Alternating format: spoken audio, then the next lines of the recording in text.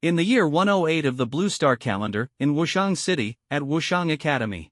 Inside a male double dormitory, the night outside was clear with a bright moon hanging high, as if setting the stage for the miracle about to unfold. "Did you see that cold and aloof girl today? She's stunningly beautiful." Zhu Yi's excited voice echoed in the dormitory. Lu Feng was lying on his bed playing with his phone. Hearing the voice from the opposite bed, he glanced over. His roommate's overly enthusiastic expression made him frown slightly, and he replied flatly, "No. You've got to check out the academy forum. Everyone's comparing her to the previous campus belle. That figure, that face, absolutely unbeatable." Zhu Yi's eyes sparkled like stars, as if envisioning his own white swan. Lu Feng wasn't interested. He thought to himself, "These are all fleeting things. What could an ordinary person like me ever gain from this?" Rising from his bed, he prepared to brush his teeth and sleep, changing the subject as he went. "Stop dreaming. Tomorrow's the awakening day. Just think about what kind of ability you might awaken and get some rest." "What kind of ability do you hope to awaken?" Zhu Yi asked curiously. "Lightning," Lu Feng answered while brushing his teeth, his eyes revealing a firm determination. Lightning was his dream. It was said that after awakening, one could wield devastating damage like a thunderlord, dominating the battlefield. Not only that, but lightning-based abilities also granted incredible speed, almost unmatched by anyone. Wushang City had a population of 9 million, yet its sole ability academy housed less than 2,000 students. Each year, the incoming freshmen numbered around 900, with an awakening rate of less than 1 in 10,000. Lightning abilities were even rarer, and awakening one was akin to being blessed by one's ancestors. After finishing his routine, Lu Feng turned off the lights and lay down to sleep. But barely a minute had passed when Zhu Yi's snores began resonating from the other bed. Such a sound sleeper, truly enviable. Suddenly, a mechanical voice echoed in Lu Feng's mind. "Ding! System binding in progress. System binding complete. Awakening space mastery complete." Lu Feng's heart shook. His system had appeared. Having transmigrated here months ago, he was well acquainted with systems. Silently, he thought, now things are getting interesting. With the system's arrival, he felt a newfound affinity with the surrounding space. In his mind, a 10-meter long, wide, and high space materialized, and he instantly understood how to use it. Overwhelmed with excitement, he immediately began testing his newfound abilities. He grabbed his blanket with his hands, focused his thoughts, and the blanket instantly disappeared, reappearing in the mental space within his mind. Another thought, and it returned to his hands, completely intact. This is the ultimate skill for looting and plundering. Lu Feng's eyes sparkled as he continued exploring, successfully summoning the system interface. Resentment value, 0. Experience, 0/10,000. Realm, lower tier awakened. Passive, spatial storage. Skill, spatial teleportation. The interface displayed a treasure chest with options for a 1,000 resentment value single draw or a 10,000 resentment value 10 pull. The background was a dazzling starry sky, and the spatial teleportation skill glowed brightly, with many other locked spherical icons visible further down. Lu Feng pondered. It seemed that resentment value could be used for draws, and the resentment value earned might also serve as experience needed to advance his realm. Upon noticing the spatial teleportation skill, his eyes lit up. In this world overrun by exotic beasts and superpowered individuals, teleportation was undoubtedly a game-changing ability. With this, I can charge straight into enemy territory and dominate, or retreat to develop myself without taking risks, he thought excitedly. As his excitement grew, the urge to test teleportation overwhelmed him. Taking a deep breath, he identified a target and activated teleportation with a thought. However, just as he initiated it, he realized he hadn't chosen a destination. What a rookie mistake! Sure, he started to yell, but before he could finish, his voice was cut off as he vanished from the dorm, leaving no trace of his presence behind. Meanwhile, Zhu Yi remained completely oblivious, snoring peacefully on his bed. In the Academy's exclusive villa district, Li Xian surveyed her freshly tidied room with satisfaction. Phew! Finally done! The private villa had been arranged by her family, and after an entire day of organizing, everything was in place. Her delicate features, fair and jade-like skin, and graceful curves complemented her waist-length, jet-black hair. Her natural cold elegance added an air of untouchable allure. She recalled how, during the opening day's ceremony, the students at the Academy's gate had been awestruck by her, praising her beauty as surpassing that of any previous campus belle. At this moment, Li Xian was brimming with confidence, as if she could already foresee her brilliant future. She chuckled softly to herself, shaking off any distracting thoughts. Wiping the fine sweat from her forehead, her gaze fell upon the clock on the wall. She murmured to herself, "It's time for a shower. Tomorrow's awakening day, I shouldn't stay up late." Without hesitation, she began undressing in her room. The skin revealed below her neckline was as flawless as snow, glowing under the room's light. She reached up with her slender arms, tying her long hair into a high bun. Her smooth, radiant skin shimmered in the light as she gracefully made her way to the bathroom. Warm water cascaded down, flowing over her alabaster skin like a tender caress. Every inch of her body reveled in the soothing sensation, her eyes closing and lips curving into a faint smile as she savored this tranquil, personal moment. The water streamed from her neck to her ankles, washing away all her fatigue as she let out a soft, contented sigh. Suddenly, a memory surfaced. An article she'd read once mentioned that some girls preferred to stand while relieving themselves in the shower, claiming it was an extraordinary experience. Her curiosity piqued, and her heartbeat quickened. Why not try it? After all, no one would know. Relaxing her body, she decided to indulge in this forbidden thrill. A faint yellow stream emerged against the backdrop of her snowy white skin, gracefully arching through the air alongside the falling shower water, landing with a crisp sound. Watching the stream, her cheeks flushed a deep red as she thought to herself, "So, this is what it feels like, how fascinating." At that exact moment, the bathroom door suddenly burst open. Lu Feng appeared like a bolt of lightning. He barely managed to utter the second half of "Holy crap" before the scene before him left him utterly dumbfounded. Never in his wildest dreams did he imagine he'd stumble upon a girl showering here. In the bathroom, under the bright light, her tender, fair body was completely exposed. Her proud, shapely chest stood tall, with crystal-clear droplets of water slowly sliding down. Her flat stomach had not a hint of excess flesh. Any further description would cross the line and fail to pass censorship. Further down were her long, slender legs, like chopsticks carved from white jade, straight and taut. Li Xian was clearly stunned by the sudden appearance of Lu Feng in her bathroom. At this moment, her brain completely froze. She was taking a shower, without a single piece of clothing.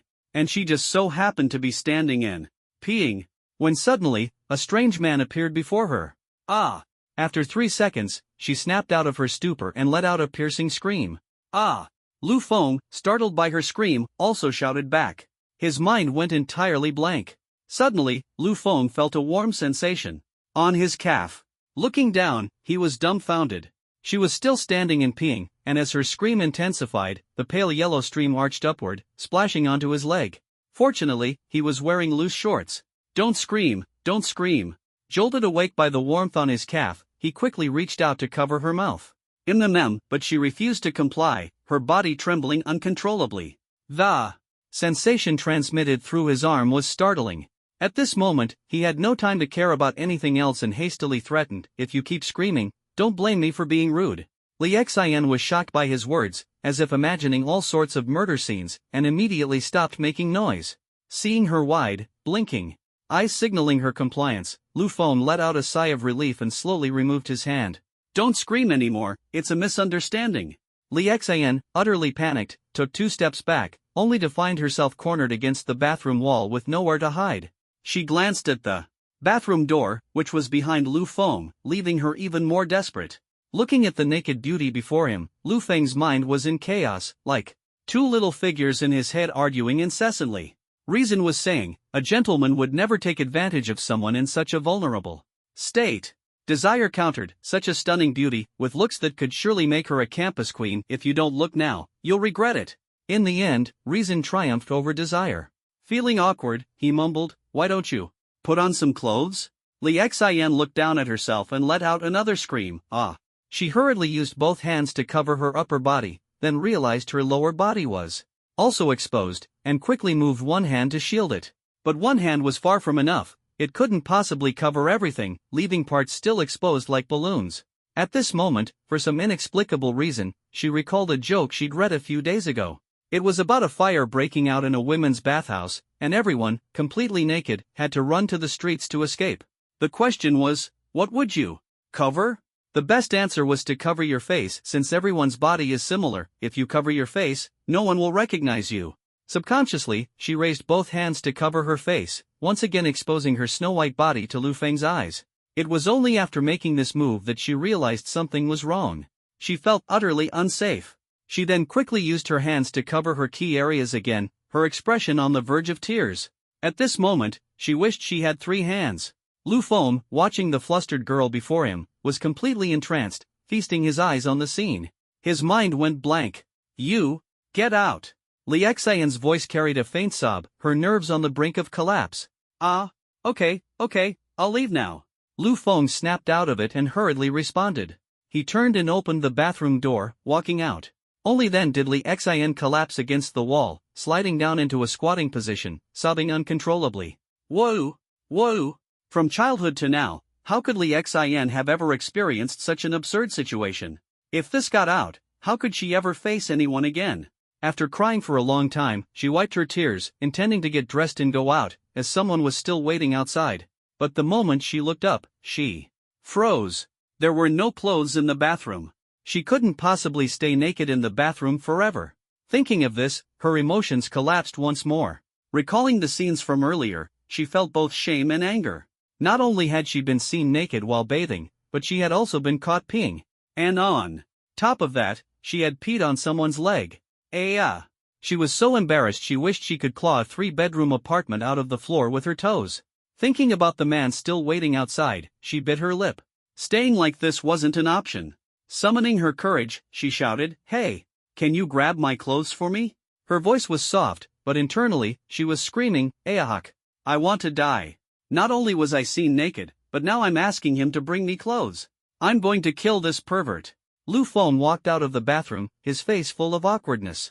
From the corner of his eye, he noticed some clothes on the floor of the bedroom, probably the ones the girl had changed out of. He casually picked them up and placed them on the chair by the computer desk. The scene in the bathroom earlier had left Lu Feng's mind racing in chaos. Inwardly, he thought, what kind of situation is this? At this moment, he felt a chill on his feet. Looking down, he realized he was still barefoot and noticed the water splashes on his calf. Instantly, the image of that pale yellow stream came to mind, and his heart tightened as he muttered to himself, "She must be a bit dehydrated." Suddenly snapping back to reality, he slapped himself. What the hell am I even thinking? Frustrated, he pursed his lips and looked up at the ceiling light, his gaze vacant. His thoughts started drifting again. This light, it's so big, so white. And once again, he slapped himself. What kind of nonsense is running through my head? Just then, a system notification in his peripheral vision caught his attention. Resentment points from Li Xian, plus 999. Could it really be such a coincidence? Was the girl in the bathroom the same Li Xian that Fatty had mentioned? Thinking of her delicate face, a beauty. That could be considered the best he'd ever seen, combined with the fact that he had offended her, it was highly likely she was indeed Li Xian.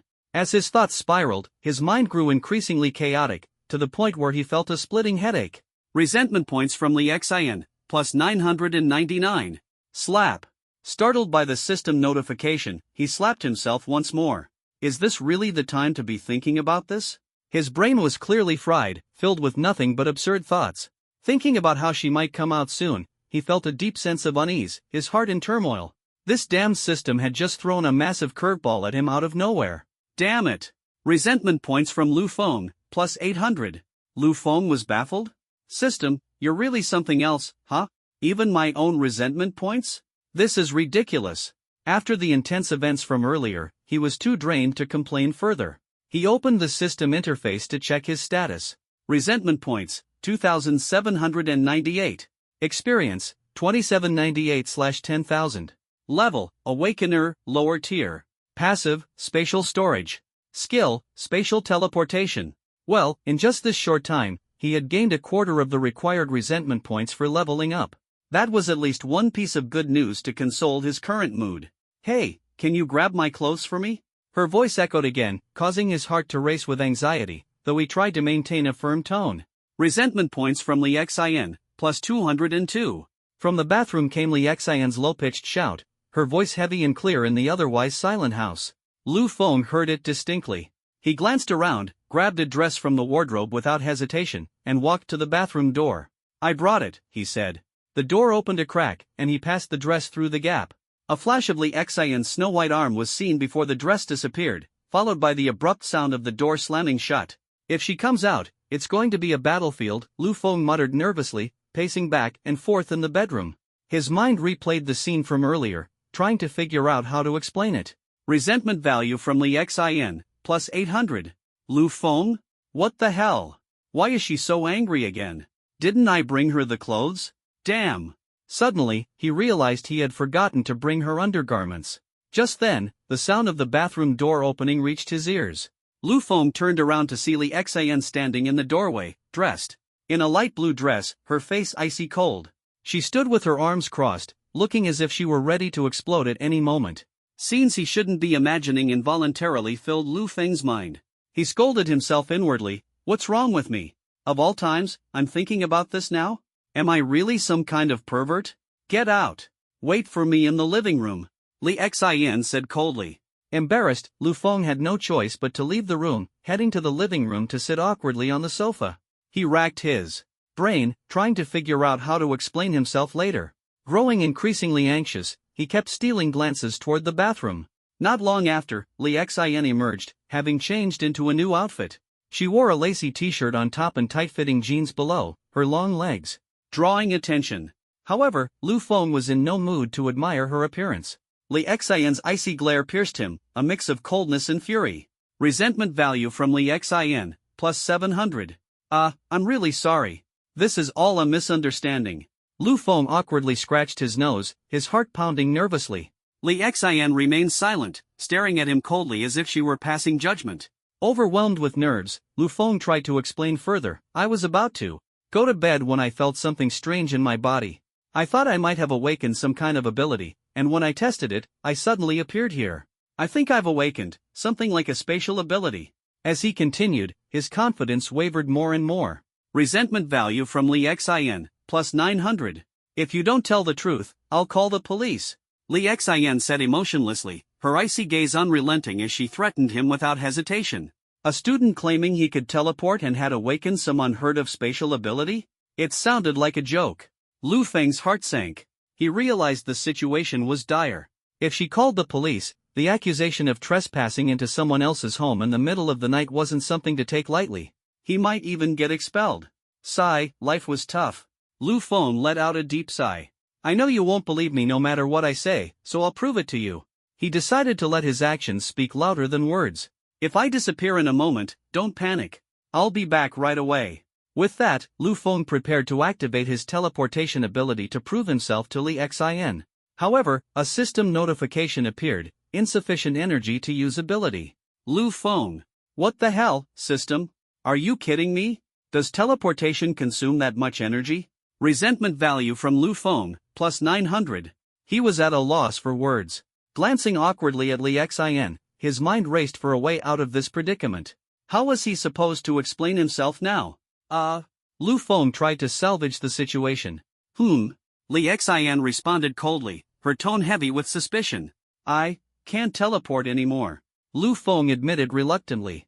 As Li Xian reached for her phone, clearly about to call the police, Lu Feng suddenly smacked his forehead, an idea striking him like lightning. "Wait. I have another way to prove it." He remembered his spatial storage ability. Maybe it could work. Under Li Xian's icy gaze, Lu Feng picked up a glass from the table, his expression serious. "Watch closely." In the next instant, the glass vanished. Li Xian? What just happened? Her previously cold demeanor shifted slightly as her brows furrowed in confusion. For the first time, a hint of doubt crept into her mind. What exactly had just occurred? "Now you believe me, right?" Lu Feng said as the glass reappeared in his hand. Li Xian remained incredulous, suspecting he might be pulling some sort of trick. She even wondered if he had swapped the glass for some kind of magic prop while she was changing. Taking 2 steps forward, she pointed to a large framed photo yet to be hung on the wall and said coldly, "Make that disappear, and I'll believe you." Lu Feng looked at the 1-meter-high photo frame. In the picture, Li Xian stood under an autumn maple tree wearing a pink dress, her expression serene and elegant, like a fairy descending to earth. Yet the girl glaring at him now, with eyes full of murderous intent, seemed like a completely different person. Smiling faintly, Lu Feng stepped forward and touched the frame lightly. In an instant, the photo frame vanished. This is impossible." Li Xian's eyes widened in disbelief. The massive photo frame had disappeared right before her eyes. The smiling image of herself from moments ago was now nowhere to be seen. Could he really be a genius with spatial abilities? As she snapped out of her shock, her beautiful eyes widened even further, filled with astonishment as she fixed her gaze on Lu Feng, her expression full of questions. As the daughter of the Lord of Wushang City, Li Xian's knowledge and experience exceeded that of ordinary people. Yet even she had never heard of the existence of spatial abilities. But what just happened was undeniably real. She had witnessed it twice with her own eyes. What exactly is going on here? Unable to figure it out, she finally asked, "Did you really awaken spatial abilities?" Lu Feng nodded, meeting Li Xian's piercing gaze as she scrutinized him, searching for signs of deception. But the evidence left her no choice but to accept the truth. Everything pointed to one conclusion: spatial abilities. "I just awakened them recently, so I'm not very familiar with how they work," Lu Feng explained, feeling a mix of relief and nervousness. "Shut up!" Li Xian snapped, unwilling to revisit the bathroom incident, cutting him off abruptly. Resentment value from Li Xian, plus 500. The two stood there in silence, the atmosphere heavy with tension. Lu Feng felt awkward but had no choice but to endure. The silence stretched on, unbearably so, until finally, Li Xian broke it. Her voice was cold. "I'll deal with this matter with you later." Her expression complex, she continued, "And another thing. You are not to speak of tonight's events to anyone. Understood?" Lu Feng let out a sigh of relief. At least this ordeal seemed to be coming to an end. He nodded immediately. "Don't worry, I won't say a word. And I'd appreciate it if you kept my spatial ability a secret as well. I haven't decided whether or not to make it public, especially the teleportation part." Li Xian's eyes narrowed, her frosty tone cutting through the air. "Are you telling me what to do?" Lu Feng's heart skipped a beat, realizing he had inadvertently crossed a line. But he knew he needed to maintain some control over the situation. "I'm just trying to ensure our secrets are safe and that no one finds out," he said with a faint smile, his tone firm. Li Xian's gaze softened slightly, seemingly swayed by his confidence. "Fine, but be careful," she finally relented, her thoughts swirling. "This guy seems far from ordinary." Lu Feng breathed a sigh of relief, knowing this was only the beginning. Greater challenges awaited him down the road. "This matter is very important to me." Lu Feng stared straight at her, taking a firm step forward, showing no sign of retreat. His gaze radiated determination, his expression grave, utterly indifferent to the coldness in the other person's eyes. Li Xian frowned slightly, not expecting Lu Feng to be so stubborn. After a brief standoff, she turned and walked toward the door, her voice cold as she said, "I'm not that bored. Get out."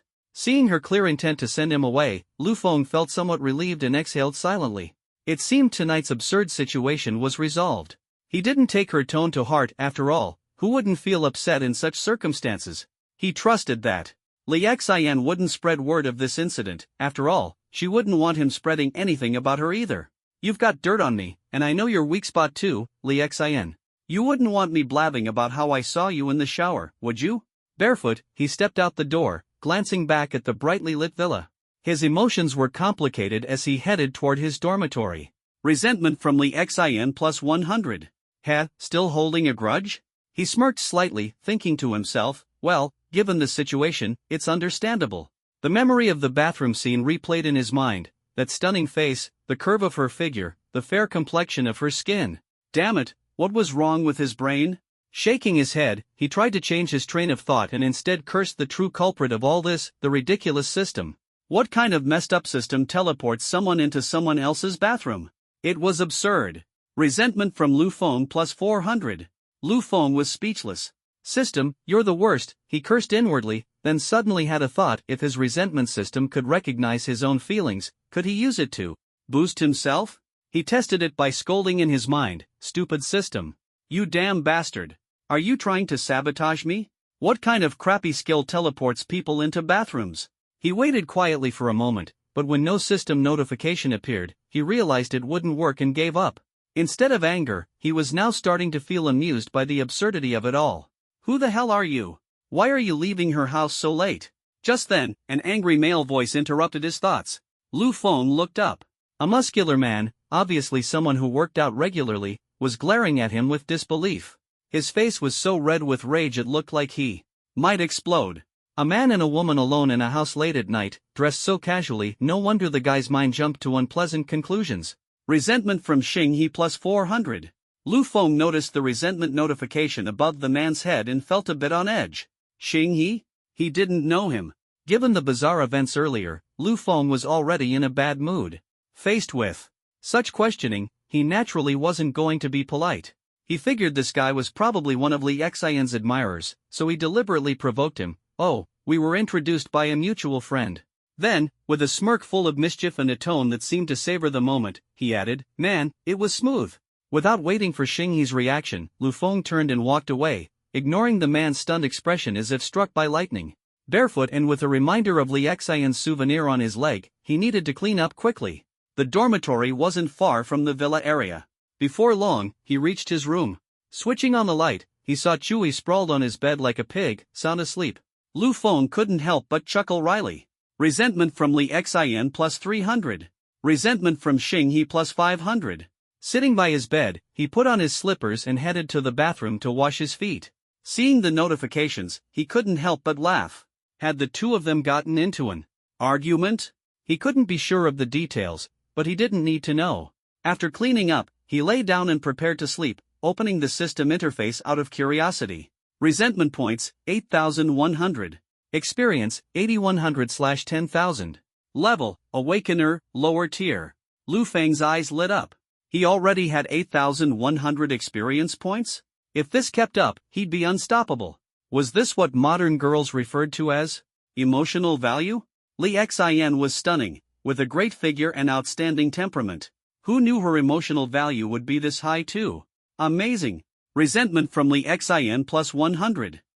Still holding a grudge? It seemed that by tomorrow, he'd be leveling up. As he fantasized about a brighter future and reflected on the day's excitement, he finally drifted off to sleep. The next morning, golden sunlight streamed into the dorm. Lu Feng and Chui sprawled on their respective beds in various ungainly positions, still asleep. "Son, I'm your father. You have no idea how hard I've had it." Suddenly, an obnoxious alarm blared through the room. "Please, for the love of God, change that ringtone." Chui groaned, his face a mask of despair. Lu Feng stretched lazily, calmly picked up his phone, and turned off the alarm. That ringtone was unbeatable for getting someone out of bed, highly recommended. "Get up. Don't be late for the awakening ceremony." As he spoke, Lu Feng quickly got out of bed, put on his shoes, and headed to the bathroom. Opening the system interface, he saw resentment points, 8,500. Experience, 8,500/10,000. An extra few hundred? Still groggy, he tried to figure out what had happened when a system notification popped up. Resentment from Li Xian plus 100. Lu Feng. He shook his head with a bitter smile. He hadn't expected Li Xian to still be upset with him even in the morning. After freshening up, he left the dorm to grab breakfast at the cafeteria. On his way back, he spotted Chui, who had just finished washing up, and raised an eyebrow at him while holding the food. Chui's eyes lit up. He quickly walked over with a grin and took the breakfast, saying, "Thanks, Dad. Any time." Lu Feng responded with a hearty laugh. The two often joked around like this, taking turns calling each other Dad when buying breakfast. Wasn't this what mutual support was all about? After eating on the way, they arrived at the assigned classroom promptly at 8. The room was filled with 50 students, all chatting excitedly about the upcoming awakening ceremony and dreaming about their bright futures. Resentment from Li Xian plus 100. Resentment from Xing Yi plus 100. As the system notifications popped up, Lu Feng's gaze wandered to the front left area of the room, where he spotted a familiar figure sitting upright. Li Xian. "So, we meet again. Fate, or just bad luck?" Xing Yi was also there, glaring daggers at him. Lu Feng, however, couldn't care less and ignored him completely. Just then, the school bell rang, and a beautiful female teacher in her late 20s walked into the room, holding a black sphere. She was stunning, with a graceful figure. According to Chuyi's gossip, she was the most attractive teacher in the entire academy. Pushing her glasses up the bridge of her nose, the teacher glanced coolly around the room and said without unnecessary words, "Everyone's here? Let's begin." The students immediately sat up straight, their eyes filled with anticipation as they stared at the black sphere on the desk. That was the awakening stone. Lu Feng's excitement surged. The sun was shining brightly today, the skies were clear, it was a perfect day for him to awaken the lightning element. He already had spatial abilities. If he could awaken lightning powers too, wouldn't he be invincible? The lightning element not only boasted unparalleled offensive power, but when faced with an undefeatable enemy, the wielder could teleport away in an instant, securing an invincible position. Lu Feng was filled with anticipation, his eyes fixed intently as one classmate after another stepped onto the stage to awaken their abilities. Xing He awakened the fire element. Chang Shan awakened the wood element. Two classmates had already completed their awakenings. One was overjoyed, while the other hung their head in despair, their eyes hollow as if utterly crushed. Truly, the joys and sorrows of people cannot be shared. But honestly, the awakening process seemed a bit anticlimactic. The student would step onto the stage, place both hands on the spherical awakening stone, which would then gradually light up with a glow corresponding to the awakened element. Afterward, the student would shudder as if they had just finished relieving themselves, and the teacher would announce the awakening complete. The whole process was rather underwhelming. That's it? This was Lu Feng's first time witnessing an awakening, and he couldn't help but feel a little surprised. But after thinking it over, it didn't seem so strange. After all, those who had the potential to come to this academy were already a rare few among ordinary people who could awaken abilities. The 7 major elements gold, wood, water, fire, earth, wind, and lightning were mostly common, except for the lightning element, which no one would expect and scream in envy over. Before long, it was Chuyi's turn to step onto the stage, and next, it would be Lu Feng's turn. Chuyi placed his hands on the awakening stone, and the jet-black stone slowly began to glow. The light flashed like thunderbolts before bursting into brilliance, stunning the entire audience. I awakened the lightning element. Ha ha ha. Chuyi laughed excitedly, his joy overflowing. The surrounding classmates were instantly dumbfounded, breaking into a chorus of chatter. Holy crap, he awakened the lightning element? No way. The 1 in 1,000 chance this year is in our class? Lightning has insane potential in the late game. You can chase, escape, and solo kill. It's too strong. Oh my god, it's really the lightning element. So envious. The teacher's face lit up with a smile. A rare lightning element in the class clearly pleased her immensely, her eyes shining with satisfaction. It seemed this year's class would be easy to manage. Chuyi returned to his seat with a smug grin, while Lu Feng looked at him with undisguised envy. However, the 1 in 1,000 chance had already occurred, and Lu Feng's hope of awakening the lightning element was beginning to crumble. Anxious yet hopeful, Lu Feng stepped onto the stage, placing his hands on the awakening stone and silently praying for a miracle. Please, Buddha, Yama, Bodhisattva, Author, Shiva, Grandma, bless me with the lightning element. As his thoughts turned to prayers, the pitch-black awakening stone gradually lit up. The glow began to spread. It seemed somewhat similar to Chu Yi's, but also slightly different. The classmates below stared intently at the light emanating from the stone, growing increasingly restless. Holy cow! Could it also be the lightning element? With that color, isn't it water? Another lightning element would be insane. Most likely water. Lightning doesn't come so easily. Damn! I want to see back-to-back lightning awakenings. The light from the awakening stone grew brighter and brighter, and Lu Feng's heart surged with uncontrollable excitement. The moment of truth, was it lightning or water, was about to be revealed. Buddha, Yama, Bodhisattva, God, Shiva, Grandma, someone, show a sign. A thrilled heart and trembling hands.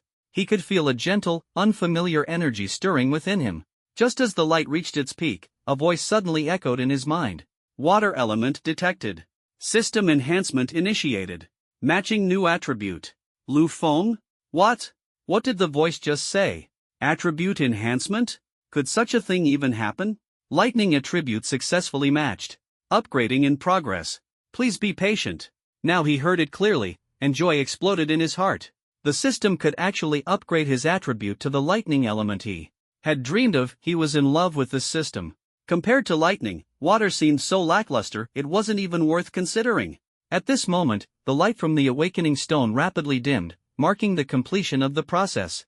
Back in his seat, Chuyi was thrilled, hoping that Lu Feng had also awakened the lightning element.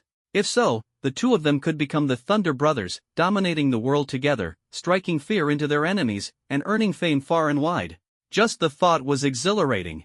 He couldn't help but call out, "Bro, what element did you awaken?" The female teacher noticed Lu Feng's rapidly changing expression and asked with concern, "Lu Feng, are you alright? Don't get too worked up, just stay calm." Snapping back to reality, Lu Feng was overwhelmed with joy and excitement. Holding back the exhilaration of soon possessing the lightning element, he quickly composed himself and replied, "I'm fine, teacher. I've awakened, but I'm not sure what exactly yet. I'll test it out later." Of course, he had to keep the lightning upgrade a secret. What if the teacher asked him to demonstrate right here and now? He wasn't ready for that. If they questioned him further, he'd have no choice but to reveal a storage space ability as a placeholder. Teleportation, his life-saving trump card, couldn't be exposed. This was an academy for ability users. If he claimed he hadn't awakened, he'd be labeled a failure and expelled, ending everything right there. There was no way he wanted to be an ordinary person in such an extraordinary world. Besides, everyone had their unique abilities, his just happened to be a little different. Wasn't that perfectly reasonable? Yes, very reasonable. You've awakened, huh? That's fine, then. The teacher didn't press further. It wasn't unusual for students to be unsure of their attributes right after awakening, especially since many lacked prior experience. Besides, every student would awaken eventually, it was a yearly occurrence. She had seen it all before, so there wasn't much to be curious about. Smiling, she said, "Congratulations to Lu Feng for becoming an ability user. Work hard in your training and strive to become a formidable figure." Lu Feng nodded vigorously, pleasantly surprised that the teacher hadn't asked about his attribute. He had already prepared an explanation involving spatial storage. Since she didn't press the matter, he was more than happy to leave it be and address it later. As he returned to his seat, the other students watched him with curiosity, wondering what attribute he had awakened. Most were convinced it was water, given that the light was different from Chuyi's lightning glow. Lu Feng glanced at Li Xian, who was staring straight ahead at the podium, showing no interest in him. He didn't mind, though he wasn't particularly close with anyone here, so their opinions didn't concern him. Just as he sat down, Chuyi leaned over, whispering curiously, "Bro, was it lightning or water?" Lu Feng shook his head, unwilling to say more. To Chuyi, this looked like disappointment. Lu Feng must have narrowly missed out on lightning and ended up with water. Chuyi hesitated, his expression conflicted, before finally sighing inwardly and patting Lu Feng's shoulder without saying another word. Little did he know, Lu Feng was secretly asking in his mind, "System, how long will it take to complete this attribute upgrade?" At that moment, a cold, robotic voice replied in his head, "Attribute upgrade requires energy consumption. Each upgrade takes 24 hours but can be accelerated by completing tasks." Lu Feng's eyes lit up, and he thought to himself, "So as long as there are tasks, I can boost my strength quickly. This academy truly is a land of opportunity. System, how long will it take for my attribute upgrade to complete? Host's strength is weak, upgrade progress is slow. It will be completed immediately upon reaching the Chuan realm." "Ha? Chuan realm? Ha ha ha, great. That won't take long." In the future, he would be dual elemental, mastering both spatial and lightning abilities. However, for now, his spatial abilities lacked offensive skills. Who knows if the system would provide one later?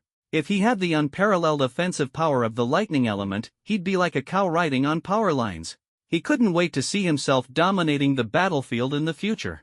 Also, he was curious about everyone's reaction when they found out he had dual elemental awakening. What kind of expressions would they make? On stage, the teacher was saying something continuously, before suddenly announcing loudly, "Alright, that's all for the precautions. Follow me to the training ground to familiarize yourselves with your abilities."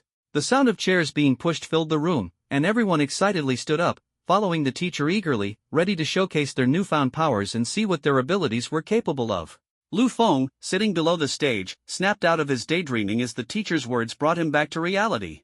Wait, what precautions did the teacher just mention? He got up in a daze and followed the group, walking beside Chuyi.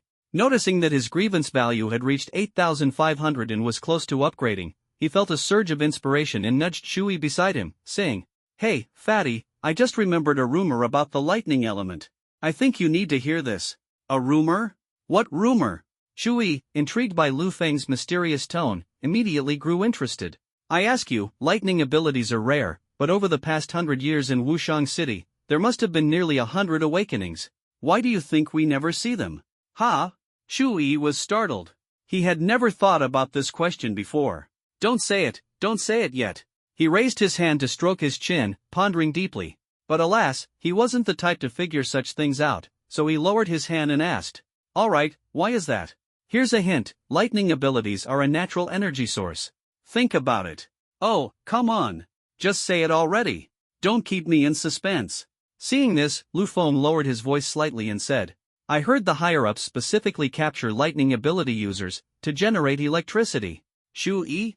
What the hell?" He was utterly shocked, his eyes wide with disbelief. He couldn't believe that he had just awakened a lightning ability only to hear such terrible news. With a look of horror, he confirmed, "Is this true?" Lu Feng immediately nodded. "Of course. You must understand, a single lightning ability user can generate enough electricity to power a city of 1 million people. That's a highly lucrative business. Tell me, who wouldn't be tempted? Upon hearing this, Chuyi's face turned pale with fear, his neck shrinking as he felt the deep malice this world had for lightning abilities. Just as he was about to say something, "Put!" a girl's laughter came from nearby. Lu Feng and Chuyi turned to look. It was a classmate they didn't know. Noticing their gaze, the girl covered her mouth, smiling as she said, "He's kidding you. Those with lightning abilities have extraordinary talents. In the later stages, they're all powerful figures. They either go out to train or develop their skills in the main city, which is why ordinary people rarely see them." After hearing her explanation, Chuyi immediately realized he'd been played by Lu Feng.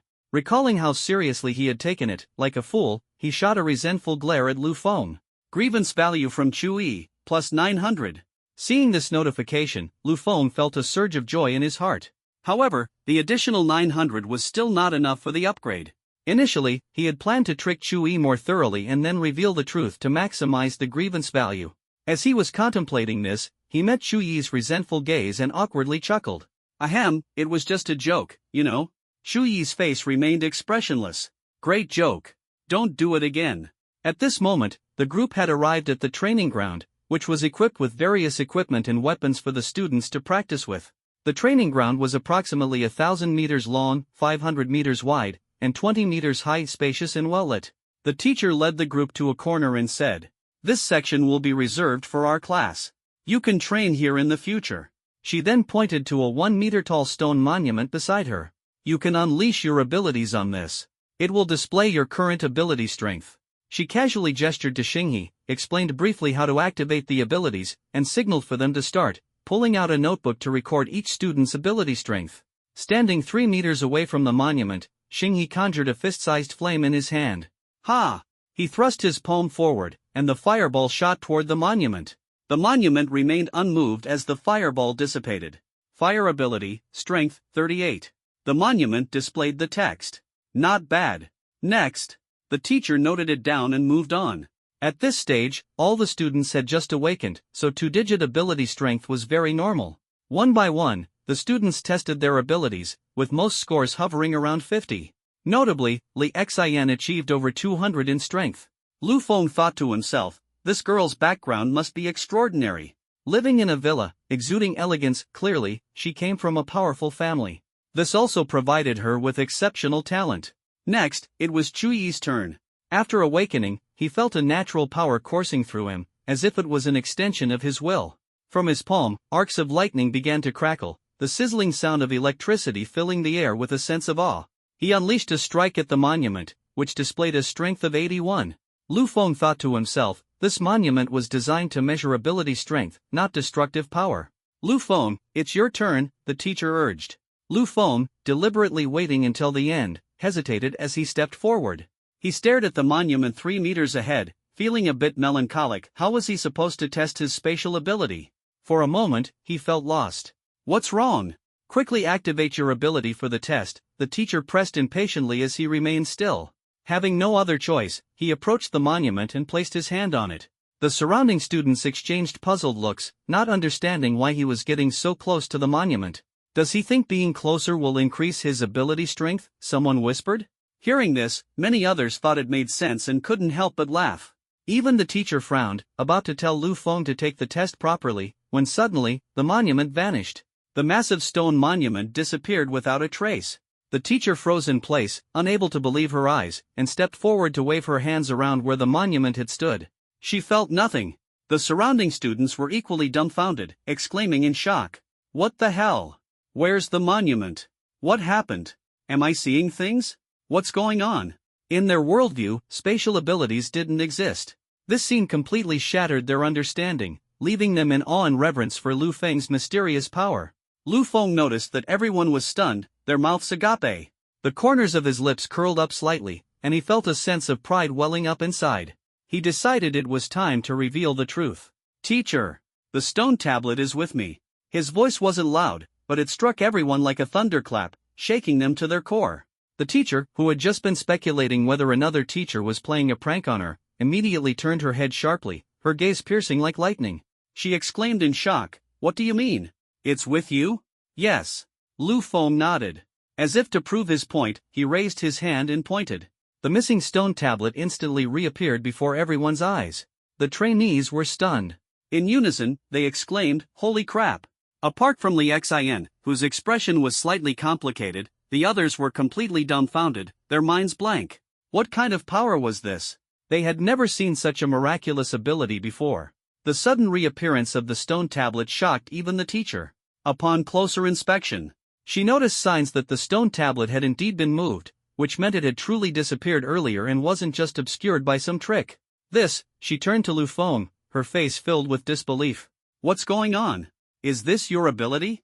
Lu Feng smiled faintly and nodded in acknowledgement.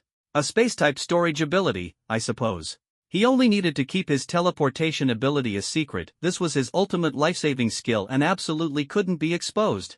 Originally, he had intended to reveal this during class, but since the teacher had interrupted earlier, now was as good a time as any. Everyone had their own unique abilities. If he possessed a space storage ability, wasn't that perfectly normal? Chu Yu? Resentment points from Chu Yu, plus 300. Space? Are you kidding me? She snapped, clearly not believing Lu Feng's explanation. In the 100+ years since Blue Star's transformation, there had never been talk of space-related abilities. It was obvious to her that he was playing a prank in front of everyone. Lu Feng noticed the floating text in the lower left corner of his vision and was startled. So the teacher's name was Chu Yu? At the same time, he felt a surge of power within him, invigorating his entire body. It seemed that he had leveled up as his experience points reached the threshold. But now wasn't the time to check. To further prove his words, he placed his hand on the stone tablet once more. Before everyone's eyes, the stone tablet disappeared again. Chu Yu? The surrounding trainees, seeing the stone tablet vanish a second time, let out a chorus of shocked exclamations, "Holy crap!" Their faces were filled with terror and disbelief. This miraculous ability, could it truly be space-related? The stunned crowd stood frozen in place, speechless. Li Xian's expression turned even more complicated. Even though she had already witnessed this last night, seeing it again up close left her equally astonished. Chu Yu was completely frozen, her face etched with disbelief. Her gaze slowly shifted from the vanished stone tablet to Lu Feng, as if a storm was raging within her mind. She opened her mouth, hesitating for a moment before asking tentatively, "Are you telling the truth?" Lu Feng nodded firmly. To confirm his words, he pointed again, and the stone tablet reappeared. This time, Chu Yu finally believed him. She recalled Lu Feng's silence during his awakening and felt a surge of resentment as she demanded, "Why didn't you say this before?" Resentment points from Chu Yu, plus 200. Hearing the dissatisfaction in her tone, Lu Feng shrugged helplessly and spread his hands. "I just said I'm space-type, but you didn't believe me." Chu Yu. Resentment points from Chu Yu, plus 100. Seeing another 100 resentment points pop up in the corner of his vision, Lu Feng was secretly delighted but knew better than to show it. If the teacher caught him smiling, she would surely think he was intentionally messing with her, which would lead to future troubles. So, he desperately suppressed the corners of his mouth, striving to maintain a serious expression. The trainees, already in shock, turned to Lu Feng with incredulous looks after hearing their exchange. Is this real? Space abilities, for real? Is this a new type of power? Are we about to have an 8th category of abilities? I think it's fake.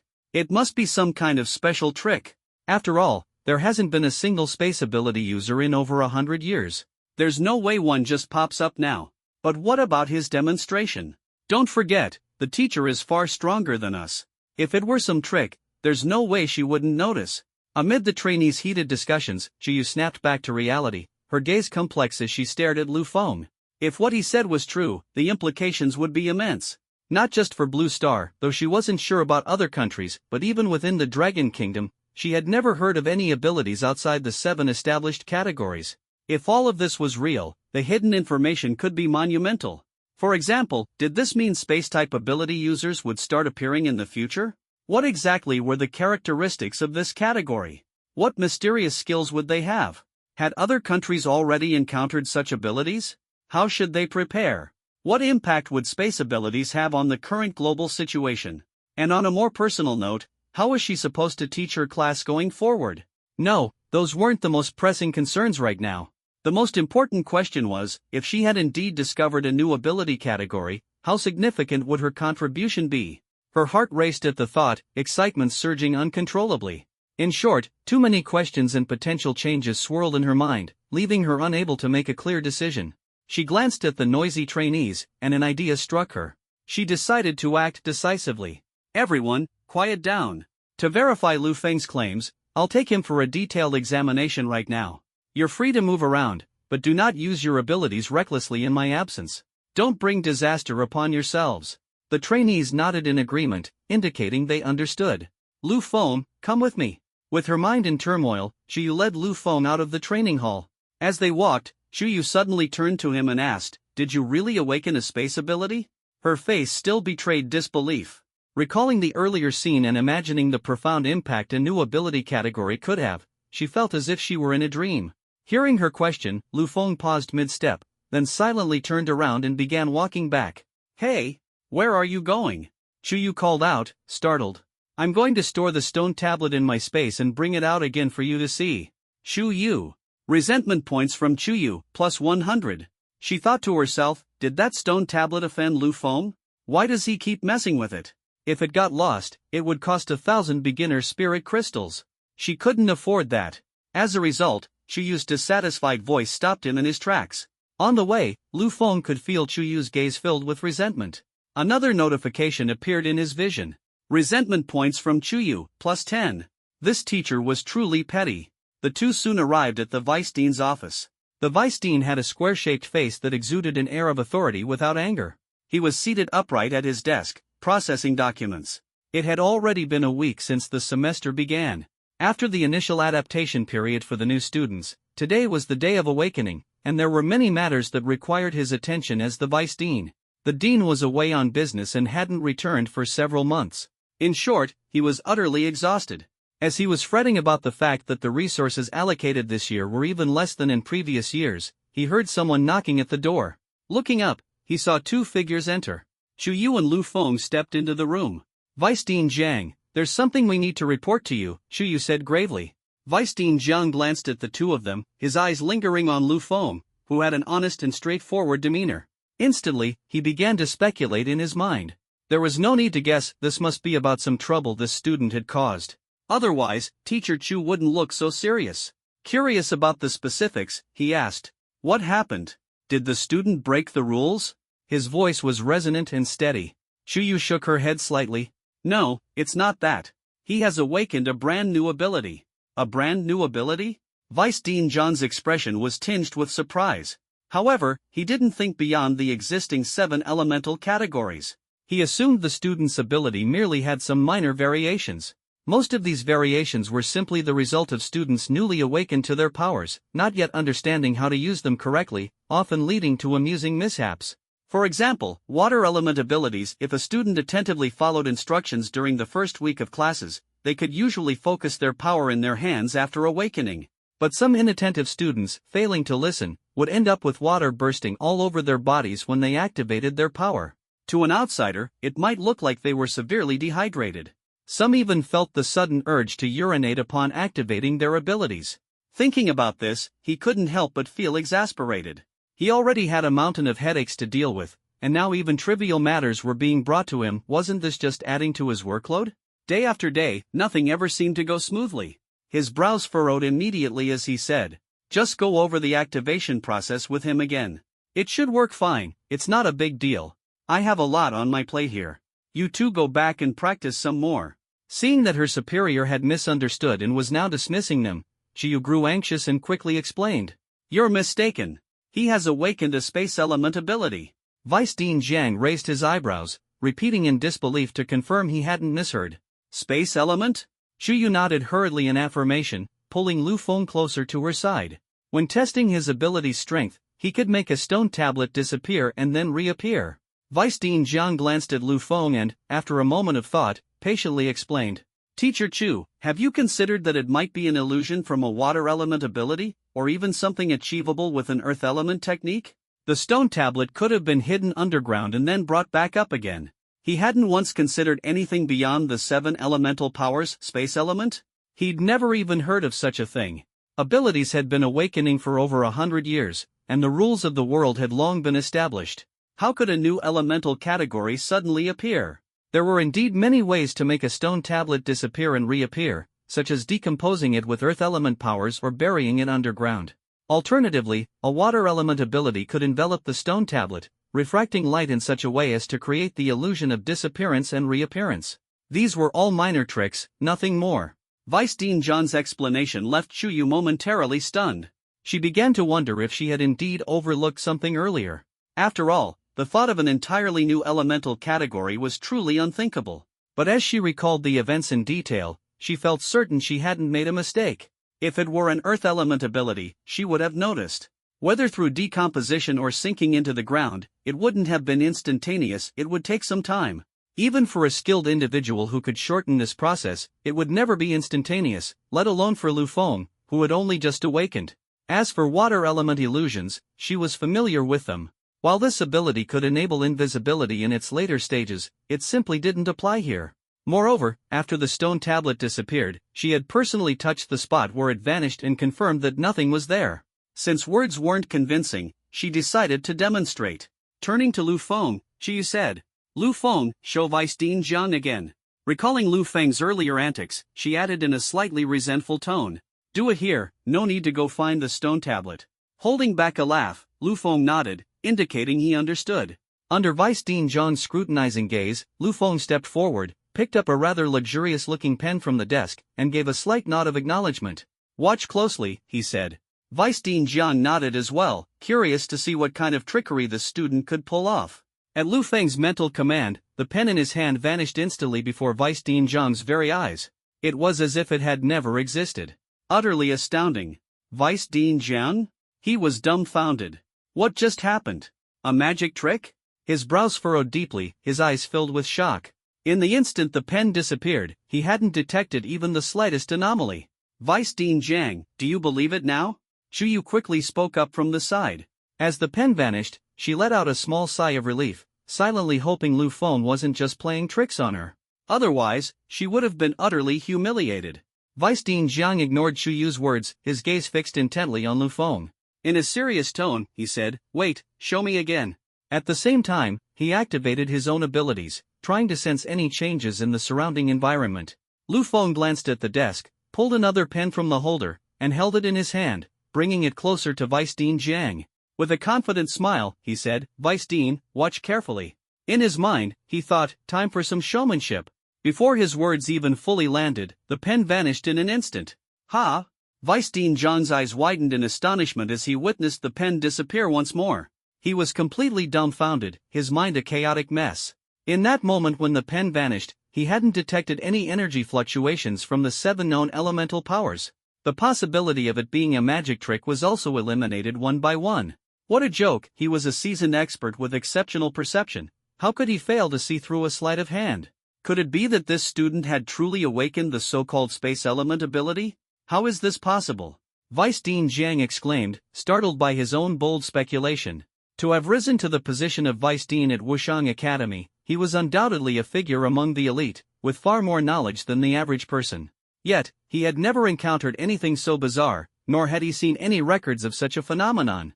The scene before him left him with no other explanation but that of a space element ability. None of the 7 known elemental powers could account for what he had just witnessed. His mind was in turmoil, and for once, his usually composed demeanor gave way to a look of utter shock. He fixed his gaze on the young student before him and asked in a deep voice, "Your name is Lu Feng, right? What exactly is the nature of your ability?" Lu Feng knew that he would inevitably be questioned, so he recounted the process of awakening his abilities using the awakening stone. He cleverly concealed details about the system and his teleportation ability, merely mentioning that he seemed to have awakened a spatial storage ability, possibly related to the spatial element. After hearing this, Dean Jiang furrowed his brows tightly, appearing utterly puzzled. "How large is this space of yours?" Dean Jiang finally couldn't help but ask. "Approximately a cube with sides of 4 meters, Lu Feng replied with a calm demeanor, deliberately withholding the full extent of his true strength and keeping his trump cards hidden. Dean Jiang stood up excitedly and pointed to the office desk. "See if you can store this desk inside." Just as Lu Feng was about to give it a try, Dean Jiang quickly stopped him. "Wait, let's go to the training room to test this." Without further ado, he strode swiftly toward the door. Lu Feng exchanged a glance with his teacher and hurried to follow. In the world of superpowers, his abilities couldn't remain hidden for long, so he decided it was better to openly showcase them. The two of them followed Dean Jiang to the training room, where Lu Feng demonstrated his ability as instructed. They even tested storing living creatures, only to find that it was not possible. After the tests were completed, Dean Jiang's eyes were filled with a mixture of shock and excitement, fully convinced of Lu Feng's abilities. A brand new superpower. A spatial ability. Dean Jiang was so thrilled that his face flushed with excitement, his eyes gleaming. How could he not be exhilarated? In this world, although spatial abilities didn't exist, the concept was far from unheard of. Many movies had hypothesized about such powers, including telekinesis, portals, spatial storage, teleportation, and even spatial fractures. Which of these wasn't a power people dreamed of having? Although Lu Feng currently only had the ability for spatial storage, who could guarantee that his abilities wouldn't grow stronger in the future? This was an entirely new field. If they could nurture Lu Feng and he mastered teleportation, wouldn't that mean he could travel anywhere he wanted? Completing missions behind enemy lines would become as easy as walking into an unguarded territory. Even without going that far, just the spatial storage ability alone sparked infinite possibilities. For instance, carrying supplies on missions, or storing the meat of slain exotic beasts and high-grade materials to avoid attracting greedy eyes or dealing with weight issues. Most importantly, it offered the element of surprise. Imagine a team encountering enemies and suddenly pulling a ton of TNT out of spatial storage. Wouldn't that strike terror? Through their experiments, they discovered that aside from high-level fire element users who could withstand the explosion or earth element users who could evade it, other ability users would be either severely injured or killed outright. Dean Jiang's mind raced with thoughts, his gaze growing increasingly fervent as he looked at Lu Feng. Lu Feng felt a chill down his spine under Dean Jiang's intense gaze and instinctively took 2 steps back. He thought to himself, this is terrifying. If the Dean loses control of his emotions and hugs me on the spot, I'm doomed. Good. Good. Good. Dean Jiang exclaimed repeatedly, his excitement palpable. He patted Lu Feng's shoulder so hard that Lu Feng nearly fell to the ground. It wasn't that Lu Feng was weak, it was just that the Dean was too excited and didn't control his strength. Turning to Chuyu, Dean Jiang asked, how many people know about this? Chuyu's eyes sparkled with excitement as she quickly responded, just our class's students for now. They're not entirely sure if Lu Feng has a spatial ability. With Lu Feng's ability confirmed, Chuyu was equally thrilled. Good. You understand the importance of this matter. This is a big deal, and we must ensure the information doesn't leak. As Dean Jiang said this, his gaze shifted to Lu Feng.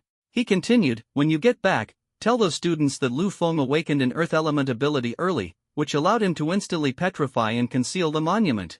Chuyu immediately grasped the Dean's intent. After all, if news of a spatial ability got out, powerful figures would surely compete to recruit or seize Lu Feng, leaving them with nothing. Not to mention the potential danger Lu Feng could face if enemies targeted him. This world was far from peaceful. Since Lu Feng had yet to grow stronger, they needed to protect this fragile sapling. However, Chuyu hesitated for a moment. Wouldn't this explanation be too far-fetched? When I say it works, it works. Dean Jiang waved his hand decisively. As long as no one admits to it, nobody will think it's a spatial ability. They'll just assume he's an earth element user who comprehended his abilities early. He then looked at Lu Feng.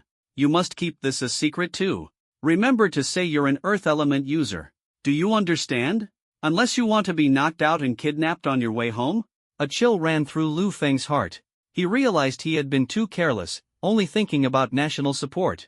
If word got out that someone had awakened a brand new spatial ability, many would undoubtedly harbor malicious intentions. His expression turned serious, and he nodded. Understood, I'll be cautious. Seeing that everything was settled, Dean Jiang smiled in satisfaction. Ha, good. A spatial ability, this is excellent. No matter how he looked at Lu Feng, he felt pleased. Oh, by the way, you also performed well this time. I'll make a note of it. Dean Jiang turned to Chuyu, giving her a meaningful smile. Chuyu's heart warmed at his words.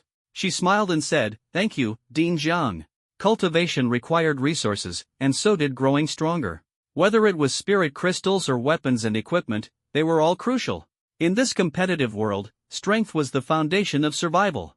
For now, just focus on teaching him theoretical knowledge and leave the superpower training aside, Dean Jiang said seriously. The less he displays his abilities, the better. Besides, we don't have much experience in this area. I need to think this through carefully. You two should return to class for now. With that, Dean Jiang's piercing gaze locked onto Lu Feng. Remember, do not reveal you have a spatial ability until you're strong enough to protect yourself. This is my phone number. Save it. Contact me immediately if anything happens. Dean Zhang's voice was low and firm, sending a shiver down Lu Feng's spine. Lu Feng nodded quickly and saved the dean's contact information. Then, he followed Chuyu back to the training ground. The training ground was bustling, with students engrossed in their abilities. Chuyu's earlier guidance seemed utterly irrelevant at this moment. One student condensed a ball of water, took a sip, and spat it out in disgust, clearly finding the water impure due to airborne dust and their lack of skill. Another squatted on the ground, playing with mud, shaping little clay figures into comical poses. A wood element student was in a corner, coaxing a flower pot to bloom, while a fire element student tossed a flame like a ball, making everyone nervous as if they were walking on thin ice. Then there was Xing He. The sight made Chuyu's eyebrow twitch with frustration, and she felt a wave of helplessness. Clap! Clap! She clapped her hands sharply, her clear voice echoing through the training ground. Gather up! The teacher's back! The students' eyes lit up as they quickly gathered around. Shui hurried over to Lu Feng and, taking advantage of the incomplete assembly, whispered, "Brother, what's the deal? Is it really a spatial ability?" Lu Feng, in high spirits, couldn't resist teasing him. He shook his head and, with a mysterious smile, replied, "No, it's a time ability." Shui was instantly taken aback. Time? Can it make the stone tablet disappear and reappear? Why not? Lu Feng glanced at him, frowning in doubt. Are you looking down on time? Shui. Resentment value from Chui, plus 180. He got angry immediately. I'm fat, not stupid. In the 7 major elements of gold, wood, water, fire, earth, wind, and thunder, where the hell is there a time element? Even if there was, then explain to me how time could make the stone tablet disappear. Lu Feng replied calmly. Simple, time reversal. Rewind the time of the spot where the stone tablet is back to the past. If the tablet wasn't there back then, it naturally disappears. Chui pondered after hearing this. Sounds kind of plausible. Lu Feng. He gave Chui an exasperated look. To think he believed it, and yet he claims he's not stupid? As the two chatted, the scattered students nearby had already regrouped, standing before teacher Chuyu. I believe everyone is curious about Lu Feng's ability. Just now, I, along with the vice dean, thoroughly examined it. He is not of the spatial element. The students were stunned upon hearing this, their expressions immediately dimming. Clearly, this was not the result they had hoped for. If it were a spatial element, it could mean the emergence of a new type, possibly leading to more people awakening such abilities, making the world even more fascinating. Disappointed at the lack of excitement, they grumbled. Ha? Not spatial? Ugh. Man. I thought we'd see something amazing. I told you, there's no way a new element would appear. You guys actually believed it. Ha ha. You believed it, didn't you? Now you're embarrassed. Teacher, then what is his ability? How can he make the stone tablet disappear? Someone raised the question, silencing the crowd as curiosity about Lu Feng's demonstration resurfaced. Li Xian's eyes glinted with a cold light, her delicate face clouded with frost. Could it be that Lu Feng had deceived her last night? Shuyu scanned the crowd and spoke loudly. Lu Feng awakened the earth element. Since he awakened 6 months ago, his ability is stronger and can instantly turn the stone tablet into soil and hide it underground. It's normal that you all couldn't discern it, given your weak capabilities. As her words fell, the crowd collectively had an aha moment. Li Xian looked shocked. Earth element? Last night, she clearly. No, that's not right. She suddenly realized. Such a clumsy lie from the teacher was far from convincing for her. Growing up in an ability-focused family, with her father being the city lord of Wushang City, she had encountered many abilities. Her personal bodyguard was even of the earth element. She had never heard or seen anything like her bodyguard being able to so quickly disintegrate and make an object disappear. Especially since Lu Feng was just a fledgling who had recently awakened? Either Lu Feng was hiding his true ability and deceiving the teacher, or the academy itself was covering it up. She believed the latter was more likely. After all, the vice dean was not someone easily fooled. They must have discovered that Lu Feng had awakened a never-before-seen spatial element and decided to conceal it from the public. Thinking this, a faint smile of realization appeared on her face. She felt a sense of arrogance, as if she alone was sober in a world of drunken fools. At this moment, Lu Feng curiously observed teacher Chuyu's face. He was curious how this woman could lie so earnestly without even blushing. Resentment value from Chui, plus 500. Suddenly, Lu Feng noticed a notification popping up in the lower left corner of his vision. Startled, he turned to look at Chui beside him. Chui's gaze was as if it came from the depths of hell, intent on devouring him whole. "You told me you were of the time element." Chui gritted his teeth in hatred and muttered in a low voice. This bastard tricked him again. Lu Feng glanced at the chubby guy and replied unhurriedly, "Listen to my explanation." He had anticipated this scene but still felt a bit guilty inside. After all, his skin wasn't thick enough to lie as effortlessly as Teacher Chu. He pulled Chui aside, away from the group. "What now?" Chui was still upset, resisting slightly. "Just hear me out." Lu Feng glanced at the other students and, seeing no one following them, leaned in and whispered. "Teacher Chu said that to protect me. I really am of the time element. Resentment value from Chui, plus 500. Chui looked at him with suspicion, still doubtful. They say one learns from mistakes, and he had made two. He wasn't going to be fooled so easily. Lu Feng clicked his tongue in annoyance and quickly said, "I'm not lying to you. Hear me out. Think about it. If a time element, which has never existed before, suddenly appeared in this world, how many influential people do you think would be interested?" As Lu Feng finished speaking, the atmosphere around them instantly grew tense, as if the air was thick with unease. Shu Yi's expression shifted. He realized the gravity of the situation, a flicker of complex emotion flashing in his eyes.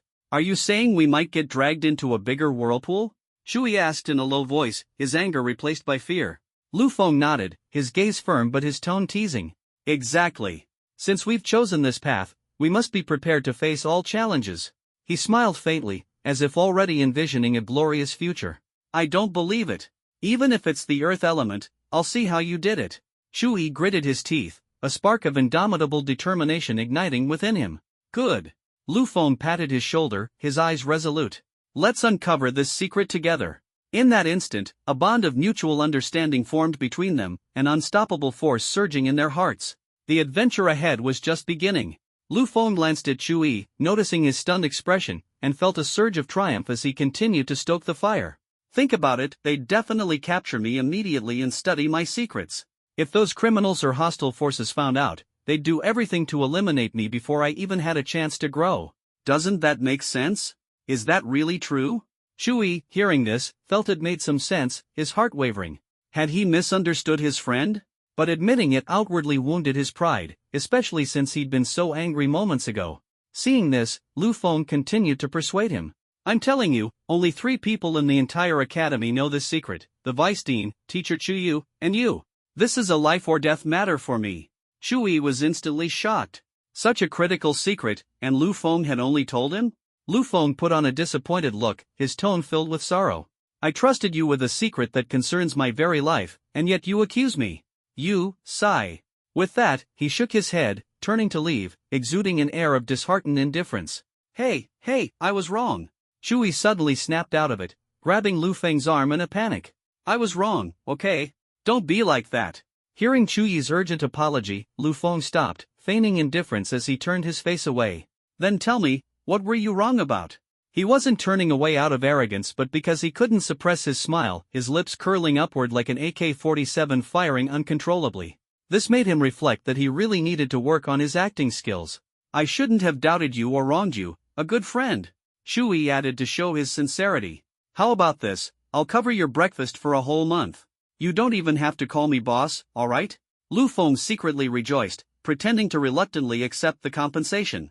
"Alright, that's more like it. Ha. Chui, seeing Lu Feng no longer upset, felt delighted, grinning foolishly. He thought to himself, his brother was willing to share such a life and death secret with him, this was true brotherhood. He vowed to keep this secret safe. Meanwhile, Dean Jiang returned to his office, filled with uncontrollable excitement. Thinking about how the academy could gain immense fame if it managed to cultivate such a rare ability, his heart was filled with excitement. He eagerly looked forward to Lu Feng achieving powerful offensive capabilities as his realm improved. Logically speaking, the rarer the ability, the more formidable it would become in later stages. Take the lightning element, for instance, an absolute paragon. He firmly believed that the spatial element would also shine brilliantly, and one day, it would stand out in the academy's competitions. However, when it came to how to cultivate spatial abilities, he was utterly clueless. He turned on his computer and began searching for information online, but the results were predictable, he found nothing. He then logged into the national intranet, relying on his clearance to access some classified information. Yet, after a round of searching, he still came up empty-handed. This left him feeling incredibly frustrated. At this rate, Lu Feng would have to grope his way through developing skills by himself, with no prior experiences to draw from. For instance, when enhancing water element abilities, one could make them more powerful, but how does one achieve the healing effects of water? This required specific methods, not just wishful thinking. Now, with Lu Feng's spatial ability, how would he achieve spatial teleportation once it became stronger? Or, how could he distort space to attack enemies? He had no clue about any of this. It was like trying to teach without any material to teach from. So, he decided it was better to inform the dean. Picking up his phone, he dialed the number saved under the name Dean Li Lei. It was said that Li Lei had changed his name back in the day after awakening his lightning element ability, which never failed to make him roll his eyes. "Hello? What's up?" A voice boomed from the other end of the line, like a clap of thunder. Ignoring the other party's deliberate theatrics, Vice Dean Jiang replied in a deep voice, "Old Li, when are you coming back? Something's come up at the academy. I'm at the border, having a scrap with those little devils." The other party responded nonchalantly. "Can't you handle it yourself?" Vice Dean Jiang instantly flared up. "Are you the dean or am I? Do you even care about the academy anymore? Geez, I'm getting ready to hit these little devils hard. Just handle it yourself.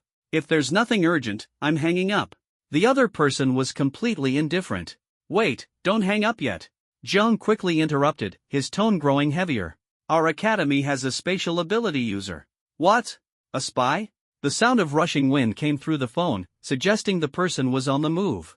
Vice Dean Jiang rubbed his forehead and patiently repeated, "I said a spatile ability. Not a spy. Spatial, as in spacetime. A student awakened a spatial ability today," he emphasized forcefully. The wind noise on the other end suddenly stopped, and a shocked voice exclaimed, "A spatial ability? In broad daylight? Have you been drinking fake liquor?" Jiang's heart tightened. This guy was going to drive him mad. "I'm not joking with you. I just verified it earlier. It's definitely spatial," he stressed. The other end of the line fell silent. After a moment, the voice came back, now serious. "What kind of abilities does he have?" Jiang began to recount the events in detail. The other party seemed to be deep in thought, and after a long pause, he finally said, "Keep things stable for now, and remember to maintain confidentiality. I'll come back as soon as I finish this fight." Jiang nodded solemnly. "All right, hurry back so we can figure out what to do." After hanging up, Jiang pinched the bridge of his nose, feeling utterly drained. His initial excitement had been completely ruined by this unreliable guy. Looking at the stack of files on his desk, he realized he still had unfinished work. Just as he reached for his fancy pen, which cost a few $1,000, he remembered it had been placed in Lu Feng's spatial storage. Instinctively, he reached for another pen, only to find that the pen holder was empty, leaving behind only a ballpoint pen. It was as if he'd been struck by lightning. He suddenly recalled that his other prized pen had also been taken by Lu Feng during a demonstration of his ability. His forehead twitched, and his mood worsened. Those were his two favorite pens. Resentment from Zhang Jian, plus 50. At the training grounds, Lu Feng, who had just finished attentively listening to a teacher's explanation of ability usage, suddenly noticed a prompt appearing at the bottom left of his vision. Scratching his head, he wondered what was going on. When had he offended Zhang Jian? If I remember correctly, the vice dean's surname is Jiang. Could it be him? Lu Feng murmured to himself, thinking it was highly likely. Only now did he learn the vice dean's name was Zhang Jian. However, with only 50 resentment points, it didn't seem like a big deal, so he decided to ignore it. Thinking about the matter, he opened his system panel, intending to check his stats after leveling up earlier. Resentment points, 1850. Experience, 1850/30,000. Realm, Mid-Stage Awakener. Passive, Spatial Storage. Skill, Spatial Blink. One glance, and Lu Feng was stunned. Unbelievable, the experience required for the next level had tripled? Moreover, as experience increased, resentment points would also be consumed. A question popped into his mind: would spending resentment points on a lottery draw reduce his experience? As he pondered, the star chart in his mind suddenly lit up, indicating a learnable state. Without hesitation, he clicked on it. Waves of skill information flooded into his mind, which he quickly absorbed and comprehended. Beneath the spatial mastery skill, a new skill appeared, Spatial Blade. Lu Feng was ecstatic. He hadn't expected to awaken an attack skill so quickly. It felt like a pie had fallen from the sky. He couldn't wait to test the skill's power, but since he was currently in class, he had to suppress the urge. Reflecting on it, he felt grateful for the support of Xin, Teacher Chuyu, and Old Iron Chu. The lottery draw button, requiring 1,000 resentment points per draw, was incredibly tempting. However, recalling the higher probabilities of good items in 10 draw mechanisms across various games, he hesitated once more. Forget it, I'll give it a shot first. He resolved to experiment and see if drawing would reduce experience. Congratulations! You've gained absolutely nothing from this draw. Lu Feng? Seeing this system prompt, his urge to rant reached its peak, and he was burning with rage. Absolutely nothing, and you're congratulating me? What the hell? Resentment from Lu Feng, plus 400. Lu Feng. The bad news was that he had spent 1,000 points and gotten nothing. The good news was that he had been so infuriated that 400 resentment points were refunded. The system was clearly messing with him. It was like a mischievous little rascal. At the same time, he finally understood that using resentment points for the lottery would indeed lower his experience. This was a heavy blow. Now, he couldn't even enjoy drawing the lottery freely. If spending 10,000 resentment points on a lottery draw only results in, congratulations, you've won, absolutely nothing, it would drive anyone insane. Lu Feng thought bitterly. Using experience points equated to consuming his strength, and if it ended in nothing, he would probably jump up in rage. This made his understanding of the system even more convoluted. Could it be that his power entirely relied on people's resentment? What a peculiar setup. At that moment, the brawny trainee Xing He was diligently practicing the control of his powers under Teacher Chuyu's guidance. Watching this, Lu Feng felt a surge of curiosity. It was a feeling completely different from what he had seen on television screens. After Teacher Chuyu finished instructing all the trainees, the others busied themselves with manipulating their abilities. Only Xin paid special attention to Lu Feng, while the others failed to notice that Chuyu had intentionally skipped over him. As everyone was having fun, Chuyu clapped her hands gently to signal the end of class. It was time for lunch. If you have conflicts with others, do not, under any circumstances, use your powers to harm someone. Unless it's for self-defense, violators will face severe punishment, she sternly warned. The trainees nodded one after another, fully aware of this rule. No one wanted their powers sealed and to be hung on the flagpole for an entire day. Xing Yi frowned as he glanced at Lu Feng's back. He hesitated. There was something he wanted to clarify, but since Xin hadn't left yet, he reluctantly gave up and decided to wait for another opportunity. Lu Feng was planning to head to the cafeteria for lunch, then return to his dormitory to rest. Unexpectedly, Chui approached with a sly grin. Bro, skip lunch today. I'm taking you to a great place. For what? Lu Feng asked, his curiosity piqued. Follow me, and you'll find out. Chui replied, his face full of mystery. At first, Lu Feng thought the chubby guy wanted to treat him to a good meal. Instead, Chui led him into a supermarket and bought 2 packs of instant noodles and 2 bottles of cola. You're telling me my lunch is just instant noodles? Lu Feng asked helplessly. Chui clicked his tongue. No way. Do I look like that kind of person? You do. Lu Feng responded with a faint tone. Chui, resentment points received from Chui, plus 50. Feeling slightly choked by Lu Feng's remark, Chui remained patient and reassured him, relax, you'll understand in a bit. I'm taking you to try something fresh. With that, he carried the bag and headed toward the academy's back mountain. Lu Feng followed in confusion, unsure of what the chubby guy was planning. Resentment points received from Xin, plus 100. That girl was still angry? Lu Feng followed Chui to a stream at the foot of the back mountain. There, Chui proudly declared, we're here. Watch closely as your buddy shows off some skills. He put down the drinks and instant noodles, rolled up his pants and sleeves, and stepped into the stream barefoot. Chui walked toward a slightly deeper pool of water in the stream, raised his hands high, and shouted, left 0, right fire, thunder god, aid me. Before his voice even faded, he quickly bent down and plunged both hands into the water. Lu Feng was startled, finally understanding Chuyi's intent. He couldn't decide whether to laugh or be annoyed. Sure enough, within 3 seconds, several fish floated to the surface of the pool, stunned by the electricity. Chui burst out laughing and quickly picked up 4 large fish as they drifted to the side of the stream. Ha ha ha. Bro, how's that for reliable? Chui said excitedly, holding up the fish with a triumphant grin. Okay or not? Amazing or not? He asked, laughing. Lu Feng couldn't help but laugh and gave him a thumbs up. The two quickly got to work, gathering some firewood and lighting a fire to grill the fish. You're probably the first freshman to master and utilize your powers so quickly. Lu Feng praised. While flipping the fish, Shui said proudly, on the third day after school started, I wandered around the academy and saw fish here. I thought about coming back to fish for a meal someday. Who knew I'd awaken lightning abilities? What a great day. If I don't celebrate with these fish, it'd be such a waste.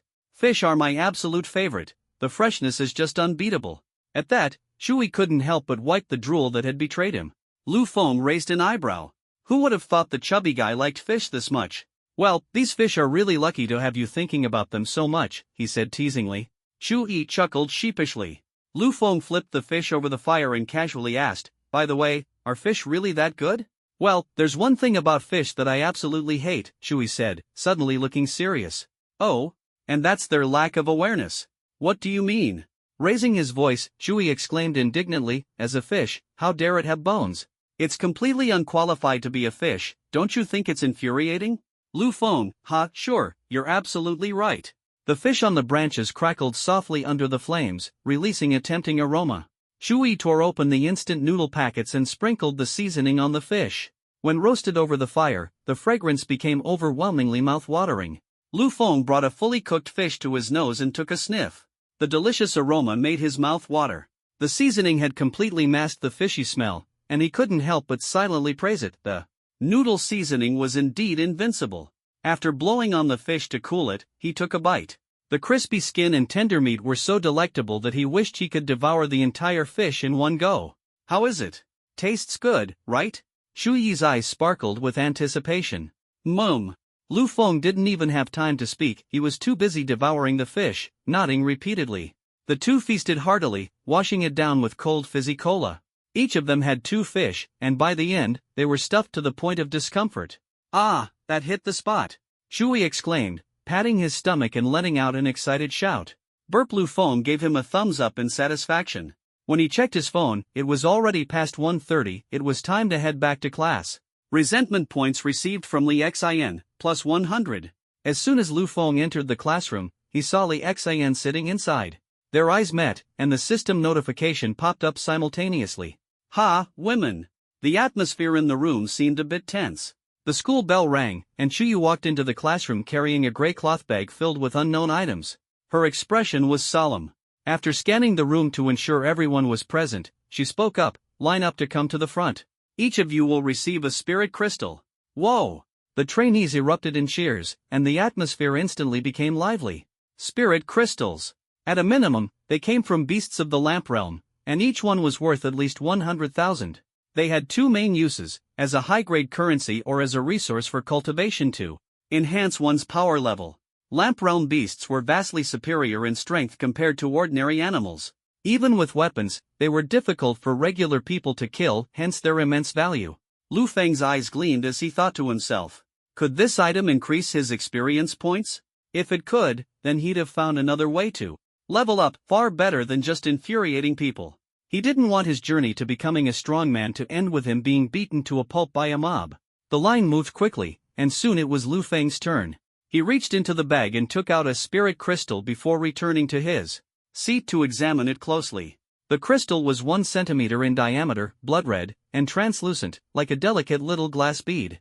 Having awakened his powers, Lu Feng could sense the immense energy contained within the crystal. A wave of excitement surged in his heart. This opportunity had come at just the right time. At this moment, Chuyu's voice echoed. Everyone has received theirs, right? I trust you're all aware of the function of spirit crystals, so I won't go into redundant explanations. These are cultivation resources provided by the Academy, but they are not unlimited. Only those who perform exceptionally well in the future will earn rewards to enhance their strength. A student shouted loudly. Teacher Chu, how exactly can one qualify as an exceptional performer? Chuyu nodded. Good question. The Academy regularly holds various competitions, and there are also the Academy's power rankings and the ladder rankings. Whether you achieve a ranking in competitions or appear on either of the 2 ranking lists, you can regularly receive cultivation rewards from the Academy. For example, weapons, armor, and spirit crystals. The so-called competitions include a semi-annual internal tournament, selecting teams to participate in the annual Satellite City Summit, and later, the Dominion battle against the main city. As for the power rankings, as the name suggests, students can challenge those listed on the rankings at any time, and the victor takes the place of the defeated. The latter rankings are even more interesting. Each month, there's a leaderboard for hunting exotic beasts. Whoever hunts the most or hunts beasts of higher tiers will make it onto the list. According to Lu Feng, these two ranking lists only have 30 spots each. Advancing by every 5 ranks entitles one to different levels of benefits, distributed every half month. The value of spirit crystals goes without saying. Not every family can afford them, making the Academy's cultivation resources particularly precious. With nearly 2,000 students in the Academy but only 60 slots available, realistically, only about 40 are truly up for grabs. The level of competition can be imagined. Thinking of this, a spark of determination ignited in Lu Feng's heart. Just how powerful was his spaceblade skill? Could it make him stand out among the crowd?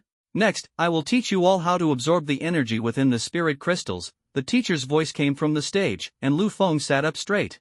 He didn't want to miss any important information by letting his mind wander. Hold the spirit crystal in your hand and channel the energy within your body to your palm. This will break through the crystal's barrier, allowing you to absorb its energy for your own use. Give it a try, but don't rush. Otherwise, the energy will dissipate into the air, and it will be wasted. Upon hearing this, Lu Feng immediately followed the teacher's instructions. He directed the flow of his energy toward his palm, and the spirit crystal in his hand seemed to emit a faint glow. The surging energy within the spirit crystal was swiftly transported back into his body by his ability. The fusion of this energy with his body made him feel an indescribable comfort, and urge to shout out loud. In just over 10 seconds, the energy within the spirit crystal was fully absorbed. He opened his hand, revealing an empty palm. Right now, I could punch a cow to death. Lu Feng thought with glee, feeling his energy and physique rapidly strengthening. Impatiently, he opened his system panel to check the changes in his stats. Resentment value, 2,000. Experience, 12,000/30,000. Realm, mid-tier awakened. Passive, spatial storage. Skills, spatial blink, spaceblade. The spirit crystal could even increase his experience points. Delighted, he realized that on the road to becoming a strong individual, he no longer needed to fear being beaten to death. He could now choose to proceed cautiously and, if the grudges became too intense, retreat to the wilderness. Feeling joyful, he opened his eyes and glanced around. Everyone else was still seated with fists closed, seemingly not yet finished absorbing the energy. This spirit crystal was truly a treasure. He wondered if he could get another one? But the teacher had just mentioned that this was a one-time free distribution. Any subsequent ones would have to be earned through personal effort. Never mind, it was worth a try. With this thought, he immediately called out, "Teacher, I'm done absorbing." Chuyu was shocked upon hearing this. So fast? Normally, it would take a freshman at least 10 minutes to absorb a spirit crystal for the first time. Yet, how long had it been? Chuyu walked over to Lu Feng's side. Seeing that his crystal was indeed empty, she couldn't help but feel a bit suspicious, almost wondering if Lu Feng had stashed it into his spatial storage. The surrounding students also turned their heads in unison, curious as to why Lu Feng had absorbed it so quickly. "Well, maybe it's because I'm uniquely talented," Lu Feng began, but then realized it sounded inappropriate, so he rephrased. The students immediately understood his implication. He was essentially saying everyone else was trash. Their brows furrowed, and their gazes toward Lu Feng were filled with hostility. Resentment value from Xinghe, plus 100. Resentment value from Changshan, plus 100. Resentment value from Li Xin, plus 200. Seeing the notifications continuously refreshing in the lower left corner of his vision, Lu Feng felt elated. Just this moment had earned him 2,000 resentment points. How delightful! He turned to the teacher and tentatively asked, "Can I have another one?" Resentment value from Chuyu, plus 100. "No." Chuyu coldly refused, her tone firm and frosty. Her monthly salary was only a dozen or so spirit crystals, each valued at 100,000. Who knew if he was planning to stash it into his spatial storage? What a pipe dream! However, considering Lu Feng's spatial abilities, which might bring her smooth sailing in the future, Chuyu softened her tone and added, "Spirit crystals are limited in quantity. I can't give you more." "All right then." Lu Feng nodded in disappointment. It seemed this wasn't going to work. Still, gaining so many resentment points made it worth asking. Time passed slowly, and seemingly due to Lu Feng's earlier remarks, everyone was now putting their all into absorbing the spirit crystal's energy. Within 10 minutes, everyone had finished. They felt the surge of power within their bodies, their eyes shining brightly as they deeply appreciated the immense benefits of spirit crystals. Like a novice tasting forbidden fruit for the first time, they couldn't get enough of it. Seeing that everyone had finished, Chuyu nodded in satisfaction. This year's batch of students didn't seem to have a bad foundation. Now that you've all finished absorbing, I believe you felt the enhancement of your abilities, successfully reaching the mid-tier of the awakened realm. Shu Yu's voice carried a hint of pride. At this level, you can now learn more powerful skills, she continued. The abilities of each type will grow stronger and more abundant as your realm advances, like water growing from a drop to a full cup. That's something Chewie would understand. It's like going from an A to a D when it comes to girls. Lu Feng interjected. Chewie? He was stunned on the spot, utterly speechless. Resentment value from Chewie, plus 200. The surrounding students also turned their heads in shock, their faces filled with disbelief. Was that really an appropriate analogy? Shu Yu, whose speech had been interrupted, immediately understood Lu Feng's implication and frowned at him. Resentment value from Chu Yu, plus 100. She then subconsciously glanced at Chui. The unjustly implicated Chui was filled with grief, silently cursing the wasted lunch he had earlier. Resentment value from Chui, plus 300.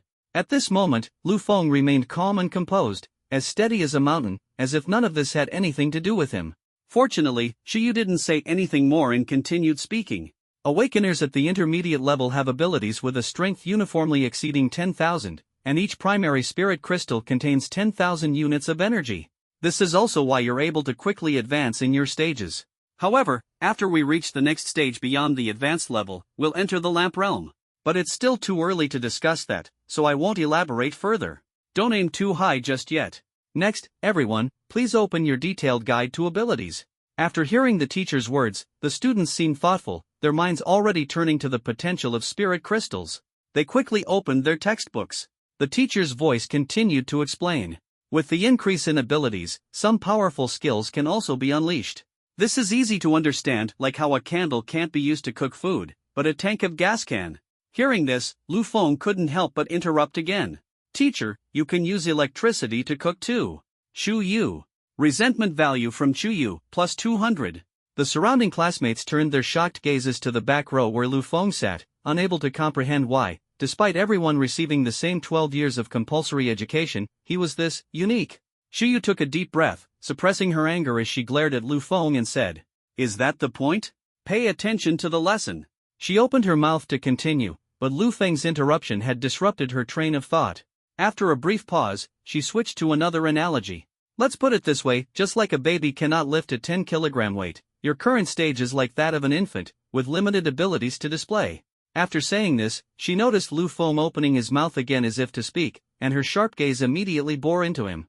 Feeling baffled, Lu Feng closed his mouth, even smacking his lips when thirsty was now off limits. Shu Yu then shifted the lesson to focus on guiding the students through the 7 major ability systems. Lu Feng, realizing the danger of further mischief, chose to behave himself, otherwise, he might soon be the one accumulating resentment values. Once the teacher finished her explanations and saw that everyone seemed to have understood, she led the students to the training grounds for practical exercises. They began with the water system. Using Li Xin as an example, Shu Yu demonstrated how to relax one's body and allow the energy within to flow without resistance. She then instructed Li Xin to use her ability to control another's blood and cells, achieving effects like stopping bleeding and promoting healing. Every awakened individual had energy circulating through their body, though its intensity varied. When faced with external energy intrusion, the body instinctively resisted. This was a key factor in personal defense. Otherwise, if water abilities were truly invincible, a mere thought could cause someone's blood to reverse flow, leading to instant death. Moreover, due to the water system's healing capabilities, it was often referred to as the healer or support. At this thought, Lu Feng couldn't help but glance at Li Xin's chest, thinking to himself, this healer's healing capacity will definitely be substantial in the future. Of course, this didn't mean the water system lacked offensive power. From what Lu Feng knew, top-tier water ability users could summon massive waves with a mere gesture, akin to apocalyptic tsunamis that seemed like nature's wrath, utterly terrifying. For those with talent, some could even freeze water into ice, drastically enhancing both damage and control potential. This was also Lu Feng's opportunity to learn about other ability systems, and he observed intently. The wood system controlled plants, the fire system involved emitting flames or enlarging fireballs, the earth system could cover the body with soil to form armor, clearly a defensive type. The metal system, on the other hand, manipulated metals, reminiscent of Magneto's powers. This system made Lu Feng uneasy. If metal users were equipped with firearms, wouldn't they be invincible? Recalling the knowledge from books, Lu Feng felt slightly reassured. In the later stages, as ability users grew stronger, most became resistant to firearms. Their physical bodies became so durable that bullets couldn't easily penetrate them. Even in the case of rockets or artillery, the heightened reflexes and speed of advanced users allowed them to evade such attacks entirely. However, this didn't mean the metal system became ineffective later on, it simply posed less of a threat compared to its early game dominance. Lastly, the wind system, if used skillfully, could yield impressive results. It allowed one to become as light as a feather, akin to martial arts masters with abilities like walking on water. Early-stage wind users lacked offensive power and mostly relied on their agility to move swiftly, blinding opponents with sand or stones, seeking opportunities to strike with weapons or scatter poison. Later-stage wind users, however, could unleash catastrophic storms and devastating tornadoes, leaving their foes overwhelmed. This system was somewhat extreme. Early on, users had to hide and endure, but in the later stages, they could unleash their full power, becoming an unstoppable force. After covering all the systems, Shuyu instructed the students to practice their abilities on their own. When her gaze fell on Lu Feng, her expression turned hesitant. Uncertain how to teach someone with spatial abilities, she told him to experiment on his own while observing others' skills to gain experience for future confrontations. Before they realized it, it was already 5 in the afternoon. Shuyu clapped her hands to get everyone's attention. I believe everyone has become fairly familiar with their abilities now, right? The students, brimming with excitement, nodded enthusiastically. Yes, we're familiar now. I've completely mastered mine. Teacher, I can take on 10 people with one punch now. Shuyu nodded in satisfaction, thinking to herself, these kids are indeed talented, the future holds great promise for them. Excellent. Shuyu's voice resonated like a drumbeat. Tomorrow, I will take you all outside the city for real combat training. Her eyes shone with determination, as if opening a new door for them. Only through real combat can you truly test your abilities and grow quickly. Her words were like a shot of adrenaline, inspiring every student present. The students froze in shock, their faces filled with disbelief. At the same time, waves of fear surged through their hearts. They hadn't expected that they would actually be going outside the city. Just the thought of the terrifying rumors about the outside world made their hearts race, as if an invisible hand was gripping their throats. Having grown up within the city, they harbored a deep-seated fear and reverence for the world beyond the walls. The wilderness outside was home to dangerous beasts, and the news often featured tragic tales of those who ventured out and fell victim to these creatures. Even living within the towering city walls didn't guarantee safety. Occasionally, powerful beasts would attack and breach the city. The most terrifying of all were the beast tides that periodically assaulted the walls, attempting to turn humans into their feast. Teacher, I don't think I'm familiar enough with my abilities yet. I'd like to spend more time understanding them, one student stammered nervously, his voice full of unease. Yeah, me too. I nearly hurt myself earlier, another chimed in, his eyes betraying his fear. Teacher, isn't this a bit too soon? We've only just awakened. More students began voicing their concerns, their panic rising like a tidal wave. The wilderness is too dangerous. How about we wait until we're stronger before going out? They clamored, hoping to avoid the trip, causing Chuyu to frown slightly. She thought to herself, every ability user will eventually need to join the military or border defenses, protecting the city or fighting invaders. Whether facing enemy troops or battling beasts, courage is essential. Yet here was a group of students so timid that even the mere mention of leaving the city left them flustered. How would they ever survive the front lines? As she contemplated how to motivate them, a resolute voice broke through the hesitation. Teacher, you're absolutely right. You can't see a rainbow without braving the storm. Lu Feng's voice rang out like a gust of wind, striking everyone's hearts. Don't worry, teacher. We'll bravely slay the beasts and won't let you down. His tone was heroic, as if he were a self-sacrificing warrior, lifting everyone's spirits with his confidence. The classmates? What the heck is wrong with you, Lu Feng? They cursed silently. Was this guy a spy planted by the teacher?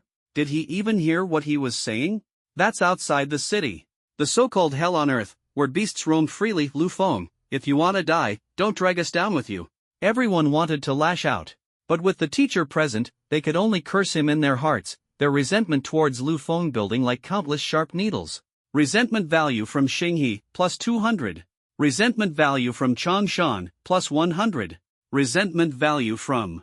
Lu Feng saw the messages from the system refreshing continuously, and a sense of joy sparked in his heart. In just this fleeting moment, a total of 1,700 resentment points had been credited to his account. Shu Yu wore a look of satisfaction. It seemed these students had decent potential after all. Although Lu Feng was usually a bit annoying, she hadn't expected him to show such courage at a critical moment, which made her view him in a better light. Seeing the group looking full of complaints at the moment, she opened her mouth to reassure them. Don't worry, everyone. We are just outside the city walls, not going deep. The beast-suppressing army cleared out the powerful beasts around the city just a few days ago. Only the weaker ones are left. Plus, with me here, you can rest assured. As the name suggests, the beast-suppressing army was specialized in dealing with beasts, serving as the main force to eradicate the threats posed by them. They often ventured deep into the wilderness to eliminate powerful beasts that posed a threat to the cities and were also the primary defensive force during beast tides. It was said their casualty rate remained alarmingly high. Shu Yu noticed that some students still wanted to avoid this.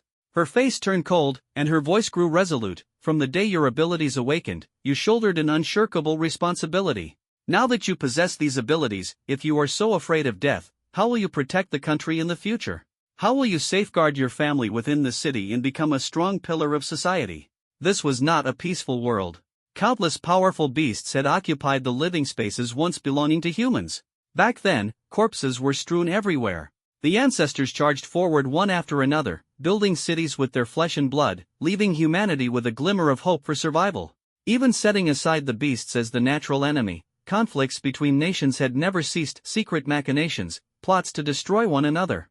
Every country struggled to survive in this tightrope walking era, leaving no room for complacency. Well said, teacher. Even if we die, it should be for the nation, sacrificing ourselves with honor. As soon as Chu Yu finished speaking, Lu Feng shouted loudly. The surrounding students were all stunned, turning their heads to look at the traitor who appeared so impassioned. What was wrong with this guy? Did he take some fake medicine? Why was he chiming in so enthusiastically? If you want to sacrifice yourself, do it on your own.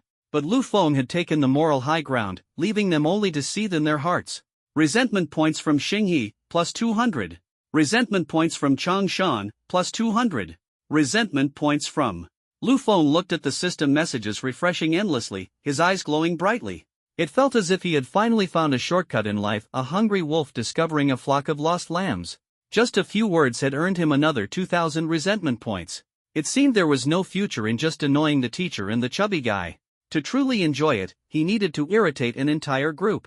This realization made him look at his classmates with an expression of newfound affection. What a bunch of lovely crops to harvest. Good. Shu Yu nodded in satisfaction. Everyone, pack up tonight and gather at the playground tomorrow. This field practice will last 3 days.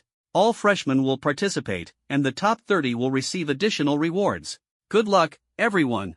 After Chu Yu finished speaking, the students couldn't muster any enthusiasm, breaking into wails of despair.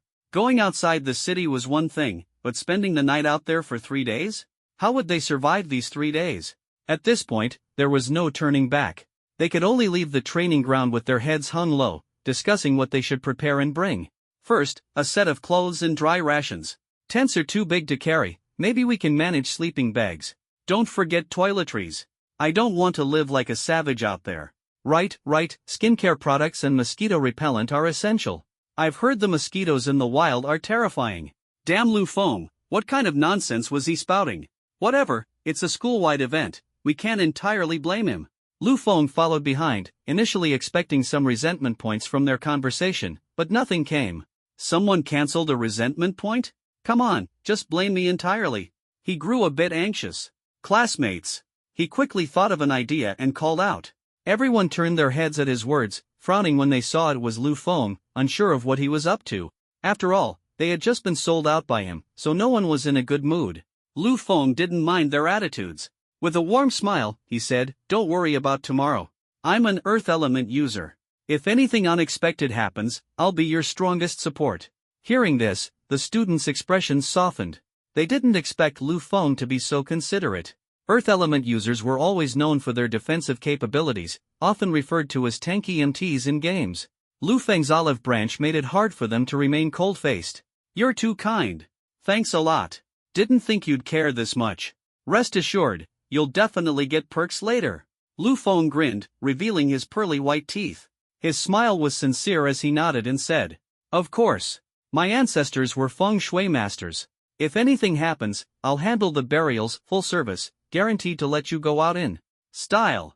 Lu Feng spoke confidently, but no sooner had the words left his mouth than the students' expressions froze, as if struck by lightning. Students? Resentment points from Zhang San, plus 200. Resentment points from Xiong Hui, plus 200. Resentment points from. No need to thank me. It's just what classmates should do. Lu Feng beamed brightly, seemingly unbothered by the storm he had stirred. Waving his hand, he turned and left. The group was left staring at each other, their shock and anger intertwining into one. Damn it, was he doing that on purpose? A student burned with rage, itching to confront him. Probably not, right? His expression didn't look like it. Another student hesitated, almost defending Lu Feng. I'm done with this guy. Thanks for the dignified burial. Someone spread their hands helplessly, their resentment towards Lu Feng erupting like a volcano. What kind of lunatic offers a full-service burial like that? The students sighed one after another, their anger filling the training ground. Under their hateful gazes, Lu Feng jogged out of the training ground, inwardly smug. Seeing another 2,000 resentment points credited to his account, his mood soared like a sunny day. As for why he was running, he knew well enough. If he didn't, he'd get beaten up for sure. Reaching the cafeteria, Lu Feng began planning for the next day. He had overheard his classmates' discussions earlier and thought toiletries, clothes, and other essentials all needed to be prepared. Thinking about the beasts roaming outside the city, he shivered slightly. The steadfast image he had shown in front of the teacher crumbled instantly, replaced with nervousness. If not for. Ahem, this is all just a necessary step to grow stronger, he consoled himself. However, remembering that his spatial storage was a full 10 meters wide, long, and high, he realized bringing supplies wasn't a problem, which offered some relief. Still, the thought of nighttime comfort and safety left him with a headache. A tent was just a thin layer of fabric. Where was the sense of security? If beasts attacked at night, there'd be no time to react. Whatever, let's go shopping first. Lu Feng made up his mind and headed straight to the supermarket. After a spree, he spent several thousand yuan, buying almost everything he might need. He thought to himself, maybe I can even profit off my classmates later. Just then, he spotted Chui also shopping at the supermarket. Lu Feng's eyes lit up, and an idea formed in his mind. Hey brother, your house isn't too far from here, right? Chui turned around to see Lu Feng. Forgetting their earlier argument, he responded out of curiosity, yeah, why? Tomorrow we're heading out of the city. Have you thought about how you'll sleep at night? Lu Feng asked casually, a hint of concern in his tone. How else? I'll just follow everyone and bring a sleeping bag. Tents are too bulky to carry, Chui replied, shaking his head helplessly. I've got an idea. Want to hear it? Lu Feng smiled mysteriously, his eyes gleaming with a cunning light. Lu Feng noticed the other party's confusion and couldn't wait to share his plan. After hearing it, Chui's eyes lit up instantly, but then he frowned and asked doubtfully, I have an off-road vehicle at home. Are you sure your ability can take it along? Don't worry, leave it to me. Lu Feng patted his chest confidently and promised without hesitation, when we travel during the day, driving won't tire us out, and sleeping in the car at night will definitely be safe. Yes, yes. Chui nodded excitedly, his face full of anticipation. The two paid their bill and walked out of the supermarket, carrying large bags back to the dormitory. After dropping off their items, they rushed out of the academy, hailed a cab, and headed to Chui's home. When Lu Feng saw the imposing Land Cruiser, he couldn't help but be amazed. Originally, he thought it would be good enough to sleep in the seat, but he hadn't expected the vehicle to be so spacious it could fully recline, transforming the seats into a comfortable bed. If we take the car, will your family say anything? He asked cautiously. Don't worry. I'm already 19, I have a driver's license, and we have plenty of cars at home. Losing one won't matter. Chui replied nonchalantly. Lu Feng nodded, took the car keys, and pressed his hand against the vehicle. In an instant, the Grand Land Cruiser vanished completely without a trace. What the heck? Chui froze, unable to process what just happened. Stop freaking out. Let's go back to the academy. Lu Feng said quickly. He understood that while he also wanted to drive back, there were too many people outside, and he didn't want to risk exposing his ability. He didn't explain how the car disappeared nor how it would reappear outside the city. There was no need to waste time. Fortunately, Chui wasn't the type to overthink things. He was already daydreaming about using his lightning-based ability to dominate tomorrow, his face full of excitement. Back in the dormitory, Lu Feng casually stored Chui's belongings in his spatial storage, leaving the chubby guy feeling deeply grateful. Indeed, a true brother at heart. Chui thought silently. Once they teamed up, Chewie would handle killing the beasts while Lu Feng would manage storage. Even if Chewie felt shortchanged, he didn't mind, it was all for brotherhood. The next morning, Lu Feng opened his system panel. Resentment value, 10,800. Experience, 2800/30000. Rank, Mid-Stage Awakener. Passive, Spatial Storage. Skills, Spatial Teleportation, Spatial Blade. Well, looks like Li Xin contributed a few hundred more last night. Not bad at all. In high spirits, Lu Feng freshened up, ate the breakfast Chewie had bought, and shouldered the shovel they purchased yesterday before heading out. This action left Chewie puzzled. He wanted to ask but kept quiet, silently following alone. On the way, other students carried large travel bags on their backs, while Lu Feng and Chewie walked empty-handed, with Lu Feng even carrying a shovel. This unusual sight made many people turn their heads. Lu Feng didn't care at all, smiling cheerfully as he proceeded. When he reached the gathering point at the school field, his system notifications began to flood in. Plus 50 resentment value from Zhang San. Plus 100 resentment value from Xiong Hui. Plus 100 resentment value from Li Xin. Plus. The smile on Lu Feng's face grew even brighter. He had already received 800 resentment points at the start of the day. The students who had spoken with Lu Feng yesterday, like Zhang San and Xiong Hui, exchanged confused looks.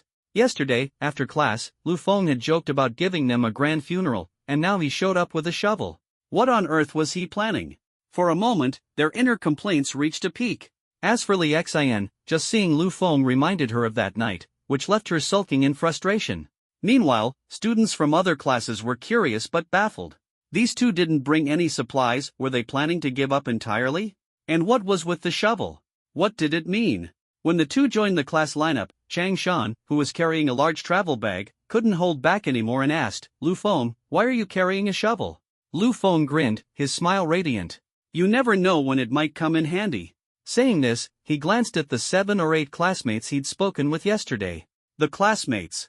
Though they secretly complained in their hearts, there wasn't much they could say aloud about it. They pretended not to notice and acted as if they hadn't heard. Unfortunately for them, the system betrayed their true feelings. Plus 100 resentment value from Zhang San. Plus 100 resentment value from Xiong Hui. Plus. Watching the system notifications flood in, Lu Feng felt pure joy in his heart. Another 1,000 resentment points earned. Chang Shan, still unaware of the situation, merely sensed that the atmosphere around him felt a bit odd. Muttering about how a shovel could be useful, he voiced another question, "And why didn't you bring any supplies? We're supposed to survive outside the city for 3 days. Hearing this, Lu Feng waved his hand dismissively and replied with a smile, "What do you think I brought the shovel for? Chang Shan?" He couldn't quite grasp the meaning behind the words. Just then, their instructor, Teacher Chuyu, arrived, and he couldn't ask further. Instead, he turned and stood upright. However, the 7 or 8 classmates who overheard quickly pieced it together. The implication was that if they died, Lu Feng would inherit their supplies. What a despicable thought. How could anyone come up with such an idea? Plus 100 resentment value from Zhang San. Plus 100 resentment value from Xinghe. Plus. Lu Feng felt as though it was New Year's, overjoyed. Another 1,000 resentment points earned, bringing his total to 2,800. He opened the system. Resentment value, 13,400. Experience, 23,400/30,000. Rank, Mid-Stage Awakener. Passive, Spatial Storage. Skills, Spatial Teleportation, Spatial Blade. Only 6,600 more to level up. The progress was so fast. If all went well, he was sure he could level up today. Thrilled, Lu Feng looked at his classmates with an increasingly benevolent gaze. They were like thriving crops, ready to be harvested again and again. He couldn't help but wonder what changes the next level up would bring. 2 nights ago, his ability awakened. Yesterday, he reached mid-stage. Today, he was confident he'd reach high stage. In just 2 days, his progress was skyrocketing. Well, of course, there were probably others who used spirit crystals to power level. It seemed he still had to work harder. Scanning his classmates standing around him, Lu Feng's gaze grew subtly mischievous, harboring wicked intentions. "Is everyone here? Sound off."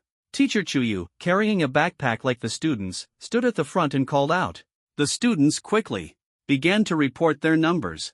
Seeing that the count of 50 was correct, she went over some precautions and then led them to board the prepared bus. She had already noticed Lu Feng's peculiar appearance. After all, everyone else carried large bags, while Lu Feng looked like a fool carrying just a shovel. It was impossible not to notice. This left her pinching the bridge of her nose, thinking, what a clown. But little did she know, Lu Feng had already mapped out his strategy. Today's operation wasn't just about leveling up, it was also about harvesting a massive wave of resentment points during the trip. He understood that the more dangerous the situation, the greater the resentment points he could collect. This wasn't just about leveling up, it was about solidifying his future strength. However, when she thought of Lu Feng's spatial abilities, she didn't say much more. The students from the other classes boarded the buses in an orderly manner, heading toward the city gates. An hour later, Lu Feng looked out of the bus window and saw a massive, 50-meter-high solid wall standing in the distance, resembling an insurmountable giant beast. It was rumored that this wall had been painstakingly constructed piece by several powerful earth element ability users. The city housed a population of 9 million people, and the length of the wall was immeasurable. Well, mainly because Lu Feng hadn't paid attention in class and didn't know the exact length. The shortcomings of earth-based powers were also evident. Erosion from wind and rain gradually wore away the soil. Over the past century, humanity had combined steel and concrete with earth element abilities to rebuild the walls, which had reached their current scale. On the towering walls, there were patrolling avenues, and inside the walls were countless cannons that provided crucial defensive power during beast tides. The walls of the main city were even more formidable, reaching a height of 100 meters and a staggering thickness of 50 meters. They were completely unfazed by the charge of giant beasts. While he was lost in thought, the bus arrived at the city gate. When everyone got off the bus, they were tense yet curious, unsure of the fate that awaited them. This year's cohort consisted of over 900 new students. Under the guidance of their respective class teachers, they slowly passed through the 10-meter-high city gate. The heavy iron gate bore terrifying claw marks on its exterior, alarmingly deep. These marks were undoubtedly the bloody reminders of their resistance against beast tides. The oppressive atmosphere made everyone too intimidated to breathe deeply. They silently exited the walls that had sheltered them for years, and in front of them lay a vast expanse. At that moment, they all felt as though something was missing, something that had once provided the sense of safety that came with home. Outside, the sky was a deep, cloudless blue, and beneath the blazing sun lay a verdant plain covered in lush green grass, with the shadow of a forest visible in the distance. Lu Feng observed his surroundings, thinking that the city's location must have been carefully chosen back then, being in an open area far from the forest. This not only reduced the impact of beast tides but also allowed for early detection of danger. The group gathered outside the walls, and teacher Chu Yu handed out watches from a bag she was carrying. Lu Feng curiously put his on. Everyone must wear this watch properly. Chu Yu scanned the group, her voice firm and powerful. If you encounter an irresistible danger, press the button on the side to call me, and I will come immediately. At the same time, this watch will display your distance from me. No one is allowed to exceed a 10-kilometer radius with me as the center. Understood? Understood, everyone responded in unison. Good. The assessment this time is based on hunting exotic beasts. If the head of the beast is too large to bring back, you can take a picture with the watch and upload it as proof. Every exotic beast has its value. If you can bring it back, do so, it can all be exchanged for money. I recommend forming teams to increase safety and hunting efficiency. The time limit is 3 days. On the 4th day, I will use the watch to notify everyone to gather. And remember, no bloodshed is allowed between students. Understood? The group once again expressed their understanding. Satisfied, Shiyu said to follow her, and then began moving quickly toward the area designated by the academy. This year's cohort consisted of 18 classes, each assigned to a different area to avoid overlapping. The students, all young and having awakened their abilities, were physically fitter than those who trained regularly. Running several kilometers with heavy backpacks wasn't too exhausting for them. However, this depended on who they were compared to. Take, for example, a certain someone sitting in the passenger seat of an off-road vehicle, casually holding a shovel, and enthusiastically chatting with the classmates running alongside. Although the road wasn't paved with concrete, there were paths worn by people and tire tracks from before, making it no obstacle for the off-road vehicle. Hey, classmate, carrying all that stuff, aren't you tired? Resentment value from Wang Lei, plus 100. Hey, you over there. You're so small, how are you carrying so much? Resentment value from Lu Miaodong, plus 100. Xinghe, you. Shut up. Resentment value from Xinghe, plus 200. Why get so mad for no reason, geez? Lu Feng, noticing the angry glares from everyone and sensing a potential uprising, muttered under his breath and stopped talking. Riding in a car while everyone else ran, nothing highlighted the contrast more. Looking at his classmates running, Lu Feng thought it'd be a shame not to reap this field of grievances. Suddenly, his eyes lit up. "Hey, fatty! Stop the car! I'm getting out to run." After Chewie stopped the car, Lu Feng quickly hopped out with his shovel, signaling Chewie to ignore him. He ran ahead of the group and waved enthusiastically. Everyone, who had finally thought Lu Feng would behave, watched in disbelief as he started acting up again. Getting out of the car to wave at them? He was truly a unique character. That smug expression on his face made everyone grind their teeth in frustration. Resentment value from Xinghe, plus 200. Resentment value from Lu Miaodong, plus 100. Resentment value from Wang Lei, plus 100. Resentment value from Chang Shan, plus 100. Resentment value from another 2,000 points in the bank. Lu Feng was secretly delighted. Seeing that he was only 4,200 points away from leveling up, he was about to push further when they arrived at their destination. He couldn't help but feel a bit disappointed. From a young age, teachers had always taught him to cherish time and not regret wasting it. It seemed those words were undeniably true. At the edge of the primeval forest, Chiyu stopped beneath a towering tree. Glancing back at Lu Feng, who had just put away his vehicle, she couldn't help but curl her lips in disdain. As the students gradually gathered, she raised her voice and said, "All right, this is where we part ways. I hope you all achieve great results while staying safe. Do you have confidence?" "Yes." Although somewhat reluctant, everyone still loudly responded, giving Chuyu face. Chuyu nodded in satisfaction. "Good. Keep an eye on the distance displayed on your watch. I'll be monitoring you all the time. If anything happens, hold on until I can rescue you. I wish you all a triumphant return." The students didn't leave immediately but stayed to discuss enthusiastically, hoping to find suitable teammates. Based on the experiences of upperclassmen, a team of 5 was considered ideal: 1 healer, 2 attackers, 1 controller, and 1 tank. This meant a combination of water, wood, and earth elements, along with 2 fire or metal elements. Alternatively, 1 attacker paired with a wind element user. In the forest, wind abilities could effectively mask the group's scent, preventing beast attacks. It also functioned as an excellent radar. A gust of wind could reveal movements nearby, making it an indispensable ally. Even though school had just started, everyone was already familiar with their roommates or classmates they got along with, and quickly formed teams. Earth element users were the most sought after. Anyone who had played games knew that while offense was important, someone had to tank the damage. As a result, there were more wolves than meat to go around. Soon, everyone formed their teams, some with 5 members, others with at least 3. Chu-Yi, however, looked a bit distressed. Right now, it was just Chu-Yi and Lu Feng. When they initially looked for teammates, everyone was enthusiastic about having someone with lightning abilities on board, thinking he would be a powerful damage dealer. But as soon as Chu-Yi mentioned Lu Feng, the group would fall silent at the mention of his name. And the reason? None other than his insufferable mouth. Over the past 2 days, Lu Feng had irritated everyone so much that, if it weren't for the fact they were all still unfamiliar with each other at the start of the school year, they would have lashed out at him long ago.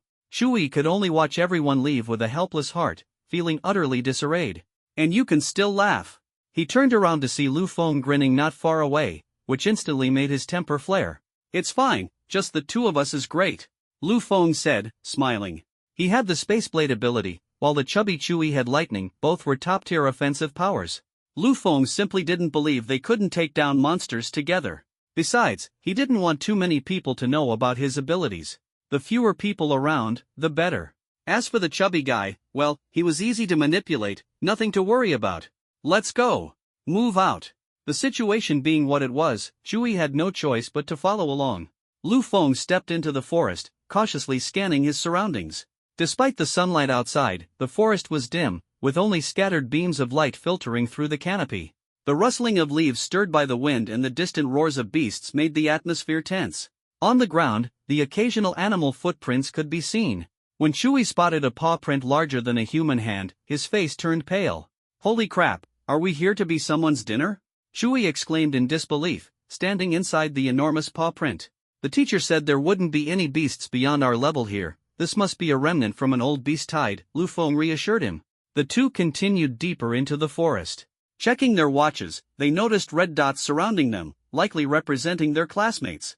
The teacher's dot, larger than the others, was positioned behind them. After walking about a kilometer deeper into the woods, roar!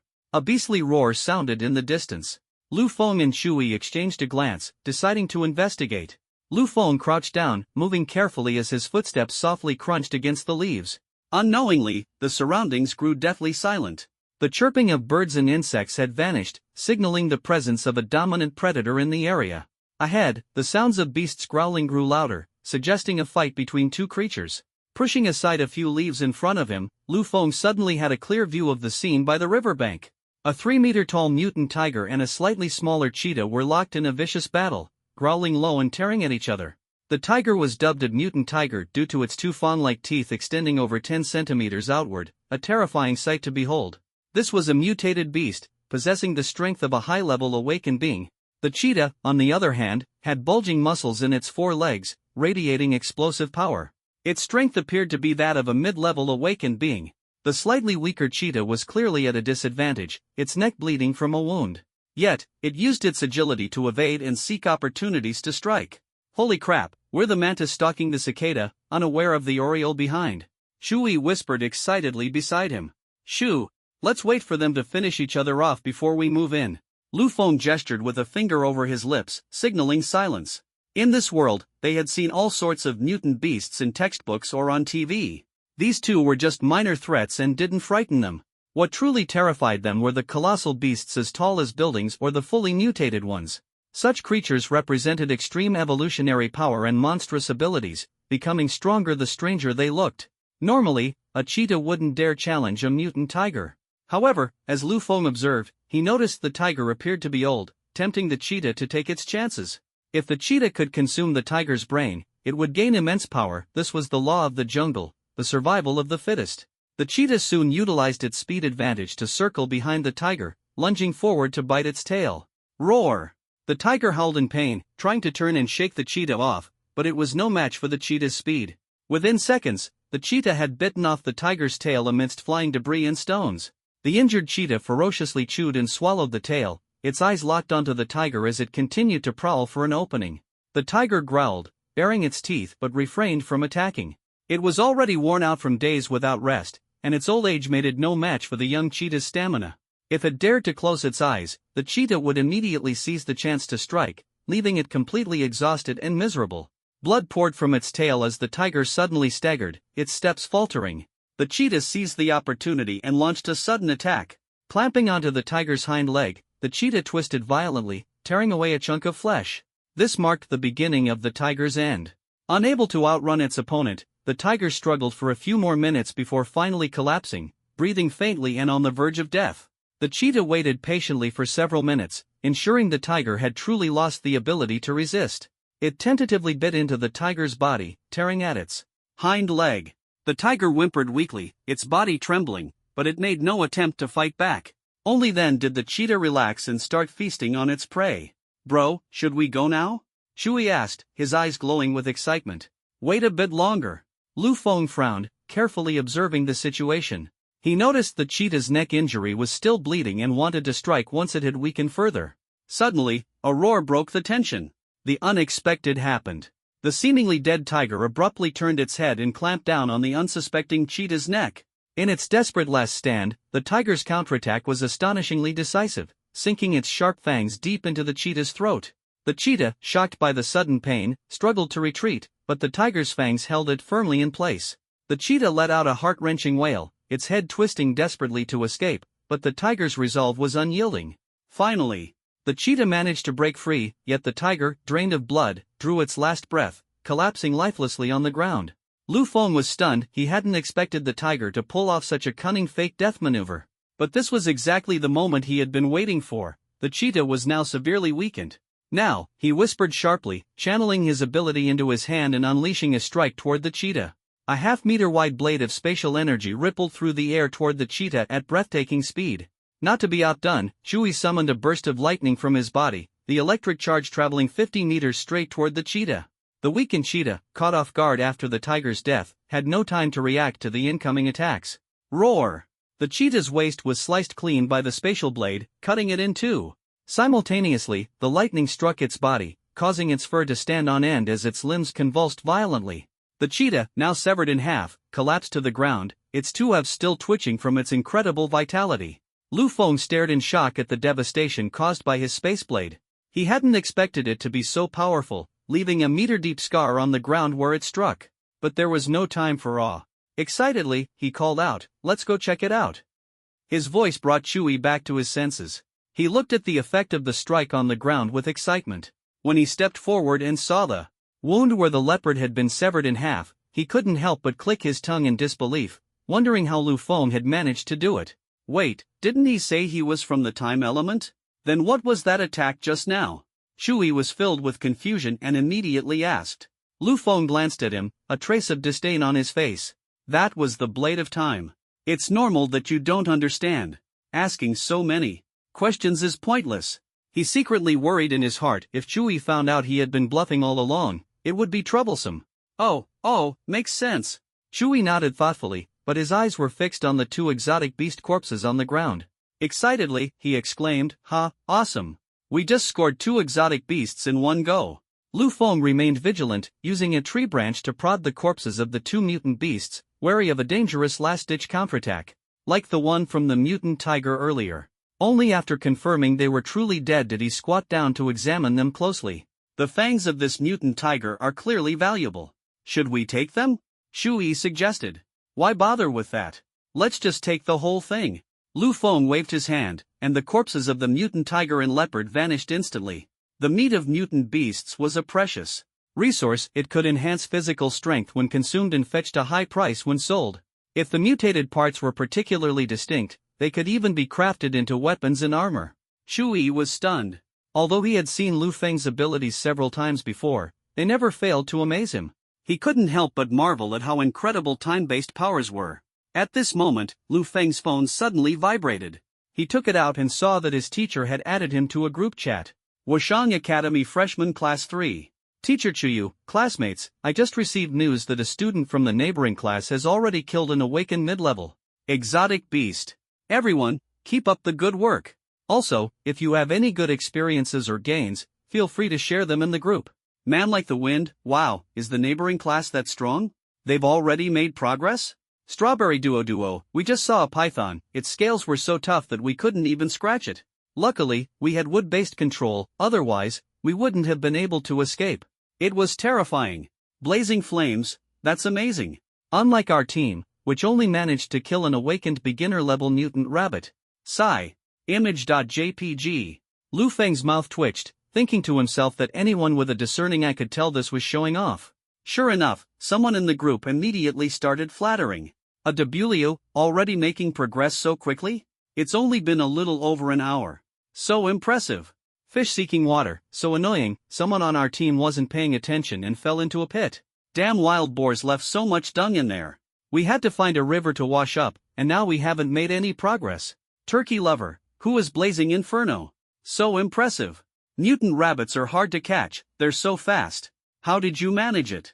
Lu Feng thought for a moment, decided to change his group nickname, and then sent a message. Black-headed turtle, you're amazing, boss. I bow to your greatness. Please take me along. As soon as these words were spoken, the group chat instantly fell silent, but his system notifications started flooding the screen. Resentment value from Li Xin, plus 50. Resentment value from Xiong Hui, plus 50. Resentment value from Lu Miaodong, plus 50. From, this nickname is really nice, the female classmates actually contributed 1,000 resentment points. So satisfying. After a while, blazing flames of the sky spoke, it's nothing, just good luck, you all can do it too.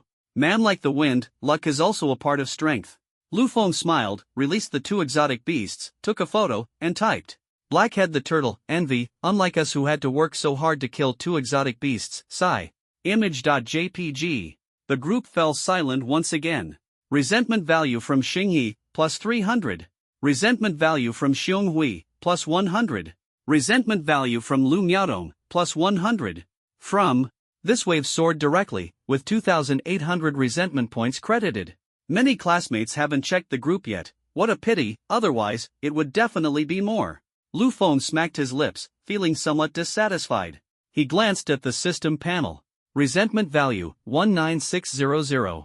Experience, 29600/30,000. Just 400 resentment points away from leveling up. Looks like he needs to put in a bit more effort.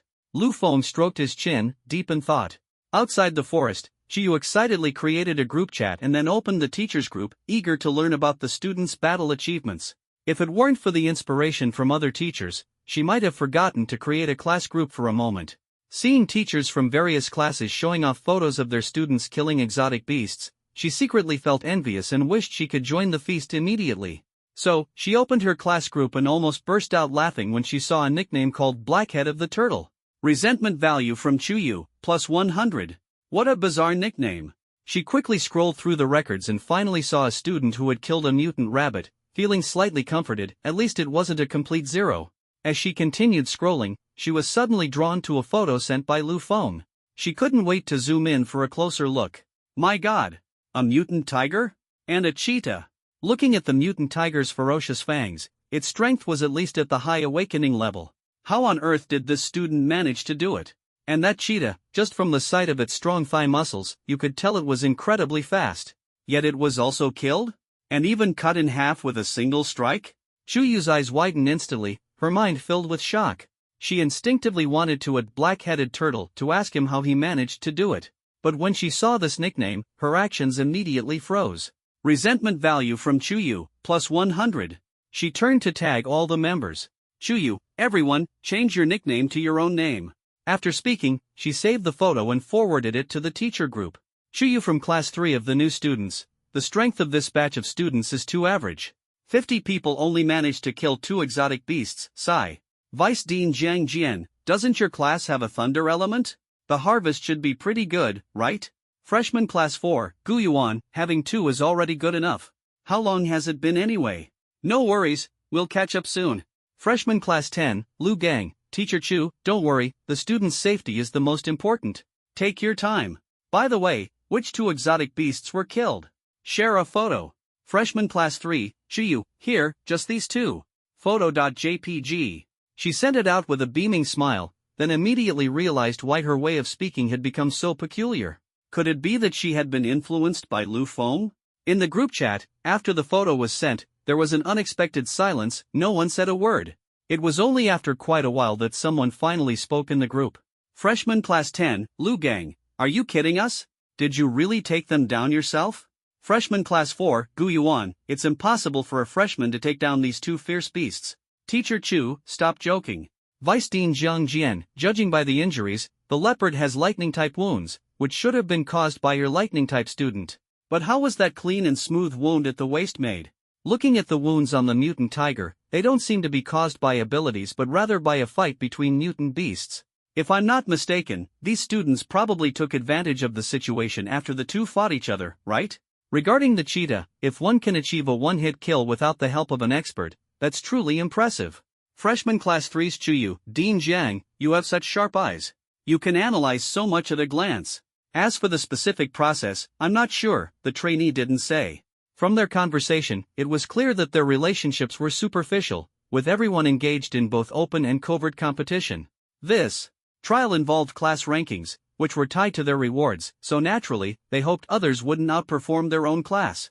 At this moment, Chuyu's display left many teachers at a loss for words, forcing them to retreat to their own groups to motivate their trainees. Seeing that no one else spoke up, Chuyu's lips curved into a smile. Her trainee had made her shine in front of so many teachers, truly impressive.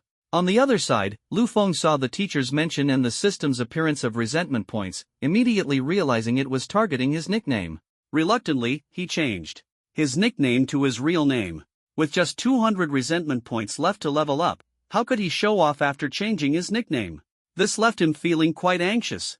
Chuyu, at Lu Feng, could you share the process of the kill so everyone can learn? Her words stirred up activity in the group. Xinghe, how did you kill that mutant tiger and cheetah? With our mid-level awakened strength, it's simply impossible, right? Chan Shan, if you didn't kill them yourself, did you have an expert helping you? Xionghui, these 2 are ferocious beasts. Are they really something we can kill at our level of strength? Shui, these are the ones Lu Feng and I killed. Ha, just lucky. Lu Feng, you don't usually pay attention to the teacher's lessons, just indulging in eating, drinking, gambling, smoking, and fooling around. When it's time to test your skills, you realize who's floating on the surface. That's unacceptable. These 2 exotic beasts were discovered by Chu Yi and me while they were showing affection. They got too excited and crashed into a tree, dying. Lucky us for picking up the spoils. As soon as these words were spoken, the classmates in the group chat were all dumbfounded. Who the heck was indulging in drinking, gambling, and other vices? And also, your explanation is just like the story of waiting by the tree for a rabbit. Who are you trying to fool? Do you think they can't see the clean cut of the wound and the charred marks left by lightning? Especially Xinghe, who was indirectly accused of being weak and just skimming the surface. This made his face instantly flush red, and in front of his teammates, he punched the tree trunk, leaving a fist mark. Resentment value from Xinghe, plus 700. Resentment value from Xionghui, plus 200. Resentment value from Changshan, plus 200. This wave directly brought Lu Feng 4,000 resentment points.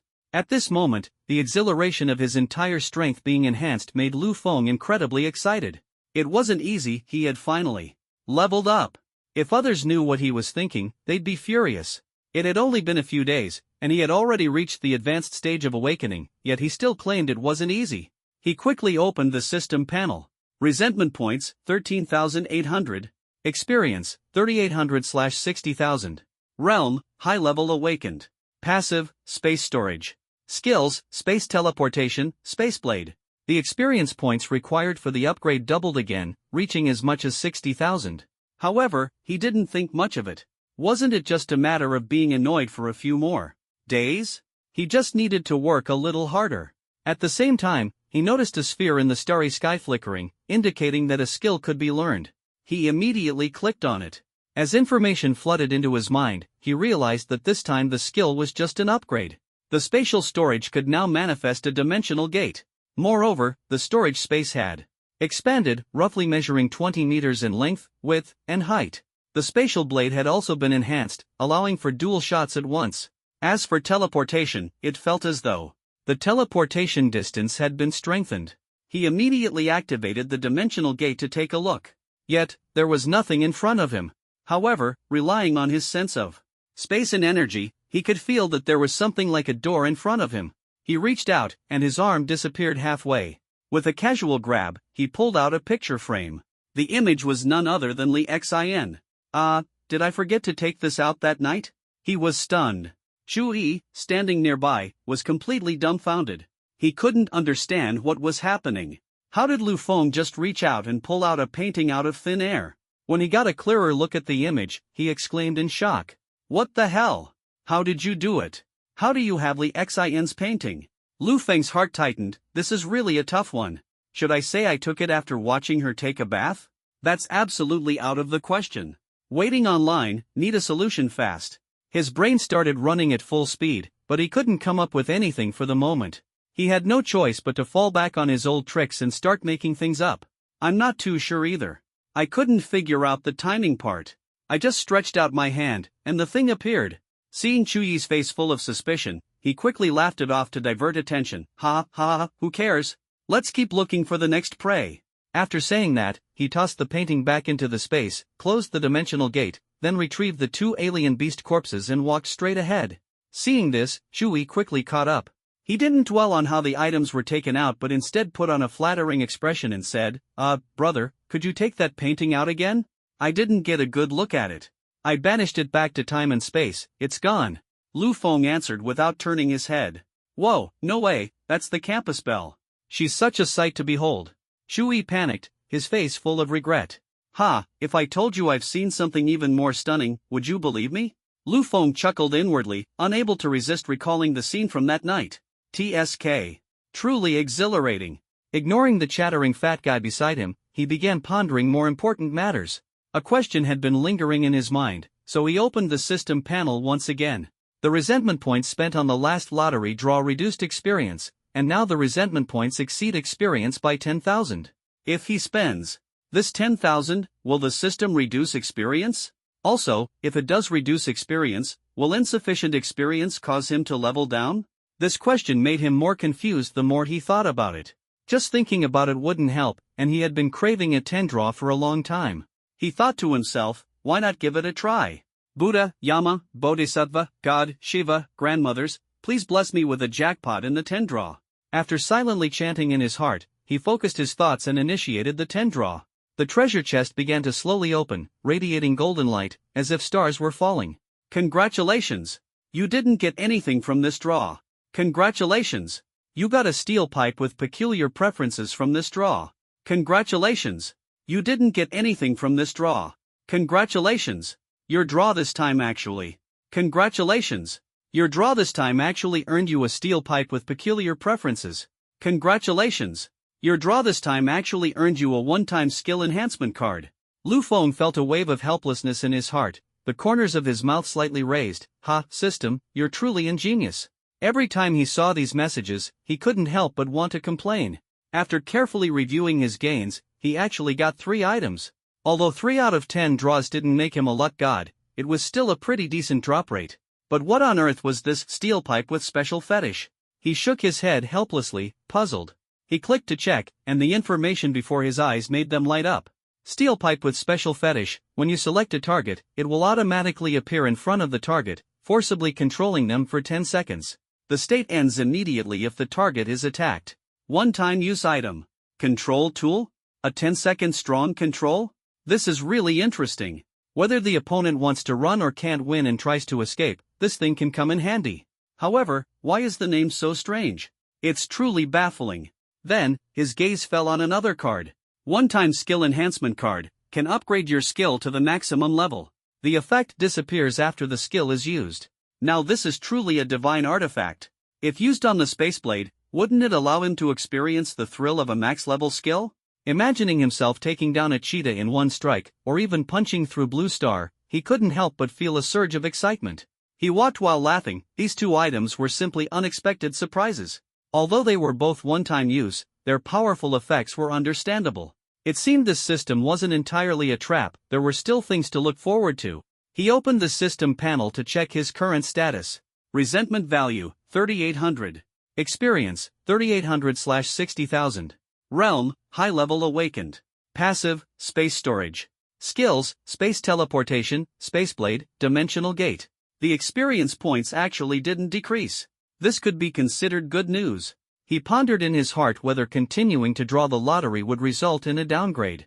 On the first draw, he realized that 3,800 resentment points were only enough for him to draw 3 times, there wouldn't be enough for a 4th, and downgrading was out of the question. This time, the lottery did not disappoint him. Congratulations! You didn't get anything from this draw. It's okay, the resentment and experience points dropped to 2,800, losing 1,000. It seems that if he wants to draw in the future, he still needs to absorb spirit crystals, otherwise, it would be too painful. Enhancing his strength is the most important thing right now. Beside him, Chui saw Lu Feng sometimes giggling foolishly, sometimes frowning, and couldn't help but worry. Hey, brother, what's wrong with you? Did you eat something bad and get delirious? Lu Feng closed the system and came back to his senses. A flash of inspiration struck him, and he realized this was a good opportunity to practice his acting skills. He gave a mysterious smile. I just remembered something I did in the past. What was it? Chui immediately asked curiously. Lu Feng said, weren't you really into reading horror novels before? Chui nodded, that's right. But Fatty has quit now. Lu Feng continued, one night, you held a book and told me it was the scariest novel you'd ever read, then asked me to go with you to throw it into the river at school. Do you remember? Chui couldn't help but shiver. I remember, don't say it anymore, it's too terrifying. Lu Feng patted his shoulder, smugly. The next day, I went to the bookstore early, bought a brand new copy, soaked it in water for a bit, and then secretly stuffed it into your drawer. Shui's eyes widened instantly, his anger evident. Oh, so it was you. That day, I was almost scared to death. I still don't dare to get up at night to pee, I make sure to go before bed every time. Lu Feng laughed loudly in retaliation. Do you know how I've lived this past year? The atmosphere between the two grew tense, yet filled with laughter, as if they had just embarked on a new adventure. Then do you know how I've lived this past year? Lu Feng burned with rage, his eyes revealing a suppressed emotion, as if confronting Chui. Chui? His thoughts were instantly disrupted, and his anger shattered into pieces. He couldn't help but wonder, why was the other person angry now? You're the one getting angry? Then go ahead and explain. Lu Feng gritted his teeth in agitation. Ever since that day, I've been living in guilt every single day. Every time I see you, I feel deeply guilty. Do you know how much it hurts me? Ah! He roared, stepping closer and closer, as if interrogating his very soul. Shu-yi? Startled by the roar, he involuntarily took 2 steps back and quickly raised his hands, saying, "Wait, wait, wait, clearly I'm the one who got scared by you. How is this my fault? Don't worry about whether it's right or wrong. Every time I see you, I feel deeply guilty, tormented by my conscience. I just want to ask you, do you think I'm suffering or not?" "Suffering?" Lu Feng continued, "I'm glad you understand. I've endured so much this past year." He took a deep breath. "Now that I've said it, I feel much better." "Thank you, Shu Yi." "You're welcome." "Welcome my foot." Resentment value from Chu Yi, plus 500. Shui snapped back to his senses, a surge of anger rising in his heart. "Fatty here may not be good with words, but you owe me compensation, period." Almost got trapped in a pit. Lu Feng felt a bit amused in his heart. It seemed his acting skills were pretty good this time. Continuing to practice with the chubby guy would help him level up quickly. Thinking this in his heart, he showed a faint sadness on his face and said, "Alright then, you don't have to buy me breakfast for a month. That will settle things from last time." "That's more like it," Shu Yi muttered. The matter was thus settled. However, when Lu Feng came to his senses, he realized that the two of them had unknowingly walked for a long time and had already ventured deep into the forest. All around were towering trees, with beams of light filtering through the dense canopy. The light was dim, and the air was filled with the scent of decaying leaves. At this moment, the surroundings were completely silent, with only the sound of their breathing remaining. A sense of foreboding instantly enveloped his entire body. He suddenly stopped in his tracks. Seeing that Shui was about to say something, he quickly raised his hand and made a sh sound. "Something's up." Shui was startled, his body instinctively tensing as he began to look around cautiously. He also sensed that something was wrong. It was far too quiet around here. Did we accidentally intrude into another beast's territory? Shui scanned the surroundings and whispered, his unease growing stronger. "Very likely, or perhaps we've been targeted." Lu Feng's expression was grave, cold sweat streaming down his face. Suddenly, a whooshing sound came from nearby, as if some giant beast was rapidly approaching through the air. Looking up, he saw a gaping bloody mouth lunging toward him, accompanied by a nauseating stench. "Run!" Lu Feng shouted loudly, delivering a fierce kick to the chubby man beside him, using the recoil to dart to the other side. The two rolled to their feet, and behind them came a loud bang. Turning back, they saw a giant python as thick as a human waist had just landed. Its pitch-black scales gleamed like hardened iron, reflecting a faint phosphorescent glow. The 10-meter-long body twisted continuously, its power clearly at the high tier of awakening. "Damn it!" Shui exclaimed in shock, hurriedly releasing a bolt of lightning that struck the python. Hiss! The python hissed in pain, a black scorch mark appearing on the spot where it was hit, with ghostly blue electric sparks visibly grounding into the earth. "Not good, its scales can conduct electricity." Shui was startled, cold sweat streaming down his face. The giant python, attacked, immediately twisted its body and glared angrily at Shui, opening its blood-red maw to bite down. Its two long fangs and a gaping mouth spanning 70 to 80 centimeters wide sent chills down one's spine. At this moment, the advantage of the earth element was faintly visible. If there were an earth element companion blocking in front, the situation wouldn't be so dangerous. But now that the attacks were ineffective, Shuyi's fear grew even stronger. Could it be that Fat Master is going to die here?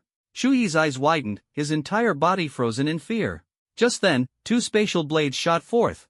One struck the snake's neck, while the other slashed into its writhing body. Accompanied by a loud bang, the snake's head and body instantly separated, and inertia caused the snake's head to still lunge at Shui. Aha! He was knocked to the ground by the snake's head and struggled desperately. Lu Feng quickly stepped forward and pulled the snake's head away. Seeing the other still covering his face with both hands and screaming in terror, Lu Feng let out a sigh of relief and said irritably, "Get up, the king of hell isn't taking you yet." "Ha!"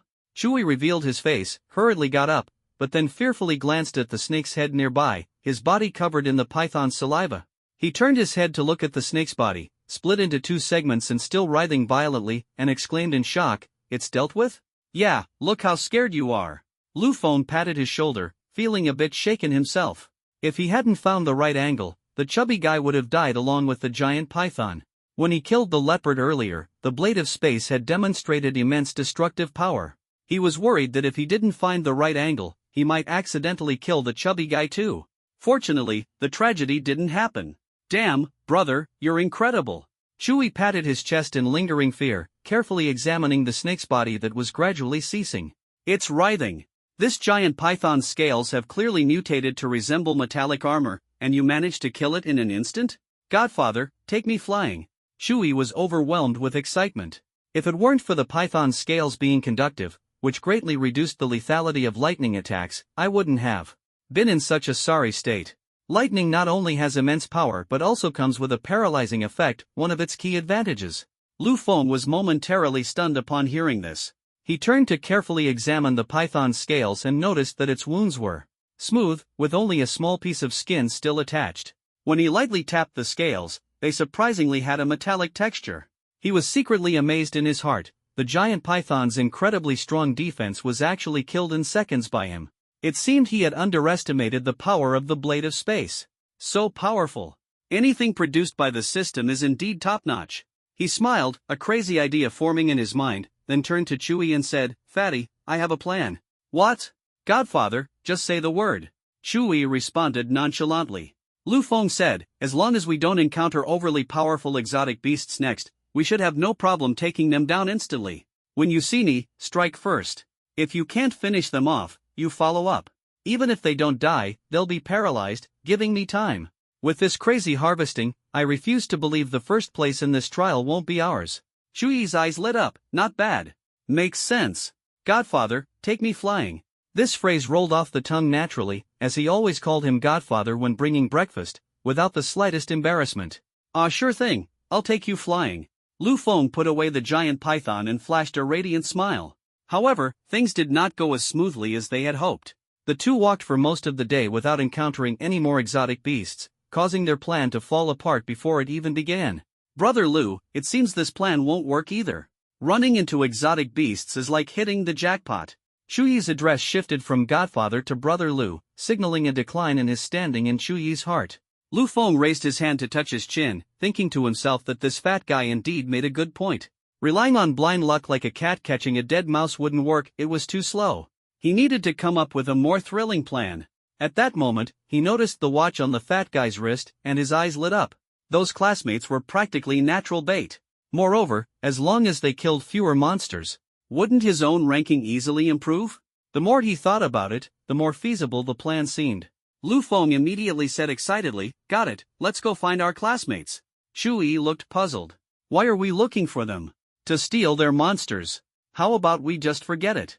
This doesn't seem right, and we'll still have to get along with everyone in the future."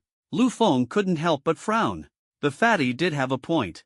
If he snatched monsters from his own classmates, it would definitely cause dissatisfaction. After all, you can't go too far when you're trying to get by in the class. However, this trial involved all 18 classes together. If it was tricky to make a move on his own class, there wouldn't be any psychological burden targeting other classes. A glint flashed in his eyes as he patted Chewie on the shoulder and said, "Let's go. If it's hard to make a move on our own class, we'll find another class." "Ha? Didn't the teacher say not to leave her 10-kilometer range?" Chewie looked utterly stunned. "Are you stupid? 10 kilometers is her rescue range, but it doesn't mean we can't go beyond that range. Do you really think the two of us need rescuing?" A few kilometers were nothing to them. If they encountered any blind beasts along the way, they could easily take care of them. Lu Feng zoomed out the map on his watch and clearly saw a series of circles, each representing the activity range of a class centered around their teacher. Hundreds of red dots were spread horizontally, none venturing too deep into the forest. This made it convenient for Lu Feng to locate a target. He picked a nearby circle, chose the direction of one of the red dots, and the two cautiously approached. The advantage of the primeval forest is that the towering trees block out the sunlight, resulting in sparse undergrowth on the ground, mostly covered with fallen leaves and tree roots. This significantly increased the speed of their progress. Along the way, they encountered two beasts, a rabbit and a large wolf. The rabbit was weak, while the wolf was of mid-level strength, making it a decent opponent. Lu Feng thought about how wolves are pack animals and came up with a little idea. He set up a bonfire for a barbecue right where the wolf was killed. Of course, he wasn't foolish and chose an open riverside spot to avoid being surrounded by a wolf pack. When he skinned the rabbit and removed its innards, Chewie also went into the river, muttering, "Left 0, right fire, thunder god assist me." Chewie cheerfully came ashore with 2 fish in hand and handed them to Lu Feng for processing. Lu Feng couldn't help but laugh. It seemed this guy really had a special fondness for fish. Once he finished preparing them, the bonfire had already been lit by Chewie, who started grilling the fish. Lu Feng opened the dimensional gate, set the wolf's corpse aside to attract its companions, and then took out 2 cans of Happy Fat House water and some seasonings, ready to feast. It's already 1 p.m., just the right time for lunch. While waiting, he took out his phone, snapped a photo of the barbecue, and posted it in the class group. Lu Feng. Classmates, time to eat. Before long, someone in the group expressed envy at how well he was eating. Lu Feng felt a bit annoyed. What's the use of envy? What he wanted was resentment points. So he added, in this desolate wilderness, I can only make do with this, sigh. He attached photos of a cola and the roasted rabbit meat. At that moment, the classmates who were eating to replenish their energy compared the pictures to the dry rations in their hands and suddenly found their food unappetizing. Resentment points from Xingyi, plus 100. Resentment points from Li Xin, plus 200. Resentment points from Xionghui, plus 100. From, now that's satisfying, another 1500 credited. Speaking of which, Li Xin, that girl, actually contributed 200. Looks like she's settling both old and new accounts. Together, huh? Lu Feng happily put away his phone and started eating barbecue, all the while staying alert to any movements in the forest by the riverbank. Whether it was the scent of wild wolves or the aroma of the barbecue, the surrounding forest began to stir. Careful, they're coming, Lu Feng said to Chui, pretending to be nonchalant while eating his barbecue. Chui paused his fish-eating motion, his eyes lighting up. He didn't say much, just kept glancing toward the forest. In the forest, several wolves, each standing 2 meters tall, began to emerge. Their fur was silver, and their eyes were fixed intently on the two of them, exuding an imposing aura. There were as many as 5 of them. Well, damn, the whole family came out? Lu Feng's heart tightened, thinking to himself that this was not good. Brother Lu, isn't this too much? Chui started to feel uneasy. At this moment, they were still more than 30 meters away, but Lu Feng remained calm. He leisurely finished eating, clapped his hands, put everything into his spatial storage, and slowly stood up. Don't worry, leave it to me. You paralyze them with a lightning chain first. Hearing this, Chui had no choice but to get up and start the fight. His entire body emitted blue electric light as he extended his hands toward the wolf pack, releasing a bolt of lightning. The lightning struck instantly, hitting the lead wolf in the center, and then jumped between the other 4 wolves under his control. Awoo! The wolves howled in anger. Due to their mutation, their resistance was relatively high, and they wouldn't die from a single electric shock like ordinary animals. They no longer stood off against the 2 but charged forward in a frenzy. However, their movements were noticeably uncoordinated, clearly paralyzed by the electricity. Although Chui reduced the power of his single target attacks, he opted for an area attack, covering a wider range. At the same time, Lu Feng waved his hand, and 2 spatial blades left ripples in the air as they shot forward at high speed. 2 wolves were instantly sliced in half. Such terrifying attack power. The remaining 3 wolves were startled but did not retreat, continuing to charge at the 2 of them. When the 3 wolves were less than 10 meters away, Lu Feng charged up again and unleashed another spatial blade. 2 more wolves fell to the ground. The last wolf leaped into the air, pouncing toward Lu Feng. Roar! Its ferocious roar echoed, and its sharp fangs were clearly visible. Chui was shocked and was about to release a lightning attack, but he could only watch as the wild wolf vanished into thin air midair. What's going on? Where's the wolf? Lu Feng calmly closed the dimensional gate. I sealed it with the power of time. This was a method he had thought of on the way. He had experimented with it back at school. Space storage couldn't actively take in living creatures, but with the dimensional gate, he could actively extend his arm inside. This gave him a new idea. Since it couldn't absorb living creatures, why not just leave the gate open and let them walk in on their own? If the dimensional gate was opened directly, it would emit energy fluctuations and a sense of being out of sync with this spacetime, which could easily alert the exotic beasts. But if I suddenly opened it and you couldn't stop yourself from rushing in, wouldn't that work just fine? Godfather, you're amazing. Your ability is really useful, Chui said excitedly. Oh, the title has been upgraded? Lu Feng looked at Chui with a half-smile. He. Chui scratched his head, a little embarrassed. Lu Feng ignored Chui and walked over to the 4 wolves that were already dead. Looking at the blood all over the ground, he felt a bit of a headache. The destructive power was too brutal. High-quality exotic wolf fur had been split in half, drastically reducing its value. But fortunately, there was still 1 intact wolf in the space. He wasn't sure if it would be dead or alive when released.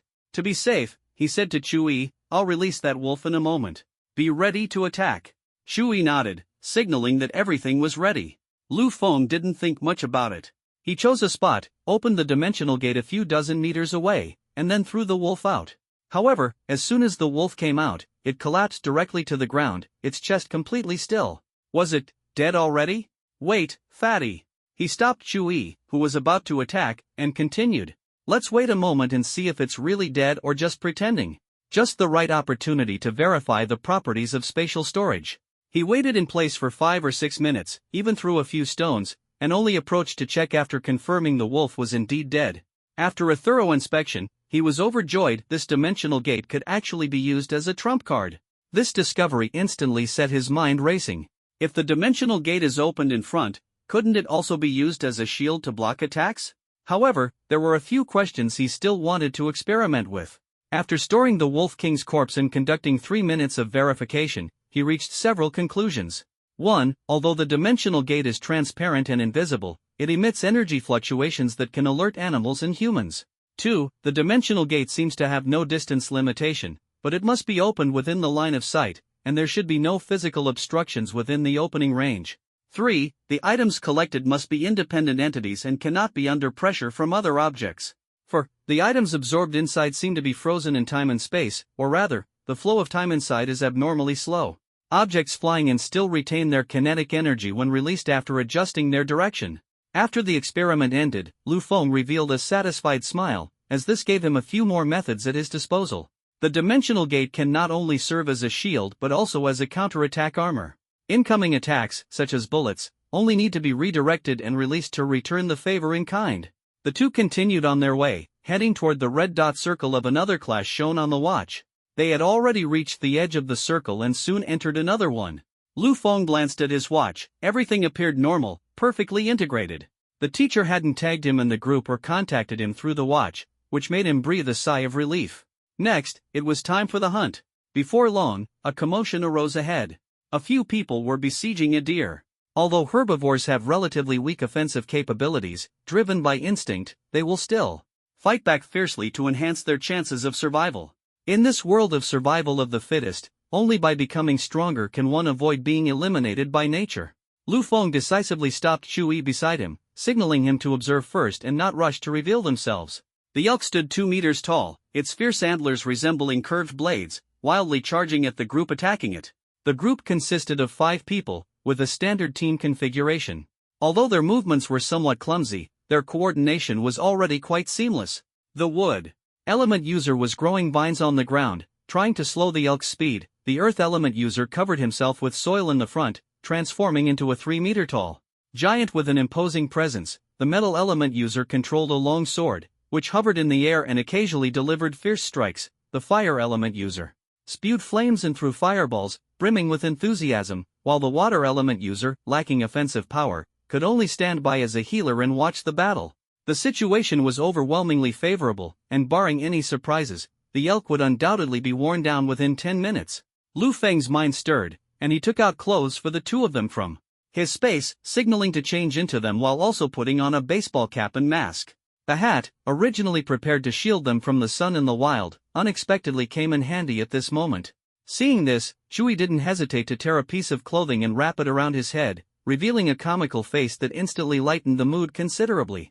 The two changed quickly, and Lu Feng noticed the flicker of excitement in the other's eyes, clearly thrilled. Although Chui felt a bit burdened in his heart, stealing prey from competitors was undeniably exhilarating. Go! Lu Feng charged out first, rushing toward the elk while shouting, "Don't be afraid. We're here to save you." The 5 people were completely dumbfounded and had no time to react. Lu Feng and Chui had already reached the elk. A spatial blade flashed, and the head flew off. Chui caught it, while Lu Feng stored the carcass in his space and grabbed the head before bolting. All of this happened within 10 seconds. Their coordination was seamless, leaving no time to blink. By the time the two had run far away, the 5 finally reacted. What the hell? They stole our kill. Who are those two? Quick, chase them. Lu Feng ran quickly, his eyes gleaming with excitement. The resentment points instantly reached 2,300, plus the newly acquired exotic beast, truly a double blessing. As expected, robbery is the best way to get rich. The 5 people behind, carrying travel bags, couldn't keep up with the 2 who were as light as swallows. After chasing for a few minutes, they couldn't even see their shadows and had to give up, cursing angrily. This brought Lu Feng another 2,000 resentment points, an absolutely exhilarating experience. The two continued forward, encountering no pursuers along the way. Finally, they stopped to catch their breath, exchanged glances, and couldn't help but burst into laughter. After a brief rest, they resumed their journey. This time, the situation was a bit different.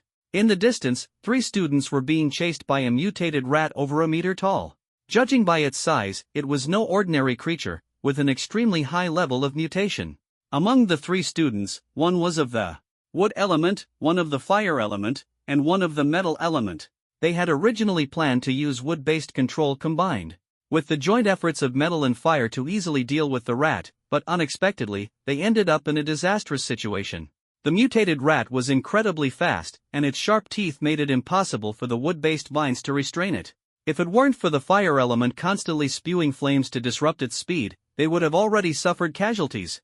Facing such a formidable enemy, the 3 could only call for their teacher's help, but who knew when the teacher would arrive? They could only cry out in desperation and rush toward a nearby red dot, hoping for their classmates' rescue. And that red dot was none other than Lu Feng and Chui. Seeing the 3 rushing toward them, Lu Feng was deeply moved and quickly launched a spatial blade at the mutated rat. Oops, it missed. But no worries, one of them hit. The 2 rapidly approached as the mutated rat writhed and twitched on the ground. Lu Feng gave the chubby guy a look, signaling him to finish it off. Chui stepped forward, placing both hands on the mutated rat. The rat convulsed violently for a moment before dying completely, without even a chance to resist. This scene was precisely the proof of Lu Feng's deliberate instruction to Chui to conceal his lightning element ability. There was only one lightning element user in the entire grade, and if it were discovered, wouldn't his hidden identity become meaningless? Brothers, thank you. The 3 trainees, seeing the crisis resolved, expressed their gratitude one after another, their hearts overflowing with appreciation for Lu Feng. A life-saving favor is unforgettable. May I know your name? One of the trainees asked enthusiastically. Buddy, I owe you one. Let's get to know each other, another trainee said excitedly. Lu Feng thought for a moment, then smiled slightly and said, My name is Ma Sun, and his name is Zhang Anhua. We still have things to do, so we'll be leaving now. With that, Lu Feng and Chui quickly departed, carefree like the wind, heading toward their next target. Foster father, why did you mention those 2 names? Chui caught up, his face full of confusion as he asked. I just made them up. Or would you rather use your real name? Lu Feng responded irritably, secretly thinking that those 2 names happened to belong to their previous target, whose build was similar anyway, so it wasn't too outrageous. I, Lu Feng, have always been someone who repays kindness. There's nothing wrong with that, right? He muttered to himself. Although there were no resentment points this time, it doesn't matter. The names Ma Sun and Zhang Anhua will surely bring unexpected rewards in the future. Within a 10-kilometer radius, there are 50 trainees, roughly 13 teams. The 2 of them encounter a team every 1 or 2 kilometers, as if they were cheating. When luck is on their side, they even come across quite a few exotic beasts on the road. Lu Feng feels a surge of excitement and takes them down with a single strike, showing no mercy. This area had just been cleared by the Demon Suppression Army. If it hadn't been cleared, the number of exotic beasts would definitely be even greater. Some teams didn't encounter any exotic beasts, so they waited nearby for a while, taking the opportunity to drink some water, eat some chocolate, and rest for a moment. When the exotic beasts reappeared, Lu Feng and Chui unleashed a storm of attacks, showing no mercy. Don't panic, classmates, we're here to save you. Lu Feng's voice echoed across the battlefield, brimming with unstoppable momentum. Seeing injustice on the road, shout out loud. Chui shouted along, as if the whole world was cheering for their bravery. After snatching the monsters, faced with curses and doubts, Lu Feng and his companion left behind a resolute declaration. I, Ma Sun, Zhang Anhua, will not change my name whether sitting or standing. I'll be waiting for you. Then they departed gracefully, like heroes in battle, fearless and unyielding, confronting challenges head-on. As night fell, Lu Feng was exhausted like a dog. The afternoon's running around was too much, even for an awakened one. He stopped by a spacious riverside, released his massive land cruiser, and prepared to eat something before getting a good rest. Chui was busy wrestling with fish in the river, while Lu Feng took the opportunity to inventory the exotic beast spoils in his space. Today, they had personally taken down a tiger, a leopard, 6 wolves, and a python, 9 in total. Adding the 10 obtained by snatching monsters and the 8 encountered along the way, today's haul reached an astonishing 27 beasts. This brought a radiant smile to his face. Chui came back holding 2 big fish. Seeing Lu Feng smiling so happily, he couldn't help but ask, "What are you so happy about?" "Today's harvest, 27. Lu Feng replied excitedly. Shui was stunned on the spot, then broke into a grin so wide his teeth showed. "Godfather, here, these are top-quality fish I caught for you. Let me string them up for you right away." Lu Feng took the fish with a big smile, pulled out 2 bottles of soda, opened them, clinked bottles with the chubby guy, and took a big gulp. Ah, refreshing. The 2 of them happily started grilling the fish. With music playing from the Land Cruiser, it felt more like they were enjoying a party than surviving in the wild. Of course, they did not let their guard down, as nighttime is the prime time for the beasts. It was only 7 o'clock, and how could young people go to bed so early? They were waiting for the beasts to deliver warmth to their doorstep. While waiting, Lu Feng saw the constant notifications of resentment points popping up, and his heart was filled with joy. Especially with Ma Sun and Zhang Anhua, their resentment points skyrocketed at such a high quality that he couldn't stop grinning. Resentment points from Li Xin, plus 100. This made him even happier. Shui thought Lu Feng was happy because of the harvest, foolishly dreaming about how to improve efficiency tomorrow, expand and strengthen, and achieve new glory. However, on the other side, the classes whose prey was snatched by them were not so fortunate. Some were lucky enough to catch 5 or 6 exotic beasts in a day, so even if their prey was taken once, it wasn't a big deal. But some teams worked hard all day and only managed to capture 1 or 2, and the occasional prey they encountered was also taken away. Their faces were filled with sorrow, and they exchanged heavy glances, feeling deeply disheartened. This also led them to vent their grievances on their classmates Ma Sun and Zhang Anhua, with resentment levels continuously rising. Even though Ma Sun and Zhang Anhua tried to explain, it was to no avail, and Lu Feng's harvest of resentment points kept flowing in. Over on Shu Yu's side, the trainees returned to the teacher's side at night for safety and eagerly shared their day's harvest, which made the patrolling Chu Yu feel gratified. However, she noticed that Lu Feng and Chu Yi were missing. These 2 were the first in the group to showcase their kills of exotic tigers and leopards, making it hard not to pay special attention to them, especially since Lu Feng was a master of spatial abilities. Thus, she began gathering everyone, but found only 48 people present, and there were no red dots within the circle. This immediately shocked her, fearing that these 2 geniuses might have fallen prey to exotic beasts. At this moment, Lu Feng was enjoying the delicious grilled fish when his phone vibrated. Seeing it was a call from Teacher Chu, he answered, "Hello, Teacher Chu? Where are you 2? Where did you run off to?" Chu Yu asked anxiously over the phone. "Oh, we're in the enemy's jungle fighting monsters." Lu Feng replied nonchalantly. Ridiculous.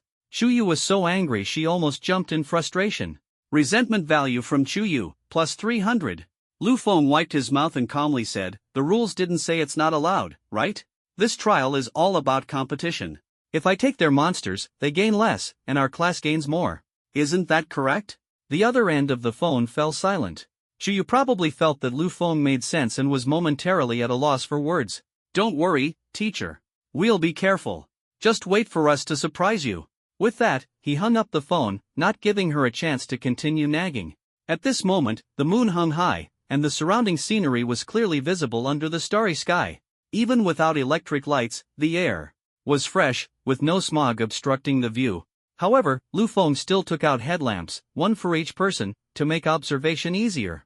Under the illumination of the light, the eyes of the mutant beasts were like 2 lasers, dazzlingly bright. Sure enough, as soon as they put on the headlamps, they saw several pairs of eyes in the forest staring at them, glimmering like luminous pearls in the night. "Damn, we've been targeted this quickly?" Shui exclaimed, then a smile curled at the corner of his mouth. "These are valuable treasures. Mutant beast meat has the effect of strengthening the body and is highly sought after in the city, selling for hundreds per pound, with the best fetching even thousands. Not to mention the mutated parts, such as fur, scales, tusks, and so on, they're all prized items. Of course. With our music and barbecue, to their keen sense of smell, it's like a beacon in the dark," Lu Feng said confidently, as the spatial blade in his hand shot toward the forest like lightning. The attack was so fast that hardly any mutant beast could escape. Accompanied by the sound of air being torn apart, the scent of blood quickly spread, causing the distant beasts to hesitate, clearly intimidated. However, the flames of battle never extinguished, as 2 beasts chose to launch an attack. The first to come into view was a mutated wild boar, its rotund body towering at 2 meters high. Its long tusks gleamed coldly as it charged forward, kicking up sand and stones, creating an utterly terrifying scene. Right after, a monkey leapt around energetically, emitting piercing screeches, seemingly taunting its opponents. These beasts were merely low-level creatures that had just undergone mutation, hardly worth mentioning. With a flash of lightning from Chui, the monkey was instantly paralyzed, while Lu Feng locked his gaze on the wild boar, preparing to eliminate it with a spatial blade. The monkey was annoyingly agile, but the lightning could curve mid-air, effortlessly striking it down. Before long, the two beasts met their end, and Lu Feng felt a surge of satisfaction. Yet, at that moment, a mutated crocodile suddenly lunged out from the river behind him. It launched a surprise attack, startling Lu Feng, who quickly activated a dimensional gate. Sensing the danger, the crocodile dared not advance further and detoured away, granting him precious time. After a fierce battle, by around 9 o'clock, they had slain 2 more beasts. The heavy scent of blood deterred the surrounding beasts from approaching, and the area gradually quieted down. Lu Feng had an idea and decided to switch shifts for the night watch. He let Chui rest for 4 hours first and planned to wake him at 2 o'clock. Chui readily agreed. He first went to the river to use the electric device, and then the two of them took a quick bath. Afterward, Chui fell into a deep sleep. During the first half of the night, a couple of beasts occasionally attempted to cause trouble. Under the illumination of the light, Lu Feng spotted their eyes glowing like lanterns and immediately struck them down without suspense. Tisk, it's a bit boring, he remarked after killing a wild wolf, unable to help but sigh. Feeling bored, he opened the system panel to check the data. Resentment value, 15,600. Experience, 15600/60,000. Unexpectedly accumulating over 10,000 resentment points so quickly, Lu Feng felt a surge of excitement. Within a few days, he could level up to the next realm, which filled him with immense anticipation. It was already midnight, and Lu Feng couldn't help but think of his classmates. He felt it would be a waste not to make use of such a good group, so he decided to try his luck and see if any night owls were online. Lu Feng, is anyone still awake? He sent a message in the group, hoping to harvest a wave of resentment points. Putting away his phone after speaking, he carefully surveyed his surroundings while waiting for a reply, checking for any reckless beasts nearby. Seeing that everything was normal, he took out his phone again. As expected, no one responded. He added, I envy you all for being able to sleep. I only hunted 34 beasts today, and the worry is keeping me wide awake. Resentment value from Xinghe, plus 200. Resentment value from Xionghui, plus 200. From, looks like a few night owls were still woken up. Not bad, 1,000 resentment points received. It seems that groups are really a good thing. When it comes to harvesting leeks, they can be harvested in groups, quickly and conveniently. It would be great if I could join the groups of other classes. After patrolling a few more rounds and seeing that it was time for a shift change, he called the chubby guy and went to sleep in the car. The whole day had been exhausting, and within just a few minutes of lying down, he fell asleep and went to play chess with Duke Zhou. The next day when he woke up, Chui had only killed 1 alien beast throughout the night, though he had scared off quite a few. This was not surprising. After all, not everyone was as freakishly strong as Lu Feng, who could instantly kill with a single move. Every ability user, if they want to maximize their damage, inevitably needs time to charge up. Of course, if it's just minor tricks, then it doesn't matter and can be done effortlessly. During the energy accumulation period, the exotic beasts can escape. There's no way around it. One strike of lightning is too painful, leaving them paralyzed all over. If they don't want to die, they will definitely run. They simply can't withstand a second strike. Although Lu Feng didn't sleep well that night, being young and an awakened one, he didn't feel much discomfort.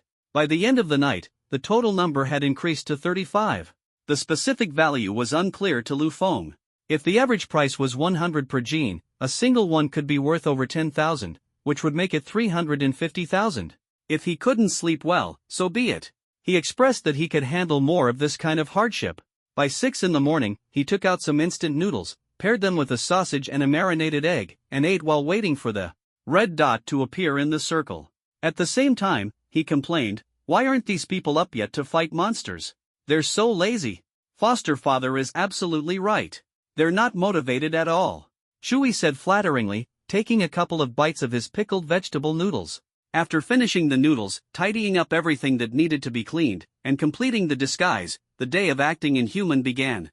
At this moment, small teams had already started appearing one after another, beginning their unfortunate day. When the two shouted like bandits, "Don't be afraid, classmates, we're here to save you," what they were really thinking was, "Don't come any closer."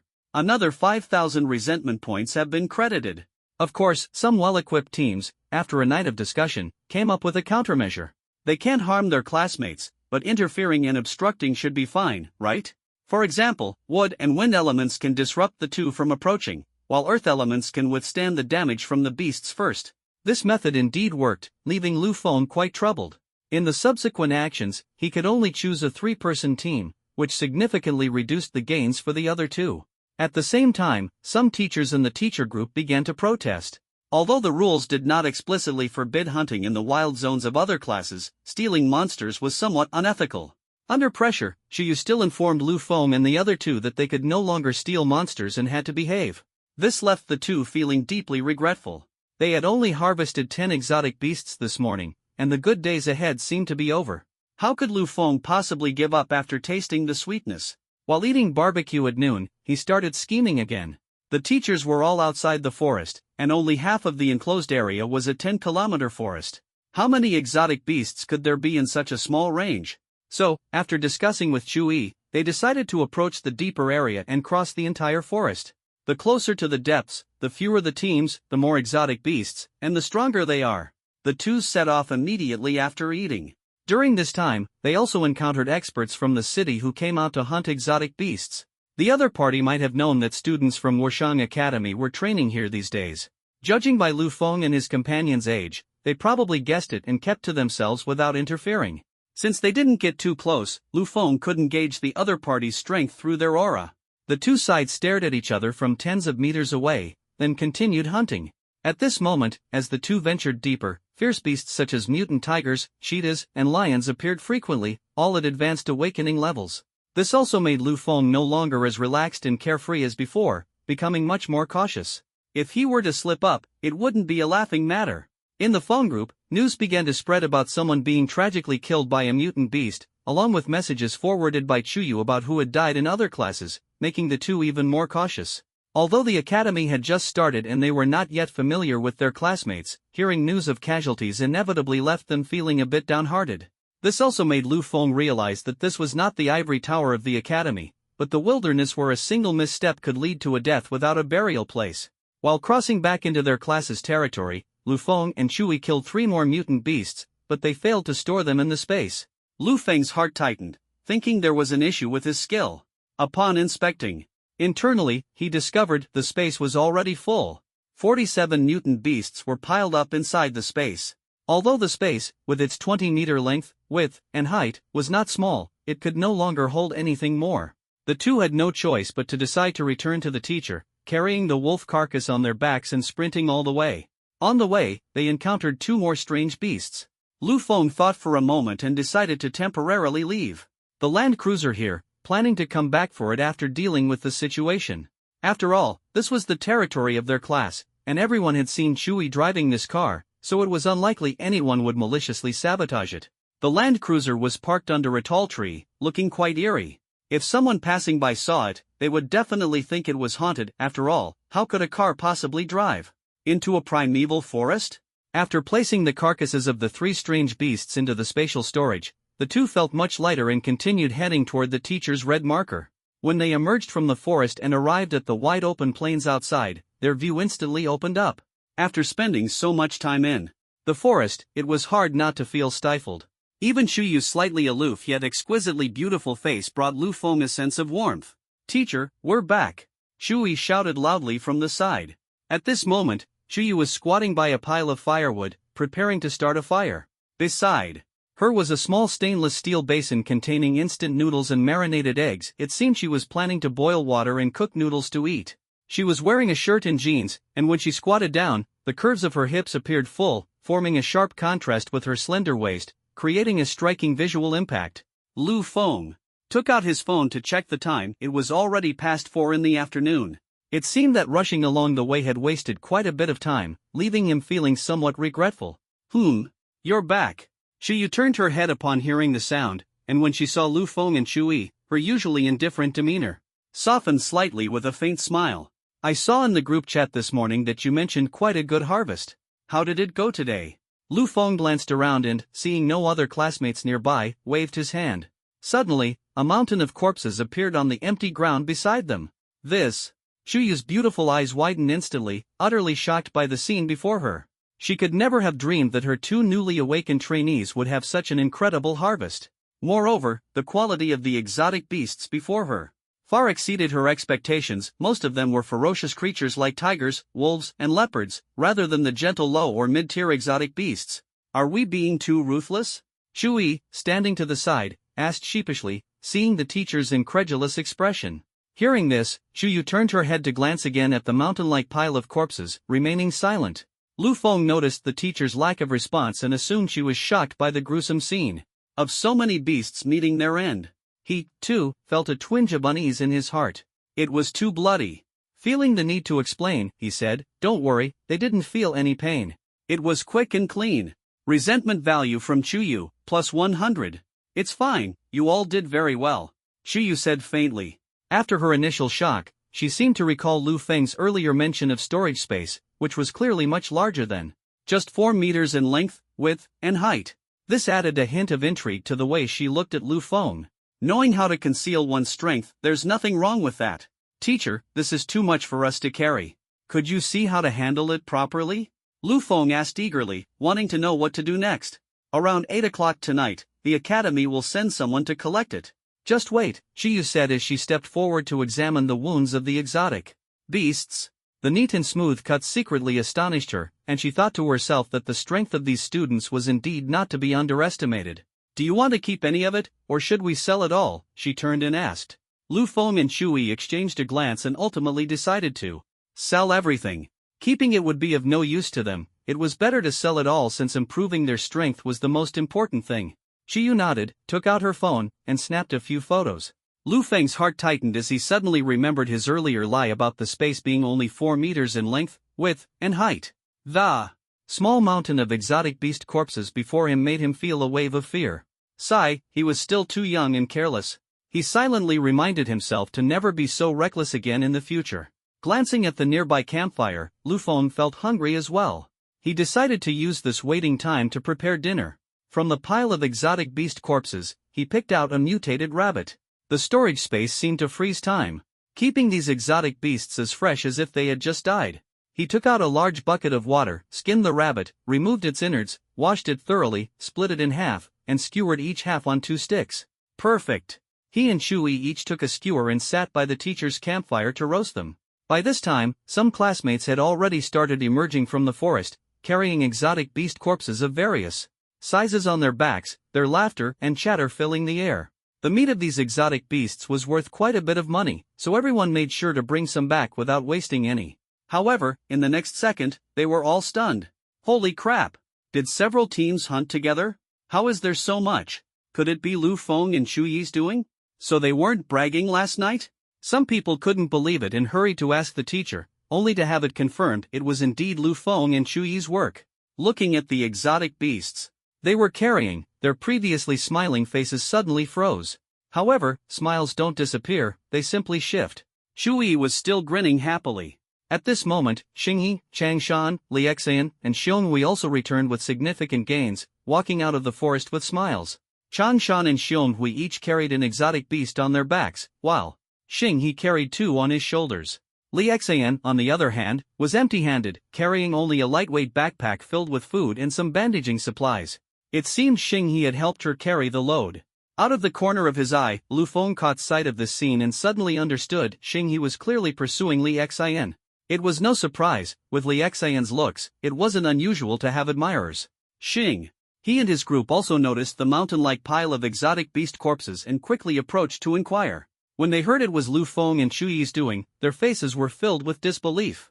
Last night, Lu Feng was definitely not joking. Resentment value from Xingyi, plus 300. Resentment value from Li Xian, plus 100. Li Xian gave Lu Feng a complicated look and silently returned to her camp. She didn't want to see this man, as his presence always made her unconsciously think of that night, leaving her heart in turmoil. Xingyi frowned as he watched Li Xian leave. Over the past 2 days of interaction, he had also noticed Li Xian's deliberate avoidance of Lu Feng. He tried to steer the conversation toward Lu Feng, but Li Xian always diverted it. This only confirmed further that Lu Feng must have done something that night. Otherwise, given Li Xian's naturally indifferent personality, How could she possibly exhibit such strange behavior?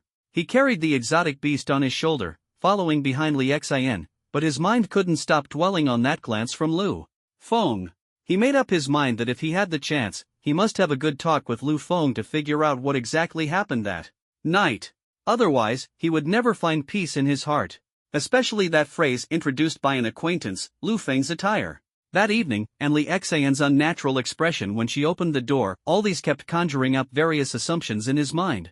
Even though he knew Li Xian's family background was extraordinary, to the point where even his own family wanted to curry favor with her, making the things he imagined utterly impossible, he just couldn't stop his wild thoughts. At this moment, Chuyu finished cooking her instant noodles. Seeing Lu Feng and Li Xian enjoying the fragrant, golden, juicy rabbit meat, she suddenly felt that her bowl of instant noodles was incredibly pitiful. Damn it, they were eating so comfortably in front of her that it made her feel downright miserable. Resentment value from Chuyu, plus 100. Lu Feng saw the system prompt, paused for a moment, then tore off a piece of rabbit leg meat and placed it into Chuyu's small bowl, smiling as he said, "Teacher, this exotic rabbit meat is delicious, you should try it too." Chuyu felt a bit embarrassed and quickly responded politely. Lu Feng chuckled inwardly, with the system around, it's truly impossible to hide anything. After eating, Lu Feng took a stroll around the camp and found that everyone was gathered around the fire. With just a few sleeping bags, there really wasn't much to see. Only the exotic beast's corpse looked somewhat pitiful compared to himself. Suddenly, he saw Li Xian and her 3 friends sitting by a campfire. The 4 of them looked at Lu Feng in unison, their eyes filled with disdain and resentment. Resentment value from Li Xian, plus 100. Heh, still angry? Lu Feng sneered dismissively and turned to leave. At that moment, Xingyi stood up, pointed at Lu Feng, and shouted arrogantly and defiantly, "Stop, I have something to ask you." Lu Feng curled his lips, thinking to himself, who is so rude? I'm not your servant, why should you talk to me like that? So, he pretended not to hear and kept walking without stopping.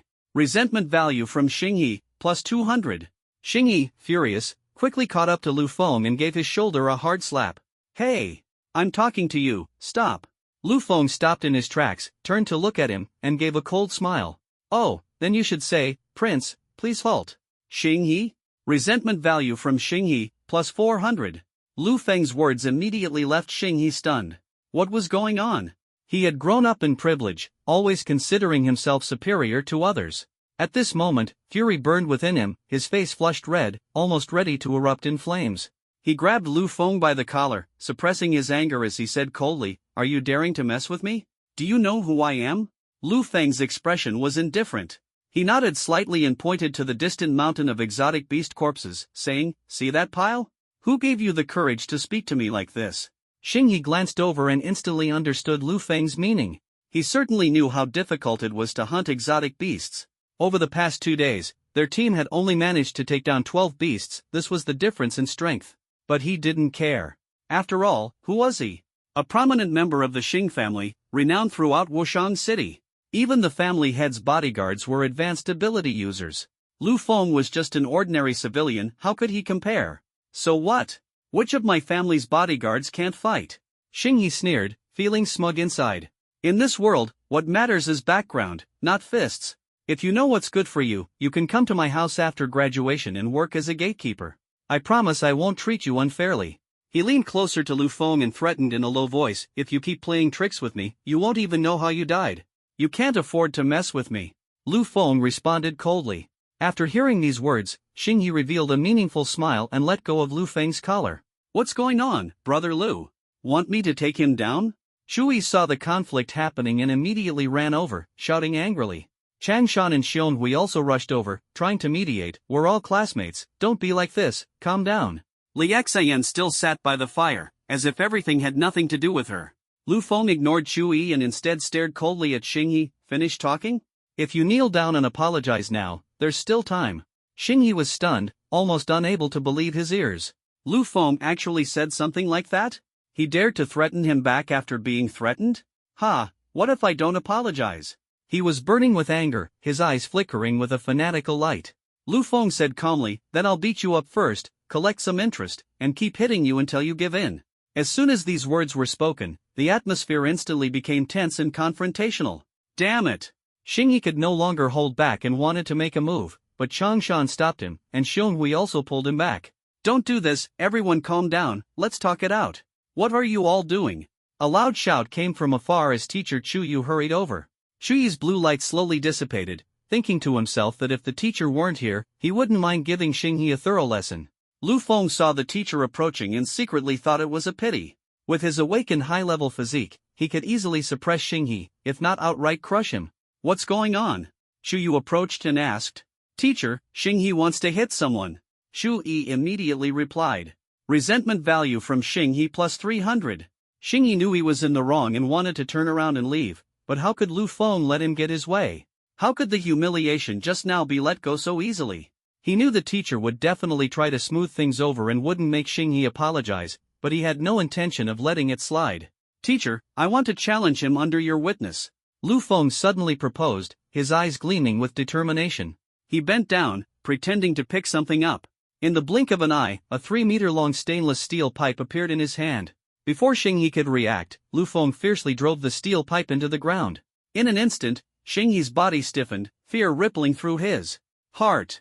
His body lost control, unable to move, his eyes widened like copper bells, staring straight at Lu Feng, as if foreseeing the impending doom. He tried to scream, but it was as if an invisible hand was tightly gripping his throat, leaving him unable to make a sound. Despair swept over him, and his body began to twist involuntarily around the steel pole. Thick thighs lifted high, he pulled up his pant leg with his hand, revealing dense leg hair. His fingers slid over his calf, gently teasing up to his thigh, exuding an air of seduction. Even more horrifying, he cast an incredibly flirtatious glance at the surrounding classmates. If it had been a woman performing these actions, they might have appeared graceful and enchanting. However, the one doing this was a burly man with a robust build, and the stark contrast left everyone utterly dumbfounded. The onlooking classmates were caught off guard, their faces twisting in disgust as they shouted that they couldn't take it. What the hell, my eyes? Ah, I can't, I need to wash my eyes. I never thought Xinghe had this kind of fetish. It's fine if you know you can't win, but don't apologize like this. I give up, stop dancing, I can't believe you're this kind of person. Chu Yu was also stunned, completely unable to understand why Xinghe would act this way. Was there truly no one in this world he cared about? Li Xian, who had been calmly adding wood to the fire, became curious upon seeing everyone's reactions and stood up. When she saw Xinghe actually pole dancing, her brows immediately furrowed in anger, feeling utterly humiliated. Although she had no interest in Xinghe, as a member of the team, she couldn't help but feel deeply embarrassed on his behalf. Disgusting. Angrily, she chose to turn around and walk away quickly, unwilling to witness this eye-burning scene any longer. Lu Feng stared intently at the dancing Xinghe, his expression bewildered. System, could you be any more ridiculous? This prop actually forces someone to perform a 10-second pole dance? Well, it's still a tactic against the enemy, so thinking about it makes it easier to accept. Speaking of which, Xinghe's dance is indeed quite an eyesore. He suppressed his disgust and pretended to say to Xinghe, Hey, Xinghe, there's no need for this. If you're apologizing, just apologize. Why go through the trouble of performing to apologize? At that moment, the 10 seconds ended, and Xinghe abruptly stopped. He felt as if the world had plunged into darkness. Faced with the pointing fingers of his classmates and his own actions just now, he simply couldn't accept this reality. Ah! He let out a sorrowful cry to the heavens, quickly pushed through the crowd, and fled into the distance. Resentment value from Xinghe, plus 1,000. Xinghe no longer had the face to see anyone. This blow was simply too much for him, and now he only wished for death. In the eyes of the crowd, Lu Feng seemed to have merely used his earth-based ability to retrieve the weapon Xinghe had hidden underground, intending to have a fair duel with him. But Xinghe outright chickened out, even going so far as to apologize by performing a dance on the spot, a jaw-dropping pole dance, no less. This made everyone present feel like their sense of decency had completely crumbled. Thinking back to Xinghe's dance, the crowd couldn't help but grimace, their faces full of disdain. When they saw Xinghe run off, the excitement was over, and they too dispersed, muttering about the decline of societal morals and the corruption of ethics as they left. Lu Feng let out a cold smile, watching Xinghe's retreating figure with a sense of satisfaction before turning back to his own camp. If he hadn't stood up for himself just now, who else would have? Xinghe was right. If an ordinary person had no background, he could indeed make them disappear silently, and no one would care. Within a few days, they would be completely forgotten. What had just happened was merely a bit of interest. This matter was far from over. Brother Lu, that Xinghe is so disgusting. If he wanted to apologize, fine, but did he really have to dance and gross everyone out?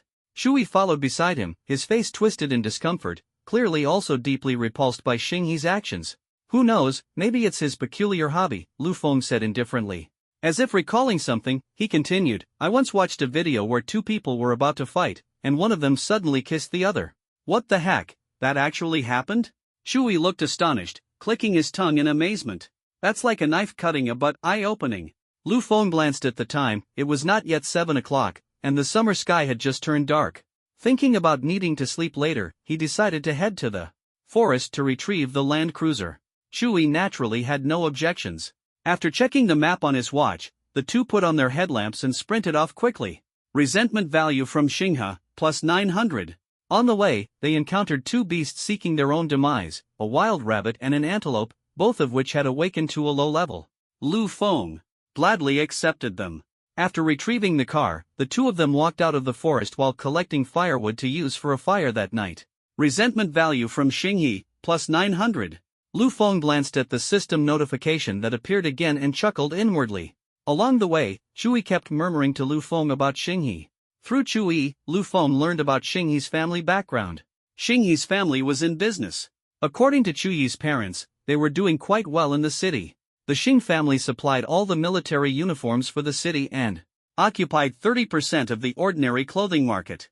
In a city like Wushan with a population of 9 million, their family alone controlled the consumption market of 3 million people, making them true tycoons.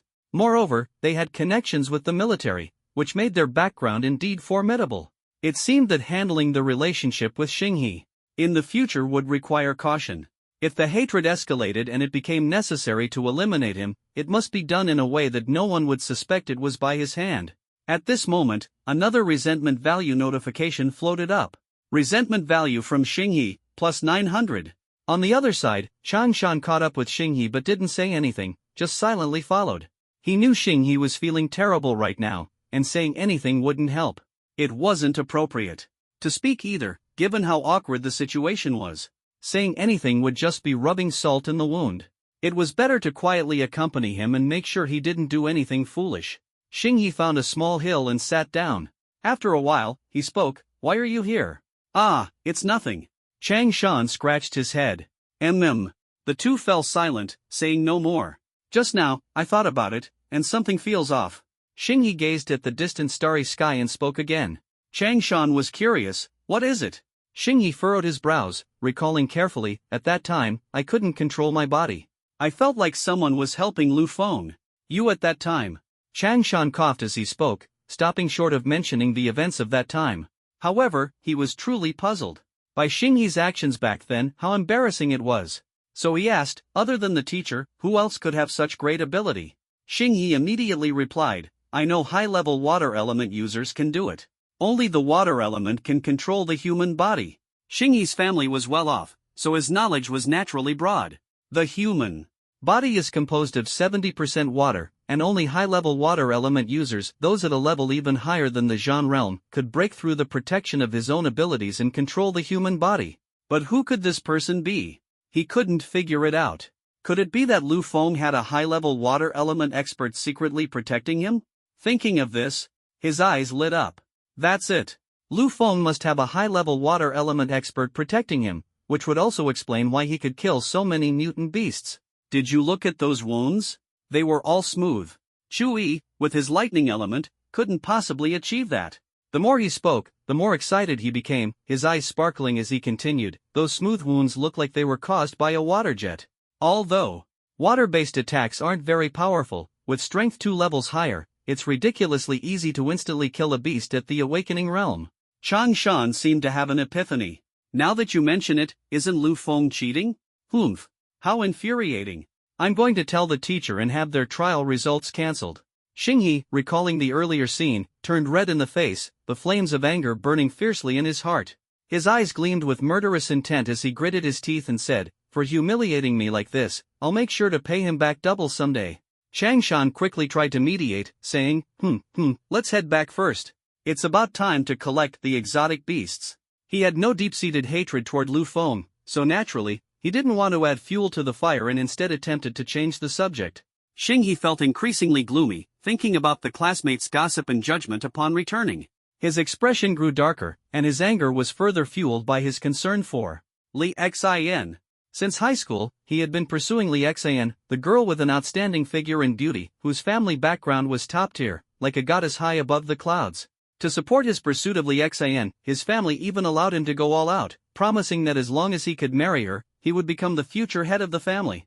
As long as he conquers Li Xian, wealth, power, and beauty will all be within his grasp.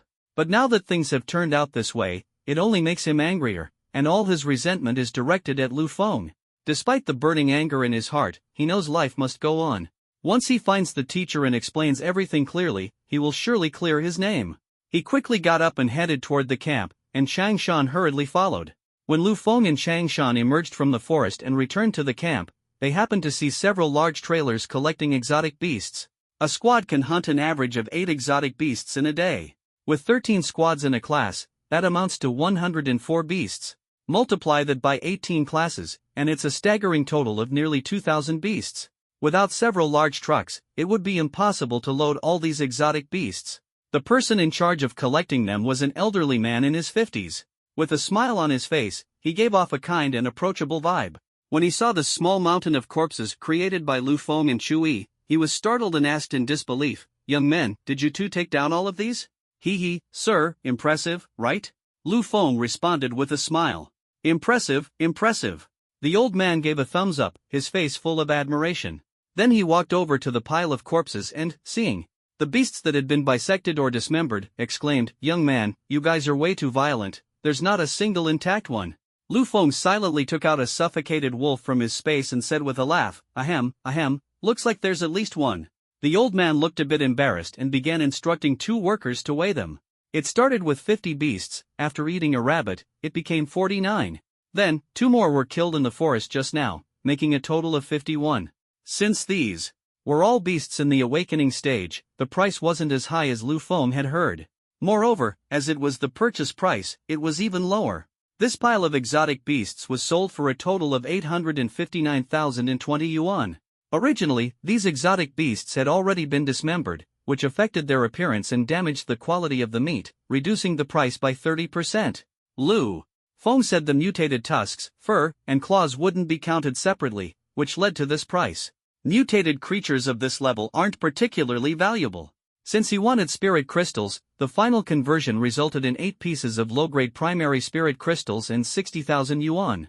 As expected, there are plenty of wealthy people in the city. He understood that some of this exotic beast meat was sold to wealthy individuals for health and fitness purposes, such as tiger penis and deer antler, which are considered highly nourishing.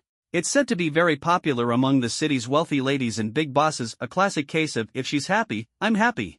Some are made into medicinal materials for use in medicine, such as some being processed into blood-replenishing pills and energy-replenishing pills commonly carried by ability users. In simple terms, they are blood-replenishing medicine and energy-replenishing medicine.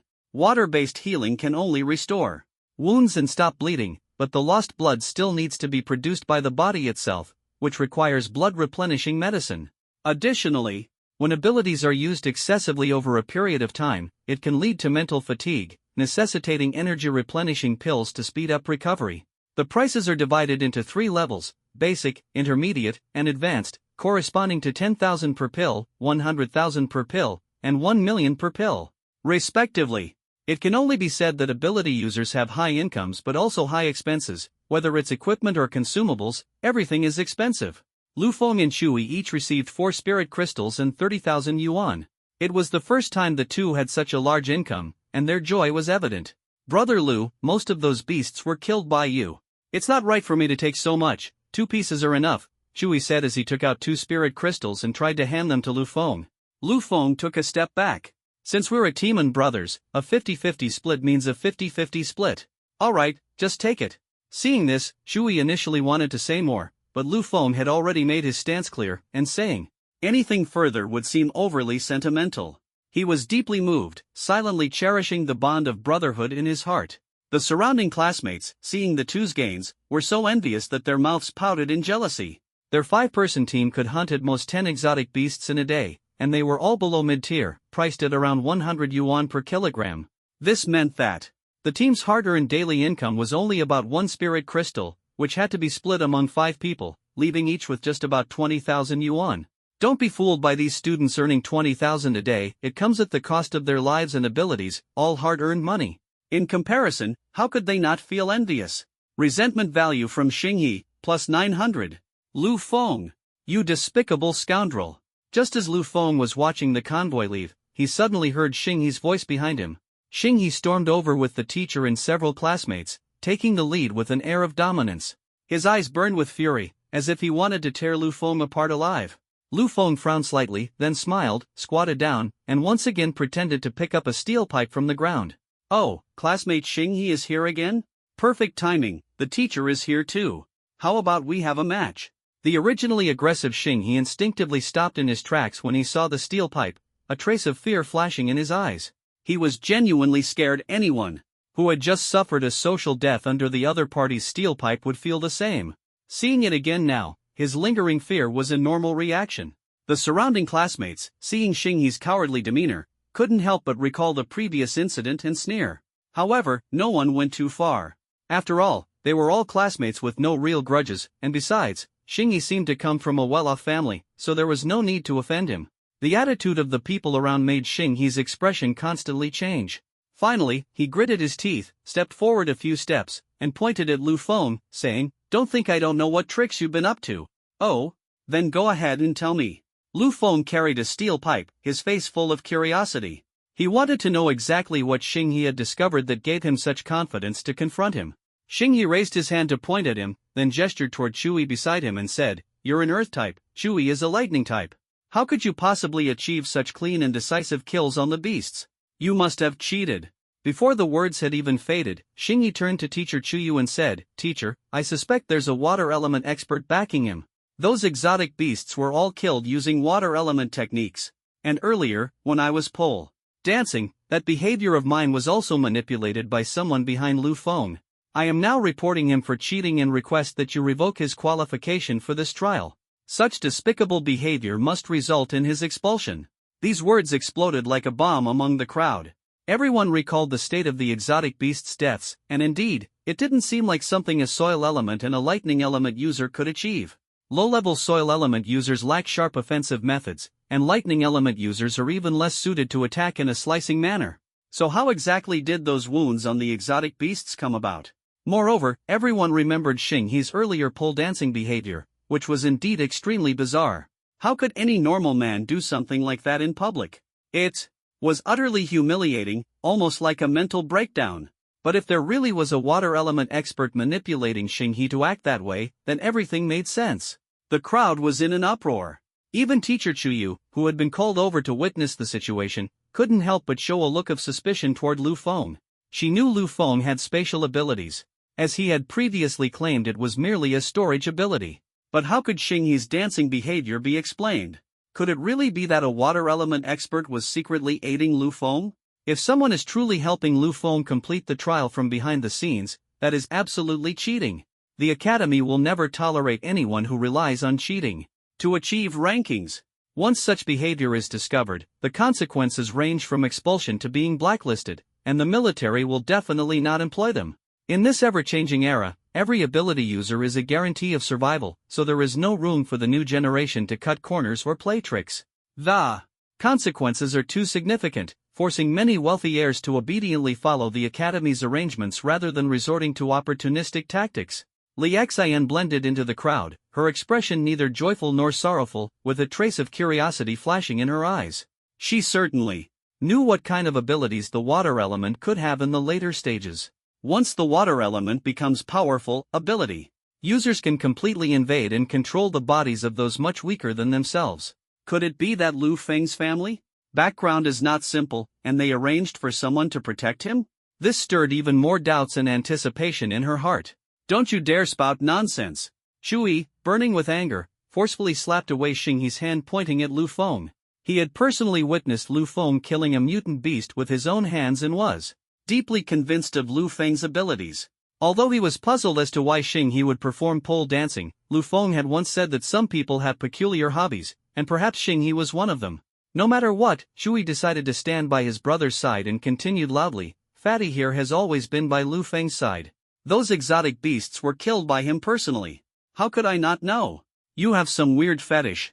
The moment you see a steel pipe, you want to dance. And now you have the nerve to blame others? He looked utterly disdainful and then spat on the ground. You're the one with the weird fetish. Xinghe exploded the moment he heard this. That dance was a permanent scar in his heart, and Chui exposing it in front of everyone ignited his fury. He was so enraged that he wanted to charge forward, but fortunately, Chang Shan and Xiong Hui held him back in time. The people around burst into laughter at Chuyi's words, and the atmosphere on site became tense. Oh, my fiery temper. You still want to make a move? Chui, seeing this, refused to back down. He rolled up his sleeves and shouted loudly, "If you've got the guts, then come at me. Otherwise, you're a coward." He was aggressive, looking ready to fight at the slightest provocation. Enough! Chuyu shouted angrily, her face as cold as frost. Only then did the group calm down, glaring at each other. Chuyu turned to look at Lu Feng and asked, "Lu Feng, in the face of Xinghe's accusations, do you have anything to say?" She harbored a faint suspicion in her heart. Lu Feng, as a newly awakened individual, seemed unusually powerful in his ability to kill a beast of the same level. Lu Feng's expression remained calm. He stepped forward, pulling Chui behind him, glanced around, and spoke slowly. "Originally, I interacted with everyone as an ordinary person, but now all I get in return is suspicion. It's truly disheartening. Now, I won't pretend anymore. I'll lay my cards on the table." As soon as he finished speaking, everyone showed puzzled expressions. Could it be that Lu Feng had some hidden identity? Actually, I am a dual-element awakener of earth and water. Lu Feng's voice was firm and resonant, instantly causing an uproar. What? The surrounding classmates widened their eyes, exclaiming in shock one after another. Dual-ability awakeners are extremely rare in history, geniuses that appear only once in several decades. 100 years ago, the entire globe was shrouded in an unprecedented thick fog, and Blue Star underwent a massive transformation.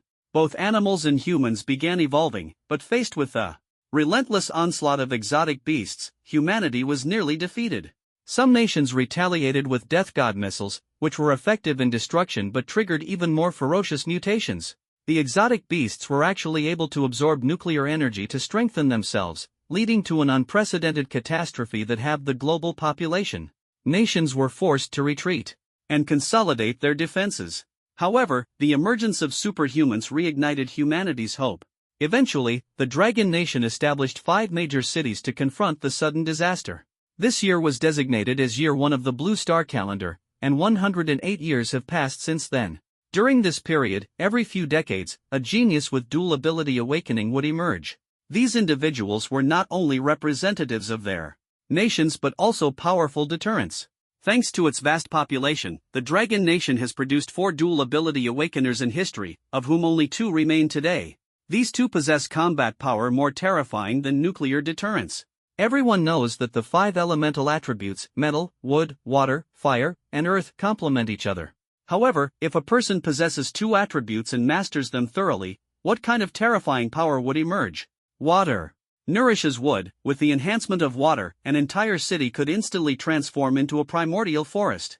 Wood fuels fire. With the support of wood-based abilities, endless flames could turn a city of millions into a molten hell. Although death god missiles can intercept, how could one possibly resist such an unparalleled powerhouse? Such individuals are legends in their own right. This is not merely a simple combination of water-based and wood-based abilities, it involves the fusion and mutation of abilities within the human body, a phenomenon that is truly awe-inspiring.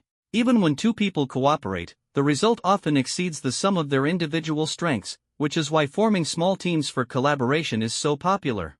At this moment, Lu Feng revealed that he was a dual attribute awakener, and the shocked expressions of the crowd were as if they had been struck by lightning, utterly incredulous. Among the crowd, Li Xian knew Lu Feng was a spatial ability user, but seeing his confident demeanor, she couldn't help but start doubting whether Lu Feng had deceived her that day. Clearly, he had demonstrated spatial abilities that night. Could everything he was saying now be lies? But how could he possibly explain this contradiction? Teacher Chu Yu quietly observed. She had previously assessed Lu Feng's abilities alongside the vice dean and was certain he belonged to the spatial element. Therefore, Lu Feng's words did not affect her. However, like Li Xian, she was curious about Lu Feng's intentions. Could it be that he truly wanted to conceal his identity as a spatial element user? This is impossible. You're talking nonsense. Xingyi exclaimed in disbelief, his eyes wide like copper bells, his face full of panic. Gritting his teeth, he questioned furiously, utter nonsense, utter nonsense. If you have the guts, prove it to us. You can't believe it, a once-in-decades genius appears in our class, and he's my rival. His voice was filled with anger and resentment, as if Lu Feng's existence directly challenged his self-esteem. Absolutely impossible. Xingyi roared, unable to accept this reality. Watch your damn mouth. Who are you accusing of farting? Chui, unable to bear it any longer, immediately fought back, his tone filled with anger. Lu Feng raised his hand slightly, signaling Chui to calm down, understanding that saying more would be pointless. He turned to Xingyi and smiled faintly. Didn't you want to see me prove it? Want to know how I hunt exotic beasts? Then I'll prove it to you. His gaze swept across the crowd, searching for a target. A tall tree in the distance caught his attention, its trunk thick and sturdy, about 100 meters away. That would do. Watch closely. Lu Feng said to Xingyi, his eyes gleaming with determination. Water blade. Before the words had even finished, Lu Feng waved his hand, and ripples surged through the air as the attack shot forth like lightning. It was so fast that no one could react. The attack landed silently on a distant tree trunk. The tree shook violently, then began to tilt, and finally crashed to the ground with a thunderous roar that reverberated all around, leaving everyone present utterly stunned. This, impossible, impossible. Xingyi stood dumbfounded, his eyes wide like bronze bells, his mind shaken to the core, and his entire body trembling uncontrollably. Unsteady underfoot, he staggered 2 steps, his face filled with panic and helplessness. Such a massive tree was actually split through so effortlessly by Lu Feng. This was irrefutable evidence. Lu Feng's attack power shocked everyone. He not only proved his own strength but also made everyone understand that the deaths of those exotic beasts were all his doing alone. There was absolutely no mysterious master behind him, nor any cheating involved. The surrounding classmates let out a burst of exclamations. Whoa, this attack power is actually this strong? I'm also water element, but I can't do that. No wonder they say dual element ability users are invincible. The combination of dual element abilities is simply off the charts. So this is the power of dual element awakening? Terrifying beyond belief. This is great, Xingyi has finally met his match. My goodness, our class actually has a dual ability user. We can brag about this forever. Amid everyone's discussions, they automatically attributed the strength issue to the power of the dual ability combination, saving Lu Feng the trouble of explaining. Even the teachers who knew the inside story, Chuyu and Li Xian, were utterly shocked. What on earth is going on? Is Lu Feng a spatial ability user or a combination of water and spatial abilities? That ripple that just flashed by was indeed no different from a water blade, except the intensity was vastly different. Chuyu quickly understood. As a water ability user, with her formidable strength, she could condense moisture in the air to form an attack. But such an attack power could only be achieved by someone at the pool realm like her. Lu Feng had just awakened not long ago. How could he possibly unleash such a powerful attack? Then the technique he used must have been a spatial type attack. Li Xian began to doubt the words Lu Feng had said that night. Is this truly a combination of the space and water elements, or purely the space element? If it really is the space element, Lu Feng possesses the abilities of teleportation and spatial storage, and now, with this terrifying offensive capability added, he's practically invincible. Hearing Xingyi still stubbornly shouting impossible from his mouth, a glint flashed in Lu Feng's eyes as he smiled faintly and said, "Nothing is impossible." Do you need me to do it again? Xingyi dared not respond. With such irrefutable evidence before him, he was left with no argument. Once more, but it's nothing more than adding insult to injury. His plan to accuse Lu Feng of cheating had completely failed. Could he just admit defeat so shamefully and become the laughingstock of the entire school from now on? His heart was full of unwillingness. Suddenly, a flash of inspiration struck him, his eyes lit up, and he quickly said, "Wait, there's more. You said you are of the water and earth elements, but how could someone who just awakened recently make me dance? This is the loophole." The people around turned their heads to look at Lu Feng. Since the dancing wasn't Xingyi's own will, someone must be up to something. To control a person with water abilities, one must surpass 2 major realms to achieve it. To control someone at the Awakener level, the Lamp realm cannot break through the opponent's ability defenses. Only a strong individual in the Pool realm can accomplish this. However, Lu Feng clearly does not possess the strength of the Pool realm. Didn't I already say that's just a quirk of yours? Chui sneered, rubbing salt into Xingyi's wound. This sentence instantly made Xingyi's slightly improved face turn red. What the hell kind of fetish is that? You're talking nonsense, he instinctively retorted. Wanna try speaking with your anus again? Shui mercilessly shot back. His family's business has nothing to do with the Xing family, so he has no scruples when confronting them. What's more, he's a lightning element user. Once he grows stronger, destroying the other family would be as simple as striking them with lightning. At the same time, no one wants to offend a lightning element genius with limitless potential, unless they're sworn enemies. As soon as these words were spoken, the crowd burst into laughter, and the atmosphere instantly became lively.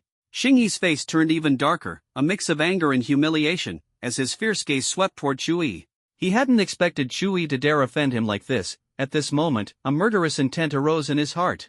Lu Feng patted Shui on the shoulder, signaling that he would handle it, then stepped forward and looked at Xingyi, saying, "Whether your dancing was controlled by someone else or is just your personal hobby, why don't we test it and find out?" "How do we test it?" Xingyi asked urgently. How else can we try?" Lu Feng picked up the steel pipe he had been carrying all along, smiling faintly with a meaning that needed no words. Xingyi looked at the steel pipe, his expression extremely grim. Lu Feng turned to look at the crowd around him and raised his voice, "Everyone, watch closely. Teacher, you pay attention too. See whether it's his personal quirk or if someone is manipulating him behind the scenes." Shuyu nodded, activating her ability. The water molecules in the surrounding air were completely under her control, and even around Xingyi, a protective energy layer formed. She knew that this barrier could not only protect Xingyi but also block any covert water-based abilities from manipulating him. Amid everyone's anticipation, Lu Feng thrust the steel pipe fiercely into the ground, driving it deep into the soil with a crisp sound.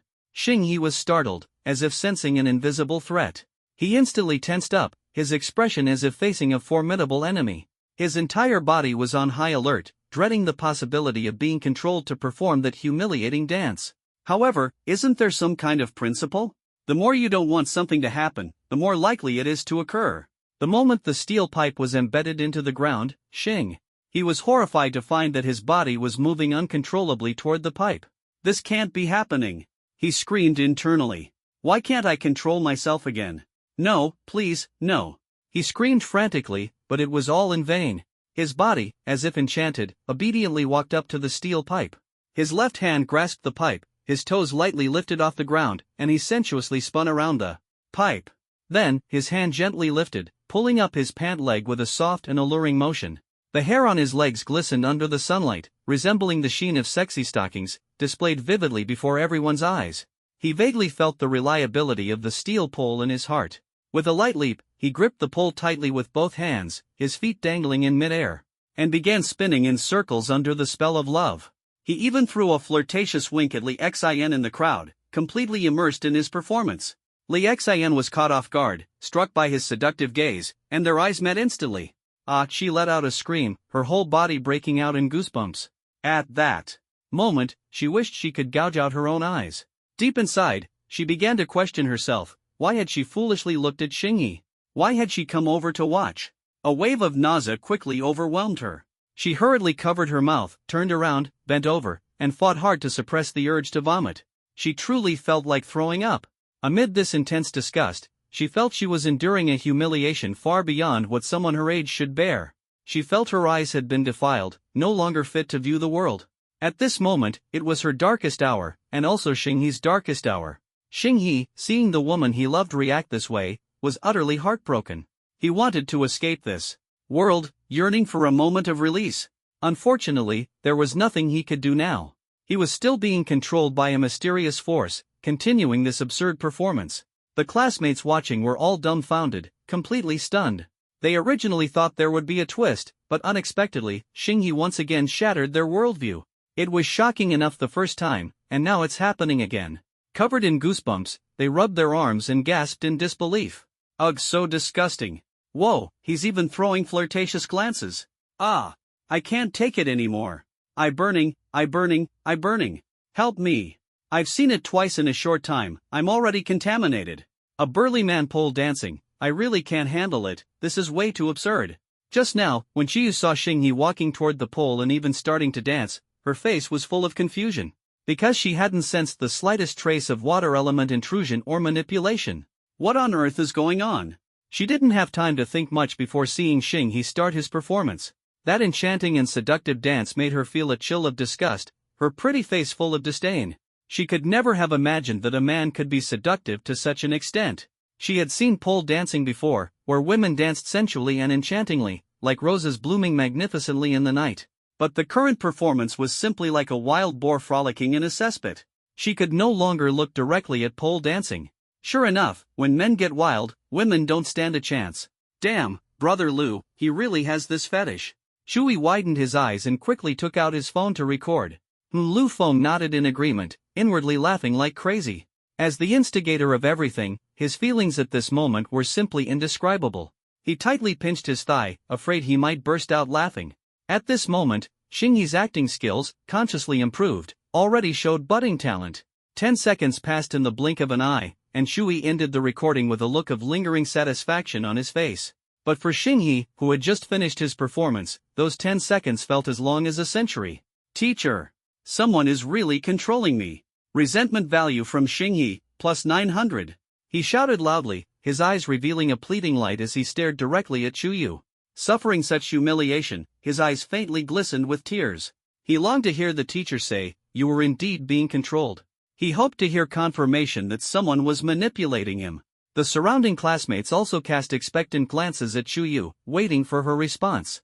Facing Xingyi's expectant gaze, Chuyu felt a pang of reluctance in her heart. This truth would undoubtedly deal him a fatal blow, and she couldn't bear it in her heart. Just now, she hadn't sensed any feedback from supernatural abilities, everything seemed so normal. However, not only were the classmates and Xingyi waiting for her answer, but Lu Feng was also yearning for the truth, hoping to prove his innocence. At this moment, everyone's eyes were focused on her. She hesitated for a moment, then finally shook her head slowly under Xingyi's gaze. "No. Impossible. I was really being controlled." Xingyi shouted in despair. Resentment value from Xingyi, plus 1000. Even Lu Feng felt a twinge of pity at that heart-wrenching, tear-filled expression. Xingyi looked around, his eyes filled with pleading. "Believe me, I was really being controlled. I really didn't want to dance." However, when he stepped forward, everyone silently took 2 steps back. Xingyi looked at Li Xian, who had been frowning in the crowd, this girl he had pursued for 2 years, and hurriedly stepped forward 2 more steps. "Ashin, you will believe me, won't you?" Unexpectedly, the one he loved in his heart also took 2 steps back, her face full of disdain. Xingyi suddenly stopped in his tracks. After 2 years of painstaking pursuit, Li Xian had finally developed a slight fondness for him, but now, in the face of this scene, it had completely vanished. He looked pained, utterly heartbroken. Looking around again, the retreating movements and disdainful expressions of everyone were like an invisible knife deeply piercing his heart. Despair, utter despair. It was as if he were being swallowed by an abyss, his whole being spinning. Suddenly, he saw Lu Feng, the man who had brought him to this point, the root of all this evil. At this moment, hatred consumed him, placing all the blame squarely on Lu Feng. He completely ignored his initial arrogance and aggressiveness, forgetting the scene where he grabbed Lu Feng by the collar to interrogate him, even wanting to report Lu Feng, have him expelled from the academy, and ruin his reputation in society. He ignored the fact that all of this was his own doing, which led to things escalating to this point. Consumed by madness, he was burning with rage and pointed at Lu Feng, shouting, "Lu Feng! It's all because of you! You despicable scoundrel! I will kill you!" Resentment value from Xingyi, plus 1000. Overwhelmed with extreme anger, Xingyi completely lost his sanity and disregarded the academy's rules, unleashing his superpower. A blazing flame, like a ferocious beast, surged toward Lu Feng. The fire raged fiercely, and the scorching heat instantly engulfed the entire area. This distance was enough to completely cover Lu Feng. In his mind, he envisioned Lu Feng being burned into charcoal, writhing in agony on the ground, and ultimately consumed by the flames. A sinister pleasure flickered in his eyes. However, just as he was basking in his triumph, Lu Feng, facing the sudden attack, narrowed his gaze coldly and was about to use the dimensional gate to defend himself when, "Scoundrel!" A thunderous roar erupted from nearby. The fierce fireball vanished instantly, and a mist rose into the air. It was Chuyu. She swiftly activated her water-based ability, extinguishing the flames directly. "Ah!" Xingyi roared in fury and frustration as his wish was thwarted. Resentment value from Xinghe, plus 800. He originally planned to launch a sneak attack and kill Lu Feng, but under the protection of his family, he could remain unscathed and hide for 2 years without any consequences. In this world where the strong reign supreme, ordinary people die and that's it. What's more, his family is so powerful in Wushang City. However, after seeing the teacher take action, his plan instantly fell apart. and there was no longer any possibility of killing Lu Feng. He no longer had the face to stay, turned around, and ran, wanting to escape this place that had caused him such humiliation. As he turned, a drop of water floated down from the air and heavily fell onto the grass. After suffering consecutive setbacks in such a short time, he completely broke down, his mind in utter chaos. He wanted to go home, far away from this place.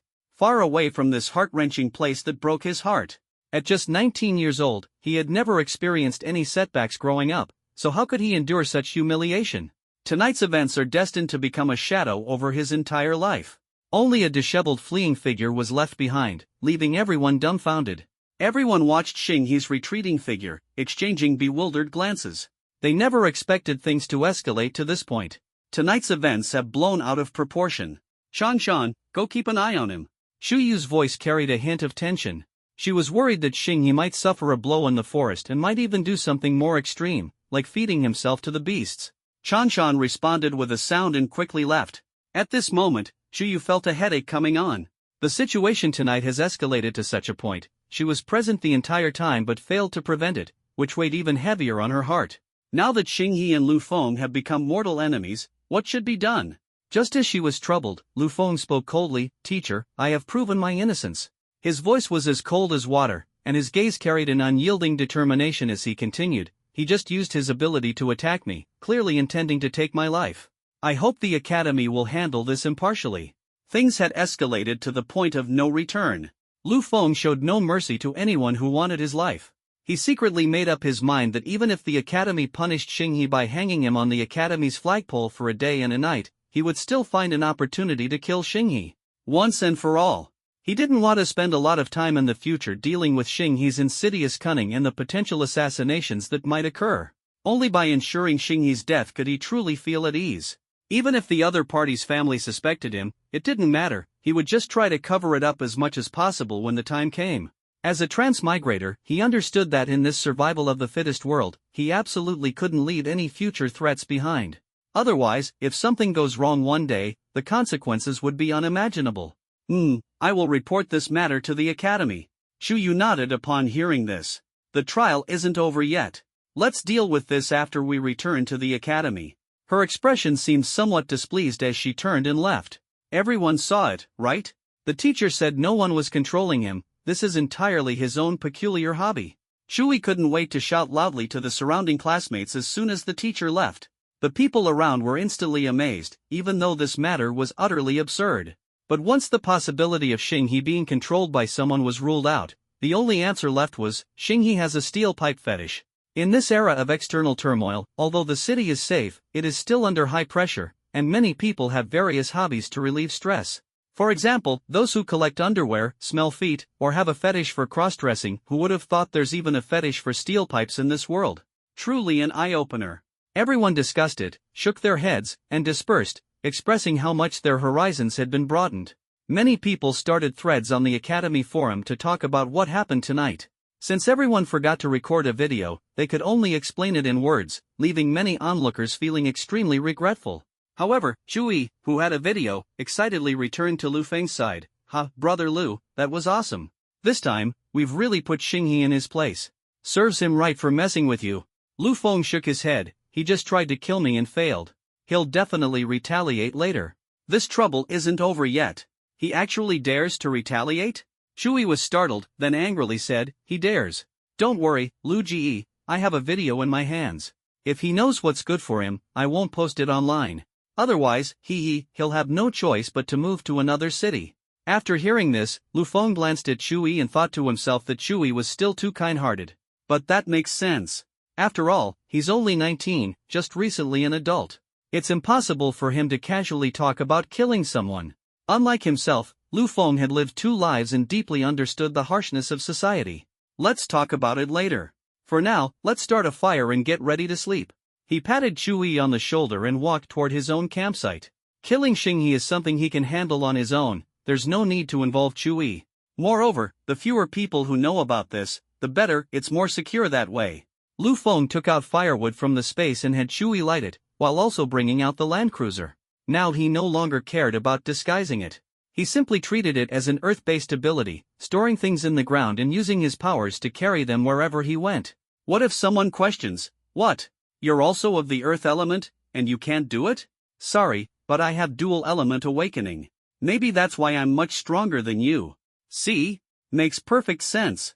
While Chewie was busy lighting the campfire, Lu Feng took out the 4 spirit crystals he had just obtained after selling the exotic beast.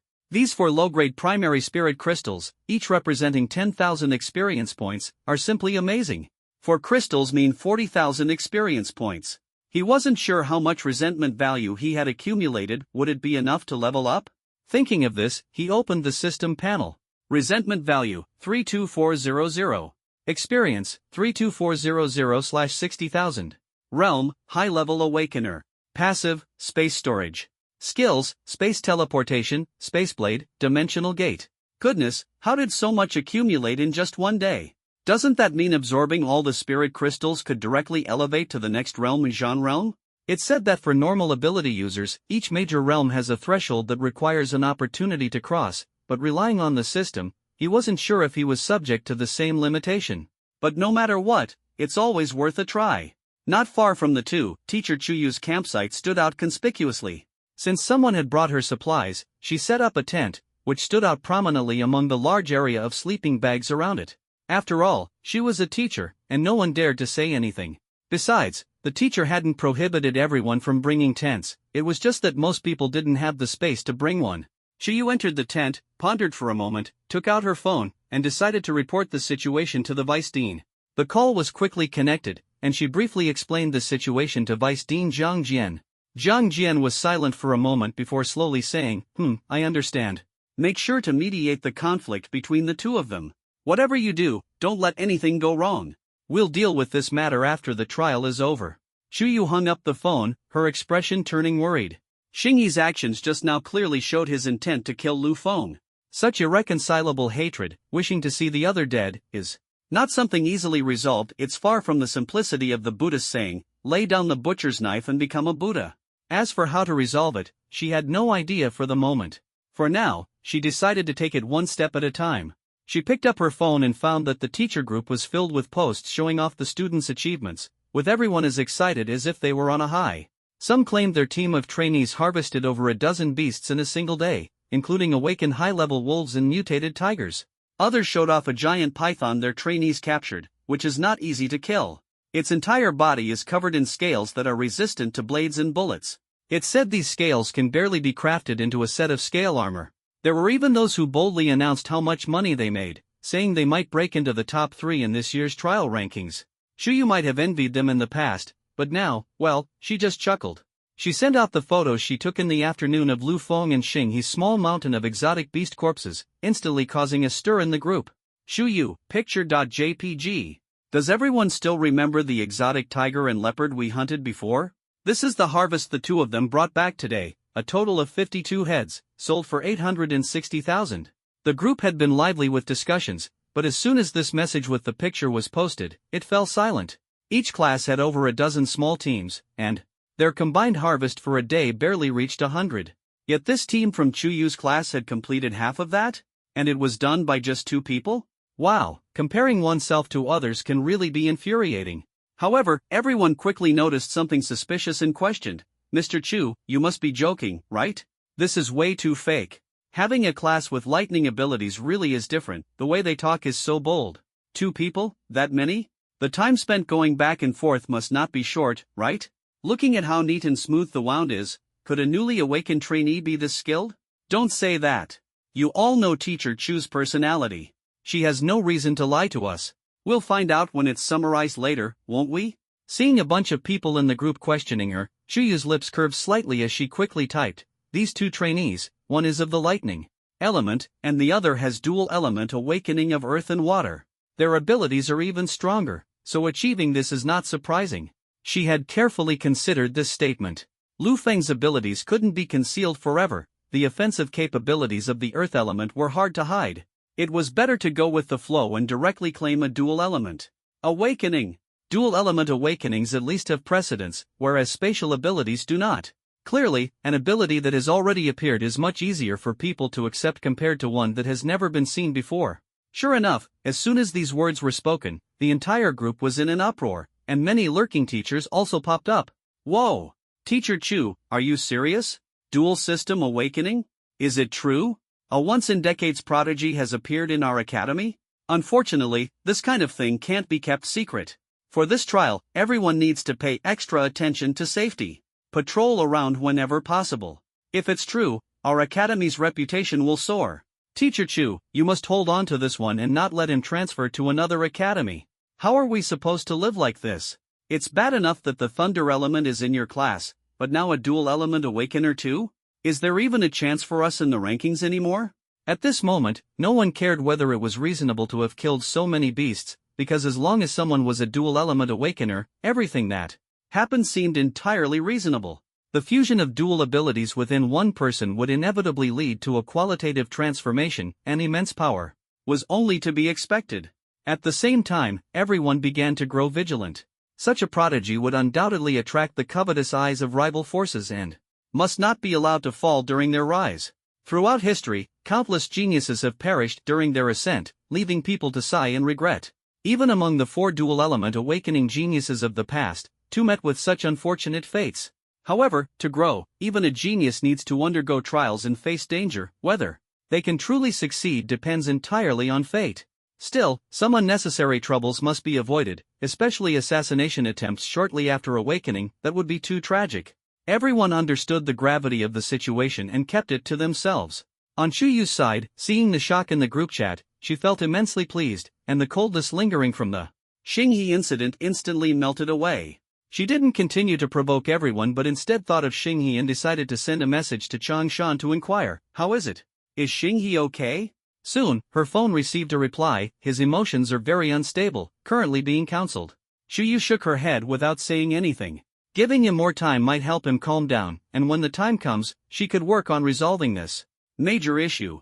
Meanwhile, a teacher in the group was right, having 2 geniuses in her class meant her days ahead would be much easier, and various class ranking rewards would surely be plentiful. Thinking of this, her mood instantly brightened. Resentment value from Xinghe, plus 800. Lu Feng saw the system notification pop up again and smiled. If Xinghe knew that his anger was indirectly aiding the enemy, he wondered how he would feel. "Fatty, I'm going to absorb the spirit crystal. Don't let anyone disturb me," he said, turning to Chui, who was busy lighting a fire. "Got it, Brother Lu." The chubby man wore a radiant smile on his face. "What about the sworn father?" Lu Feng chuckled and shook his head, then began to focus on meditating to absorb the spirit crystal. Holding the spirit crystal in his hand, his ability slowly guided the energy within the crystal, establishing a channel with himself. As a continuous stream of energy was absorbed into him, he felt his ability growing stronger. The energy merged with his ability, was absorbed, and then nourished his body, enhancing his physique. The first crystal, the second, the third. A vast amount of energy filled his entire body, and a faint sense of fullness began to emerge. Following the experiences he had learned from textbooks before, he started attempting to guide his ability to break through to his dantian. The energy of his ability surged like raging waves, pounding against the blockage in his dantian. Boom! It seemed as if a roar echoed within his body, and the overflowing energy in his limbs and bones found an outlet, converging toward his dantian. Finally, this force condensed into a small handful of liquid-like energy, shining like a star within him. This is the realm of illumination. This checkpoint did not pose much of a challenge for him, perhaps thanks to the system's blessing. Lu Feng, who had been meditating with his eyes closed, suddenly opened them, a glint flashing through as if to tear through the darkness. He had now successfully leveled up, his entire body brimming with an endless surge of power, making him eager to unleash the space blade and dance wildly. Previously, after releasing the space blade a dozen times, he would feel exhausted, but now it seemed he could release it several times more without any issue, truly like adding wings to a tiger.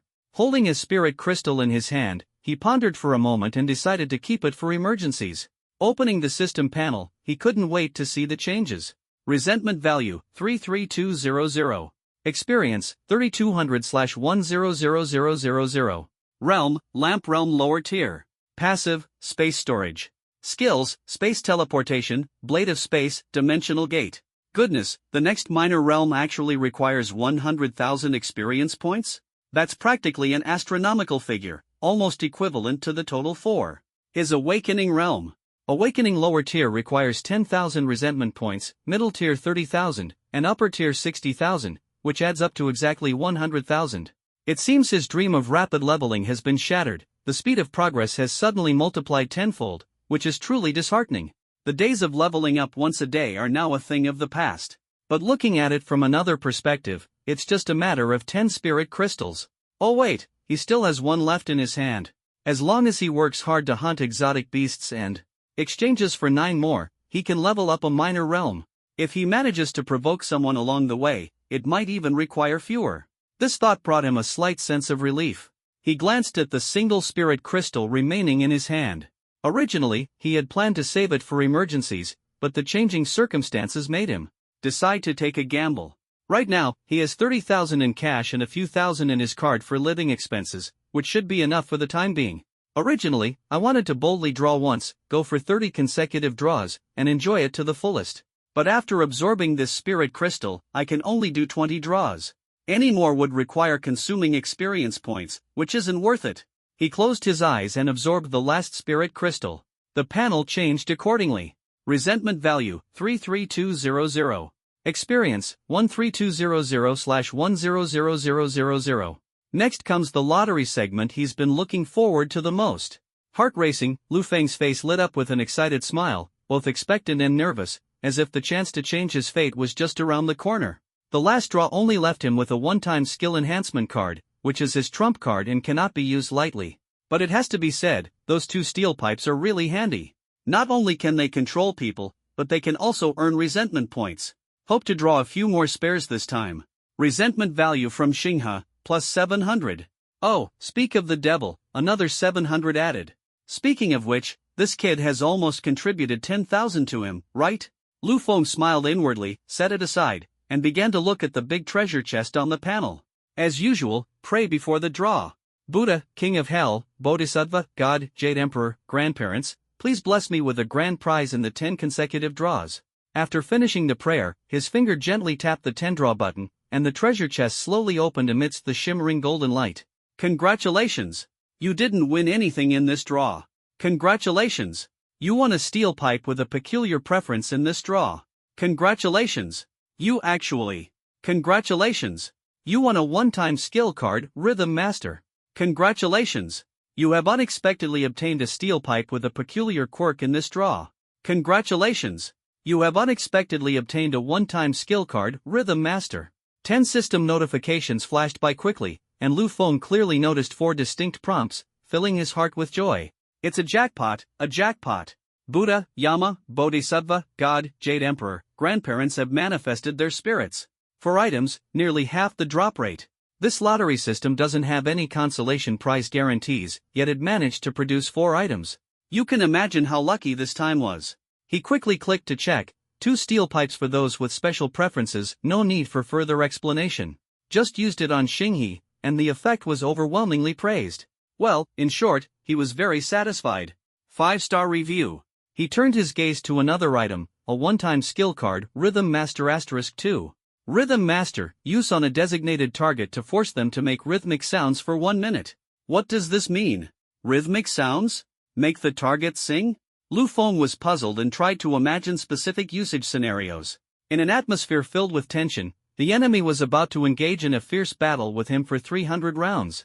As a result, he used Rhythm Master on the enemy, and the enemy inexplicably started singing in public for a minute? What the heck? This is interesting. Lu Feng's eyes lit up. This skill card seemed to also generate resentment points by causing social death for the other party after use. Isn't this just like tonight, spending 10,000 resentment points and getting 10,000 back? Although it hasn't reached 10,000 yet, he believed that tomorrow or for a long time in the future, Xinghe would continue to provide him with resentment points. In short, it was a guaranteed profit. It's practically a freebie. Awesome system. Thinking about the 10 consecutive draws he still had, he couldn't help but feel a bit excited. Looking at that 10 draw button, his heart raced and his fingers trembled. Open it for me. Congratulations. You didn't win anything in this draw. Congratulations. You won a steel pipe with peculiar preferences in this draw. Congratulations. You didn't win anything in this draw. Congratulations. You won a one-time skill card, Rhythm Master in this draw. Congratulations. Your draw this time actually. Lu Feng? Only 2? What the heck? Just got lucky once and now back to being unlucky?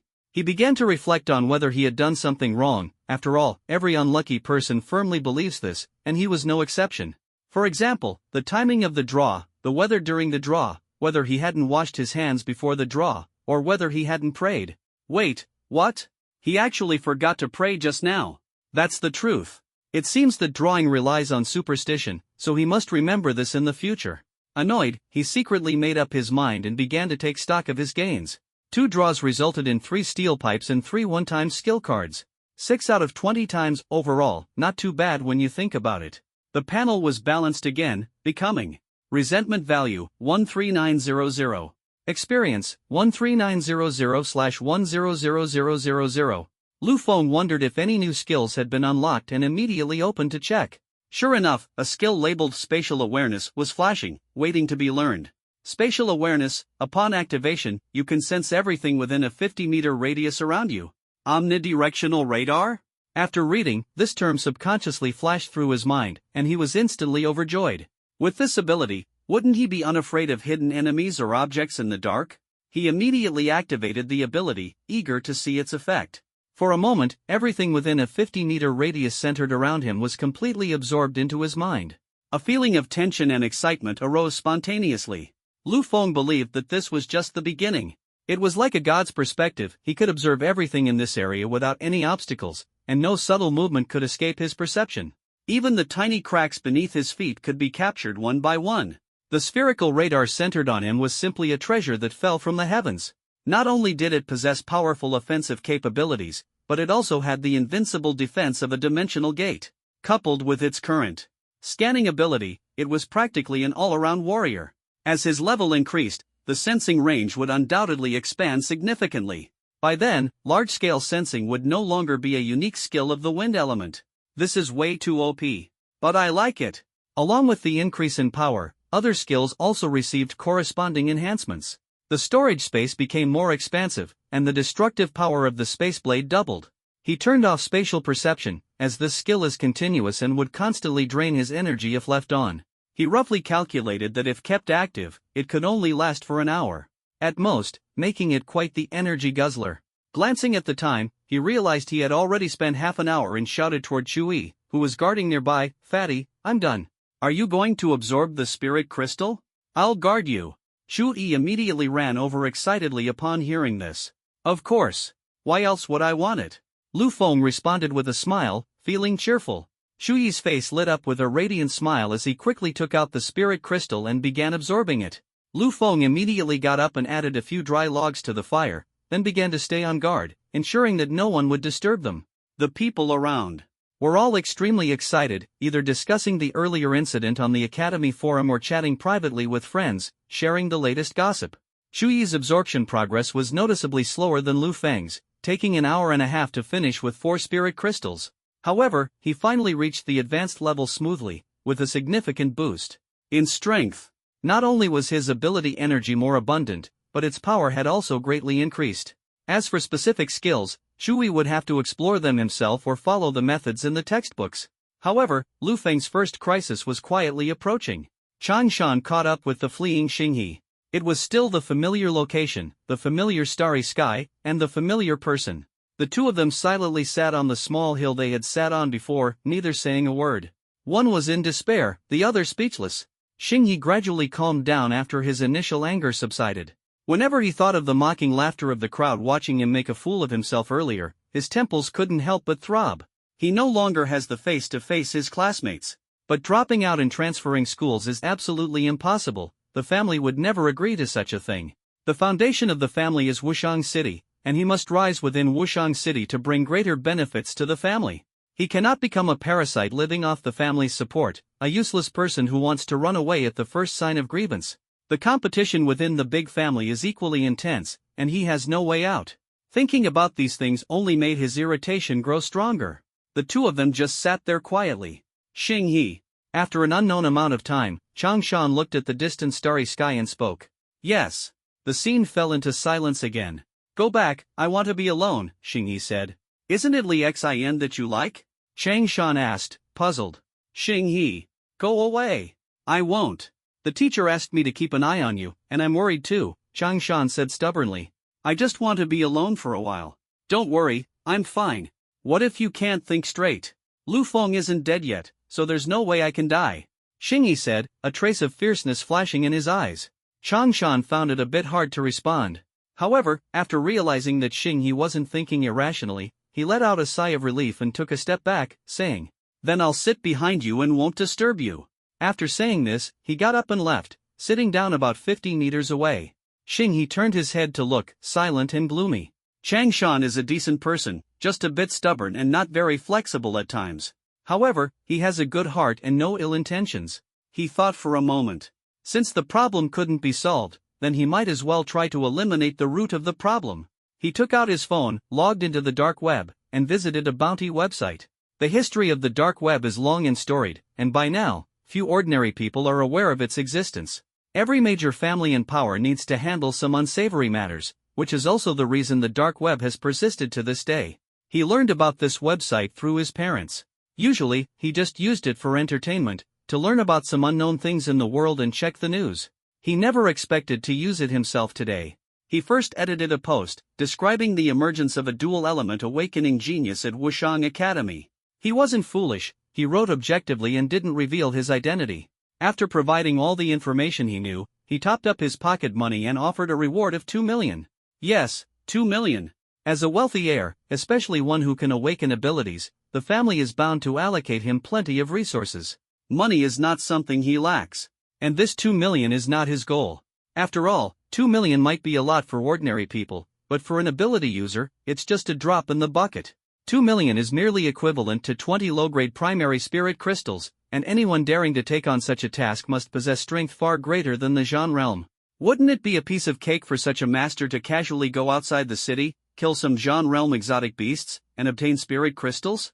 If it were about killing an ordinary person, someone might hesitate, but killing a genius is far from enough, especially a dual-element genius, as it would inevitably attract the attention and protection of their teacher. But Xingyi couldn't offer enough reward, as he wasn't wealthy to that extent yet, only his family had such capabilities. His true purpose was to attract the attention of some influential figures and forces. Whether those big shots are interested in dual-element awakening and want to claim it for themselves, or opposing forces want to eliminate the genius before they grow, these are all part of his purpose this time. This website is frequented by all kinds of people, and whether it's the 2 million bounty or the keyword dual-element awakening, it is bound to spark heated discussions. Sure enough, not long after the post was made, someone left a comment. Dual-element awakening of earth and water? It's been over 30 years since the last time a dual-element awakening appeared, hasn't it? I didn't expect such a genius to emerge in a small satellite city. There will surely be a good show to watch next. This world is becoming restless again. I have a feeling that Wushang City is about to change. Now that we're clashing with Jinghua, when they see another genius born on our side, they definitely won't stand idly by. What a pity, just awakened and already has a bounty on his head. It seems this kid's path ahead is going to be narrow. The comments in the comments section made Xingyi curl his lips into a cruel smile, feeling utterly delighted. Ah ha ha ha ha. He laughed out loud, as if venting the hatred that had been pent up in his heart for so long. The popularity of the comments section skyrocketed, which was precisely his goal at this moment. Although no one in the comments section had expressed a desire to take on this situation, he knew full well that someone in the shadows had already set their sights on Lu Feng. That was enough. He seemed to envision the scene of Lu Feng being assassinated, and the thought made him tremble with excitement. Lu Feng, you brought this on yourself. This is all your own doing. He thought of that face, his expression instantly becoming hideous and terrifying, gritting his teeth as he spoke. Quickly, Xingyi deleted the browsing history on his phone, leaving no trace. Then, he turned around and waved at Changshan in the distance, signaling him to come over. Xingyi, are you okay? Changshan felt puzzled by Xingyi's sudden laughter, completely unable to understand what had gotten into him. Nothing, just feeling a bit down and thought of a joke to lighten the mood. Xingyi smiled, as if the terrifying and sinister person from earlier wasn't him at all. Since Lu Feng was destined to die, why should he trouble himself over a dead man? What bothered him slightly was merely the classmates' gossip about him. However, as time passes, no one will bring it up again. After all, bigger news awaits them, and he will be the ultimate winner.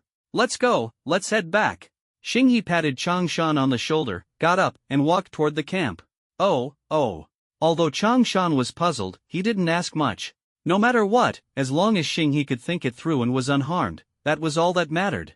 By this time, the night was deep. When the two returned to the camp, everyone had almost gone to sleep. After all, they were exhausted from the day's efforts and didn't have much energy to stay up late, especially with the need to continue hunting beasts tomorrow. Xingyi felt a sense of relief, took off his shoes, and slipped directly into his sleeping bag, secretly pondering how to explain things to Li Xian and his classmates. He didn't want to give up on Li Xian. At the break of dawn, Lu Feng and Chui were still sound asleep in the car, but voices of conversation could be heard outside. He slowly opened his eyes and saw someone outside already starting a fire to make breakfast. He got up and nudged Chui, who was sleeping with his mouth open. Taking out toiletries and a water bucket from the space, Lu Feng opened the car door and went down to freshen up. Resentment value from Li Xian, plus 100. Resentment value from Li Xiaowei, plus 50. From, what's going on? Lu Feng, who was brushing his teeth, froze when he saw the system notifications flooding the screen. He hadn't done anything, had he? He looked up and glanced around, silently thinking to himself that earning these 800 resentment points was totally worth it. Everyone else had to wake up and walk several hundred meters to the nearby stream to wash up, which was both troublesome and required boiling water to drink. But Lu Feng? Not only did he bring a car, but he even brought barrels of purified water. Compared to everyone else, it was practically like he was on a vacation outing. It was only natural for others to feel some resentment. Lu Feng grinned and, seeing Chui step out of the car, gestured toward the toothbrush and cup on the passenger seat. After brushing their teeth and washing their faces, he started a fire to prepare breakfast. He put instant noodles into the pot to cook, and as for the leftover rabbit meat from last night, he had stored it in his space. To his surprise, when he took it out, it was still hot. This amazed Lu Feng. In the future, he could pack more dishes for long trips, store them in the space, and enjoy hot meals anytime. Truly perfect. Happily, he tore off half of the rabbit meat and handed it to Chui. The two of them gnawed on it, their mouths dripping with grease. After finishing the meal, Lu Feng decided to put the car away. The space had already expanded to 40 meters in length, width, and height, which was more than enough. He figured there wouldn't be any issues with running out of room anymore. Resentment points from Xingyi, plus 500. This prompt made him pause for a moment, and he quickly looked toward the camp where he had seen Xingyi's squad last night. Xingyi happened to be looking at him as well, and their eyes met. Lu Feng was startled. He had assumed Xingyi would retreat out of embarrassment, but to his surprise, Xingyi still displayed remarkable endurance and shamelessness. An enemy like this, who can endure humiliation and bide their time, is truly fearsome. Seeing Xingyi sneer from a distance, Lu Feng frowned. Logically, the other party should be filled with resentment or anger, so why was it a sneer? Could it be? A chill ran through his heart as he faintly sensed something was amiss. Afterward, Lu Feng and Chui headed into the forest to continue hunting. They originally planned to go 5 kilometers deep as usual and then sweep through the area laterally, clearing out the beasts along the way. However, they noticed that their teacher had also entered the forest, and Chuyu posted a message in the class group chat about expanding the range. This indicated that everyone had adapted to hunting the beasts, and the creatures within the 5-kilometer radius had been nearly wiped out. It was now possible to venture a bit deeper, though safety precautions were still necessary. This news delighted Lu Feng and Chui, as it saved them the trouble of competing for beasts in other zones. They headed straight for the inner circle. Although the beasts here were mid to high level awakened, the two of them still swept through effortlessly. Previously, they had dominated even as high-level awakened individuals. Now that Lu Feng had stepped into the Zhan realm and Chuyi's strength had also improved, they took down their targets with ease and without any pressure. This ignited a deeper impulse in Lu Feng's heart, but he dismissed the idea. To continue exploring further would inevitably mean stepping beyond the boundaries set by his teacher, who would surely call him. Moreover, Xingyi's sneer in the morning had made him wary, prompting him to decide to play it safe and avoid acting recklessly like he did yesterday. The morning passed without incident, and the number of exotic beasts he had slain had already reached 21. All of them were mid-level and high-level beasts. Lu Feng found a spacious spot by a stream and prepared to have lunch. He felt like a total foodie, as his appetite had grown significantly. Previously, he might have only eaten 2 bowls, but now he needed a basin. Fortunately, exotic beasts were everywhere here, and their meat was rich in nutrients. Instead of taking instant noodles from his storage space, he decided to try the taste of bear paw. That's right, he had killed 4 awakened high-level grizzly bears, each several meters tall and towering over humans when standing upright. Don't go, come here. Lu Feng called out to Chui, who was about to take off his shoes to fish in the stream, and continued, "They say bear paw and shark fin are the best delicacies. Today, let's treat ourselves." Chui's eyes lit up at the words. "Ha, I've never tried it either. I've heard about it before but forgot to give it a shot." Lu Feng took out one of the bears from his storage space, grabbed a knife, and tried to cut off the four paws, only to find he couldn't cut through them at all. "Hey, are you even capable?" Chui looked at Lu Feng in confusion, as if to say, "How come I never noticed you were this weak before?" Seeing the doubtful look in Chui's eyes, Lu Feng was speechless. He immediately used the blade of space, silently severing the bear's paw. Handing the two bear paws to Chui, he said irritably, "If you think you can do better, go ahead. Do you think an ordinary kitchen knife can cut through a mutated high-level bear?" "Hee, that seems to be true," Chui replied with an embarrassed smile. Seeing Chui take the bear paws to wash, Lu Feng continued cutting off the remaining two bear paws and then stored the bear's carcass back into his spatial storage. He also went to the stream to clean up. Each bear paw weighed several pounds, so this time they could really feast to their heart's content. After the two of them skinned and cleaned everything, they happily started a fire and set up a pot. They decided to prepare one paw steamed, one roasted, one with cumin, and one spicy. However, just as Chui was happily roasting a bear paw in his hand, Lu Feng couldn't shake a feeling of unease in his heart, as if something was about to happen. Even the enticing aroma of roasted bear paw couldn't lift his spirits. Instead, he grew increasingly restless. Could it be that some exotic beast was watching them? "You keep roasting, I'll go patrol the area." "Something just doesn't feel right," he said to Chui, then prepared to get up and leave. "Good afternoon, you two." A voice came from not far away, magnetic and gentle, with an unhurried pace, as if it belonged to an old friend of Lu Feng and his companion. Hearing this, Lu Feng's movement to stand up suddenly accelerated.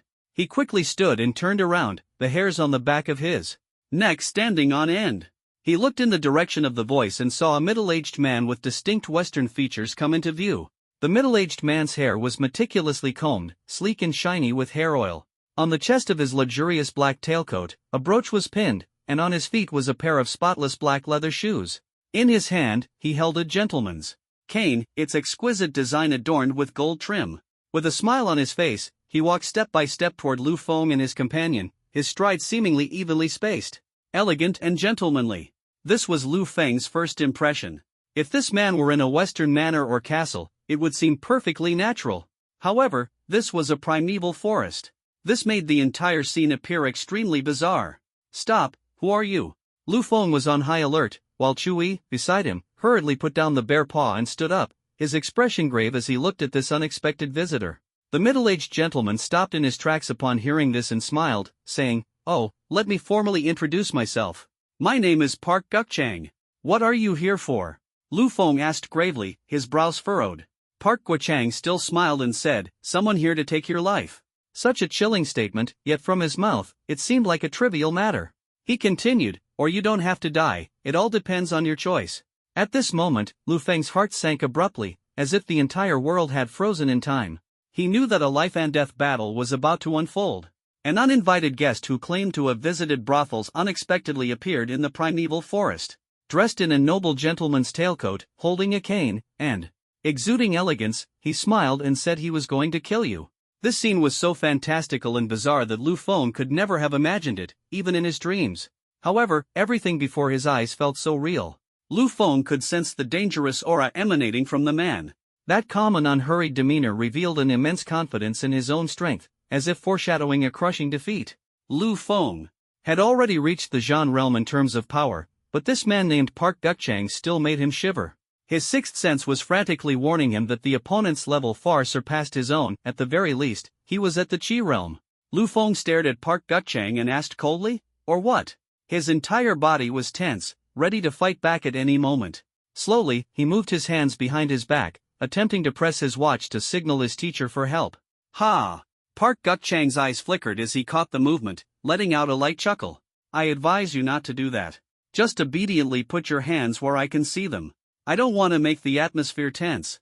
After all, tension won't do any good, it will only hasten your deaths, won't it?" he said with a calm smile. Lu Feng had no choice but to obediently place his hands where the other party could see them. Seeing this, Park Gukchang's lips curled slightly. "Not bad. I like obedient people, it avoids a lot of unnecessary trouble. I know your names. One is Lu Feng, the other is Chui. Both of you are 19 years old.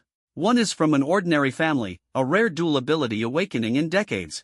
The other is from a wealthy family, with a 1 in 10 million chance of awakening lightning abilities, he said slowly, his demeanor appearing relaxed and at ease. Lu Feng's heart sank, and he felt a faint chill creeping over him. The other party was clearly prepared, which instinctively made him suspect Xinghe. But Chui spoke first. Are you someone sent by Xinghe? Park Guo-chang raised his hand and gently shook his head. No. I don't know anyone named Xinghe, and he doesn't have the qualifications to command me. Then who sent you, or rather, what is your identity? Lu Feng followed up. Park Guo-chang did not answer but instead looked with interest at the fire behind the two of them. In the pot, for bear paws were boiling and steaming. Originally, 2 of the bear paws had been roasted, but when Chui saw someone approaching, he put the roasted ones into the pot as well. Is that bear paw? Not inviting me to have a taste? A trace of greed flashed in Park Guo-chang's eyes. It was rumored that bear paw had the effects of nourishing the kidneys, enhancing vitality, enriching the blood, and benefiting essence. As a man aware of its benefits, who could resist the temptation of weapon enhancement? Lu Feng turned his head to glance at the food in the pot and said indifferently, "Oh, it's not." Hearing this, Park Guo-chang's elegant smile froze instantly. Lu Feng's heart stirred. Li Yurong? This name stuck in his mind. He could investigate it later when escaping. Although he could escape at any time, what about Chui? He couldn't just stand by and watch Chui die. Heh, still so cheeky even at death's door. Park Guo-chang shook his head helplessly and said with a smile, "All right, no more nonsense with you. Better to avoid being discovered by others, too much trouble.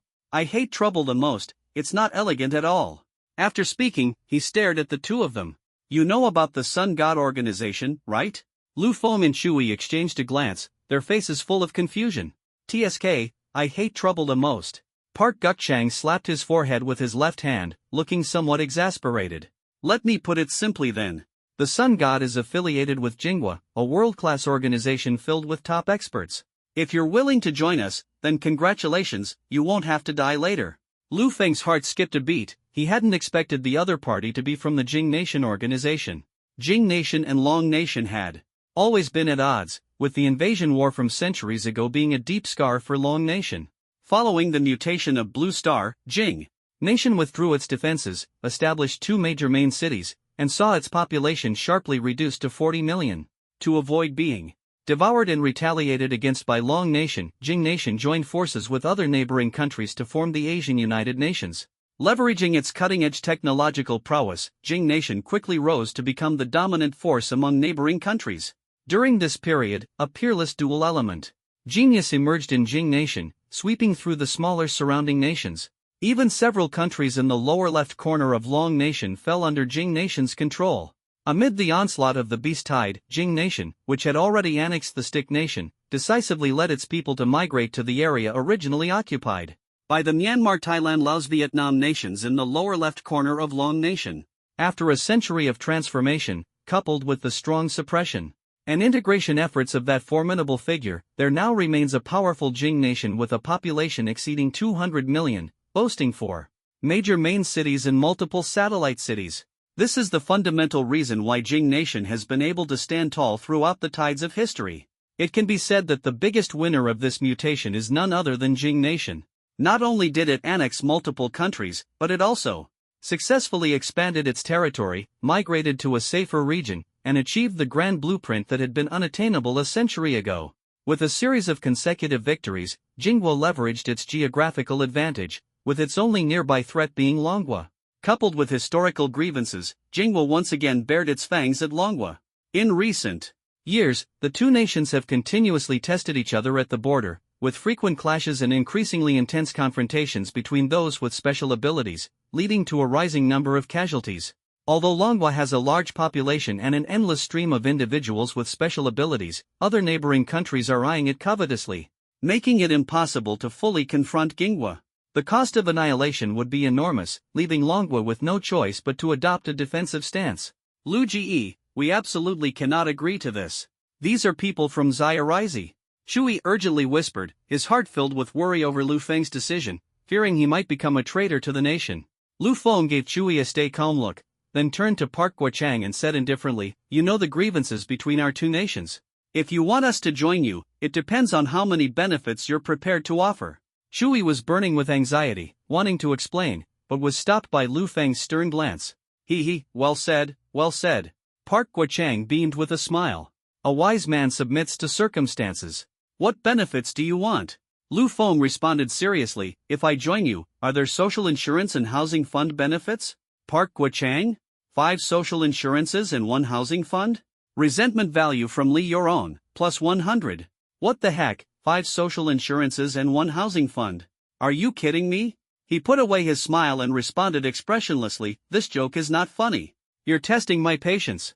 He stared coldly at Lu Feng, his tone filled with disdain. Since you refuse a toast only to drink a forfeit, don't blame me for being rude. Before the words had fully left his mouth, the cane in his hand instantly transformed into a cloud of smoke and dust, rushing straight toward Lu Feng and Shui.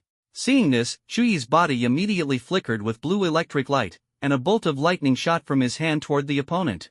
The cloud of smoke and dust quickly transformed into an iron sheet, blocking the attack. The opponent has a metal-based ability. He was startled, realizing that the dust was actually golden sand. The iron fragments in midair transformed into golden sand once again, surging toward the two of them like a tidal wave. Lu Feng realized the consequences of letting the golden sand get close. Without hesitation, he waved his hand, and 2 spatial blades sliced through the night sky like beams of light, slashing toward the opponent, leaving a visible ripple in the air. The smoke tried to transform to resist, but its speed couldn't match the swiftness of the spatial blades and was instantly pierced through with overwhelming force. It was about to strike Park Guo-chang dead. Park Guo-chang frowned, and the metallic particle-made tailcoat he was wearing instantly transformed into a shield. The blade of space struck it, like a drop of water falling into the sea, disappearing without a trace. It only left a shallow crack on the shield, which was repaired in the blink of an eye. Lu Feng frowned, encountering for the first time a situation where the blade of space couldn't penetrate. Interesting, you're actually a Zhanjing? Your attack power is quite strong. Park Guo-chang's lips curled into a smile. However, it's useless. In front of me, you're still just an ant. He seemed to realize he wasn't being precise enough and added, oh, a relatively strong ant. Fatty, run quickly. Lu Feng shouted, shoving Chui aside. As long as Chui ran, he had teleportation at his disposal and wouldn't fear the opponent at all. Chui was shoved and staggered, turning his head anxiously. No way, if we die together. Who the hell wants to die? Go get help now. Lu Feng said quickly. Otherwise, both of us will be taken by them. Trying to run? Naive. Park Guo-chang, wearing only a white shirt on his upper body, revealed a disdainful smile. How could the strength of the Qi realm be something these 2 little guys could imagine? If they managed to escape, wouldn't it be a blow to his reputation? The golden sands in the air resembled a sky full of dust, drifting toward the 2 of them, attempting to envelop them. After hearing Lu Feng's words, Shui quickly realized the situation. If both of them stayed, it would be a total wipeout, leaving no one to call for help. Since resistance was futile, one had to buy time while the other sought reinforcements, leaving a chance for survival. Once he figured it out, he swiftly ran toward the forest. He had no time to ponder why Lu Feng had reached the Zhan realm so quickly. The only thought in his mind was to seek help. He ran while pressing his watch to call for help, slashing a bolt of lightning backward, but unfortunately, it was easily blocked by Jinsha. Completely countered. This was also due to Chuyi's insufficient level, otherwise, he could have directly turned Jinsha into molten iron, breaking the opponent's control over the sand. However, he had just awakened, and for a strong practitioner at the Pool realm, he was simply too weak. When he could shatter everything with lightning and transform into the ultimate lightning state, that would be the time of his reign as a king. Lu Feng saw the golden sand filling the sky rushing toward Shui and quickly flashed in front of him. The dimensional gate opened. Shui ignored everything behind him and continued sprinting madly into the distance. At this moment, his watch connected, and Shuyu's voice came through. Hello? What's going on? Her words were accompanied by the sound of rushing wind, indicating that she was already on her way at high speed. Teacher, please save us. They're from the Sun God organization. Shui was in a panic. Not knowing the enemy's level, he could only quickly relay the accurate information he knew. In just a few seconds, he was already 20 meters away, and the physical fitness of the superhuman allowed him to far surpass ordinary people. Alright, hold on, I'm on my way. Shuyu's voice came through the watch, followed by faint sounds of her calling nearby teachers for help, seemingly making a phone call. On the other side, Lu Feng's dimensional gate, about 2 meters in diameter, was just enough to completely shield himself. A massive wave of golden sand swept in wildly but was blocked by the dimensional gate in front, absorbed into it, and severed its connection with its controller. Park Guo-chang sensed that he had lost control of the golden sand and frowned. This was the first time he had encountered such a situation and couldn't understand what had happened. Clearly, a swarm of golden sand was about to cover the opponent's entire body, so how did it suddenly disappear? Now it's gone, the golden sand is gone. Moreover, he also saw that Chui had already called for help, and more trouble was on its way. Resentment value from Li Yuron, plus 400. But it doesn't matter, the surrounding metals can also come in handy. Although the quality is not as expected, it's still better than nothing. He raised his hand, focused his mind, and the metallic elements from the soil and the nearby stream instantly emerged, quickly converging into a small cluster of golden sand. This time, he appeared particularly cautious, spreading the golden sand thinly to form a golden barrier about 4 to 5 meters in size, continuing to envelop Lu Feng. He absolutely does not believe that this time it can all disappear again. Chuyi's lightning ability was merely incidental in his eyes, while Lu Feng, with his dual element awakening, was his true target. His superior had already promised that as long as he could bring Lu Feng back, he would be granted sufficient resources for promotion. Even if he ultimately couldn't bring Lu Feng back, killing him would suffice, and the resources would still be halved. This was also the reason he wasn't in a hurry to act at first. He wanted to get Lu Feng to join them. You have to understand, with his personality that avoids trouble and values elegance, if it weren't for this, a single iron needle could easily deal with Lu Feng. Lu Feng opened the dimensional gate and swiftly unleashed 2 space blades, striking directly at the opponent. However, the powerful energy-enhanced golden sand once again transformed into a sturdy shield, effortlessly blocking the attack. The sand itself doesn't have high defensive power, but the alien energy has granted it formidable protection. Stop struggling. Park Guo-chang smiled as he slowly walked toward Lu Feng. His steps were unhurried, as if everything was under his control. Even if the academy's teachers rushed over, the 9-kilometer distance would still take at least 3 minutes. 3 minutes were enough for him to take away Lu Feng, who was in the lamp realm.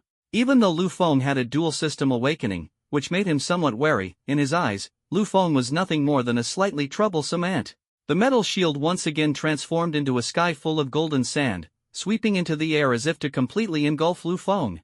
Park Guo-chang did not harbor murderous intent, he still wanted to use the golden sand to control Lu Feng.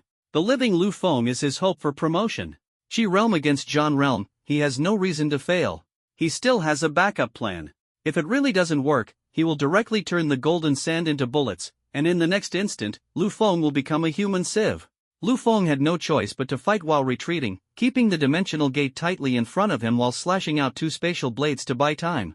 His gaze flickered as he quickly pondered countermeasures. He held 3 steel pipes with special quirks in his hand, but each could only control the opponent for 10 seconds, which was far from enough for him to escape. The enemy opposite him was far stronger, capable of catching up in mere seconds, making any effort a futile waste of time. The Rhythm Master skill card still seemed to be a control skill, yet it was a soft control, with effects that were negligible. What should I do? Do I really have to use my trump card? Chui hadn't run far yet. He knew he couldn't use teleportation to leave so quickly. At this moment, he thought to himself, if he exposed his trump card too early, the opponent would surely be prepared next time, bringing even greater trouble. In that case, he would use another trump card. He had 2 trump cards, one was teleportation, and the other was a one-time skill enhancement card he had drawn during a 10-pull. One-time skill enhancement card can upgrade your skill to the top level. The effect disappears after the skill is used. He didn't draw this skill card in the last 2 attempts, clearly indicating that this card is rare. He was somewhat reluctant to use it, but in such a critical situation, he understood that hesitation was no longer an option. With a thought, he applied the skill card to the spaceblade. Lu Feng silently firmed his resolve. He refused to believe that a max-level spaceblade couldn't annihilate the opponent. In an instant, the word spaceblade transformed into space execution. His heart settled, and his gaze pierced through the swirling golden sand and dust in the air, coldly locking onto the man who was leisurely approaching. In a chilling voice, he said, "Li Yuron, prepare to die." Park Guo-chang? How do you know my real name? The man named Li Yuron froze, his expression filled with shock. This name had not been used for many years. Ever since joining the Sun God organization, he had always presented himself under the alias Park Guo-chang. Initially, he had some conscience and resisted becoming a traitor to his country. But the benefits offered by the other side were simply too tempting. He had no choice but to adopt a name with a bit of a Korean flavor, making people think he was of another nationality. Unexpectedly, today, a young punk had seen through him. This revelation caused quite a disturbance in his mind. Moreover, Lu Feng's phrase "prepare to die" seemed to imply that he had a trump card? But how strong could the trump card of a young man in the lamp realm be? Even if Lu Feng had dual element mutation, and could activate earth element abilities to burrow underground, he could still use the metals contained within the earth to subdue him. What gave the other party the confidence to say such a thing? At this moment, however, Lu Feng did not respond. Instead, he swiftly activated the spatial strangulation skill. He knew well that villains always meet their end because they talk too much, just like the one standing before him. The alien energy within the body was instantly drained as the skill activated, completely consumed. The space within 100 meters ahead rippled layer upon layer, resembling countless transparent crescent blades suspended high in the air. Within 100 meters, there was no escape. The terrifying aura felt like the gaze of the Grim Reaper, sending chills down one's spine. The horrifying power contained within each crescent blade made Li Yuron, a strong practitioner at the Qi realm, shudder with fear. His face was filled with terror, and before he could react, thousands of crescent blades, like the sides of the Grim Reaper, came flying through the air. Resentment value from Li Yuron, plus 1,000. This was a silent feast. Li Yuron's entire body instantly turned into a cloud of blood mist, not even having time to scream. The thick scent of blood spread through the air. However, the slaughter continued. The spatial strangulation lasted only 1 second. Though brief, this second felt infinitely long in this space. After 1 second, the countless crescent moons vanished without a trace, as if nothing had ever happened. Only the deep pits on the ground and the vast mist of blood told the story that someone had been here just moments ago. Blasted into nothingness, not even a trace remaining. Lu Feng witnessed all of this, dumbfounded, swallowing hard. Was this the power of the space blade after reaching its peak? So terrifying? He even had a feeling that this was far from the full might of the spatial strangulation. If the energy within his body were sufficient, the power of the spatial strangulation would be even more formidable.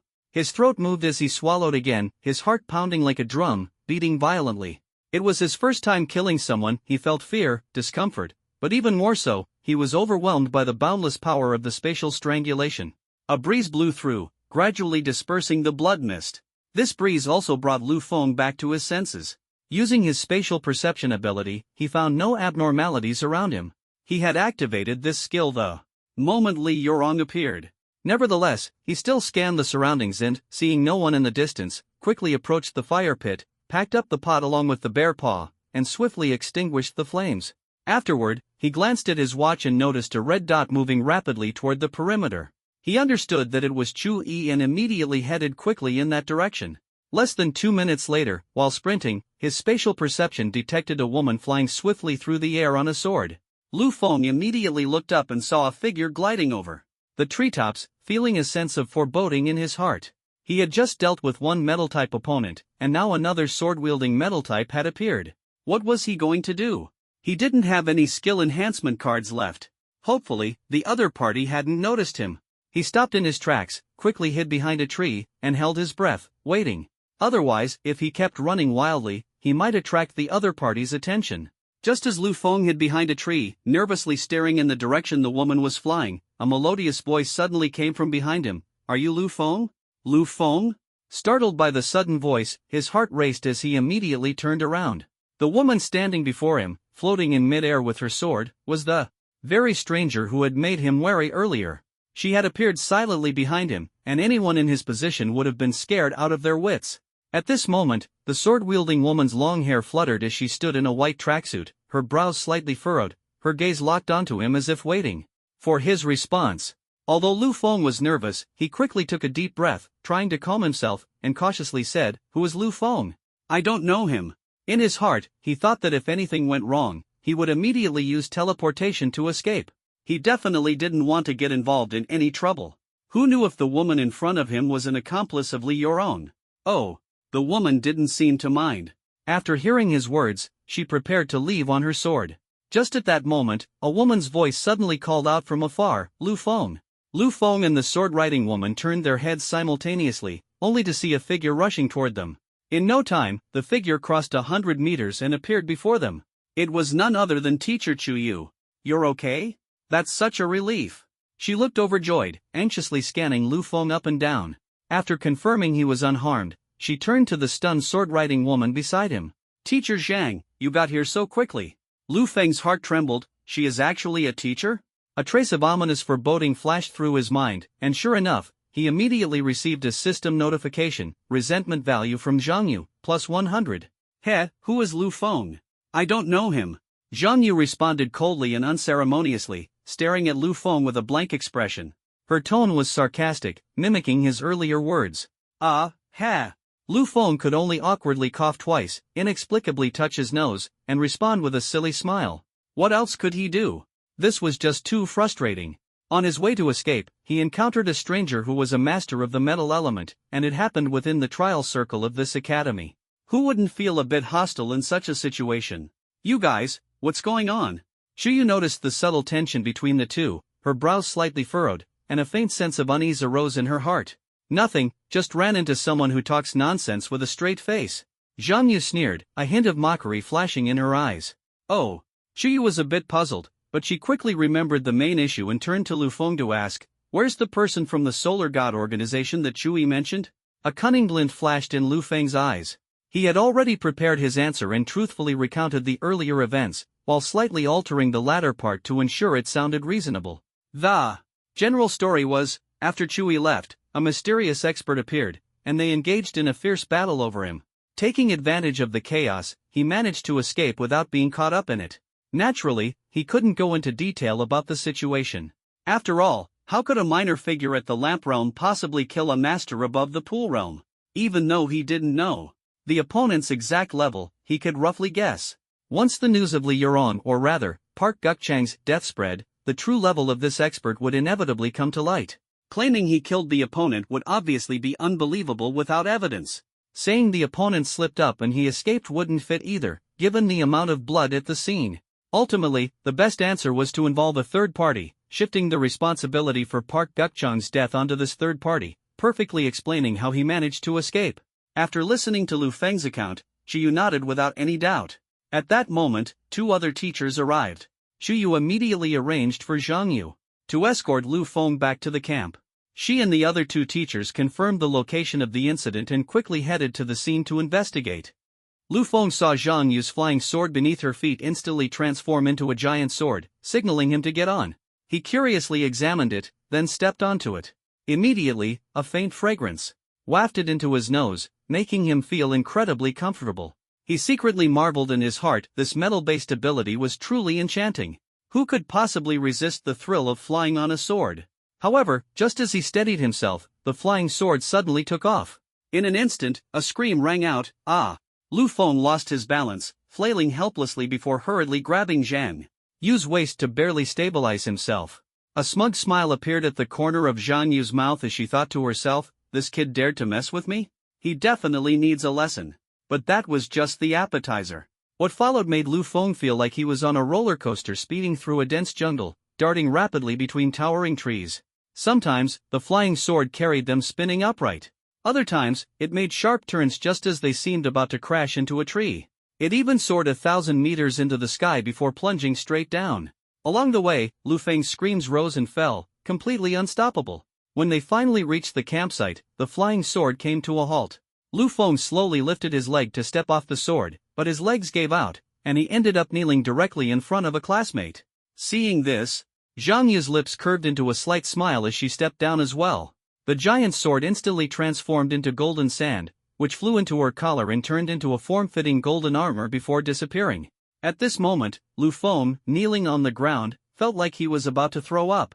He could swear that this teacher was absolutely doing it on purpose. Women really do hold grudges. Resentment value from Li Xin, plus 200. The system notification seemed to validate his words, or was it mocking him? He couldn't help but smile bitterly. It was then that he noticed. He was still kneeling in front of someone. Slowly raising his head, a graceful figure came into view. Lu Feng? It was actually Li Xin. Fate, could you be any more ridiculous? Are you kidding me? He wailed internally. He pressed hard on his knees, trying to stand up, but his hands and legs were trembling uncontrollably, making an action that was usually effortless incredibly difficult. He had been utterly tormented by Zhang Yu. Even with 2 lifetimes of experience, this was his first time experiencing a high-speed flight close to 200 kilometers per hour. No one could endure such torment. To put it simply, it felt like he was stepping on a tightrope, hurtling straight toward a tree. The sensation of the tree trunk rapidly enlarging in his vision, as if he was about to crash into it and die, was insanely thrilling. And then there was that soul-wrenching 90-degree sharp turn. Not to mention the insane acceleration from high altitude, plummeting toward the ground like a meteor crashing into Earth, with the visual impact of an egg smashing against a rock. In short, only those who experience it would understand.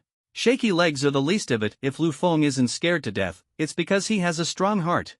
Teacher, what's wrong with him? Why is he giving me such a big bow? Li Xian's pleasant voice rang out, performing a grand salute. This sentence made Lu Feng pause in his attempt to prop himself up.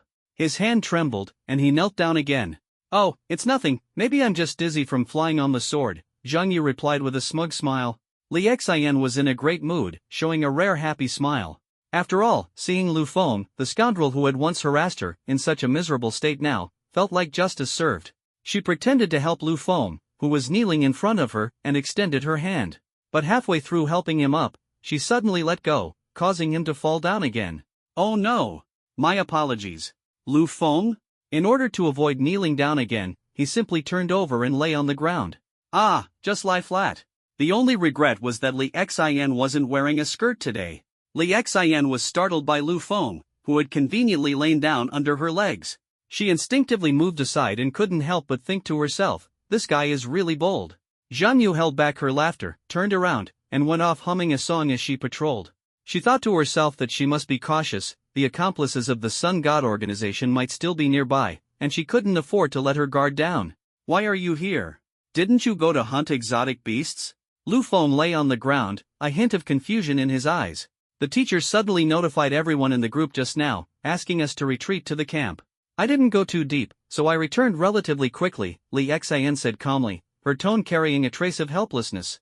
Lu Feng's heart tightened as he thought to himself, after this commotion caused by the Sun God, what will happen to this trial? If it gets cancelled, all the effort he put into hunting exotic beasts would go to waste.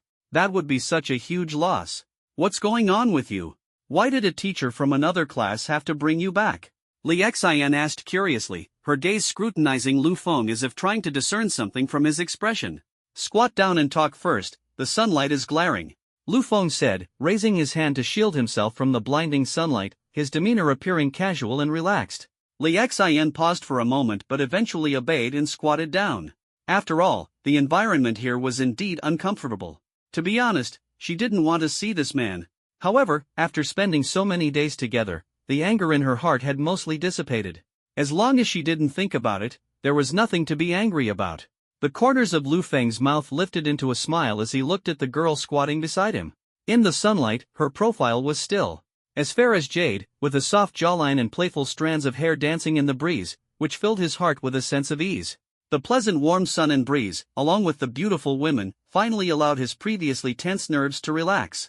He casually plucked a stalk of foxtail grass nearby and put it in his mouth, resting his hands behind his head as he lazily said, "Oh, someone is after me." Hearing this, Li Xian turned her head, frowned at him, and a trace of doubt arose in her heart. Lu Feng's slightly nonchalant demeanor at the moment, along with his leisurely reclining posture, hardly looked like someone being hunted down. Resentment value from Li Xian, plus 100. When Lu Feng saw this prompt, the blade of grass dangling from his mouth paused, and he wondered to himself, why is she angry again? Although Li Xian didn't believe it in her heart, the sudden notice from the teacher made her intuition tell her that something significant must have happened. She followed up by asking, "Why are you being hunted?" "Isn't it because I'm just too good-looking?" Lu Feng flashed a bright smile, seemingly satisfied with his sense of humor. However, upon seeing Li Xian's expressionless face, he realized the atmosphere had turned awkward. Lu Feng touched his chin, took out his phone, and looked at himself. "Nothing wrong, right? Resentment value from Li Xian, plus 100. Ahem, just kidding. As for why you're being hunted, you'd better ask your old flame." Lu Feng teased again, secretly thinking that this woman's resentment points were really easy to earn. Li Xian, annoyed by Lu Feng's constant nonsensical remarks, got up angrily to leave. Lu Feng, however, didn't care, as he saw Chui sprinting out of the forest from afar. "Over here." He raised his hand high. Chui looked tense, panting heavily as he ran. When he saw Lu Feng's actions, his eyes widened instantly, and he exclaimed urgently, "Damn, Lu bro, what are you doing here?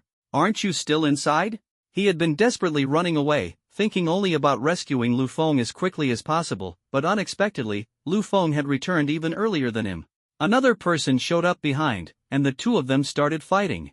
"That's how I managed to escape," Shui explained rapidly, still gasping for breath. "I ran into the teacher on the way, and the teacher brought me back." Lu Feng answered succinctly, then asked with concern, "Are you okay?" Shui plopped down, catching his breath, and waved his hand. "What could possibly happen to me? I was worried sick about you on the way here. I even thought that if you died, I'd definitely wipe out that solar god organization to avenge you." Lu Feng was speechless, silently thinking to himself that this guy really knows how to talk. All this talk about dying, he didn't want to hear it. Shui, still panting, said, "Brother Lu, last night you just mentioned the dual system awakening, and today some forces have already come knocking. I suspect it has something to do with that kid Xinghe." Hearing this, Lu Feng frowned slightly and said calmly, "Let's wait for the teacher's investigation results for the specifics." His intuition told him this matter was definitely related to Xinghe, but he wasn't sure how far things had developed. That Park Gukchang earlier said he didn't know Xinghe. With his arrogance, he probably wasn't lying. Moreover, Xinghe isn't qualified to command others. And most importantly, he can't afford the cost of hiring experts, especially under the supervision of so many teachers. The risk is just too great. With too little information at hand, Lu Feng decided to wait until the teacher returned to assess the situation. Although he had to get rid of Xinghe, there was no need to let Shui know about this. Seeing that Shui still wanted to say something, Lu Feng sat up, took out a pot of bear paw from his storage, and changed the subject. "Are you hungry?" It was 2 in the afternoon, and the two of them had been busy all morning without eating. After such an intense experience, Shui's stomach growled the moment he saw the cooked bear paw. "Hungry. I'll go find firewood." Shui immediately got up and hurriedly prepared to look for firewood. "No need to bother, I have some." Lu Feng took out the leftover dry firewood from his space. Shui's eyes lit up and he quickly set up the pot. Lu Feng, on the other hand, took out jars and bottles, started sprinkling seasonings, and once again prepared 2 for boiling and 2 for roasting. On the other side, Shuyu and the 2 male teachers quickly rushed to the scene and soon arrived at the place where Lu Feng was fighting. When they saw the scene, they were all stunned. The ground within a few hundred meters was covered with countless marks as if pierced by a giant sword, so deep that the bottom could not be seen. In the densest area, a deep pit had even formed. The air around the pit was thick with a bloody stench, and faint traces of blood could be seen staining the ground. What kind of battle had taken place here? Why were there so many sword marks on the ground? "Mr. Gu, take a look at how deep these marks are," Shuyu calmly asked a bald male teacher. Mr. Gu nodded, activated his earth-based ability, and immediately sensed the depth of these marks, exclaiming in surprise, "These marks are 20 meters deep, with the deepest even exceeding 30 meters. "What?" Shuyu and another male teacher were utterly shocked. 30 meters, and it's underground. That's equivalent to the height of a 10-story building. "Mr. Chu, your water blade can." Mr. Gu's words were interrupted by Chuyu before he could finish. "No way. The water blade's attack power isn't strong. At most it can only reach 5 meters, a teacher said urgently, a trace of unease showing in his eyes. Another person retorted, "Teacher Zhang Yu is of the metal element. Her swordsmanship is definitely not limited to this. Do you know her sword can reach this depth?" Chu Yu's heart tightened. She recalled her relationship with Zhang Yu and shook her head. Even if she could achieve this, she couldn't do so to such an extent. Looking around, the hundreds of square meters of ground were covered with deep marks. Shock spread through her heart. If even Zhang Yu couldn't accomplish this, what kind of formidable expert could it be? They were all high-level practitioners of the pool realm, yet they couldn't fathom the level of strength possessed by the person who had appeared here. After recovering from their shock, the group began to carefully examine the scene. Shuyu activated her ability, gathering the surrounding blood into a sphere that condensed in mid-air. Seeing this, the group's expressions instantly turned grave. This amount of blood was equivalent to that of a full-grown adult. This means, what a terrifying event occurred on the scene. Looking at the deep pits and scars around, there is no doubt that this was a fatal attack. Another teacher closed their eyes and activated their ability. The trees and plants within 100 meters began to shake violently, clearly indicating a wood element expert. "Teacher Li, how is the situation?" Shuyu asked anxiously. The man called Teacher Li opened his eyes and spoke in a heavy tone. Only traces of 3 people were left at the scene. The group frowned deeply. Based on Lu Feng's description, two of them must be Lu Feng and Chu Yi, while the other was Park Gukchang. From the Solar God Organization. So, who was the remaining person? Could it be someone who had been flying in the air all along? The deceased at the scene should be Park Gukchang. Lu Feng had mentioned before that Park Gukchang came on foot, not by flying. Therefore, the last person must either be a metal type or wind type expert, as only these two types can fly in the air. Moreover, apart from the water type, only these two types can leave such obvious traces, wind blades from the wind type or metallic weapons controlled by the metal type. After a thorough inspection, the group did not find any more information and had no choice but to turn and leave. On their way back to the camp, they discussed why the Sun God Organization would appear here. When Chuyu mentioned that Lu Feng was dual-typed, the two teachers suddenly understood. This also explained why Park Gukchang appeared here. Chuyu did not say much more, as the fewer people who knew about Lu Feng being a spatial type, the better. However, she still had a trace of doubt in her heart. Lu Feng's dual-type ability was only exposed last night. Who leaked this information to the Sun God Organization? She instinctively suspected Xinghe, but without evidence, she couldn't be certain. Not long after, Chuyu and the two teachers returned to the camp, just in time to see Lu Feng and Chuyi devouring bear paws with great gusto, their mouths glistening with oil. Resentment value from Chuyu, plus 100. She secretly admired them in her heart. These two trainees seemed completely unfazed. After experiencing such a major event, they still had the mood to eat? Lu Feng was focused on enjoying the bear paw when he suddenly received a system notification. He paused for a moment, turned his head, and saw Chuyu approaching. He immediately stood up and excitedly exclaimed, "Teacher." Chuyu nodded slightly and exchanged a few brief words with the two teachers beside her, who then left. She waved to gather everyone, and while waiting for the group to assemble, she whispered to Lu Feng, "We visited the scene. There was only a pool of blood left. Park Guochang is already dead. Have you offended anyone?" She stared intently at Lu Feng. Xinghe. Lu Feng and Chuyi almost spoke in unison. This is still just suspicion. We'll discuss the specifics after the investigation is clear. For now, gather up. Chuyu turned and quickly walked away. There were a total of 49 trainees on site. Last night, one person was attacked by a beast. At this moment, everyone gathered looked puzzled, completely unable to understand why the instructor had suddenly called them back. Seeing that everyone had gathered, Chuyu felt relieved. It seemed the attacker was only targeting Lu Feng and Chuyi, which was somewhat good news. Today, a trainee was attacked by a hostile organization. The trial mission is ending early. Everyone, pack up your things and get ready to return to the academy. The exotic beasts will be taken care of by someone else. She had already discussed this with the vice dean on the way back. Ending the trial early was the vice dean's idea. As soon as Chuyu finished speaking, the students looked at each other in astonishment. An enemy organization actually dared to attack them? Even Xinghe showed a shocked expression. He thought to himself, could something have happened to Lu Feng? He instinctively looked at Lu Feng and found that Lu Feng was also looking at him. Their eyes met, and the atmosphere grew tense. Seeing that Lu Feng was still alive, completely unharmed, and even leisurely eating, Xinghe felt puzzled. Could it be that his threat last night had worked? Lu Feng frowned. Xinghe's astonished expression made him even more suspicious. This didn't seem to be Xinghe's scheme. If it wasn't arranged by Xinghe, then who leaked the information?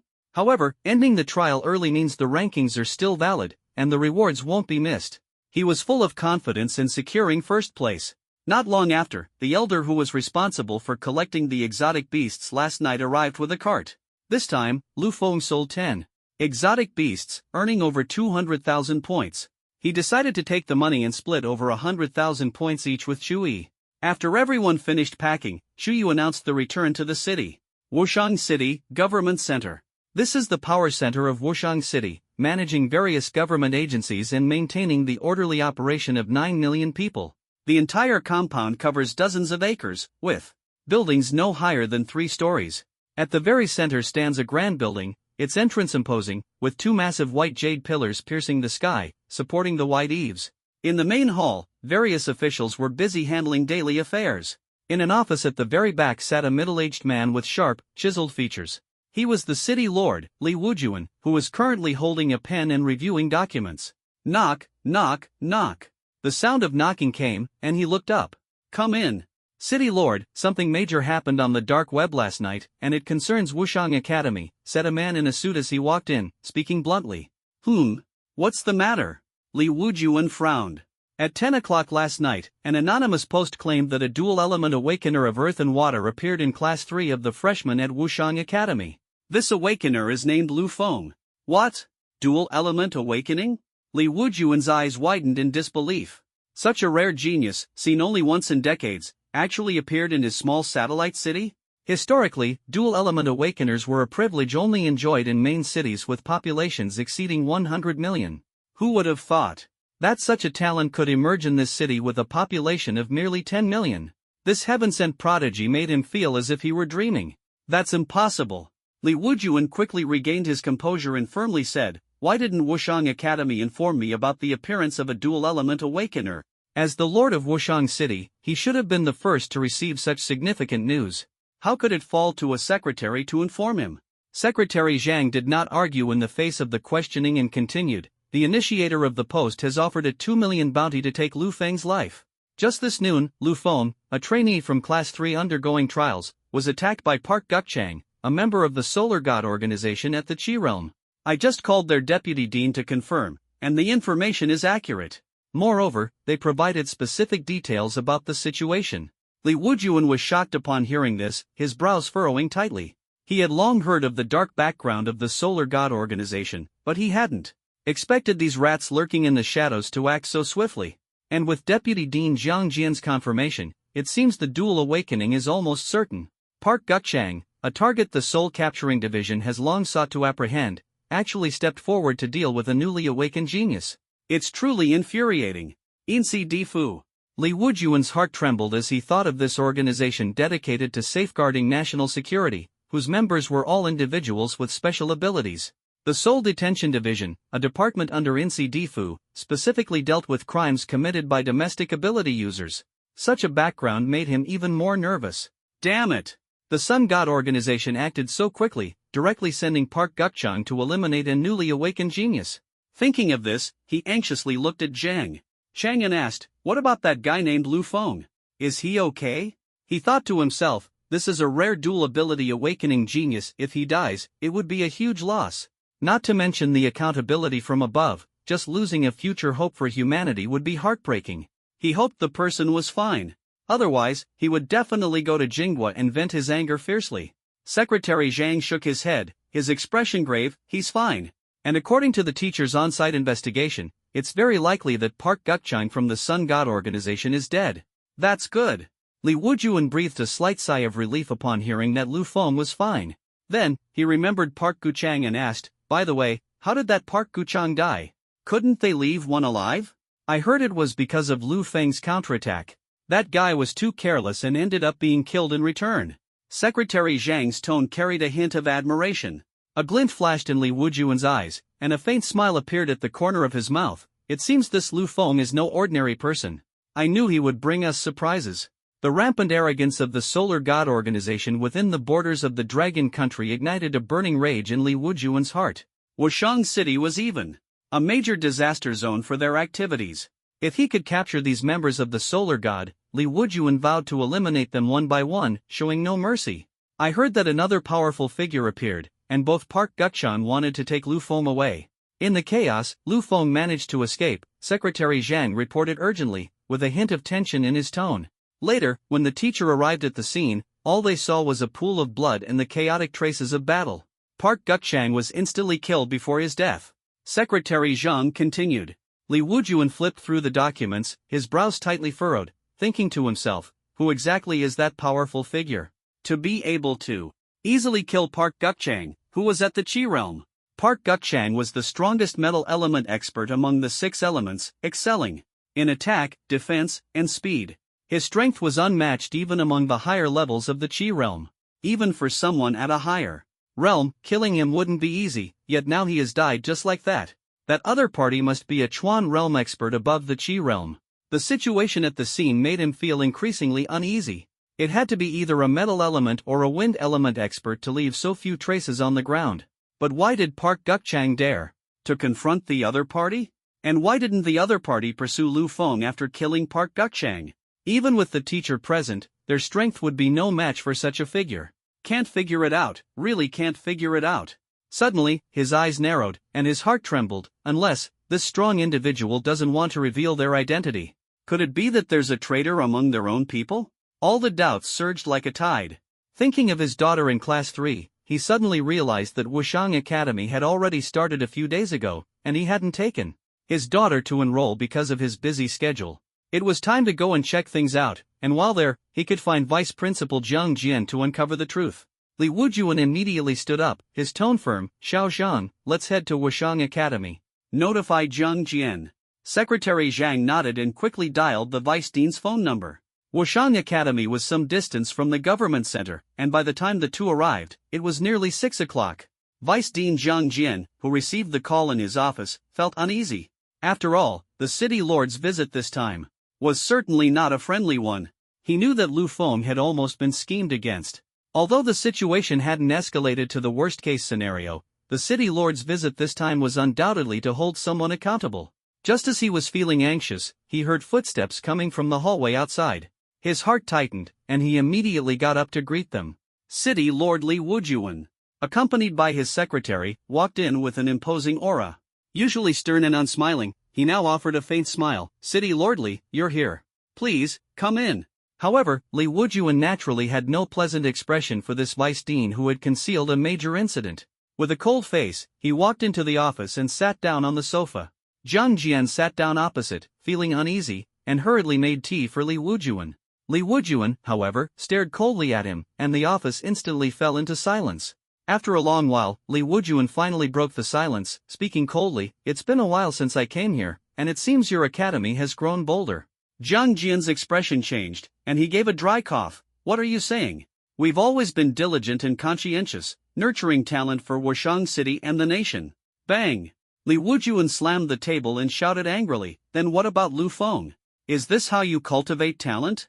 Zhang Jian's face turned pale, and he sighed inwardly, thinking, what was bound to happen has happened after all. He said, we indeed failed to provide adequate protection, allowing the Sun God's people to exploit a loophole. We admit this. He admitted it straightforwardly, knowing that any attempt to explain would only make the other party angrier. Is that all? Li Wujuan asked coldly.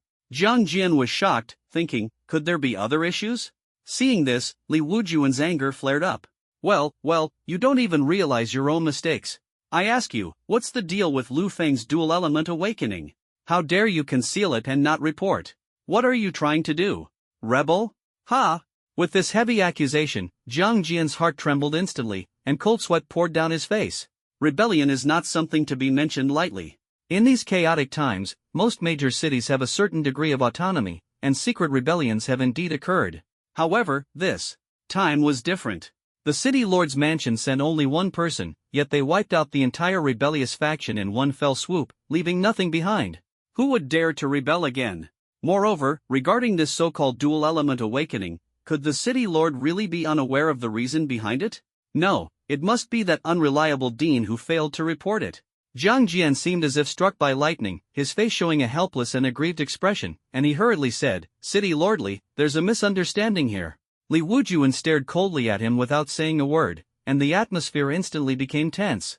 Just as Zhang Jian was about to continue explaining, he suddenly noticed that Li Wujuan's secretary was still standing nearby. He quickly turned to Secretary Zhang and said, Secretary Zhang, may I speak with City Lord Li alone? Li Wujuan's eyebrows raised slightly, his curiosity piqued. Was there some secret that required such confidentiality? Secretary Zhang nodded and silently walked away. After all, there were some secrets he wasn't privy to, and he was used to it. Only then did Zhang Jian smile bitterly and say to Li Wujuan, actually, Lu Feng isn't some dual-element awakener, he's an unprecedented spatial element awakener. This sentence was like a bomb, exploding loudly in Li Wujuan's mind. What? Spatial element? He widened his eyes in disbelief. Zhang Jian responded in a deep voice and nodded. Li Wujuan instinctively felt it was impossible, but he also knew Zhang Jian's character well. Both of them came from military backgrounds, and it was absolutely impossible for him to joke about such a thing. Leaning forward, his face full of curiosity, he asked, what's going on?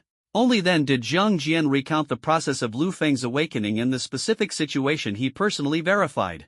To maintain secrecy, he had falsely claimed Lu Feng was of the earth element. Who would have thought that during a trial, Lu Feng revealed he had awakened dual elements, causing quite a misunderstanding. However, this also proved that his approach to keeping it confidential was correct. Now, the dual-element awakening has already stirred some people into action, directly sending Park Guo-chang from Qijing. If people find out there's an unprecedented spatial system, wouldn't they go crazy trying to seize it? At the time, I reported it to Director Li, who was on a mission. Director Li also said he would return as soon as possible, Zhang Jian sighed. I don't know why he didn't report it to you, so that's how the misunderstanding happened.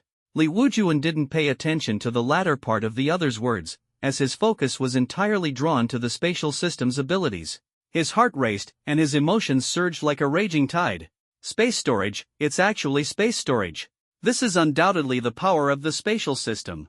Judging from the situation of killing the beasts during this trial, the attack power of the spatial system is also quite impressive. When supernatural abilities first appeared back then, everyone hoped for the emergence of powers like space, time, causality, and fate. At that time, a popular saying was, time reigns supreme, space is king, fate remains hidden, causality claims the throne. But after 100 years without their appearance, this saying gradually became meaningless. Unexpectedly, today a space truly appeared, a space for the king. If this superpower can grow, he could figure out with little effort that it would definitely not be inferior to dual system awakening. Compared to this, all other misunderstandings seem insignificant. Over the years as the city lord, he deeply understood the severe situation the nation faced. External pressure on Dragon Country was overwhelming. Border losses were continuous, and foreign forces within the territory were rampant, reaching a critical point where action could no longer be delayed. If the declining trend cannot be reversed, several neighboring major powers are bound to seize the opportunity to launch a war, attacking together. Heroes emerge in chaotic times. Could Lu Feng be this variable? Is the Dragon Nation about to rise powerfully? The more he thought about it, the more excited he became. His eyes sparkled, and he burst into loud laughter. Good, good, good. He turned to Jiang Jian and said, I'll let it go this time, but there will be no leniency next time. In a cheerful mood, he did not pursue the matter further but eagerly asked, Where is Lu Feng? I want to see him. He wanted to witness firsthand how stunning the spatial abilities were. Jiang Jian responded, When the incident happened at noon, I had them end the trial. He glanced at the time and continued, They should be back by now. Using his abilities to sense, the plants throughout the academy served as his eyes. He immediately sensed several buses driving into the academy and couldn't help but smile. They're back. This time, he narrowly escaped and breathed a sigh of relief.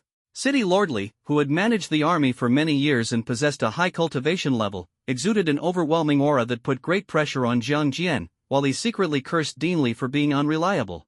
Upon hearing this, Li Wujuan set off without a word. Meanwhile, in the wealthy villa district of Wushang City, the environment here is beautiful, with villas scattered harmoniously, serene and natural. In one of the villas, a man wearing a bathrobe reclines comfortably on the sofa with his arms spread out, enjoying the service of a beauty. The scene is alluring and provocative. Trouble, sir. The seductive atmosphere is interrupted by a man in a suit who suddenly bursts in. Speak. The man in the bathrobe didn't even lift his eyelids, continuing to enjoy himself. The beauty seemed as if she hadn't heard anything. The man in the suit who barged in appeared oblivious to the scene and quickly said, Sir, there's news that Park Guo-chang, Lord Park, died at noon today. Upon hearing this, the man in the bathrobe suddenly opened his eyes, a sharp glint flashing in them. He pushed away the woman kneeling on the ground, casually covering his indecent parts with a bathrobe, and frowned, shouting, Impossible. He's a metal element pool realm expert, and he's never failed a mission in all these years. How could he die today while capturing a newly awakened Lu Feng? The man in the bathrobe was named Lu Chang, and his identity was that of the person in charge of the Sun God Organization station in Wushang City, with the title, Walker. A Walker is typically accompanied by 2 pool realm experts and several lamp realm ability users as core operational personnel. And Park Guo-chang, as a member of the Qi realm, is practically Lu Chang's right-hand man. But now, his subordinates are saying he's dead? The incredulous Lu Chang asked in a deep voice, What's the source of this information? The man in the suit replied, The teachers at Wushang Academy personally told the students, and there are related discussions on the Academy's forum. Lu Chang's heart sank after hearing this. It seemed the matter was not baseless, and Park Guo-chang was likely in grave danger. He suddenly took out his phone and quickly dialed Park Guo-chang's number.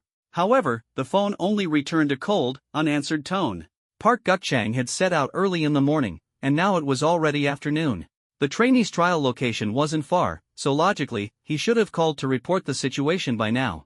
How could there still be no news? All this made the balance in his heart tilt even further, seemingly leaning toward the tragic fact that Park Guk-chang was already dead. Any specific news? Lu Chang felt a trace of ominous foreboding rising in his heart.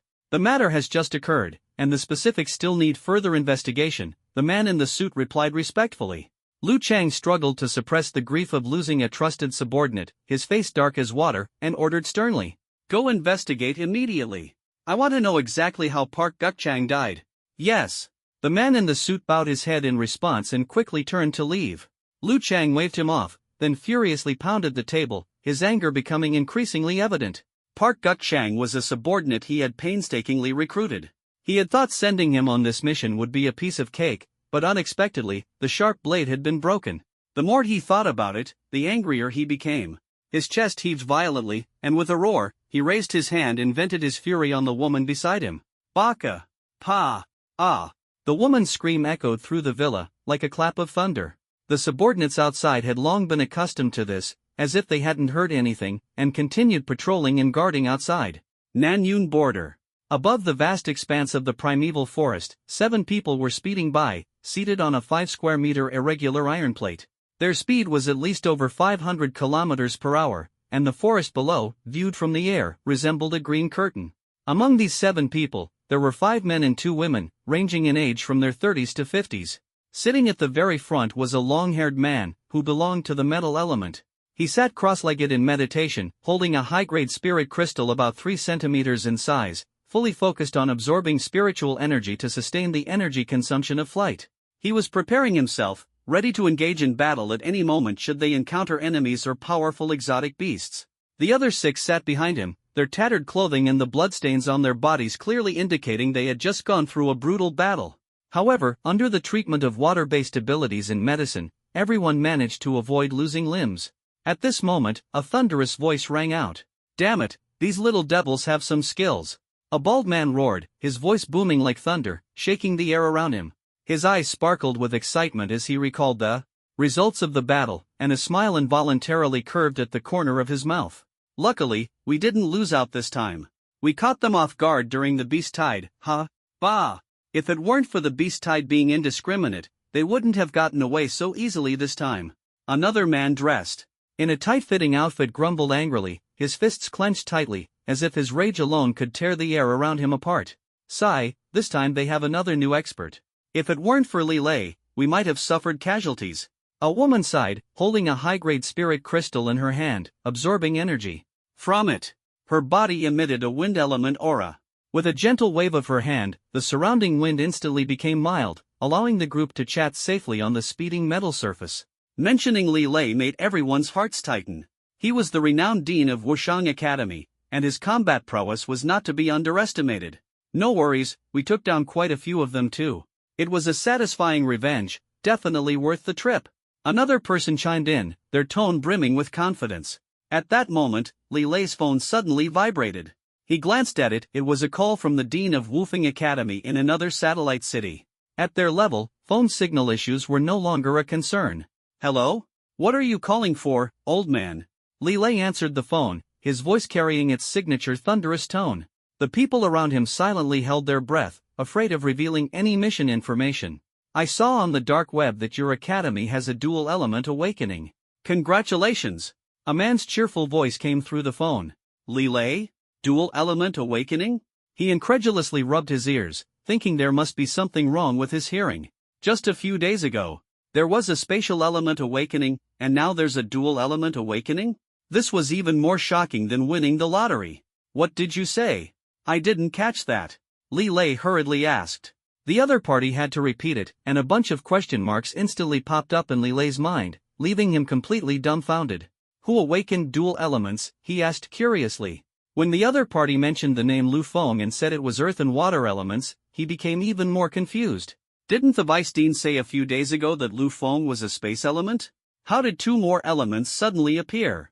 Before he could react, the voice on the phone continued, "Someone has posted a bounty on Lu Feng on the dark web, aiming to take his life. The buzz is very high, and many people have noticed it. You need to be on guard." Hearing this, Li Lei's heart sank. He was well aware of the threats posed by the dark web. Lu Feng had just started to make a name for himself, and now he was already being targeted. This was definitely bad news. When did this happen? He asked urgently. Last night, the other person replied. Li Lei breathed a sigh of relief, thinking to himself that although those forces reacted quickly, they probably wouldn't act today, and he still had time. He was in no mood to continue chatting with the other party, so he hurriedly hung up the phone, secretly realizing that he must take action. He asked his wind element teammate to create a soundproof barrier for him, and quickly dialed the number of Vice Dean Zhang Jian. The soundproof barrier worked by forming an air layer to block sound, which was precisely an advanced wind element ability. Zhang Jian, Lu Feng from our academy has been listed on the dark web with a bounty, he said bluntly. Pay attention to his safety, don't let him get ambushed. Hearing this on the other end of the phone, Zhang Jian felt helpless and thought to himself that he had already been ambushed. By the time you notify me, Lu Feng's grave would already be overgrown with grass. What the hell? Li Lei immediately burst out with an expletive upon hearing this, his voice returning to its original excitement. He never expected that this rising genius would be gone just like that. He didn't even get a chance to meet him. Was he kidnapped or killed? Which faction did it? He asked urgently. Why the hell didn't you protect him properly? Zhang Jian said helplessly over the phone, don't worry, he's fine. Only then did Li Lei breathe a sigh of relief, the weight in his heart lifted, and he exhaled deeply. That's good, scared the hell out of me. He recalled the earlier phone call and asked about the rumors of dual element awakening spreading outside, a sense of unease beginning to grow within him. After Director John's explanation, Li Lei finally understood the truth of the matter. Furious, he hung up the phone, signaled the wind element woman to take down the wind wall, and was seething with anger. What happened? Why are you so angry? A few companions looked at him curiously. How else could it be? That damned Sun God organization doesn't act like humans at all. They actually sent people to kidnap students from my academy. Li Leguan gritted his teeth, seething with anger. Damn it, this mission was a real loss. If I had known, I would have hit them even harder. Thinking about his academy students being kidnapped made Li Leguan so furious his teeth ached. No matter what, getting back home was the priority. This attack by the Sun God organization made him realize that there was a treasure at home, and he absolutely couldn't let it wander around anymore. If it happened again, who knows, they might even raid his home. Wushang Academy. Zhang Jian hung up the phone with a helpless expression. Seeing the curious look on Li Wujuan's face beside him, he said, it was Director Li. He asked about some things and said he'd be back tonight. Li Wujuan nodded, knowing the other party was on a mission, and didn't say much. The two quickly arrived at the playground, where the students were getting off the buses one after another, backpacks on their shoulders, and gathering on the field. Zhang Jian, with his sharp eyes, immediately noticed Lu Feng's empty hands and shouted, Lu Feng. Lu Feng frowned slightly in the queue, seemingly pondering something. Just now, he saw someone named Lu Chang actually generating resentment points toward him, leaving him utterly baffled. What kind of grudge or hatred could make the other person despise him so much? As he was lost in thought, he suddenly heard someone calling him, and instinctively turned his head, responding with a huh? Unexpectedly, before he could reply, a female voice shouted Dad, as if he were responding to the girl instead. Resentment points from Li Xin, plus 500. Damn, this is bad. Lu Feng thought to himself. He had intended to turn his head toward the direction of the voice calling him, but instead, he involuntarily looked toward the direction of the dad shout. In that instant, he saw the system prompt and suddenly understood clearly the person he had accidentally taken advantage of was Li Xin. Sure enough, when he turned his head, he saw Li Xin glaring coldly at him. Lu Feng felt helpless and wanted to say, I didn't do it on purpose, would you believe me? Then, he turned his head again and saw Dean Zhang in the distance waving at him. He immediately jogged over. Unexpectedly, Li Xin did the same. Dad, why are you here? Li Xin jogged up to Li Wujuan and affectionately took his arm. Of course, I came to see my precious daughter. Li Wujuan said with a smile, playfully tapping Li Xin's nose, his face full of doting affection. Hearing this, Li Xin was instantly overjoyed. This scene left Lu Feng utterly astonished. He never expected the usually cold and aloof Li Xin to show such an adorable side. If he knew that Li Wujuan, the city lord, was also typically cold and unfeeling but now doted on his daughter so much, he might not be able to resist commenting, like father, like daughter, it's all in the genes, huh? Dean, were you looking for me? Lu Feng asked Zhang Jian, secretly thinking that he must interrogate Lu Zhang properly when he got back to figure out what was really going on. Zhang Jian nodded and turned his gaze toward Li Wujuan, silently calculating his next steps. Li Wujuan gently patted Li Xin's hand, a faint smile on his face. You go ahead and join the group. I have something to discuss with this young man. Li Xin pouted her lips. Although she expressed dissatisfaction verbally, the smile on her face was unmistakable. She turned her head and walked away, appearing somewhat upset. Li Wujun sighed helplessly and could only shout at his daughter's retreating figure, "I'll find you later." Seeing this, Zhang Jian took the opportunity to introduce to Lu Feng, "This is the Lord of Wushang City, Li Wujun." "Greetings, Lord Li." Lu Feng nodded with a smile, secretly marveling in his heart. Li Xian's background was indeed extraordinary. If Lord Li knew he had seen his daughter bathing, he might just kill him on the spot. "So you're Lu Feng, truly a man of remarkable talent." Li Wujun sized up Lu Feng with a glance, a slight smile appearing on his face. Then he turned to Zhang Jian and said, "This isn't the place to talk, Director Jiang. Let's head to the training field." Lu Feng already understood their intentions and followed them to a spacious training room. He thought to himself that the last time he was here, it was with Director Jiang and teacher Chu Yu, so he was quite familiar with everything here. Li Wujun pointed to a machine with a display screen nearby and said, "Channel your energy into it." Lu Feng was also somewhat curious about his current stats. He hadn't measured them during the last test on the stone tablet. He felt there was no need to hide them, especially since he had already demonstrated impressive attack power while slaying the beasts. Immediately, he activated his ability, and the energy within his body instantly gathered in his hands, then displayed. Unknown ability, Realm, lower stage of Lamp Realm, Strength, 22300. Lu Feng's heart stirred, and he opened the system panel to see. Resentment value, 22300. Experience, 22300/100000. Does this mean that one's experience points are equivalent to one's energy level? The accuracy of this machine left him in awe. Unfortunately, it can't grow naturally like it does for ordinary people. Indeed, gains always come with losses. However, when Director Jiang and Li Wujun saw this value, they were utterly shocked. Especially Director Jiang, who remembered testing him just a few days ago. Back then, Lu Feng was only at the awakening stage, and now, after just 2 or 3 days, he had already reached the Lamp Realm. "How did you level up so quickly?"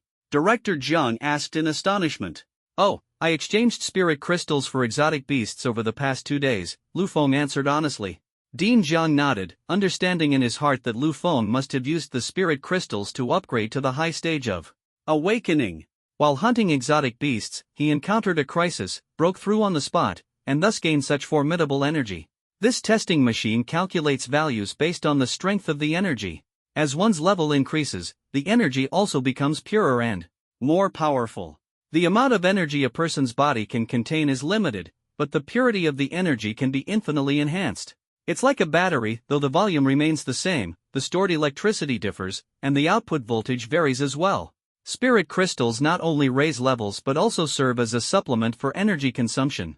It is worth mentioning that at lower levels, the energy within the body is not pure enough, making the effect of spirit crystals more noticeable. However, in the later stages, low-level spirit crystals no longer provide an upgrade effect, and their consumption cannot be replenished.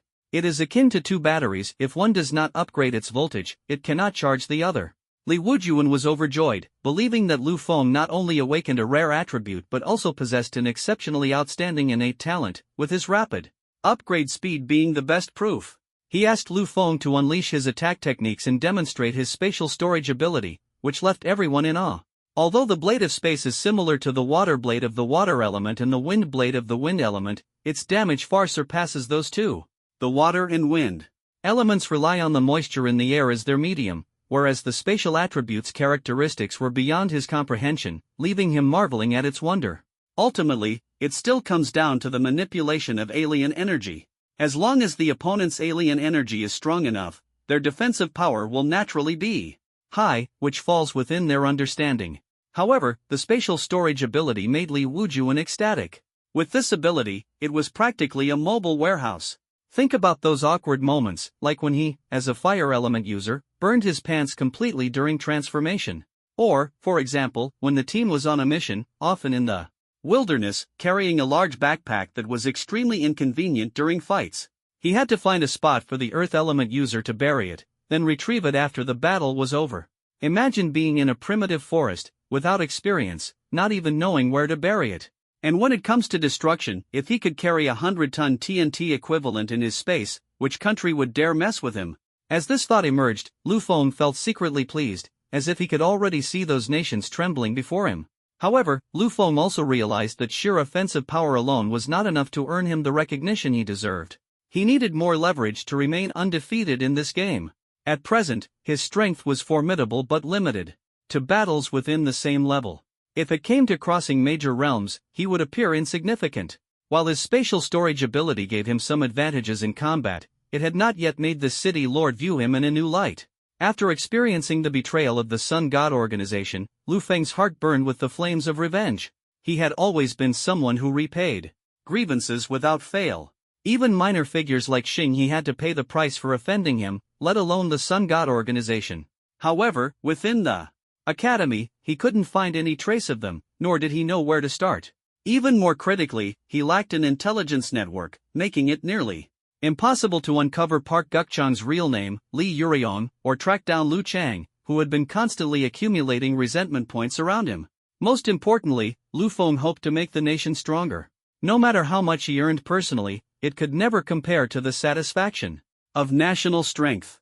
As for methods to gain resentment points, he had come up with new ideas. Provoking his classmates yielded slow and meager returns, usually only a couple of 100 points each time, which was truly frustrating. The more people he angered, the fewer friends he would have. How could he manage alone? He certainly didn't want to face a situation in the future where there was no one to save him. Moreover, you can't just shear one sheep, nor can you only focus on one patch of grass. Constantly provoking people left him feeling somewhat guilty, and his conscience was seriously tested. But if he were to provoke enemies, that would be a different story. As long as he disregarded morality, who could challenge him? After much careful thought, Lu Feng finally spoke. I have another ability. Li Wujuan was in shock but quickly snapped back to his senses, his eyes gleaming with surprise and delight. There's more? What is it? Without a word, Lu Feng activated the power of the dimensional gate. Instantly, Li Wujuan sensed an unusual energy fluctuation in front of him. His expression turned serious, as if he were on a life-and-death battlefield. Instinctively, he shielded Lu Feng behind him, scanning the surroundings warily and shouting angrily, "Who is it?" As he finished speaking, an orange-red flame suddenly ignited in his hand, and a wall of fire quickly formed in front of him. The room's temperature rose sharply, and the atmosphere became charged with tension, as if a battle could break out at any moment. Even Director Jian looked on guard, pulling a handful of mysterious seeds from his pocket and scattering them on the ground. In an instant, the seeds sprouted, and vines grew wildly like a storm. The green vines quickly enveloped the entire training room, forming a natural protective barrier that surrounded them. In this plant-surrounded environment, the originally peaceful training room suddenly turned into a battlefield. Li Wujuan abruptly blocked in front of Lu Feng, catching him off guard. A look of astonishment appeared on his face, and then he realized the misunderstanding and quickly explained, "City Lordly, Dean, it was me." The two turned their heads in surprise to look at Lu Feng. "You did this?" Lu Feng nodded, feeling a sense of relief in his heart. It seemed the misunderstanding was finally resolved, and the two quietly withdrew their abilities. They had just thought an enemy had infiltrated the academy, but it turned out Lu Feng was just playing a prank. Li Wujuan looked at Lu Feng, his face full of confusion. "What kind of ability is this?" "I call it the Dimensional Gate, or the Gate of Dimensions." Lu Feng answered excitedly and continued to explain, "It's like opening a door to my storage space." He recounted his previous trial experiences one by one. Li Wujuan and Director Jiang were astonished after hearing it. Such an incredible ability actually existed in the world. Out of curiosity, Li Wujuan reached his hand toward the area with the energy fluctuations and was shocked to see his hand disappear into thin air. He could feel his hand moving inside, and the sensation was simply unbelievable. "You said during the trial you put a live wolf inside, and a few minutes later it came out dead.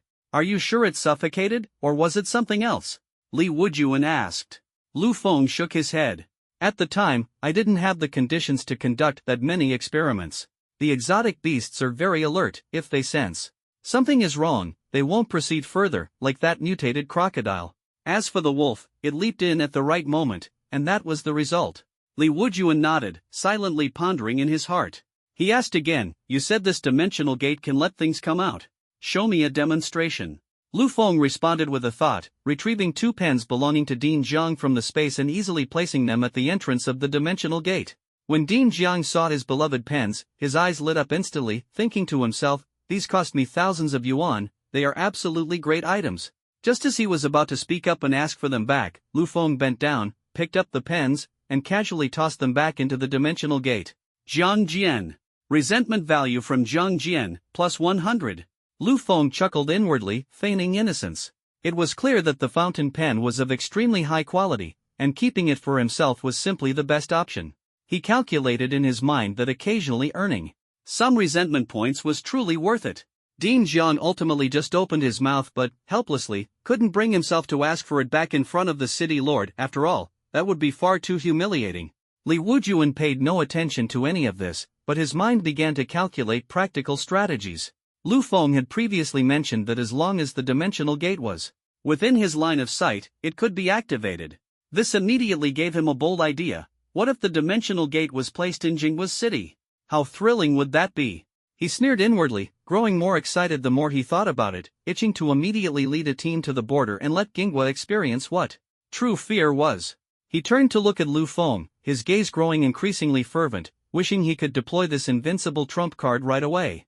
Kid, are you interested in joining the army right now? Li Wujuan licked his lips, his eyes gleaming with a thirst for battle. As a soldier, he loathed the enemy state of Jinghua, his mind filled with visions of revenge.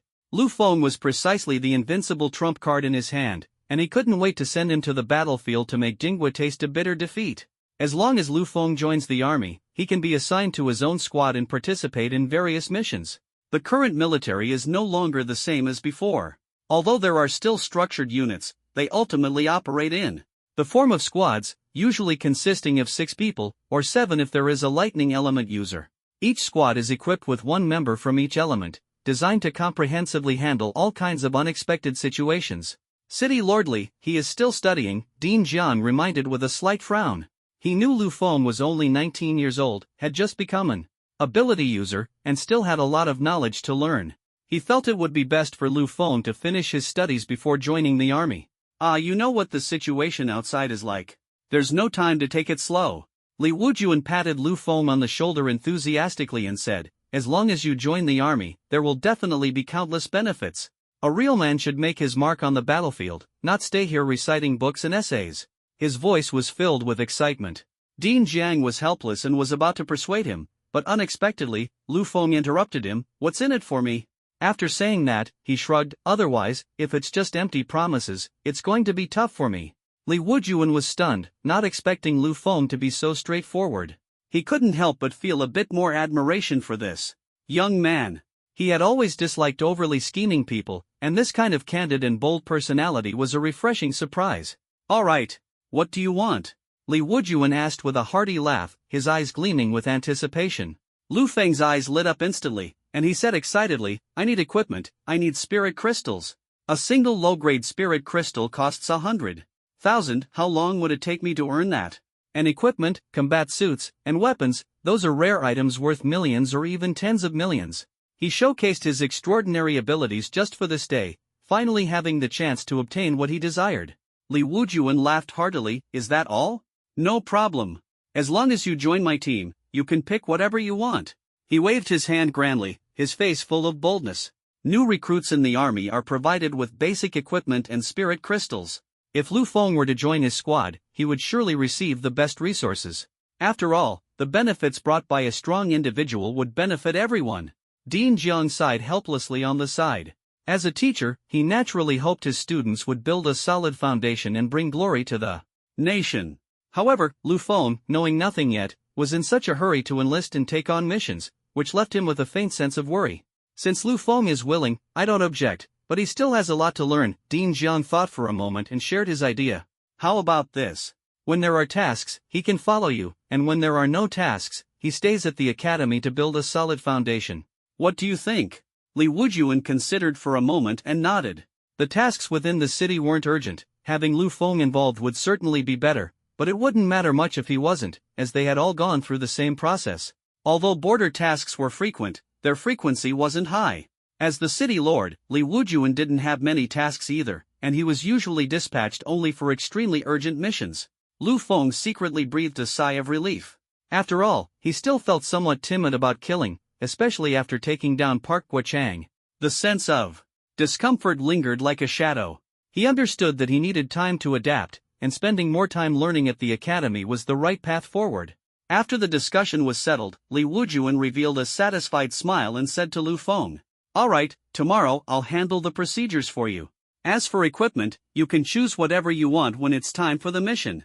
Lu Feng grinned, nodding excitedly, already imagining the glory and battles of the future in his mind. When he bid farewell to the two and walked out of the training room, he found that everyone was still gathered on the field, so he quickly returned to the lineup and stood properly. At this moment, the atmosphere on the field was tense, and everyone was eagerly awaiting the announcement of the results. The summary of each class's results showed that Class 3, where Lu Feng was, undoubtedly ranked at the top, securing first place. Just Lu Feng and Chui alone managed to hunt down 62 beasts. The other classmates performed impressively as well, with a total of 222 beasts, breaking the previous record of 200. The most unfortunate was the class whose beasts were snatched by Lu Feng, scoring just over 100 points, a truly dismal sight. Other classes scored between 150 and 180. Lu Feng's performance this time was nothing short of convincing and admirable. At this moment, seeing Lu Feng return, teacher Zhang Yu, who was speaking on stage, lit up and announced the best individual team ranking, which was none other than Chui and Lu Feng's team. Let's welcome Lu Feng and Chui to come on stage and receive their award. As soon as Lu Feng stood still, he was called to the stage. The gazes along the way surged toward him like a tide, making him a bit nervous but even more excited. Standing on the podium, he heard Chui beside him whisper, "Hee brother Lu, we've really stolen the spotlight this time." Resentment value from Xingyi, plus 500. Lu Feng did not respond but took the opportunity to observe this year's freshmen. Most of their gazes were filled with curiosity and envy, while a small portion showed jealousy, especially Xingyi, whom Lu Feng couldn't even bother to look at. When everyone heard the teacher introduce Lu Feng, it immediately caused a stir, with discussions erupting everywhere. "He's the one the teacher mentioned, the Lu Feng who was attacked at noon. So handsome. I can't believe a dual element awakening, which only happens once in decades, is right here in our academy. We must stick close to him in the future." Is he really the one with the dual element awakening? Ah, jealousy is twisting my face. I can't believe he achieved such results right after awakening. This is just too incredible. Unfortunately, heaven envies the talented. He had just awakened and was already attacked by hostile forces. It can only be said that great opportunities come with great dangers. The teacher began introducing Chui, who in previous years would have drawn admiration for his lightning element, but now his reception was lukewarm, with all the attention stolen by Lu Feng. Teacher Chuyu held two brand new outfits and approached the two, smiling as she said, "These are your rewards for winning first place. Each of you gets a set of Chuan grade combat uniforms. Each set is worth over 10 million. Lu Feng's eyes lit up. So expensive? Chuan grade, this is top-notch stuff. He had originally thought the academy would only reward some spirit crystals or Qi grade equipment, never expecting it to be something Chuan grade. The combat suit itself could provide the wearer with impressive physical defense and, with preparation, allow the input of abilities to form an energy shield. The grade of the combat suit depends on the materials used to make it. Chuan grade means it was crafted from Chuan realm exotic beasts, specifically those with exceptional defensive capabilities. For someone like him, who was only at the Zhan realm, it was equivalent to obtaining a tortoise shell with extraordinary defense. Normally, only Qi realm exotic beasts could withstand attacks from ordinary firearms and bullets, but a Chuan grade combat suit was strong enough to resist sniper rifle attacks. This was just the inherent defense of the combat suit. If one infused their own abilities, it could also resist ability-based attacks, such as fire or wind elements, neutralizing them. When activated, it functioned like a spherical energy shield. At this moment, the students below the stage all showed envious expressions, some even drooling uncontrollably. As for Chui, he was overjoyed, almost wanting to hug Lu Feng and give him a kiss. If it weren't for Lu Feng, there was no way he could have achieved first place in this trial. This was a guaranteed win without lifting a finger. A Chuan grade combat suit worth tens of millions, this was something he wouldn't even dare to dream of. Don't be fooled by the fact that his family runs a business. Assets and liquid funds are two different things. Few ordinary people can afford to pay this price. If it gets damaged, maintenance is also particularly costly. Lu Feng, why don't you share your acceptance speech with everyone? Upon hearing this, Lu Feng saw teacher Zhang Yu smiling at him, signaling him to speak. He couldn't help but recall the scene from sword practice at noon, and his legs suddenly felt a bit weak. After clearing his throat, he walked to the microphone on the podium. Looking at everyone below, a thought crossed his mind: what wonderful chives. He flashed an innocent smile and said, "Actually, I'm just someone who recently awakened. The reason I was able to win first place this time is entirely thanks to the support of my classmates. You are all great people. Thank you, everyone." After finishing, he stepped back to let Chewie say a few words. Meanwhile, the system notifications in his field of vision were refreshing like crazy, just as he had expected. Resentment value from Su Zhenghao, plus 50. Resentment value from Fong Rongxuan, plus 50. Resentment value from Jin Ning, plus 50. From Lu Feng's words were like a heavy hammer, directly igniting the mocking atmosphere of the entire scene. In other words, he had just awakened, his strength was mediocre, and the only reason he got first place was that everyone else was worse. To top it off, he even handed out a nice guy card in the end, absolutely unbearable. Who could tolerate this? Chewie scratched his head helplessly, unsure how to respond, so he simply and decisively said, "This time, I owe it all to my bro Lu. I was just carried, haha." Everyone was startled upon hearing this. So even Chewie acknowledged Lu Feng's strength. They couldn't help but wonder, just how strong is Lu Feng? To the point where everyone feels inferior, and yet he still claims to be average and only stands out because of others. The resentment level instantly skyrocketed, the entire atmosphere grew increasingly tense, yet Lu Feng smiled brilliantly. He hadn't expected the chubby guy to be so in sync, actually helping him channel all the resentment in the room. Zhang Yu saw Lu Feng stirring up public anger and frowned, unsure how to handle the situation. She could only glare at him fiercely, signaling him to step off the stage, while instructing the second-place team to come up and receive their award. They were given a set of combat suits worth over $1 million each. The third-place winners received 3 spirit crystals per person. While it was decent, it paled in comparison to the combat suits. Lu Feng returned to his class team with the combat suits in hand, and Chewie instantly became the center of attention. Everyone gathered around, eager to catch a glimpse of the combat suits. Chewie was generous and happy to show them off, making everyone fall in love with them, drooling with envy. Lu Feng's map cannon behavior made him seem somewhat isolated at this moment. After all, having just been annoyed by everyone, no one paid attention to his presence. He didn't mind either, as his thoughts were entirely drawn to the system notification. In just a minute or two, he had no idea how much resentment value he had accumulated. The screen was refreshing so quickly that he couldn't keep track, so he had to open the panel. Resentment value, 72300. Experience, 72300/100000. Realm, lower tier of Lamp Realm. Passive, space storage. Skills, space teleportation, blade of space, dimensional gate, spatial perception. Impressive. He remembered that when he checked in the training room earlier, it was only a little over 20,000. Yet, in just a few minutes, it had surged to over 70,000. It seems that in less than 2 days, he will be able to level up again, and his strength will soar once more. After the award ceremony was over, the teacher announced the number of deaths in this trial. 18 classes, 30 deaths. Fortunately, with the presence of water-based healing and medicine, no one was injured or left missing limbs. This news caused the atmosphere on the entire playground to quiet down, no longer as lively as before. Born in this era of great strife, especially as an awakened one, the shadow of death will always linger nearby. Each class has nearly 1,000 students, yet fewer than 800 manage to graduate, a loss of a quarter. New students are relatively fine, but senior students often need to undergo trials and attempt missions, resulting in a higher mortality rate. And this is just within the academy. If one joins the military and goes to the front lines or undertakes missions, the mortality rate can reach a third or even higher. This is Blue Star, a world where countless exotic beasts roam and numerous factions with extraordinary powers stand in opposition.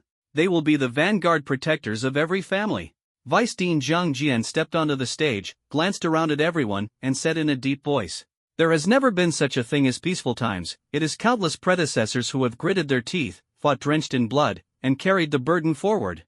The pain we endure now is for a better future. The battles recorded in childhood textbooks and the news stories on television all represent bloody struggles. We are born in such an era, and what we can do is strive to become stronger, strong enough to suppress all suffering. Let those alien beasts no longer invade our homeland. Let those enemies tremble beneath our feet. Today, these fallen trainees are the necessary steps on our path to becoming stronger. Congratulations on passing this stage. And ahead, there are even more challenges." Zhang Jian paused, furrowed his brows, swept his gaze over the crowd, and raised his right fist high, shouting, "Even if this path shatters us to pieces, we will face it without fear." The vice dean's voice spread through the academy's loudspeakers, echoing across the entire campus. Deafening. His words shook the hearts of every student, strengthening their resolve. Let us observe 3 minutes of silence to bid them farewell.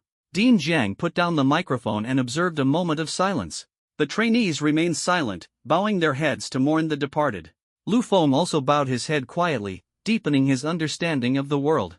Even Li Wujuan, the city lord watching from afar, bowed his head as well. He had walked out of this academy back then, and now, looking back suddenly, he realized that few of his classmates from those days remained. Sigh. A sigh drifted away with the wind.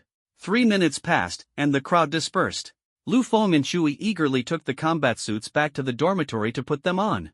Although called combat suits, they were actually close-fitting undergarments, predominantly light blue in color. Lu Feng stripped down to just his underwear. After putting on the suit and pants, they felt a bit loose. Following the instructions, he activated his ability and channeled energy into the suit, which slowly contracted and fit snugly. This is the magic of exotic beast materials. Resentment value from Xinghe, plus 800. This set of tight combat clothing is lightweight and breathable, and he didn't feel the slightest sense of tightness during movement. He took out a knife and tried cutting his arm with force, but the clothing didn't leave the slightest mark. Of course, he wouldn't be reckless enough to actually test whether a sniper rifle could penetrate it. After all, it's just clothing and can't absorb shock, it only prevents penetration, while the kinetic energy still needs to be borne by the body. Wearing this outfit, from now on, unless encountering a formidable enemy, the worst that could happen would be internal injuries, which are child's play when treated with water-based medicine. He just needs to make sure his head doesn't get blown off. At this moment, Shui had also changed into the clothes. He took Lu Feng's knife and tested it on himself. No matter how he cut, the clothes didn't leave the slightest trace. The incredible defensive power left him utterly amazed. This is freaking awesome. Fatty, channel energy into the clothes, let me try hitting you. Lu Feng suddenly said. Shui obediently followed the instructions, and immediately a translucent light blue protective shield appeared, overall shaped like an oval. Just as Lu Feng was about to unleash a spatial blade, Shui saw the situation turning bad and quickly shouted, "Wait, wait! You are attacking my edge." He was deeply impressed by Lu Feng's formidable attack power. Just look at those exotic beasts that died at Lu Feng's hands, all of them were utterly destroyed. Although this combat suit is said to be able to withstand sniper rifles, what if it doesn't? He definitely doesn't want to be struck to death. Resentment value from Xinghe, plus 600. Lu Feng smiled and nodded, ignoring the system prompt, and swung a blade of space toward the edge of the protective shield. A crescent-shaped ripple flashed rapidly and struck Shui. The energy shield flickered slightly before returning to normal. Ha ha, it really can block it, Shui exclaimed with joy. Try attacking me, Lu Feng said. Immediately, his ability activated, and a faint protective shield appeared. Shui released a streak of electric light from his hands to attack. Lu Feng instantly felt his physical energy. An ability rapidly depleting, as if his total ability energy was 1,050 was consumed in the moment of blocking the attack. This indeed matched the description in the textbook. The energy consumed during defense is 1.5 times the energy consumed during an attack. The principle is simple, an attack is also a form of ability energy, and more ability energy is required to neutralize it for defense. This principle is effective for energy-based attacks, but for physical attacks, the defense still relies on the protective strength of the clothing itself. After figuring things out, the two quickly put on pants and long-sleeved clothes, so they wouldn't stand out or feel hot, showcasing the lightweight advantage of their combat uniforms. The two headed out, planning to go to the cafeteria for a meal, but on the way, they noticed everyone staring at the sky above the playground. Out of curiosity, Lu Feng looked up. To his surprise, someone was hanging from the flagpole. It was Xinghe. Lu Feng suddenly understood. No wonder Xinghe was always venting his frustration in the dormitory, it turned out he had been disciplined by the teacher. Lu bro, ha, he's been hung up there. Shui laughed loudly beside him. Lu Feng couldn't help but smile as well. Come on, let's go take a look. When they arrived under the flagpole, Lu Feng saw a sign below it, which read, Xinghe attacked a classmate and used his abilities. Punishment, 24 hours. Looking up, he saw Xinghe on the flagpole, eyes closed, pretending to be unconscious. Clearly, he didn't want to face everyone's stares and was utterly embarrassed. Ah, Xinghe, Fat Master is here to see you. Shui laughed loudly towards the top. Xinghe, tied to the flagpole, opened his eyes and, upon seeing Lu Feng and Shu Yi, instantly became furious and started cursing. Your mother, you little bastard, who are you calling grandpa? And Lu Feng, may your son be born without, and your whole family. Resentment value from Xinghe, plus 900. Xinghe cursed non-stop. Lu Feng stopped Shu Yi, who wanted to retort, and told him not to speak. He just quietly looked up at Xinghe as he continued to curse. After a few minutes of cursing, Lu Feng finally said calmly, "Is that all you've got?" Hearing this, Xinghe became even more fired up. Lu Feng, you mother ing.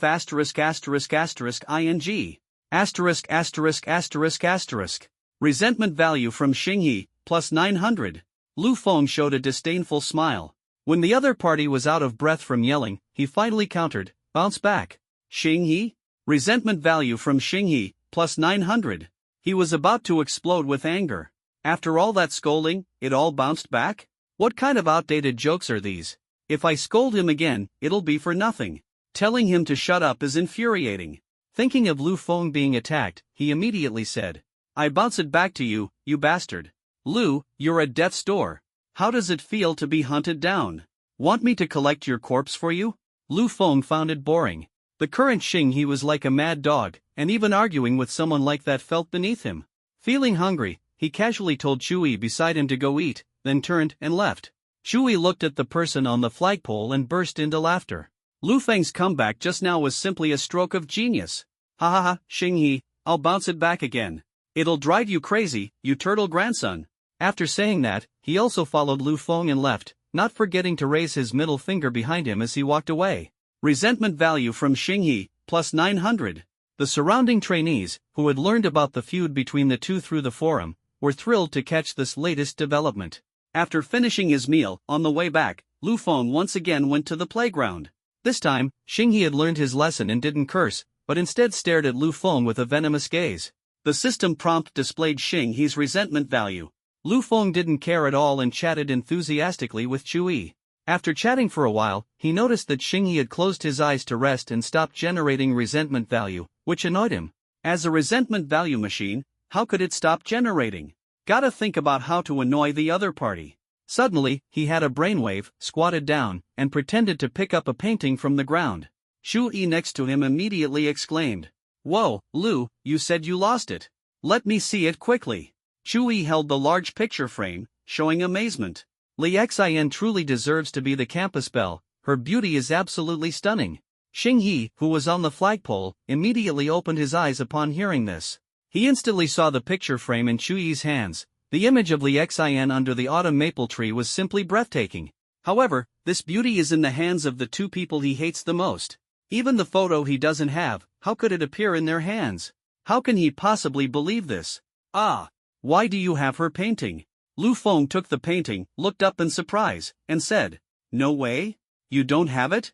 Xinghe, he, a simp, would be thrilled if he had it. Xinghe got anxious. "Hurry up, where did you get this photo from?" Li Xian has always been aloof. How could he possibly give his photo to a stranger? Being a stranger is one thing, but it's his enemy. He won't accept it. "How did I get here? Didn't you see it that night?" Lu Feng said with a smile. Xinghe was stunned and immediately recalled the scene of Lu Feng coming out of Li Xian's house that night. Seeing Lu Feng coming out of Li Xian's house was already enough to make his imagination run wild. He hadn't expected the other party to even have photos, which gave him a bad feeling. Unable to vent his anger, he could only shout loudly, "Aha! Resentment value from Xinghe, plus 900. What exactly did you do that day?" Lu Feng smiled faintly. "In the middle of the night, what else could I do?" Then he lowered his head and started admiring Li Xian's photos with Shu Yi, infuriating Xinghe, who was hanging above, to the point of howling. The resentment value kept refreshing. Just in these two back-and-forth moments, it contributed nearly 10,000 to Lu Feng. But after a while, he found it boring. When receiving the award, he was someone who earned nearly 50,000 resentment points with just one sentence. In comparison, now earning this 10,000 feels exhausting. Getting scolded for half a day, it's no fun. He put away the painting and waved at Xinghe before leaving. "See you, bro." Ignoring the curses coming from Xinghe behind him, Shu Yi happily retorted with a bounce back before the two returned to the dormitory. At the academy gate, the bald-headed Dean Li Lei, who had rushed back all the way, looked at the academy gate he hadn't seen for 2 months, filled with emotion. Damn it, finally back. He took out his phone from his pocket and, upon hearing that Director Jiang was at home, immediately headed over. Most of the academy's teachers live in the back mountain area, where there is a cluster of villas. Zhang Jian also resides there. Before long, he heard the thunderous sound of Li Lei's voice as the door was flung open. You're back, huh? How was the mission this time? He asked as he opened the door. Not bad. I took advantage of their beast tide to pull off a big job. Li Lei swaggered into the living room, plopped down on the sofa, and immediately said impatiently, Quick, tell me, what's the deal with this Lu Feng? Zhang Jian immediately recounted the details. Suddenly, he remembered that City Lord Li had come to the academy today, so he also mentioned Lu Feng's abilities and the City Lord's invitation for Lu Feng to join the army. Li Lei was so shocked by Lu Feng's miraculous abilities that he could hardly speak. Spatial storage and the freely opening dimensional gates were simply heaven-defying powers. But when he heard that Lu Feng had actually agreed to join the army and become part of Li Wu's forces, his eyes instantly widened like copper bells. What? You actually just handed Lu Feng over like that? His heart burned with rage, utterly uncontainable. Such a genius, and you're just going to give him away? If they could bring Lu Feng along on this mission, wouldn't their days be absolutely amazing? Alright, so without me around, you're just going to soar to the skies? Ha! I don't agree. Li Lei shouted angrily, his voice almost tearing through the air. Zhang Jian spread his hands helplessly. City Lord Li personally asked, who would dare say no? Besides, Lu Feng himself agreed to it. He took a deep breath and continued, I had to persuade him with great effort to stay at the academy. At most, he occasionally goes out with City Lord Li to carry out tasks. If you're not happy about it, go talk to the City Lord yourself tomorrow. Li Lei was furious, pointing at Zhang Jian and momentarily stunned. You're driving me mad. He was burning with anger, his face full of unwillingness. Lu Feng may be immature, but don't you understand either? If he could join my squad, what would Li Wujuan even count for? The military merits would be so abundant they'd make people jealous. Such foolishness, utter foolishness. He slapped his thigh in frustration, filled with regret and anguish, silently lamenting in his heart. Although his position was not as high as the city lord's, trying to snatch Lu Feng back in front of him was truly too difficult. Who would willingly let go so easily unless they were a fool? Now, it was too late to say anything. He could only ponder in silence, wondering if there was still any chance left. Zhang Jian dared not say much. Li Wujuan had come with the intent to hold people accountable, and he certainly wouldn't dare to defy the city lord. Thinking of this, he grew angry and questioned, You still have the nerve to blame me? Why didn't you report Lu Feng's matter? Such a big issue. It's fortunate Lu Feng wasn't captured by the Sun God's people, or else both of us would be in serious trouble. Li Lei, who had been full of anger, froze. Upon hearing this, his expression tightening. It seemed he had indeed forgotten to report the matter. At the time, he was preparing for a fight. How could he have had the time? Li Lei's expression turned somewhat awkward, his gaze flickering as he said, I was planning to report it when I got back. Who knew something would happen so quickly? Zhang Jian pressed his advantage, letting out a cold laugh. Humph, do you not know the consequences of withholding information? Li Lei was speechless, thinking to himself that there were more important matters to attend to. He immediately got up and left, muttering, All right, I'll go back and write the mission report. Tomorrow, I'll talk to Li Wujuan. In the dark web, there are no secrets that can remain hidden forever. The news of Park Gukchang's death spread across the dark web like wildfire. People were amazed at the swift response of the Solar God organization, while speculating about who could have made the move to kill Park Gukchang, a top-tier metal expert from the Qi realm. When photos of the battle site were exposed, the devastation was shocking. In Wushang City, there are only a handful of experts capable of such destruction. Park Gukchang's failure undoubtedly escalated the difficulty for all major forces in their pursuit of Lu Feng. This made many forces curse the Sun God as a bastard for alerting the enemy, especially the #1 assassin organization in the Dragon Kingdom, Netherworld. Currently, the Dragon Kingdom is surging with undercurrents. Over the past few years, they have experienced rapid development, not only recruiting a large number of talents but also seeing a significant increase in assassination orders. However, they gradually realized that the foundation of their organization was too shallow, and Lu Feng, a once-in-decades genius, was precisely the target they had been dreaming of. If they successfully recruit Lu Feng, he will become their figurehead, the one to carry their banner. But the Sun God's people acted so quickly, already alerting the enemy, leaving them with a massive headache. Lu Feng's trial outside the city had just ended. And who knows how long it would take for the next opportunity. Meanwhile, within the city, the students of the Ability Academy are almost all long-term boarders, only returning home once a year. Do they really have to wait until the new year to make a move? They can only pray for Lu Feng to leave the academy sometime soon, so they can seize the opportunity to make contact. The next day, the sun was shining brightly, but for Xinghe, it was an excruciating ordeal. He was still hanging from the flagpole, and if it weren't for the advice from senior predecessors to wear a diaper, he might have wet his pants long ago. At this moment, Lu Feng sat in the classroom, utterly bored. Having grown accustomed to the freedom during the trials, he found it somewhat hard to adjust. He couldn't help but wonder when the City Lord would take him on a mission to broaden his horizons. A line from a song from his previous life surfaced in his mind: "Forgive me for being unruly and loving freedom all my life." On the podium, Shuyu was passionately lecturing about the characteristics of various exotic beasts, as well as the abilities of some rare ones. Just then, a bald man in his 50s appeared at the classroom door, his thunderous voice booming, "Who here is Lu Feng?" The classmates all turned their eyes in unison toward the absent-minded Lu Feng. Lu Feng stood up in confusion. "I am." The bald man nodded and smiled. Come out for a moment." As Lu Feng was leaving the classroom, Shuyu told him that this was Principal Li, and only then did he understand the man's identity. Following Principal Li to the office and sitting down, Principal Li started with some small talk about recent habits and such. Lu Feng decided to speak up. "Principal, why did you call me this time? Is that so? I heard you want to join the army?" Principal Li asked. Lu Feng nodded. Li got straight to the point and said seriously, "I have a small team. How about joining our team?" As long as Lu Feng agreed, he would immediately call Li Wujuan, and the enlistment would proceed as usual. However, Lu Feng would be his man. Hearing this, Lu Feng frowned. He had just promised the city lord yesterday, and if he changed his mind now, he would undoubtedly offend the city lord, which was beyond question. After pondering for a moment, he decided to give up his initiative, as he currently understood nothing. It didn't matter which squad he joined. He smiled and said, "As long as you've communicated with the city lord, I'll follow the arrangement." These words left Principal Li momentarily speechless. He had no way to deal with Li Wujuan, which was why he thought of using Lu Feng to undermine Li Wujuan. Who would have thought the problem would be thrown back at him now? Just as he was caught in a dilemma, a voice came from the doorway. "Good thing I came quickly, or you would have succeeded." Lu Feng turned his head and saw that it was Li Wujuan. After returning yesterday, Li Wujuan had thought it over and concluded that Principal Li would definitely disagree with letting Lu Feng follow him. To be on the safe side, he had prepared Lu Feng's enlistment documents early this morning. He walked into the office carrying the documents, placed them in front of Lu Feng, and gestured for him to sign. "What do you mean by saying I succeeded?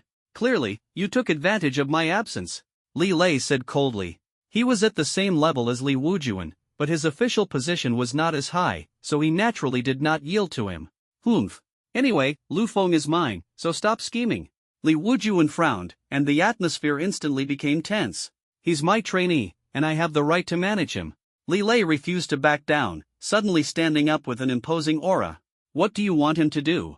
You don't even have a squad, you're just a stand-in," the other sneered. "Humph, that's because I don't lead a squad. Wherever I go, squads flock to curry favor with me. Unlike you, a fire element user who is despised everywhere." Li Lei's sharp words hit the opponent's sore spot directly. Li Wujuan was enraged, burning with fury. "What, want to fight? Bring it on. Whoever wins gets Lu Feng." Li Lei's voice thundered boldly, showing no fear. "All right, just in time. I've recently improved my skills and need a handy punching bag." Li Wujuan's eyes sparkled with the fire of challenge. "Heh, I've never met an opponent in the same realm, and I can still fight across realms." Li Lei's lips curled into a cold smile, showing no fear. "Bring it on." The two grew closer as they spoke, the tension thickening, and the air seemed to start vibrating. As their argument escalated, the surrounding energy began to converge, growing so intense that the space subtly distorted. Cracks started to appear on the ground, and the office desk emitted fierce creaking sounds under pressure, as if it might explode at any moment. In such an atmosphere, Lu Feng, a minor figure, trembled like a leaf in a storm. He felt an overwhelming pressure, as if Mount Tai were pressing down on him, leaving him breathless and secretly lamenting, "If a fight really breaks out, I'll definitely be the first to suffer." "Let's all calm down." He finally mustered the courage to speak. "I have an idea. Hear me out. The two turned their heads simultaneously, their gazes sharp as blades. Lu Feng's heart tightened, but he continued, "Why don't you merge into one team?" Li Wujuan's eyes flashed with a glimmer of light upon hearing this, and he immediately responded, "I have no objections." His squad had previously collaborated with Li Lei, and as Li Lei said, a lightning element user is welcomed everywhere. If Li Lei could join his squad, that would be fantastic. But Li Lei immediately objected, thinking to himself, "How could I let someone else take the students I worked so hard to recruit?" "You're like a toad lusting after a swan, keep dreaming," he retorted bluntly. "That would just be letting you have it too easy." Li Wujuan shot back, unwilling to show weakness, and the tension escalated further. Seeing that the two were about to argue again, Lu Feng had no choice but to come up with another plan. He suggested forming a new team, with Li Lei as the captain and everyone joining in. This way, not only would Li Lei's dignity be preserved, but Li Wujuan's original team members could also remain in the team. Naturally, Lu Feng would be included as well, making it a win-win solution. Although Li Wujuan felt somewhat dissatisfied, as the city lord with a long-term vision, he agreed to the plan after some consideration. With this, everyone could finally move forward happily. However, forming a new team was no simple matter, as it first required a ranking assessment. The condition for ranking was to complete 2-level tasks. Rankings ranged from F level to S level, with a total of 7 levels. Each level had different basic benefits, task difficulties, and rewards. On this point, no one had any objections. With the addition of Lu Feng and Li Lei, the team's strength would see an epic level boost. Completing ranking tasks was necessary for each team upgrade, and disbanding the original team wouldn't be considered a loss. After the matter was finally settled, Li Wujuan and Li Lei both felt it was necessary to act quickly. They couldn't wait to add some excitement to their lives. They immediately decided to send someone to the Ability Users Association to register their team and take on a ranking mission. The Ability Users Association is a national institution specifically designed to manage ability users and also serves as a mission center. When Lu Feng arrived there with the two of them, Li Wujuan's other 5 team members had already arrived early and were waiting in the open-air parking lot. There were 3 women and 2 men in total. Li Wujuan led Lu Feng to the group and nodded at the team members as a greeting. Pointing to Lu Feng, he introduced, "This is Lu Feng, our new team member. As for his abilities, I'll let him show you later. I guarantee you'll be amazed." The group, who had already been curiously sizing up Lu Feng, looked at him with even more intense interest after hearing this. Although they already knew Lu Feng was a dual ability awakener, the mix of anticipation and curiosity only deepened the sense of mystery. They nodded at Lu Feng as a form of greeting, and Lu Feng responded to each of them in turn. These 5 individuals are distinctive, with ages ranging from 25 to over 40. A burly man with a strong build, a lively and adorable young girl, a voluptuous young woman, and an elder sister exuding a cold and aloof aura all possess their own unique charm.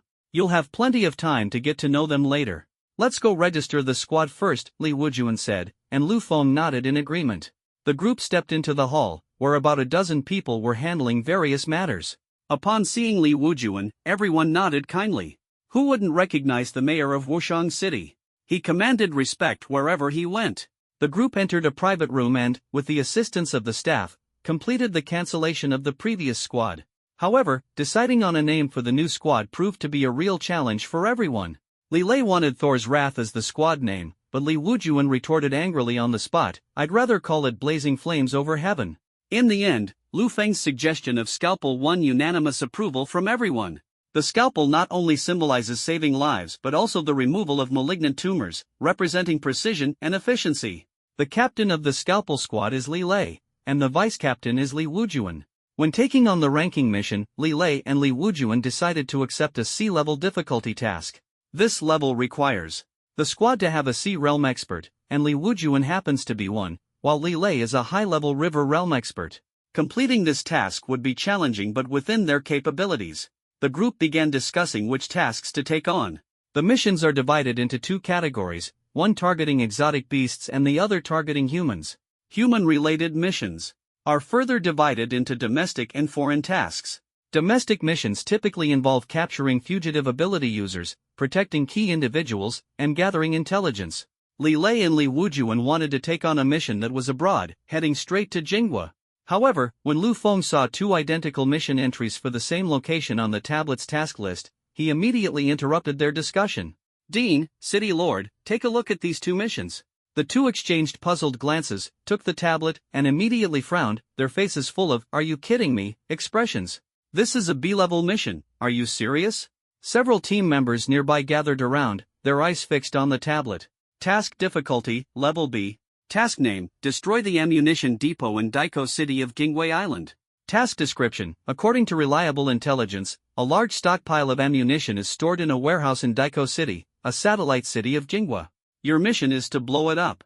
Task reward, 3 premium lower-grade spirit crystals. Goodness, they actually plan to blow up someone else's armory. This armory was specifically built to resist beast tides, storing a large amount of weapons, equipment, and ammunition. If they succeed in destroying it, the next beast tide will plunge the enemy into an unprecedented crisis. It's like cutting off the lifeline. And such a strategic location is surely guarded by numerous experts. Getting close to it would be as difficult as reaching the heavens. This is also the reason why it was rated as Class B. Several team members had no time to complain and quickly turned to the next task information. Task difficulty, Class B. Task name, destroy the shrine in Guangqing on Jingwa Island. Mission introduction, each city has a shrine dedicated to unforgivable war criminals. Destroy it and deliver a fatal blow to the filthiest place in the city. Mission reward, 3 top-grade lower-tier spirit crystals. The purpose here is obvious. If the faith of a village lies in its ancestral hall, then the shrine of Daiko City is the spiritual pillar of the entire city. Destroying such an important place is something they wouldn't even dare to think about.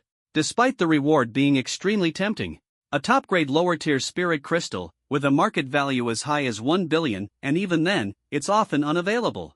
The grade of top-grade spirit crystals corresponds to the rare spirit crystals obtained by slaying Sea Realm exotic beasts. Speaking of this, we must mention the strength of the Scalpel Squad. Li Wujuan is a high-level expert, and the other members are all Chuan-level masters, covering various levels from low to high. Additionally, they have Li Lei, a high-level Chuan lightning specialist, and Lu Feng, who is at the Zhan level. With such an epic team configuration, killing a high-level beast is simply effortless.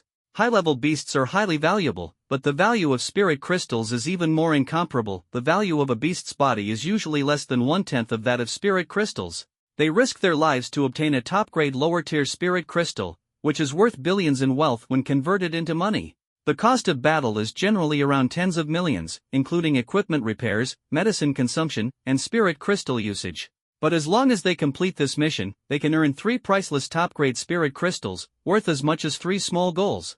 The team members' eyes sparkled with excitement, and their hearts were already ablaze with fighting spirit. This is not just the temptation of wealth, but also a battle for glory. Move out, Scalpel Squad, deliver a fatal blow to the enemy. Isn't this reward tempting enough? But you must have the strength to accomplish it. Of course, you also need to survive the furious pursuit of the other party to make it back alive and claim the mission reward. A group of people turned their heads, their faces full of "Are you kidding me?" expressions. These two tasks are usually referred to by them as hornet's nest types. Think about the consequences of poking a hornet's nest, and all-out swarm is no joke. What's wrong? Lu Feng asked in confusion. I think it would be better for us to blow up their city walls. That way, it would be safer and more reliable when combined with your abilities. Li Wujuan said. I agree. I was chased by them just a few days ago. Li Lei seemed somewhat shaken as he continued. All we did was ambush and kill their metal element controller at the gate, leaving their gate wide open. Of course, we also took the opportunity during the beast tide to kill some of the defending soldiers. They sent out 2 B-level squads to hunt us down. If it weren't for me, a lightning element user, our squad probably wouldn't have escaped. Their squad only did this, and it already made the other side so furious. If they dared to blow up the armory and the shrine, I guarantee the squad wouldn't see the light of the next day. The other side will definitely send all the top experts in the city to relentlessly pursue them. These 2 missions are too dangerous. The petite girl, about 155 centimeters tall, stuck out her tongue and said crisply. Rookie, what gave you the courage? The lean man teased. The other 3 frowned, clearly not optimistic about this plan. Lu Feng explained, isn't that why I'm here? Both tasks are in the same city, so we can complete them in one go and save ourselves the trouble of going back and forth. At that time, you just need to show me the target, and I can drop the explosives to blow him sky high. Li Wujuan heard this, held his forehead with a wry smile, and said, if only it were that easy. Then he explained the difficulties to Lu Feng in detail. First of all, the city has air defense systems and radar, and even radar systems capable of detecting ability users. It's not as simple as flying overhead to bomb it. This is also the reason why flying is prohibited within 3 kilometers outside every city. Even if you fly to the clouds, the city's radar will detect you. The first wave of attacks greeting you will be missiles, followed by superpowered individuals. Such missions usually involve infiltrating the city, looking for an opportunity to plant explosives, and then blending into the crowd to leave. Of course, the difficulty is self-evident. According to their idea, it was to locate a spot far from the city, open a dimensional gate there, drop explosives, and then make a run for it. Lu Feng listened thoughtfully. This was indeed something he hadn't known. However, it wasn't a big issue. With a strange expression, he said, "Have your thoughts become rigid? You just need to take me to the mountains far from the city, or up in the sky, and then with a single telescope, I can make your dream come true." Li Lei and Li Wujuan were stunned after hearing this, then exclaimed in surprise, "That's right. Why didn't I think of that?" Indeed, traditional thinking can be so limiting. The other team members, however, looked completely confused, not understanding what kind of riddle they were talking about. So, are they agreeing to take on the Wasp Nest mission? And 2 of them at that? Wait, what are you talking about? Captain, are you crazy? The lean man looked at Li Wujuan. Li Wujuan's mind was filled with images of explosions at the moment, and he said excitedly, "Lu Feng has an ability to deliver things remotely. Also, I'm now the vice captain, he's the captain." He pointed to Li Lei and corrected. Li Lei, who originally had a somewhat displeased expression, immediately relaxed his brows upon hearing this. He didn't mind and instead laughed heartily, saying, "Since the hardest part is solved, let's take on the mission. Just thinking about it now makes me tremble with excitement." It was clear that he couldn't wait any longer.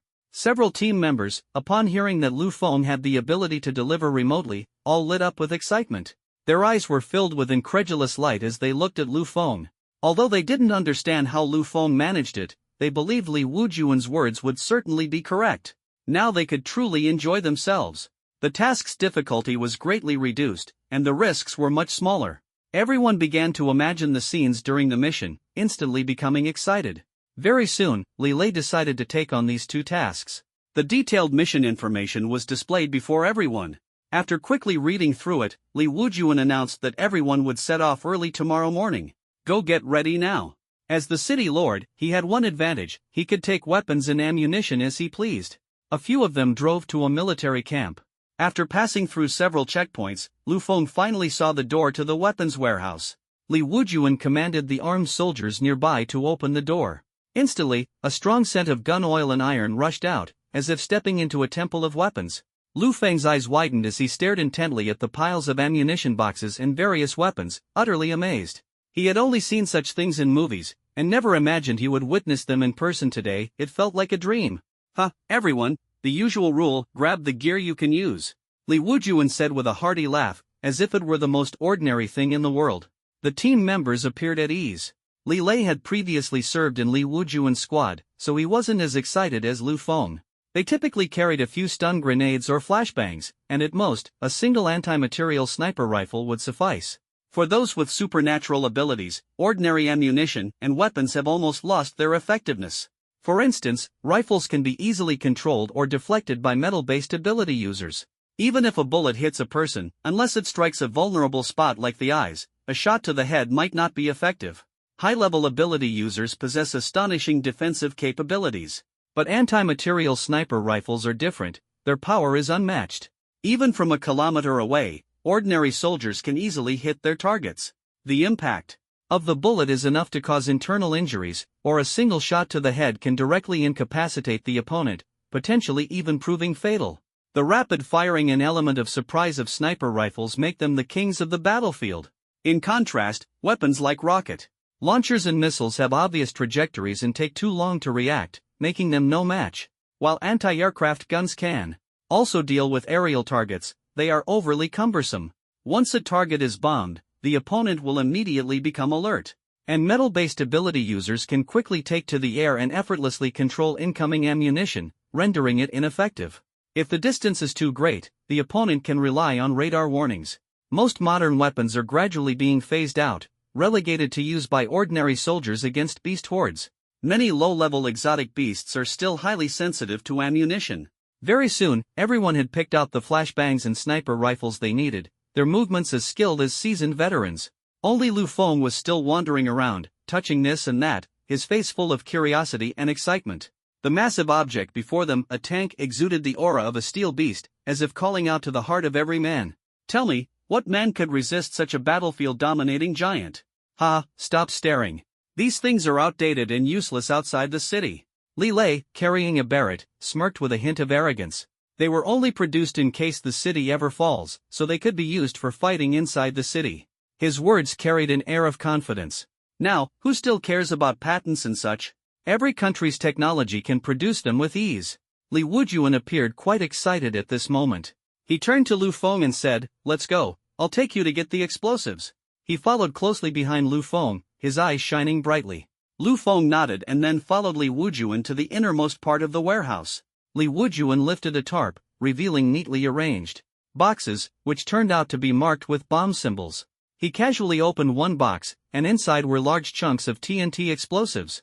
TNT is a highly cost-effective explosive with very stable properties, widely used in the military. Its power is 5 times that of black powder. Li Wujuan explained proudly, his face full of confidence. Lu Feng's heart tightened. With so many explosives piled together, if there were an accidental ignition, the consequences would be unimaginable. Don't worry, they're very stable.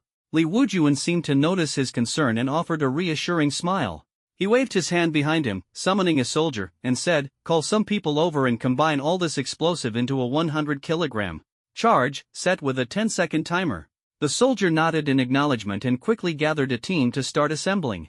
Lu Feng watched this scene and suddenly thought of a question. "City Lordly, why don't we bring missiles?" Li Wujuan shook his head. "This will do. Missiles contain metal, which can easily be detected and controlled by metal-based abilities." Lu Feng nodded, silently taking note in his heart. Taking advantage of the assembly break, he went to the nearby firearm rack, picked out a few rifles, and grabbed several Barrett sniper rifles. With the help of the lean team member, he found the corresponding ammunition and directly stored several boxes into his space. Witnessing Lu Feng's ability to make items disappear with just a touch, the lean man was so astonished his eyes nearly popped out. "What kind of ability is this?" he stammered as he asked. Lu Feng turned to look at Li Wujuan, who nodded, signaling that he could speak. "Actually, I'm from the spatial category. I can store things," Lu Feng explained with a smile. "What?" the other party exclaimed directly, and the other team members gathered around, sizing up Lu Feng with eyes full of shock. "Oh my, spatial category, it's never appeared before," one team member exclaimed. "Wow! That's amazing. With you here, our strength will greatly increase. Hey, little brother, can we leave the mission supplies with you in the future? I don't want to carry that heavy backpack anymore."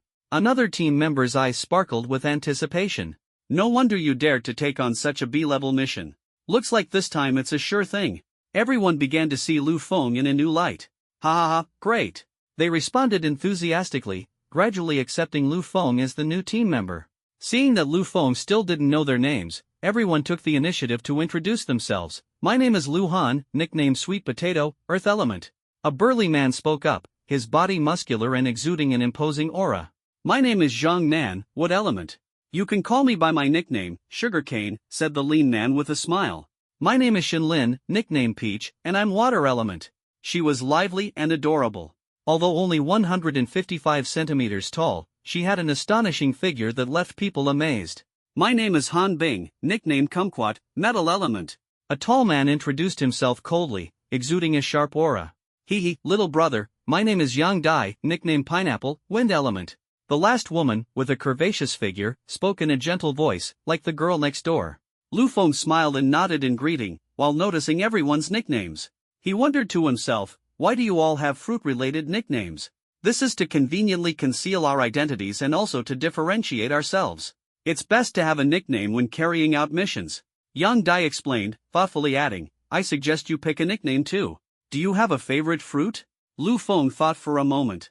Everyone's nicknames seemed to be related to their attributes, but he hadn't noticed any associated with the spatial element. Suddenly, inspiration struck. "Then I'll go with Pumpkin, because of the pumpkin house, and my spatial storage is like a house."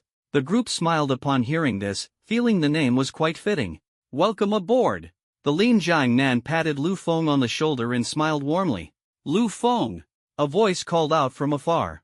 Lu Feng turned his head and saw Li Wujuan waving at him. He quickly stepped forward, a surge of passion igniting in his heart as he prepared to face the upcoming challenge. These are assembled. 5 packs of 100 kilograms each, and 10 packs of 10 kilograms each. Take them all. Li Wujun pointed at several piles of explosives equipped with timers on the ground, his eyes gleaming with excitement. Without hesitation, Lu Feng reached out and touched them one by one. The explosives vanished instantly, as if by magic, leaving everyone stunned. Those around him witnessed this scene once again, their hearts filled with awe and a surge of envy. Such an ability was nothing short of a dream come true. Thinking about the mission set to begin tomorrow, everyone couldn't help but feel a sense of anticipation, eager to see how dazzling Lu Feng's performance would be after joining the team. By the way, you're currently at the lower tier of the lamp realm. I've prepared some spirit crystals for you to enhance your strength. Li Wujun pulled out a small pouch from his pocket, his face brimming with expectation. The spirit crystals here are enough for you to advance by one major realm. From now on, if you want more spirit crystals, you'll have to earn them through missions. Li Wujun's words were like a shot of adrenaline, instantly lighting up Lu Feng's eyes. Thank you. Should I absorb them now? He eagerly took the bag, his heart brimming with excitement. Li Wujun nodded, a smile of encouragement appearing on his face. Yes, I've also prepared combat gear for you. It's high-tier Chuan level. Quickly put it on, and keep the spare set for later. Although the squad was nominally led by Li Lei, it was clear to anyone with insight that Li Wujun was the true core and controller of the team. Li Lei was merely a figurehead, completely clueless about how to be a competent captain and manage the overall situation. The benefits promised by Li Wujun yesterday naturally had to be fulfilled by him, not by the director, Li Lei. Lu Feng felt a surge of joy in his heart and happily placed the spirit crystal into his space. He then quickly sat cross-legged, preparing to absorb the spirit crystal. Seeing the varying sizes of the crystals in the bag, he couldn't help but feel puzzled. Start by absorbing the smaller ones. Once your level increases, the smaller ones will no longer be of any help to you, Yang Dai explained gently, her eyes shining with understanding and support. So that's how it is, Lu Feng suddenly realized and hurriedly opened the system panel to check. Resentment value, 83,000. Experience, 83,000/100000. Realm, Lamp Realm lower tier. Seeing that he was only 20,000 experience points away from leveling up to the intermediate stage, Lu Feng felt a surge of excitement. He quickly took out 2 1-centimeter-sized spirit crystals from his bag, held them in his hands, and began absorbing them without hesitation. 2 minutes later, accompanied by a feeling of clarity and comfort within his body, Lu Feng's heart trembled. He knew he had advanced. Opening the panel to take a look. Resentment value, 2300. Experience, 2300/300000. Realm, Mid-Level Lamp Realm. Passive, Space Storage. Skills, Spatial Teleportation, Blade of Space, Dimensional Gate, Spatial Perception. He skillfully examined the Starry Sky skill map, and sure enough, a skill was flashing. He quickly clicked to learn it, and the skill information surged into his mind like a tide, instantly becoming second nature.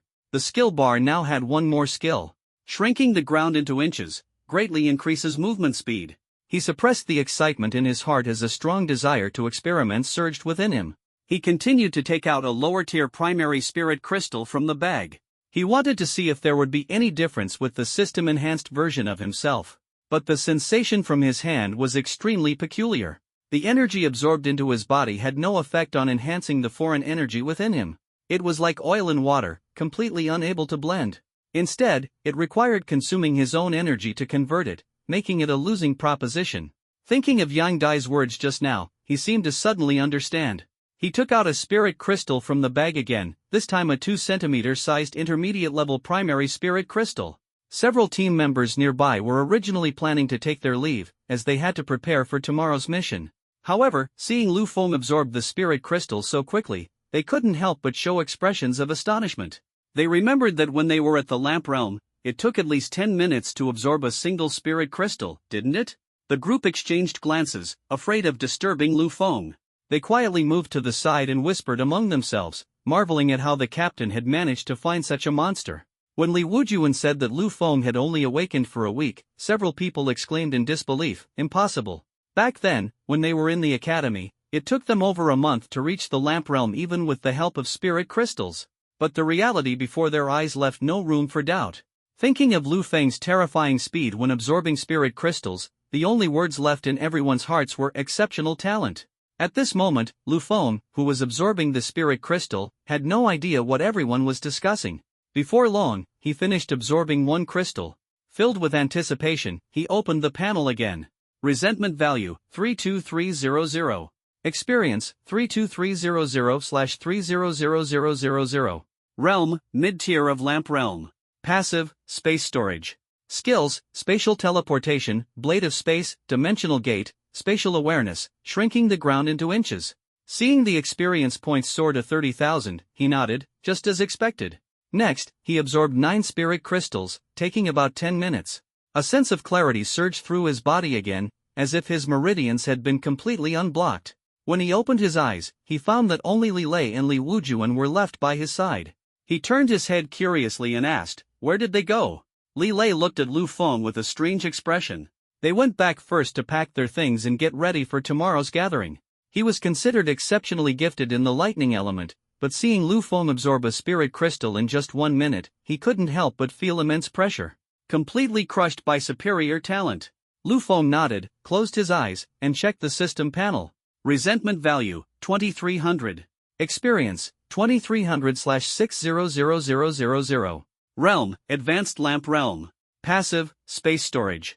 Skills, spatial teleportation, blade of space, dimensional gate, spatial perception, shrinking the ground into inches.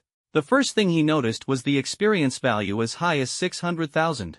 However, with spirit crystals available for enhancement nowadays, he wasn't particularly surprised. He checked the skill star map but found no new skills flashing for learning, which puzzled him. Isn't there usually a new skill every time? Feeling a stir in his heart, he began to review his existing skills.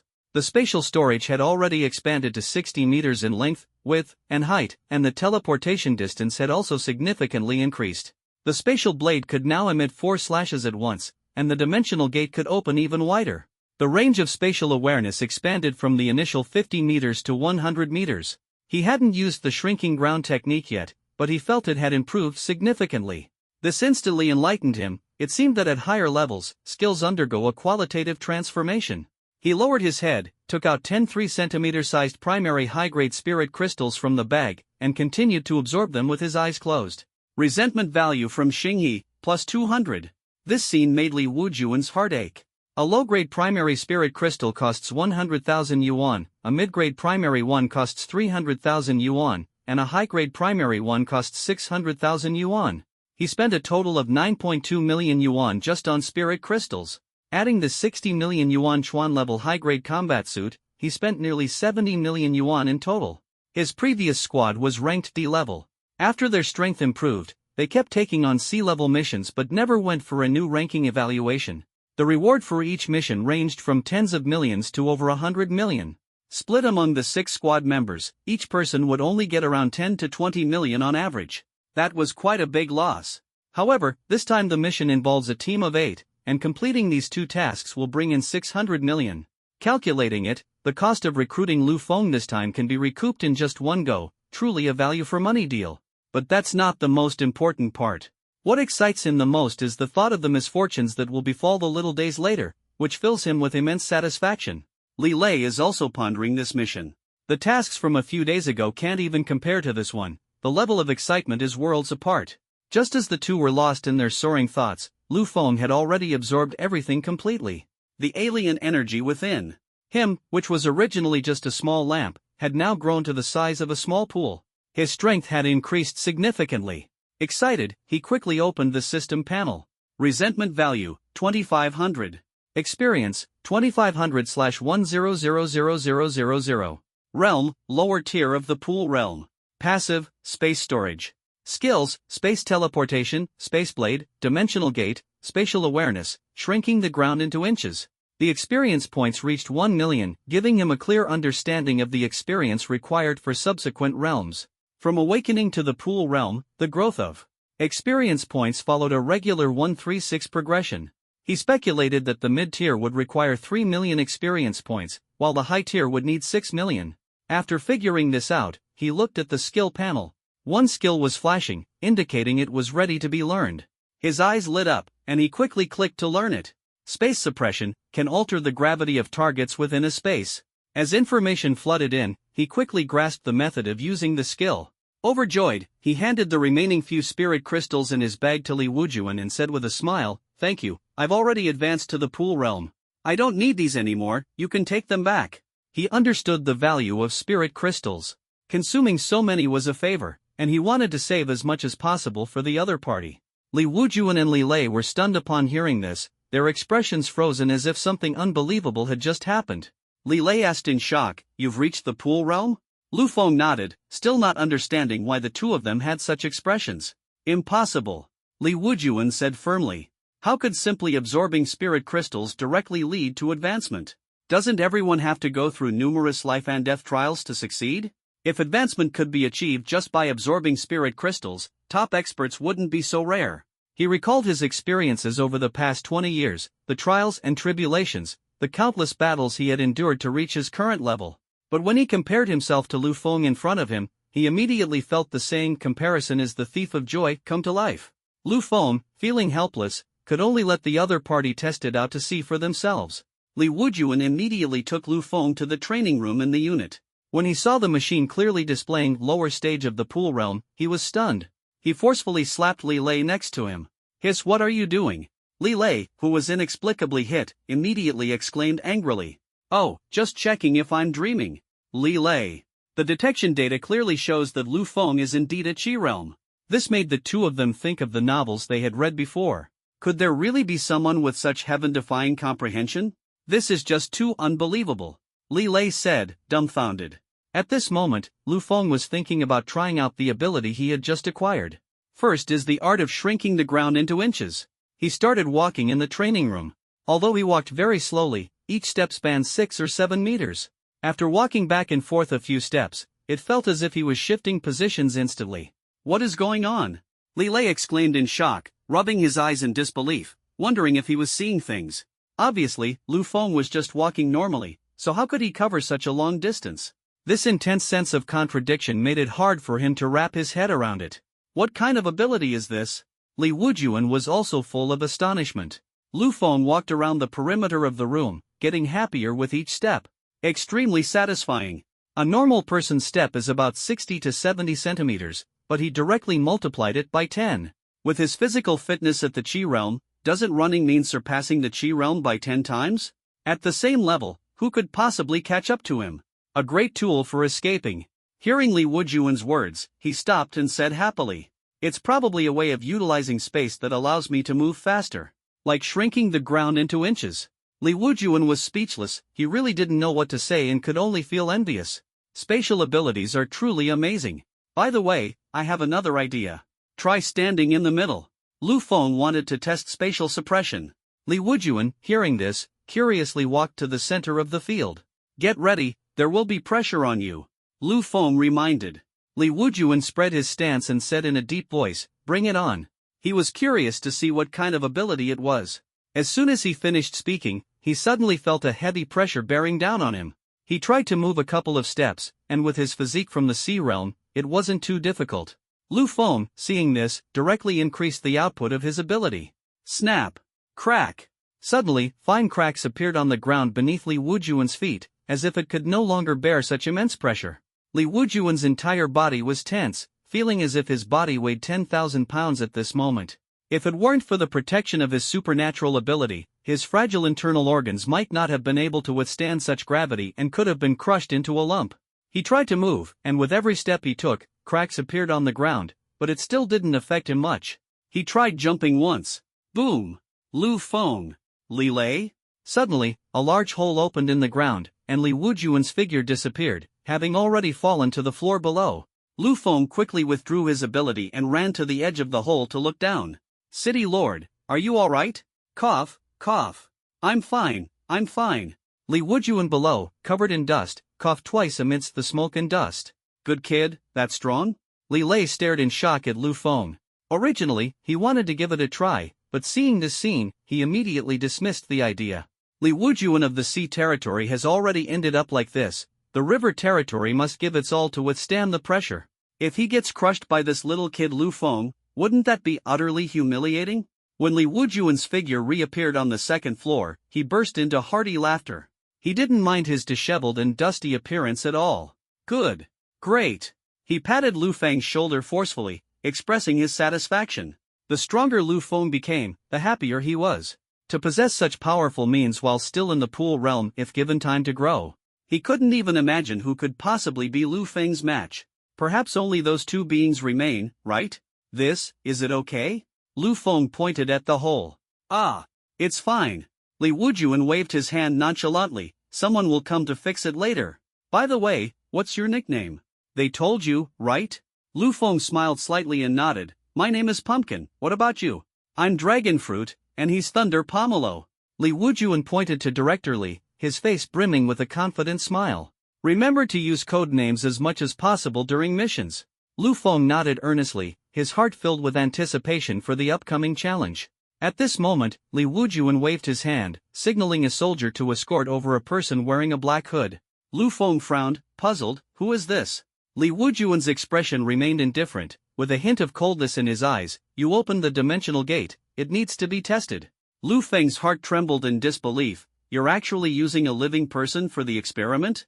Li Wujuan seemed to notice his hesitation and explained in a deep voice, don't worry, the crimes he's committed are enough for him to die several times over. A serial killer, there's no need to pity him. Lu Feng helplessly nodded, opened the dimensional gate, and instantly felt a surge of mysterious energy. Li Wujuan decisively kicked the bound and restrained criminal through it. Ah! The criminal suddenly let out a cry of pain, his voice like tearing wind, but it quickly disappeared on the other side of the dimensional gate. Let him out. Li Wujuan said calmly. Lu Feng's heart stirred, and the prisoner in the space suddenly fell out, lying on the ground in a sorry state, gasping for breath as if he had just surfaced from the deep sea. How does it feel in there? Li Wujuan tore off the black hood from the prisoner's head, his gaze sharp as an eagle, staring intently at the prisoner. The prisoner's eyes were filled with terror at this moment, his voice trembling. In there, I felt like a long time had passed, as if a century, but I couldn't move at all. I even saw so many things. Lu Feng appeared thoughtful, silently pondering that it seemed the space could indeed sustain living beings. Moreover, the prisoner inside still retained his thoughts, though he was unable to move, and could even see the items stored inside. This precisely confirmed his theory that his space operated at a time dilation of countless times. Li Wujuan nodded, his gaze sharp, and ordered the soldiers, throw him back in. No, don't, I'll go crazy. The prisoner screamed in terror, his voice like the sound of tearing wind. Kill me. I don't want to experience the long state where only my thoughts are active while my body remains immobile anymore. Please, kill me. His voice was hoarse, already pushed to the brink of collapse by fear, trembling all over, consumed by agony. A serial killer, completely broken down in fear, his will destroyed, as if he lost all his strength in an instant. Li Lei looked at the prisoner on the ground frantically begging for mercy, the corners of his mouth slightly raised as he stroked his chin and thought, the properties of this space really open my eyes. Lu Feng frowned deeply and turned to Li Wujuan, saying, forget it, I don't want someone to die in there. It's really unlucky. Li Wujuan glanced at Lu Feng and nodded, alright, take him away. Since it had already been proven that the space could store living beings, the experiment's results were no longer important. There was no air inside, and a normal person would only last a few minutes. But from the earlier experiment, it seemed 3 seconds were enough to break a person's will, and about 10 seconds could lead to brain death. A soldier stepped forward and dragged the prisoner, who kept thanking Lu Feng, away. This space of yours can hold living people, but not for more than 3 seconds, or their minds will collapse. Li Wujuan looked at Lu Feng and said. Lu Feng nodded, his eyes flickering slightly. Could it be that he also had a teleportation ability? If faced with an irresistible, catastrophic attack, could he use this ability to take the people around him away? After figuring this out, he followed Li Lei back to the academy. Li Lei reminded him to pack his things and be ready to leave early the next morning. While having lunch in the cafeteria, he ran into Chui. Chui's eyes lit up instantly, and he came over with his tray to sit down, asking curiously, Brother Lu, what did the dean want with you? Oh, he said I have the potential of a great emperor, thinks highly of me, and wants me to join his team, Lu Feng said indifferently. Keep bragging. Chui obviously didn't believe it. Resentment value from Xinghe, plus 200. Lu Feng saw the prompt pop up again and suddenly remembered that Xinghe was still hanging there. This free emotion machine couldn't be wasted. Also, why hasn't Li Xian been angry these past 2 days? With this in mind, he quickly finished his meal, wiped his mouth, and said, hurry up and eat. Afterward, let's go check on how Xinghe is doing. Chui's eyes lit up, and he immediately got excited. In just a few bites, he finished his meal and urged, "Let's go, let's go." The two of them arrived at the playground, where Xingyi was still hanging high up and wouldn't be let down until 6 in the evening. "Hey, grandson! Fat Master is here to see you," Zhu Yi shouted loudly. Xingyi, up on the flagpole, turned his head away, too lazy to respond. Resentment value from Xingyi, plus 500. Right now, he felt his whole body was stiff, hungry, thirsty, and utterly miserable. If it weren't for the physique of an ability user, he would have been crying out for his parents by now. Lu Feng smiled, walked to the side, and sat down, enjoying the sun while taking out Li Xian's painting to admire. Resentment value from Xinghe, plus 800. Not bad, as long as there's a reaction. Brother Lu, how do you think this Li Xian grew up to be so beautiful? Shui stared at the painting, his eyes glowing as he spoke. If you had a city lord for a father, with all the delicacies of the world, you'd look good too. Lu Feng said calmly. A city lord? Impressive. Shui was startled, then looked up at Xinghe and clicked his tongue, saying, "This toad still dreams of chasing Li Xian?" Resentment value from Xingyi, plus 900. Xingyi cursed angrily, "Who the hell are you calling a toad? Brother Lu, look, someone is asking for it? Then give it to him." "Got it." Shui looked up, "I'm calling you a toad, damn it. Let me tell you, only my bro Lu is worthy of Li Xian. This painting is their token of love. And you think you can chase her? Maybe in your next life. Shui, you. These words drove Xingyi mad, and he immediately launched into a tirade of colorful insults directed at Shui's entire family and relatives, with an exceptionally high mom content ratio. After a few minutes of cursing, he finally stopped. Now he was both hungry and thirsty, completely out of energy to continue. "Bounce back," Shui cheerfully retorted. "Xingyi? You damn, just you wait." Shui continued, "Waiting to eat Brother Lu and Li Xian's wedding candy? Or maybe you can give a red envelope for their baby's full-month banquet? That way, you can feel like you're part of it." Xingyi was about to explode with anger. What the heck kind of a sense of participation is that? Lu Feng was amused, but the scolding he expected didn't come. Instead, he even felt a bit chilly all over what was going on. Lu bro. Shui shivered as he nudged Lu Feng. "What is it?" Lu Feng turned his head in confusion and saw Shui staring behind him in terror. He turned to look. "Lu Feng? Ahem. Li Xian, what are you doing here?" He quickly stood up, feeling extremely awkward. "Ha, why can't I be here?" Li Xian's face was expressionless, her eyes full of tranquility, and her voice as pleasant and light as ever. Yet beneath this calmness was an icy coldness like a glacier. Because Lu Feng saw the other party's resentment value, 700. "If I hadn't come, our child would already be a month old, right? Ahem. Shui is just spouting nonsense, don't believe his babbling." Although it was Shui who spoke, Lu Feng felt a sudden sense of foreboding, as if someone had exposed him behind his back. At this moment, Shui stood rigidly upright, his eyes fixed on his nose, his heart so uneasy that he dared not breathe, fearing he might be implicated. Li Xian quietly watched Lu Feng, her gaze carrying a hint of profundity, as if she were pondering something.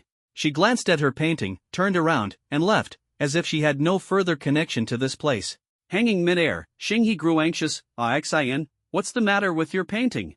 Is it really a token of love?" Li Xian acted as if she hadn't heard, completely ignoring him, turning away and leaving without even the slightest interest in. Glancing at Xingyi, Lu Feng scratched his head, filled with confusion. Could it be that Li Xian cared so little about this painting? Brother Lu. That woman has such a strong aura. Shui watched Li Xian's departing figure, let out a sigh of relief, and remarked emotionally. Lu Feng glanced at him, the corners of his mouth slightly curving upward. "Still dare to brag like that in the future? Hee, wasn't it just to piss off that bastard?" With that, he raised his head and shouted, "Xingyi, did you see that? This painting is a token of love. You don't stand a chance anymore." Resentment value from Xingyi, plus 900.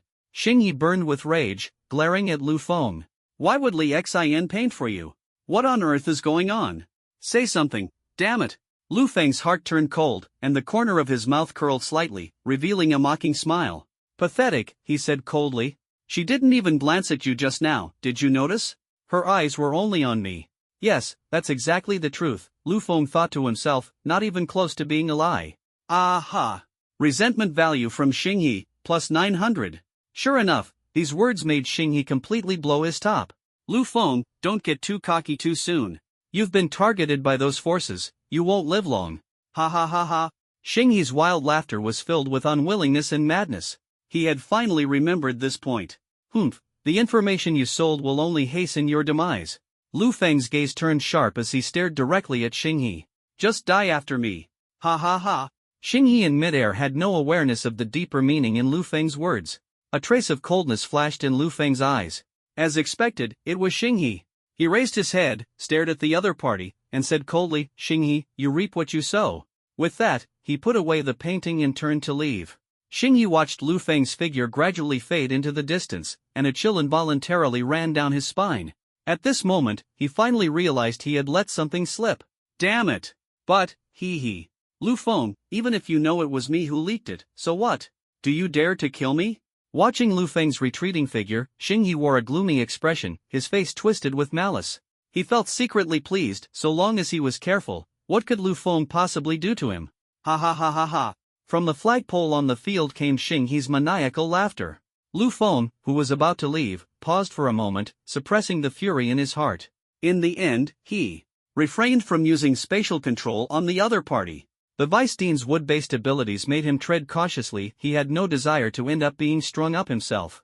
Back at the dormitory, Lu Feng thought for a moment and realized there wasn't much he needed to bring. Everything he had prepared for the previous trial was already stored in his space.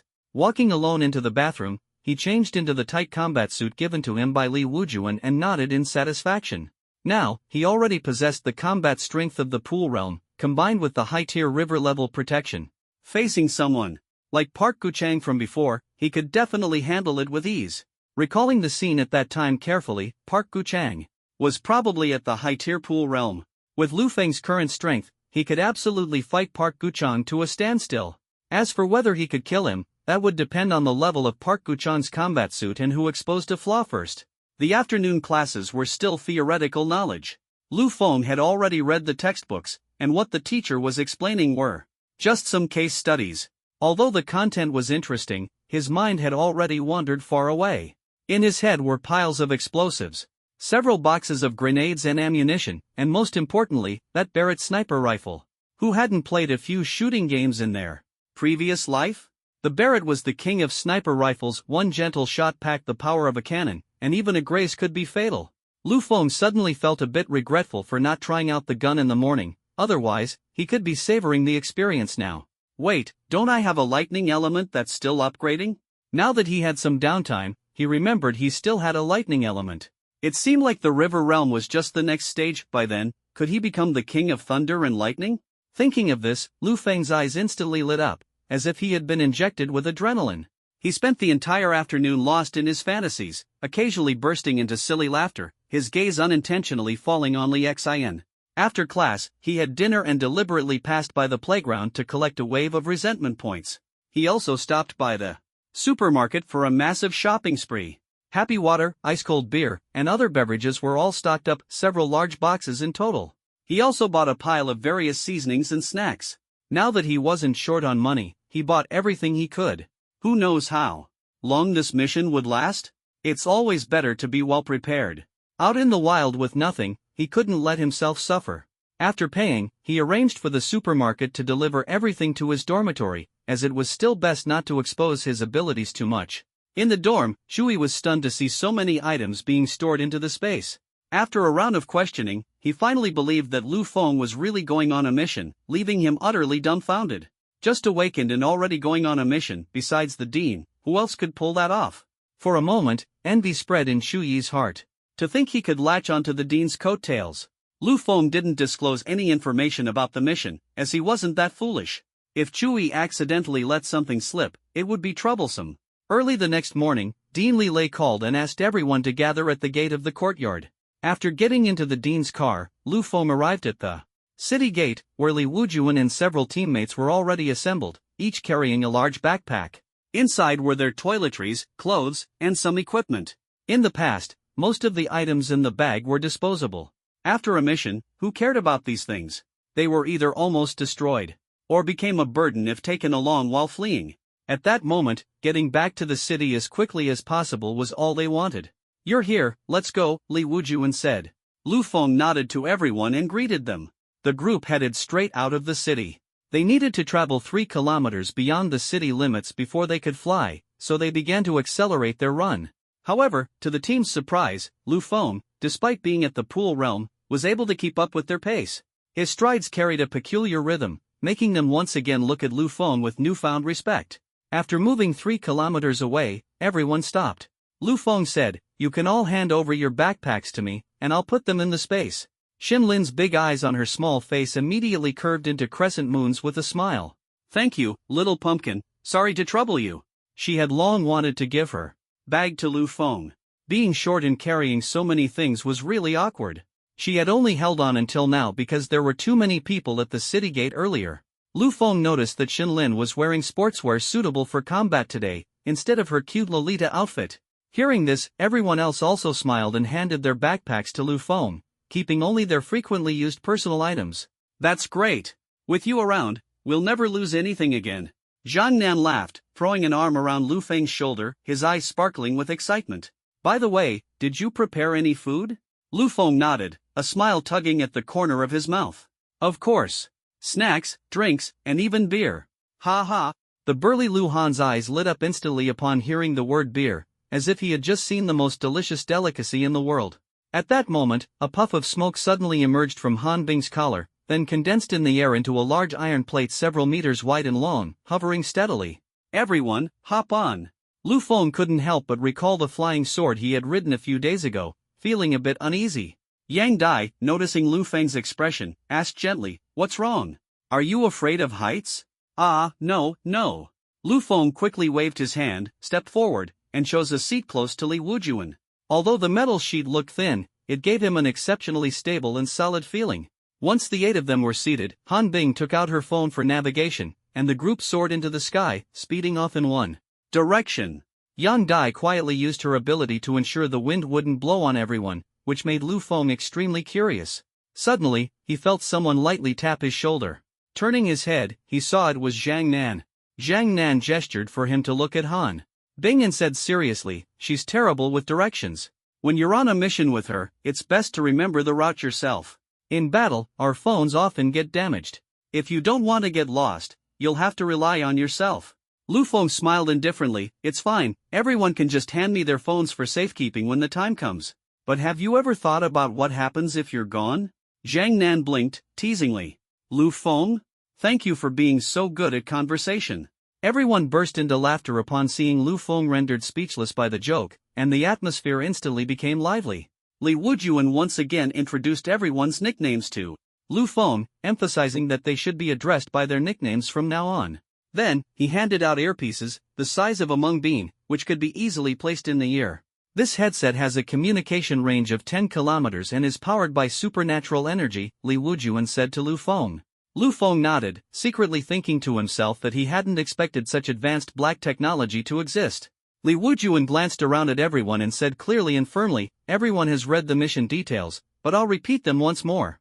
This time, we are heading to a satellite city of Jinghua, Daiguang City. Their shrine is in the city center, and the armory is 3 kilometers inside the north gate." Speaking, he took out a map, spread it out among the group, and pointed to a spot near the city wall. "This is the armory, and this is the shrine. My plan is for us to strike the shrine first, so they'll gather inside the city, creating an opportunity for our next target." The group frowned slightly, then nodded one after another, feeling that this arrangement was very reasonable. At this moment, Zhang Nan spoke up. "Boss, this city has a population of 5 million, and it's over 30 kilometers from the city center to the outer wall. How should we approach? Even with binoculars, it would still be blurry, wouldn't it?" Li Wujuan had already considered this point. A confident smile appeared at the corner of his mouth as he responded. "I brought a tripod telescope, high magnification. Later, we just need to find a tall mountain. That's why the boss is so thoughtful." "Ahem."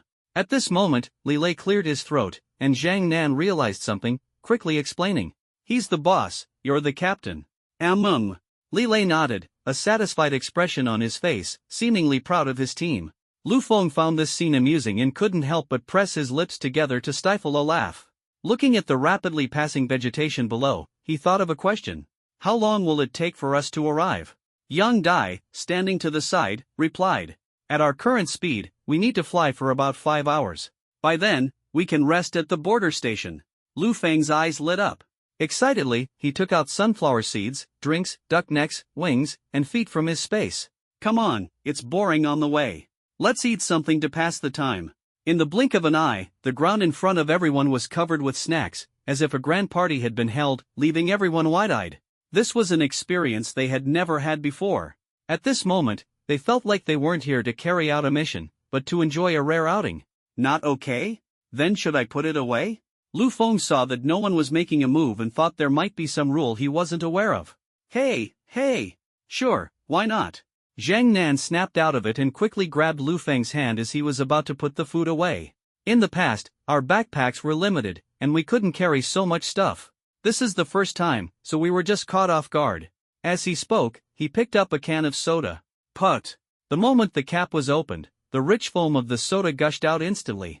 Seeing this, the others also started to take action one after another. Hey, you're a young lady, gnawing on pig trotters is so ungraceful. Li Lei became anxious as he watched the pig trotter he fancied being taken by Xin Lin. Stop it, pig trotters are good for whitening and beauty, so I'll eat them. Xin Lin twisted her body and deftly dodged the other's attempt to snatch them. Lu Han wanted to grab a bottle of beer, but when he saw Li Wujuan looking at him, he felt a bit awkward and ended up choosing a soft drink instead. Li Wujuan withdrew his gaze and looked seriously at Lu Feng. Put away all alcoholic beverages. You can't drink while on duty, and besides, there will be dangers along the way. Lu Feng immediately nodded to show he understood. Roar! Suddenly, a loud roar came from the forest below. This startled Lu Feng, and he quickly looked over. He saw a giant beast ahead suddenly gathering strength and leaping toward the people in midair. Sugar cane! Li Wujuan shouted. Yes! Zhang Nan put down the duck neck in his hand, raised his hand, and an invisible force instantly spread out. On a towering tree ahead, vines grew wildly, binding the giant beast in midair in the blink of an eye and swiftly pulling it underground. Boom! The giant beast came quickly and disappeared just as fast. The loud noise, accompanied by dust, instantly dissipated behind the crowd. Fly a bit higher. Han Bing, who had been controlling the flight, quickly raised the altitude to about 1,000 meters. What was that just now? Lu Feng asked curiously. He hadn't seen it clearly, only noticing a high-leaping object that was swiftly pulled down by vines. Mutated from a mantis, probably at the Chuanjing level of strength. Li Lei gnawed on a chicken wing, seemingly indifferent to the earlier scene. He had seen plenty of these things before. Lu Feng clicked his tongue, thinking to himself, was that height just now 500 meters? It actually managed to jump that high? Can this still be called a mantis? Hey, there are ones that jump even higher. Zhang Nan sat down again, seemingly understanding what Lu Feng was thinking, and said while eating a duck neck. We're not deeping yet. Once we go deeper, there will be all kinds of exotic beasts, each stronger than the last. This route was tested by someone before, avoiding many habitats of powerful exotic beasts. There are also various flying exotic beasts in the sky. Since we fly low, we encounter them less often. Lu Feng heard this and looked enlightened, thinking to himself, indeed, if the wilderness were so easy to traverse, humanity wouldn't have been forced into such a dire situation. Planes are now retired, and to fly outside, one can only rely on methods like those of the metal element. Li Wujuan suddenly spoke. Jinju, if you spot any exotic beasts in the pool or river realm, we can stop and try to kill a few. What's wrong? Li Lei asked in confusion. Lu Feng just joined the team and hasn't had time to coordinate with everyone. Li Wujuan explained. This journey is a good opportunity to build teamwork by hunting exotic beasts. Sure. Lu Feng nodded excitedly. With so many big shots around, he wasn't worried about danger at all. Now that his equipment was so advanced and his level had greatly improved, if he didn't give it a try, he wouldn't have a clear idea of his own strength. Goo-gwa! Suddenly, a deafening croak erupted, as if a giant frog the size of a house had leapt up from the ground. Its long tongue shot out like lightning, sweeping toward the crowd, as if it intended to swallow everyone in one gulp. The speed of a frog's tongue attack was already astonishing, but now, after its mutation, it was as swift as a thunderbolt. Hold on tight. Han Bing shouted coldly, as the flying carpet plummeted rapidly, trying to evade the attack. However, the speed was still too slow. Just as the long tongue was about to strike the group, a bolt of lightning as thick as a thigh tore through the sky and struck the giant tongue fiercely. The long tongue, hit by the lightning, was immediately overwhelmed by a strong sense of paralysis and quickly recoiled, while the giant frog crashed to the ground with a thud. Boom! Caught off guard on the flying carpet, Lu Feng felt himself lose balance and plummet rapidly downward. This scene reminded him of the time a few days ago when he was flying on a sword with Zhang Yu, and he thought to himself, could it be that I have a grudge against flying, that our fates are incompatible? In the distance, trees collapsed with a thunderous crash, and the giant frog's croaking echoed once again. Han Bing had already led the group to land steadily and quickly dispersed. Lu Feng. From not far away, Li Wujuan's voice came through, and Lu Feng immediately understood his intention. Good. He activated all his abilities, and a transparent protective shield instantly rose, filling him with immense confidence. At that moment, a giant tongue burst out from the trees, heading straight for Lu Feng. He showed no fear as 4 blades of spatial energy shot out like lightning. However, although the long tongue suffered severe damage, it was not fatally injured. The long tongue, as the weapon of the giant frog, naturally possesses extraordinary strength.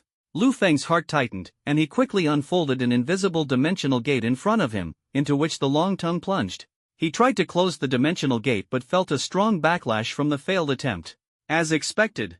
However, it was just a thought. If he could sever the long tongue, that would be ideal, if not, it didn't matter. Blocking the attack was the most important thing. Rib-bit boom. Amid the loud noise, the giant frog with the long tongue suddenly appeared. Its tongue retracted, as if gathering strength to strike again.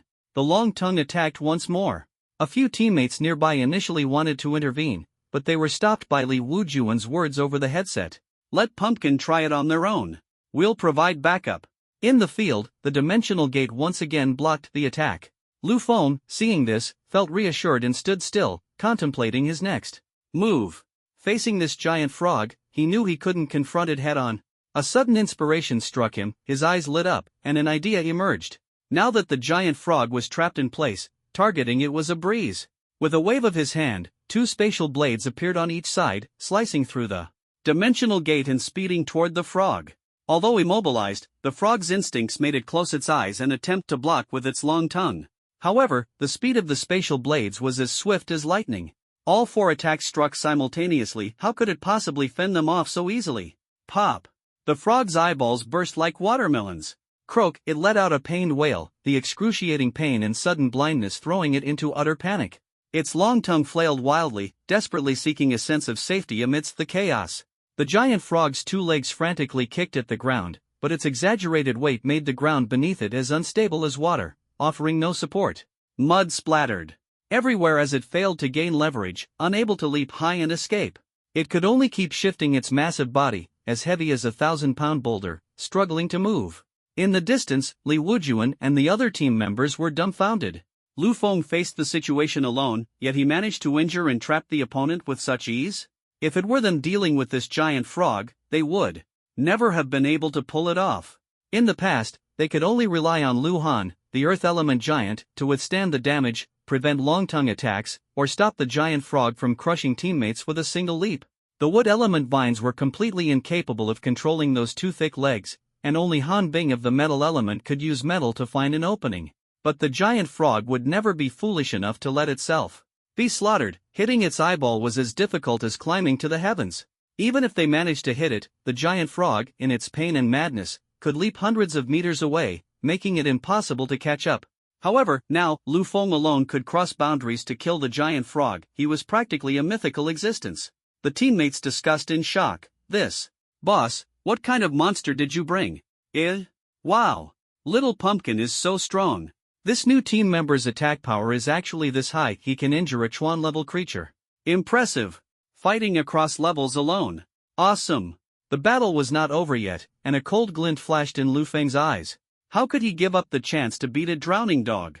Several spatial blades flew out again, aiming straight for the giant frog's injured eyeball. The sound of slicing kept echoing, accompanied by the increasingly weak wails of the giant frog, as if its brain had been pierced. Finally, the house-sized giant frog collapsed with a thud, twitching occasionally, completely losing its combat ability. The teammates leaped over one after another, gathering around Lu Feng. Zhang Nan was the first to give a thumbs up and praised, "Well done." Not bad. Li Wujuan also nodded with a smile. Little Pumpkin, you're amazing. Shen Lin's eyes sparkled with admiration. Faced with everyone's compliments, Lu Feng felt a bit embarrassed.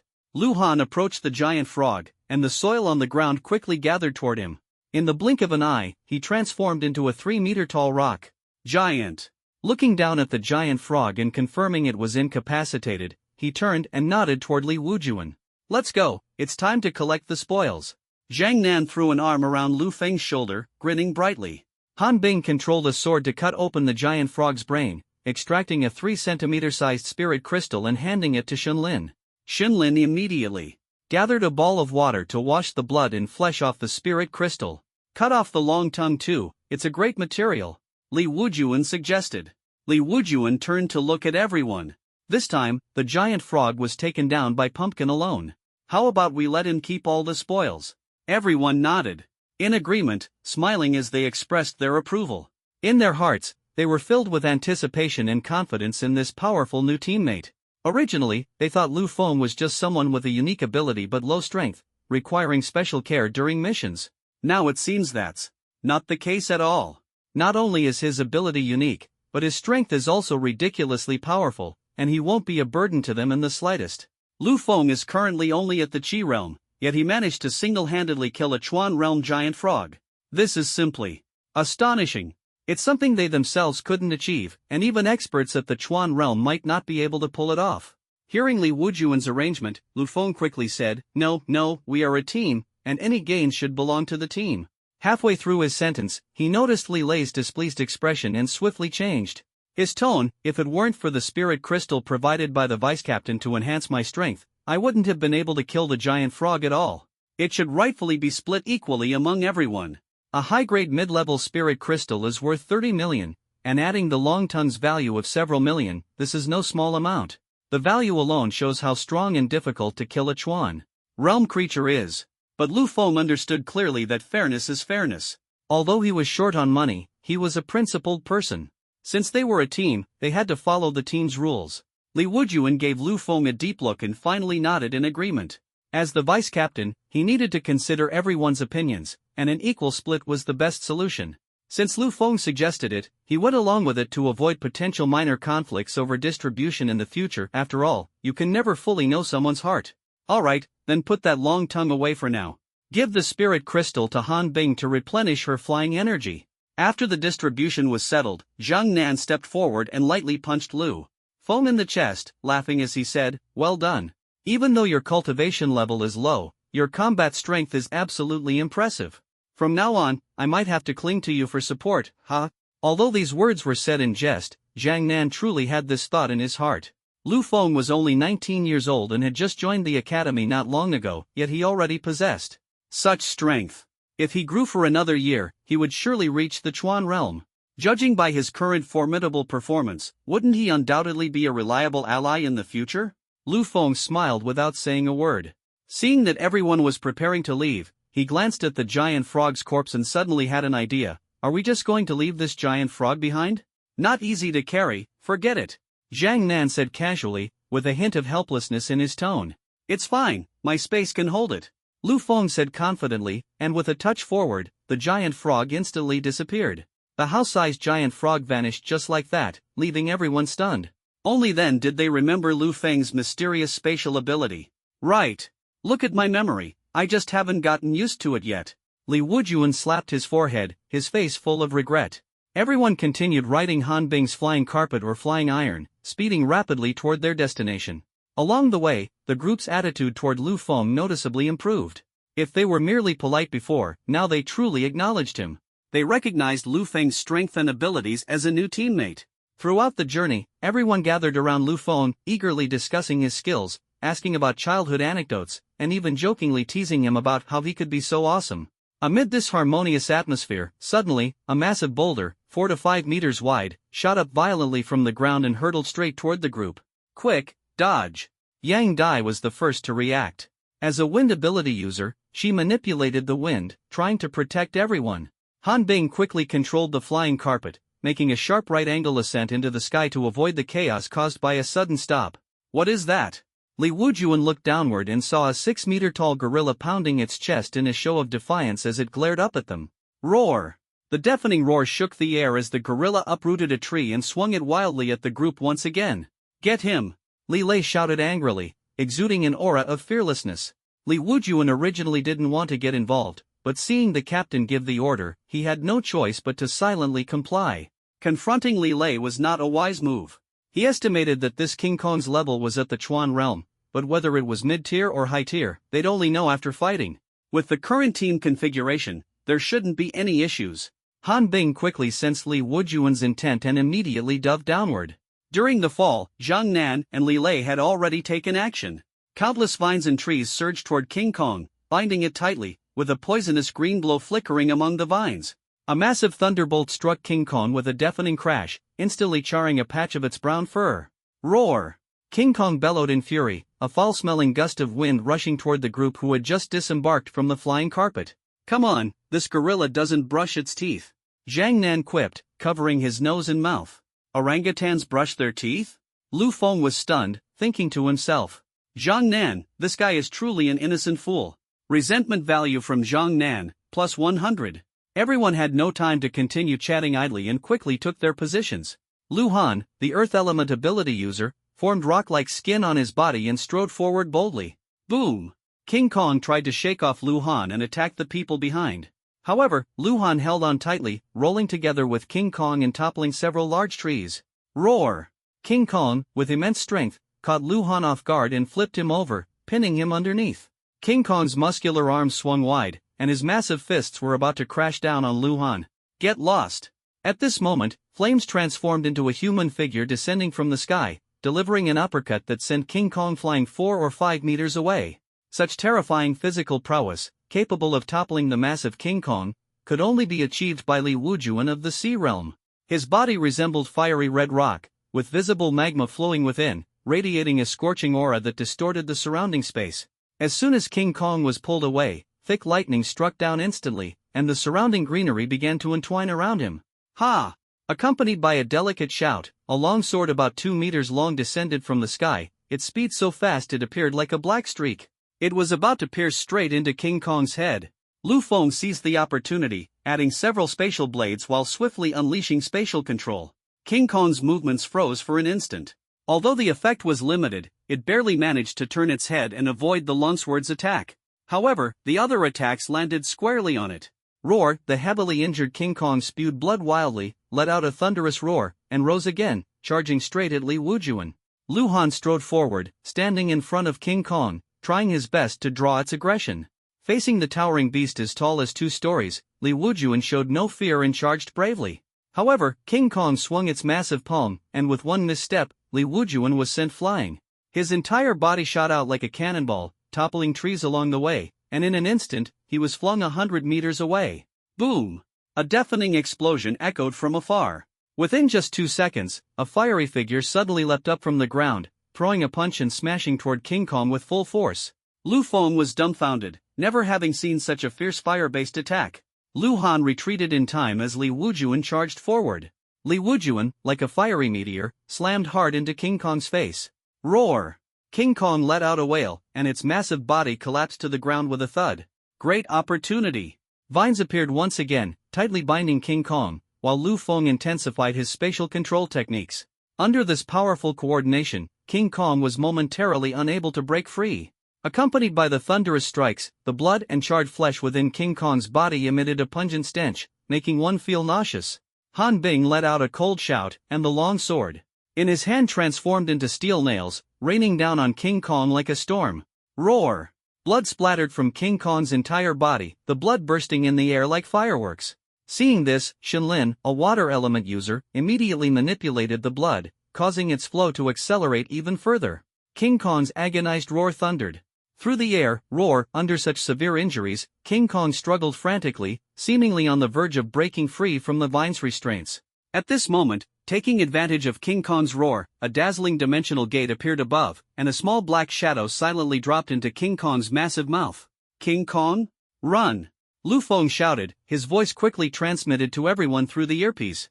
Everyone instantly understood the eerie nature of that black shadow, retreating one after another, an ominous feeling surging in their hearts. 2 seconds later, accompanied by a deafening boom, a massive explosion of fire erupted like a torrent from the mouth of the King Kong, instantly sweeping in all directions.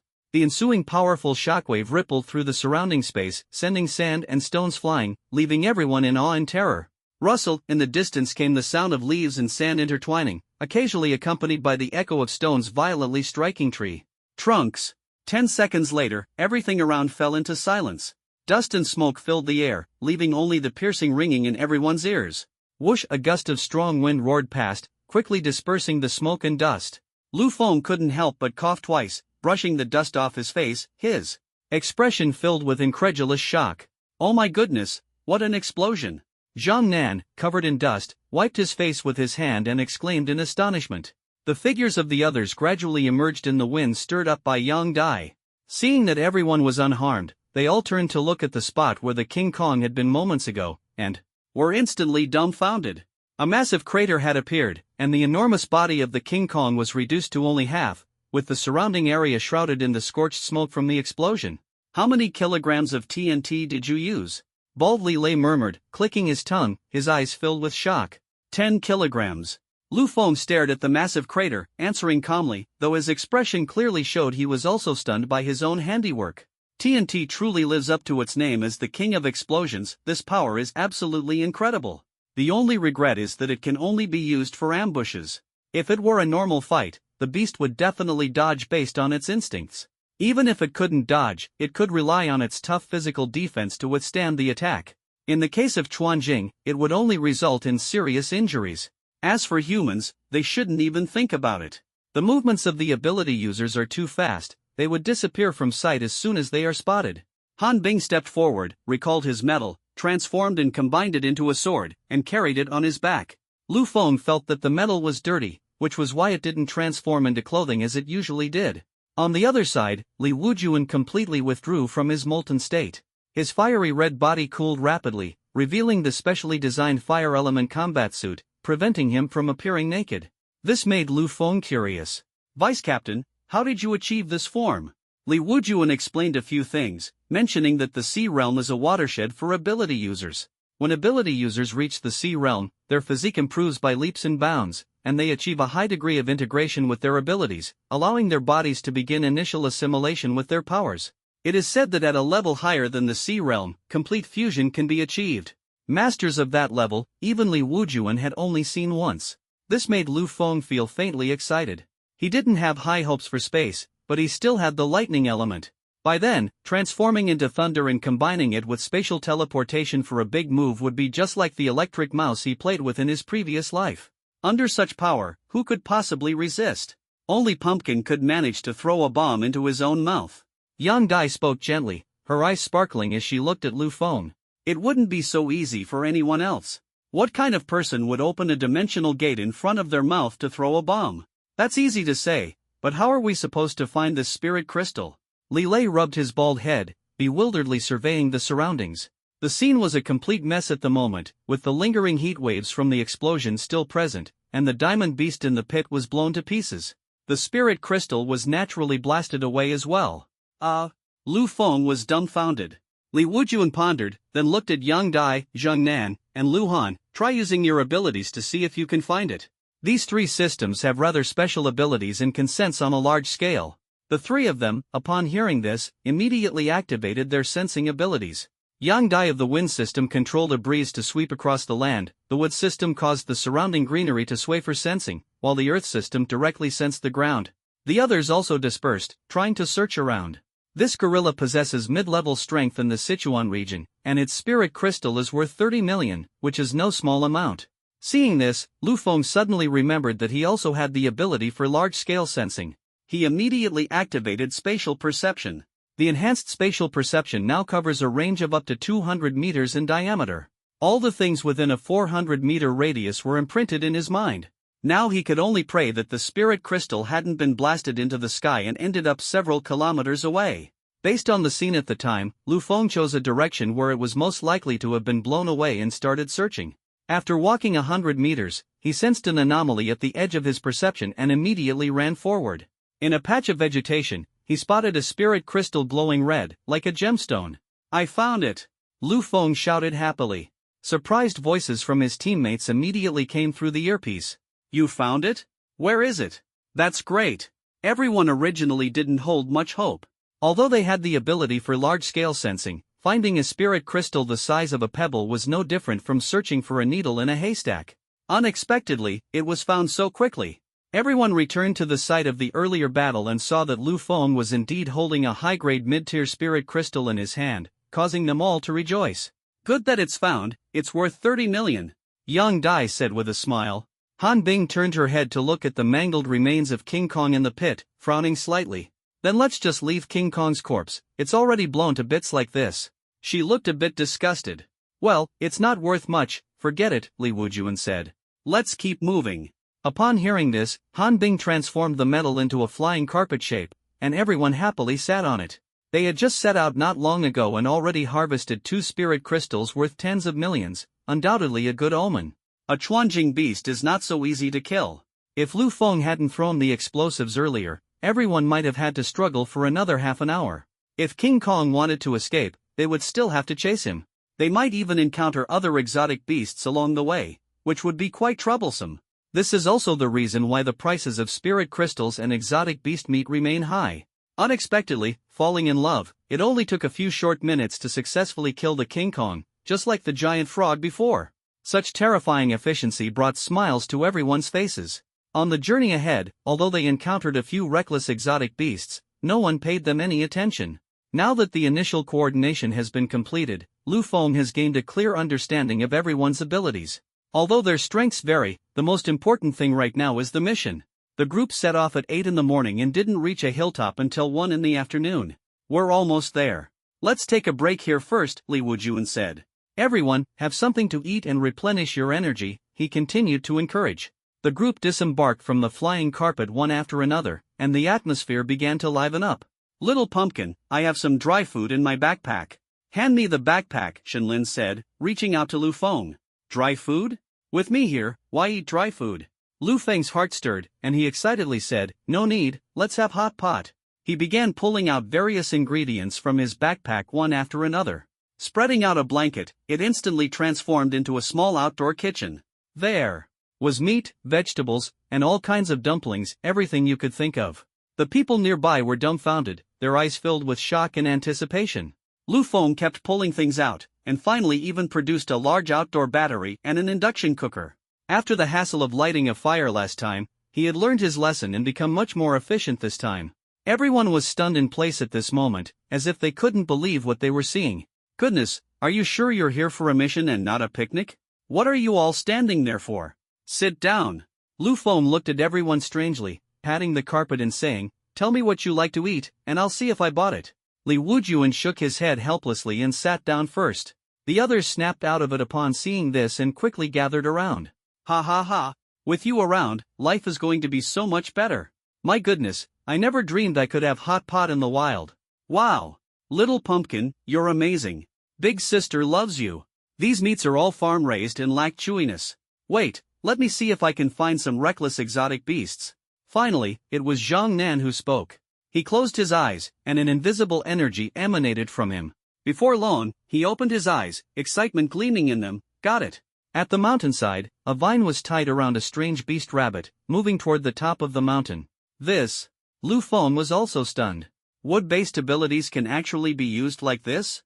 I'll do the killing. Pumpkin, did you bring a cutting board? Yang Dai stood up, took the strange rabbit from the vine, and turned to ask. Yes, yes. Lu Feng quickly took out a cutting board from his space, along with a large bucket of water and a basin. This move left everyone dumbfounded, thinking to themselves, today's hot pot is definitely an unprecedented feast. What else did you bring? Li Lei asked, his face full of astonishment, his eyes wide like copper bells. Hee, not much, I haven't even taken out the seasonings yet. Lu Feng said, waving his hand and conjuring up a pile of seasonings, instantly shocking everyone around. Everyone couldn't help but sigh inwardly. Why does the vibe of this mission feel so off? Thinking back to the days when they used to gnaw on dry rations, it truly brings a mix of nostalgia and helplessness. Li Wujuan's lips twitched slightly, his heart filled with mixed emotions, but he said nothing. Yang Dai was clearly someone who often cooked. With Shenlin's water-based abilities, the rabbit meat was swiftly and neatly prepared in no time. At this moment, Lu Feng noticed the soup in the pot starting to bubble, signaling that they could begin their feast. Come on, everyone, dig in. Let me know if there's anything you want to eat. Lu Feng said excitedly. The benefit of the Academy supermarket is that it has everything one could need. Many teachers cook for themselves, which makes the supermarket's selection of ingredients so abundant that it's overwhelming. Lu Feng also bought quite a lot this time. Pumpkin, you really know how to enjoy life. Zhang Nan said indistinctly while dipping a slice of lamb roll into the sauce, almost drooling. Yes, it reminds me of the tough days we had with the captain back then. Xin Lin said, eating some bok choy, her eyes curving with laughter. I brought so many dry rations this time. If I had known, I wouldn't have bothered. Lu Han muttered, his tone full of regret. Don't worry, everyone. Stick with me, and good days will be plenty. Li Lei took a big sip of the nourishing soup from the Mandarin duck pot, feeling secretly pleased. He knew how tough their missions had been in the past. Now that he had just become the team leader and could enjoy such delicacies, he couldn't help but think to himself, this newly formed squad is truly amazing. Han Bing, hearing this, glanced at Li Lei helplessly while holding a piece of beef tripe with her chopsticks. You talk as if you have a storage space or something. Hey, don't worry about whether it's me or not. The key point is, now that I'm the team leader, isn't life looking more promising? Li Lei responded confidently. Han Bing. What you said makes sense, she couldn't refute it. Li Wujuan listened with an increasingly dark expression, silently eating meat, thinking to himself that all this meat came from factory automation farming, and the power of foodies ensured these domesticated animals didn't mutate.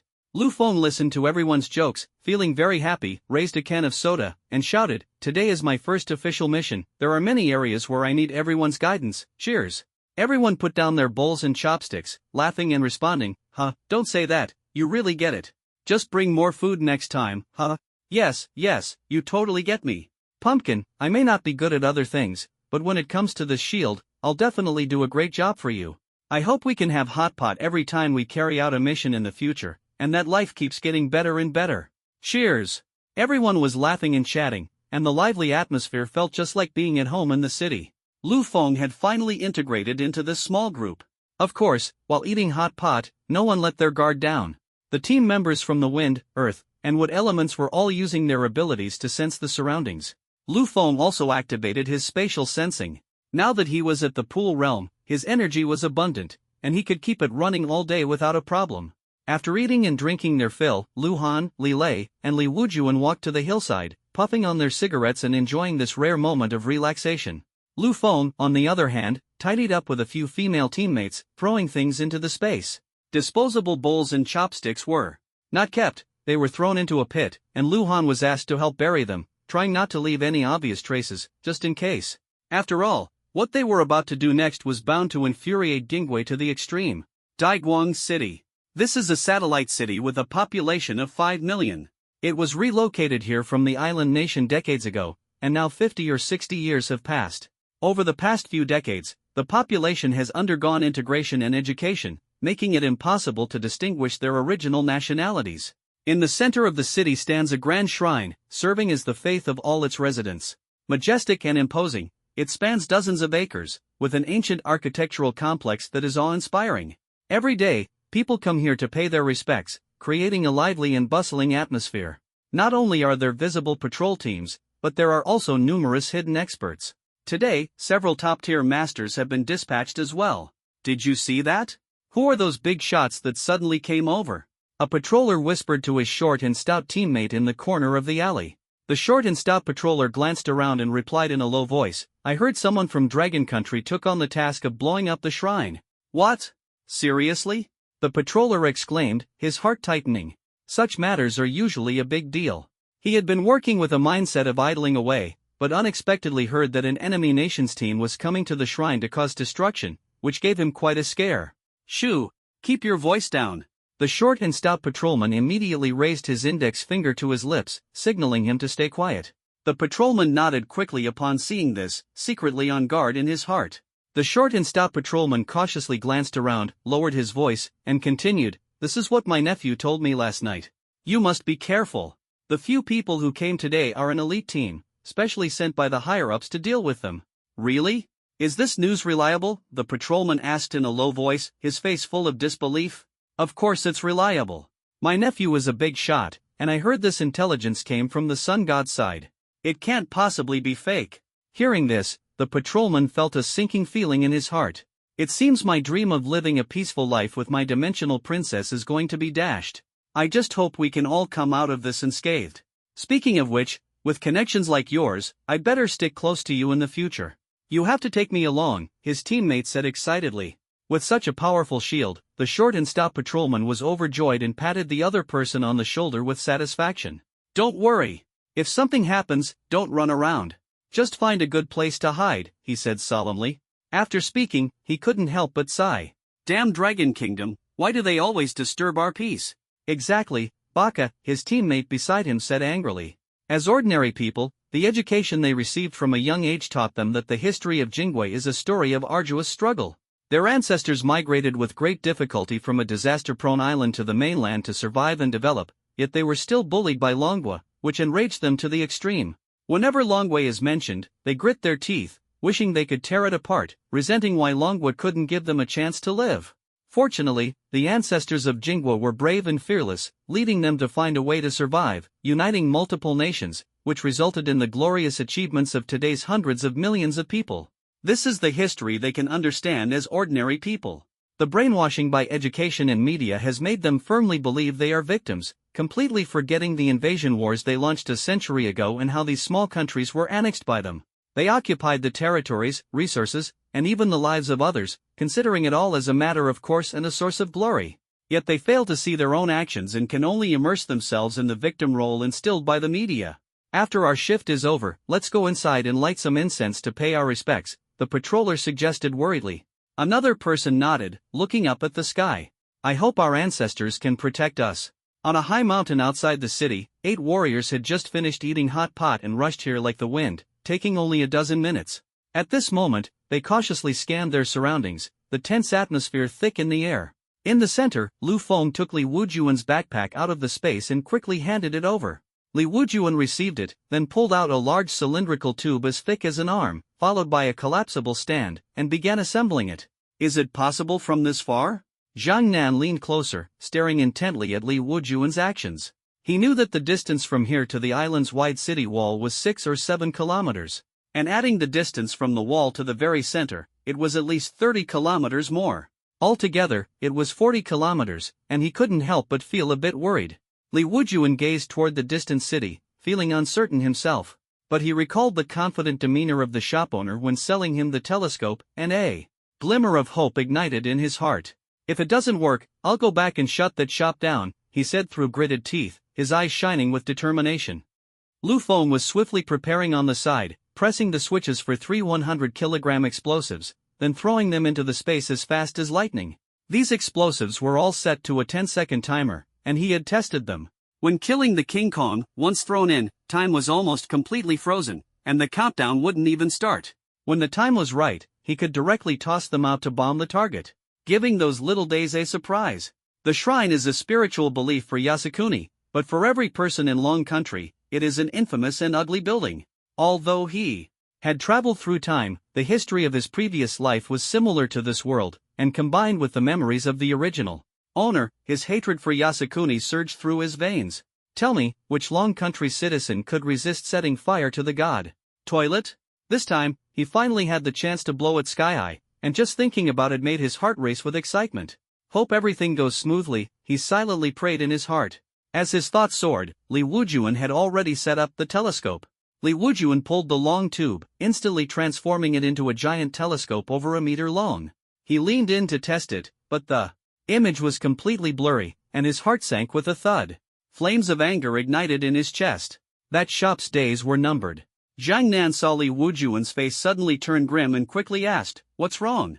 Is it not possible?" If it wasn't possible, all their hard work would have been for nothing. To infiltrate the city, they had to understand the enemy's language. Where could they possibly learn it? He hurriedly leaned closer to the telescope for a look and exclaimed, "What the heck? Where did you buy this, a shady shop?"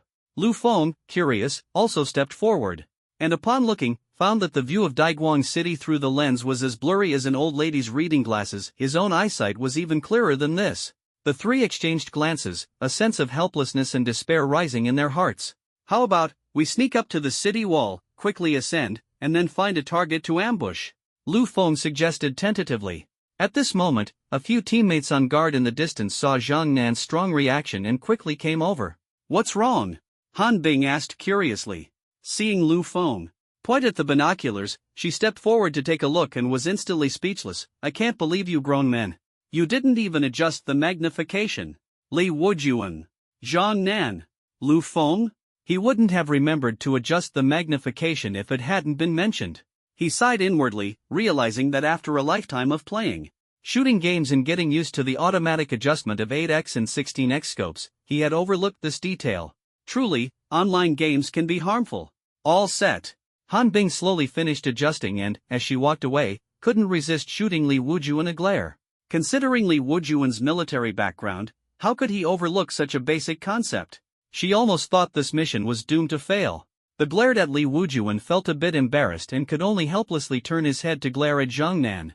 He thought to himself that it was all this guy's fault, making him feel uncertain from the start, which led to a bad premonition and caused him to overlook the magnification adjustment. Zhang Nan, confused by the glare, scratched his head in bewilderment and could only stand silently to the side.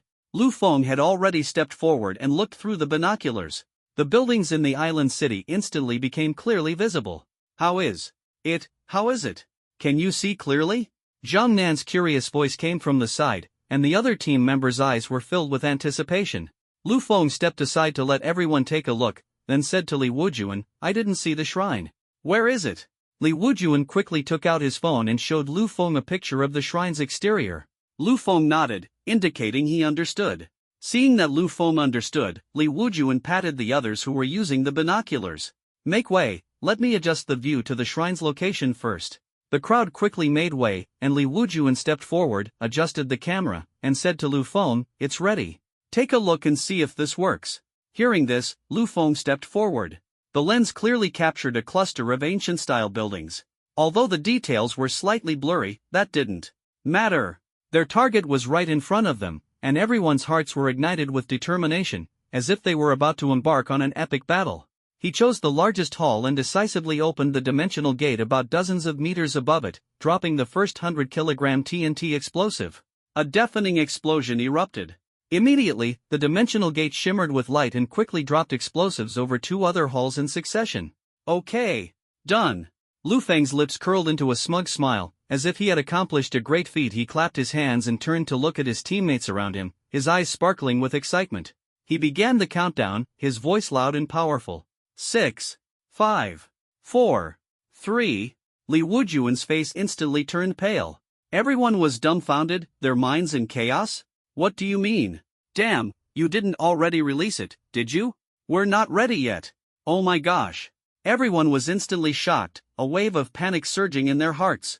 Inside the shrine, a team of 6 was on high alert, stationed at various positions within the shrine to keep watch. Earth, wind, and wood element ability users fully activated their powers, constantly observing their surroundings while absorbing spirit crystals to replenish energy, remaining vigilant against enemy attacks. This time, the intelligence came from the Sun God organization in Wushang City. Rumor has it that someone has already received the task to destroy this place, and 2 squads of Sea Realm experts have been specially dispatched to station here. "Captain, don't you think we're making a big deal out of this?" a team member with a pencil mustache cautiously asked. "This is inside the city. Do you really think those monkeys from Longwa can get in here?" The squad captain was a lean man with a sharp glint of malice in his eyes. He turned to look at the speaking team member and said coldly, "The importance of the shrine is no trivial matter. What if they bribed someone from my Jingwa? Do your own thing." The team member with the mustache was startled, thinking to himself that there are all kinds of people these days, and this indeed cannot be ignored. He immediately lowered his head, silently staying on guard. "Hey!" Suddenly, they sensed an energy fluctuation above their heads and almost instinctively looked up. Several team members in the distance also noticed the anomaly and looked up in unison. They saw a ball of light and shadow suddenly appear out of nowhere in the clear, cloudless sky, plummeting rapidly with a piercing whistling sound. Immediately after, 2 other objects fell in different locations, faintly flickering with weak light, instantly drawing everyone's attention. Before they could react, a thunderous explosion echoed through the entire building complex, shaking the ground violently. The team member with the mustache looked up at the sky in confusion and stammered, What is that?" The captain's brows furrowed tightly, his heart filled with doubt. But when he saw the flickering light above, a sudden flash of inspiration struck his mind, as if he had realized something, and his expression changed drastically. "These things must never be underestimated. Their sudden appearance is definitely not a good sign," he thought to himself. Especially at this critical moment when the enemy was about to destroy this place, any anomaly signaled danger. That familiar flickering light reminded him of a terrifying possibility. "Enemy attack," he roared, and an energy shield quickly materialized around him. Like a blazing flame, he charged toward the falling object. As he ran, his entire body turned fiery red, resembling a meteor hurtling toward the target. This mission was one he had boasted about in front of high-ranking officials, and he absolutely could not fail. If something went wrong, it would be an indelible stain on his life. The object fell to the ground, taking 2 seconds. Subtracting another 2 seconds for reaction time, he wasted an additional second roaring out a warning. He rounded the building and finally found the dropped explosives 3 seconds later. The flashing timer and familiar design left no doubt it was explosives. His face twisted, his heart burning with urgency, and the timer showed less than 2 seconds remaining. He could only angrily shout a warning to his teammates through the headset, "It's explosives! Retreat!" Then he quickly turned around. Time was running out, and he couldn't afford to go around the building. Instead, he went straight through the wall, rapidly distancing himself. Bricks and tiles flew everywhere, and the explosion was imminent. The entire building would be destroyed, no longer within his scope of concern. At this moment, survival was the priority. Even though he was from the Sea Realm, equipped with a protective shield and combat suit, there was absolutely no way he could withstand such a massive amount of explosives. Death was unlikely, but severe injuries were inevitable. In just 2 seconds, he had barely made it through 3 buildings when a deafening explosion erupted behind him. Boom, then. Explosions followed from 2 other directions, shaking the entire shrine to its core, as if the earth itself was splitting apart. The captain was covered in dust left behind from passing through the wall, and his usually meticulously combed slicked-back hair was now in complete disarray. The moment he heard the explosion, he turned around and glared furiously in the direction of the blast, his face twisted with rage, as if he were deeply rooted in that spot. Baka Yoru. He was seething with anger. Though separated by buildings and over 100 meters, he couldn't see anything clearly. Yet in the next instant, his figure was engulfed by the overwhelming, frenzied heat wave that swept in. Amid the fiery explosion, his furious and unwilling roar echoed. In an instant, a violent shockwave erupted from the center of the explosion, surging outward in all directions. Wherever it passed, houses were obliterated as if made of paper. Centered around the 3 explosion sites, the ferocious shockwaves leveled everything on the ground. The shrine's main hall, where memorial tablets for the deceased were kept, was instantly consumed, leaving not even ashes behind. Ordinary people who had been paying respects or waiting in line were caught in the catastrophic upheaval and were instantly swept away by the shockwave, vanishing without a trace. Apart from the deafening explosion, the distant figures of people seemed to be swallowed by the merciless shockwave carrying debris from the collapsing buildings, turning into a silent tableau. Such a violent explosion, like the wrath of heaven and earth, was beyond what ordinary people could withstand. The team members who initially wanted to approach quickly moved toward their Earth Element teammate after hearing the captain's warning. Protective shields lit up around them, and the Earth Element teammate instantly raised a 3-meter-wide earthen wall from the ground. He himself was covered in rock, transforming into a stone giant with maximum defense. The explosives that even made the Fire Element captain call for a retreat were far from ordinary. They didn't have the captain's formidable defensive capabilities. Immediately after, 3 shockwaves carrying scorching heat swept through like hurricanes.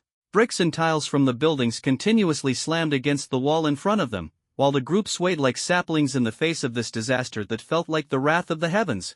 After more than 10 seconds, everything finally calmed down. All that remained around them were ruins scattered across the ground and smoke and dust filling the sky. Cough, cough, the team members coughed as the wind blew the smoke and dust away, gradually clearing their vision. The silhouette of their captain emerged. In the distance, his entire body covered in dust, looking disheveled, yet the calm in his eyes was like the fury of a volcano on the verge of eruption. Captain, are you okay? What on earth is going on? Why did a bomb suddenly appear out of nowhere here? The team members asked in astonishment, trying to make sense of what had just happened. However, no one could give them an answer, not even the captain, who was completely baffled and had no idea why explosives suddenly fell from the sky. The unclear objective left him with no outlet for his burning rage. "Find out for me," the captain roared, his thunderous shout tearing through the air. Several team members exchanged glances, immediately dispersed, and began searching for suspicious individuals. The metal element practitioner directly rose on their sword, their gaze sharp as a blade, scanning in all directions. In the distance, the sound of alarms surged like a tide, with the beeping of vehicle alarms echoing incessantly, causing unease. The cries and shouts of ordinary people finally reached their ears, piercing and sorrowful. The shrine before their eyes had already turned into a ruin, a scene of devastation. On the high mountain outside the city, Everyone listened in shock to Lu Feng's countdown. 2, 1. As Lu Feng's countdown ended, a towering flame suddenly erupted in the center of Daoguang City in the distance. Immediately after, the second one. The third one. In an instant, 3 circular shockwaves spread outward, causing the buildings to collapse one after another. Although these buildings appeared as tiny as grains of rice in their eyes, they were acutely aware that something terrifying was happening. The distance was too great for the sound to have reached them yet, but the deafening roar of the violent explosion had already automatically surfaced in their minds. Everyone was dumbfounded, their gazes unanimously fixed on the distance. Li Wujuan quickly stepped forward, grabbed the binoculars, and urgently examined the situation. Zhang Nan was dumbfounded and said, exploded? Amazing, Li Lei said in a daze. Wow! It just exploded like that. Shenlin covered her mouth with her hands, her exclamation echoing through the sky. Eager to find out what happened, they all rushed forward after Li Wujuan finished watching. In the lens, the shadow of the shrine had completely disappeared, leaving a scene of utter devastation. At this moment, everyone in the city turned their heads toward the direction of the explosion, with many even sprinting frantically toward the shrine. The city of Island Hiroshi had now become a veritable beehive, filled with unrest and chaos. In Lu Feng's field of vision, system notifications flooded the screen like a torrential storm. The resentment value instantly surged by 20,000 and is still rapidly increasing. At this moment, he once again experienced the thrill of angering a group of people when receiving an award. He quickly opened the system panel. Resentment value, 62800. Experience, 62800/1000000. Realm, lower tier of the pool realm. Passive, space storage. Skills, spatial teleportation, blade of space, dimensional gate, spatial awareness, shrinking the ground into inches, spatial suppression. Yesterday, I annoyed Xinghe several times on the playground, contributing over 10,000 resentment points. Adding this wave, it has already accumulated to over 60,000. And this is just the beginning. Many people haven't reacted yet. When the aftermath of the shrine explosion hits, there will definitely be more. At this moment, the numbers in the resentment points column are still jumping continuously. Once this mission is completed, it might not be long before I can level up again. This rapid leveling up thrill made Lu Feng feel absolutely ecstatic. Suddenly, he noticed the teleportation skill. The first time he tried to use it, it said there wasn't enough energy. Now that he had leveled up so much, it shouldn't be a problem anymore, right? He immediately focused on it and was instantly overjoyed. Now, he felt like he could use teleportation many times without ever worrying about running out of energy again. As long as he wasn't instantly taken out by someone, he could remain undefeated. He even thought that after leveling up a few more times, he might achieve unlimited teleportation. His heart was filled with joy as he imagined combining it with lightning abilities, flashing directly in front of enemies to unleash a powerful attack up close. Next to Lu Feng, Li Wujuan withdrew his gaze from the distance and turned to look at Lu Feng, who was grinning foolishly in a daze. He opened his mouth as if to say something. Sensing the other party's gaze, Lu Feng quickly closed the system and said with immense satisfaction, "Vice Captain, I did pretty well, didn't I?" To be considerate of Li Lei, the official captain, he decided to call Li Wujuan Vice Captain from now on. Li Wujuan's lips twitched slightly. He had originally planned to confirm the target first and then figure out how to proceed. If any unexpected situations arose, he could have backup plans, like Plan B or Plan C. But instead, they went straight for the big move and it worked. What else could he say? He could only reach out, pat Lu Feng on the shoulder, and say, "Well done." He immediately looked into the distance. The flames from the explosion had already died down, and he began to think about their next target to destroy. The entire city's attention was focused on the shrine, making it the perfect opportunity to carry out their mission. If it could go as smoothly as this one. He felt a faint excitement in his heart and quickly patted the backs of the people watching through the telescope. "Make way. We need to strike the next target while we have the chance." The group excitedly cleared the space for Li Wujuan to adjust the lens, all turning to Lu Feng and exclaiming, "Amazing! You blew them sky high. Who would have thought the first mission would be completed so smoothly? Ha, way to go, Pumpkin.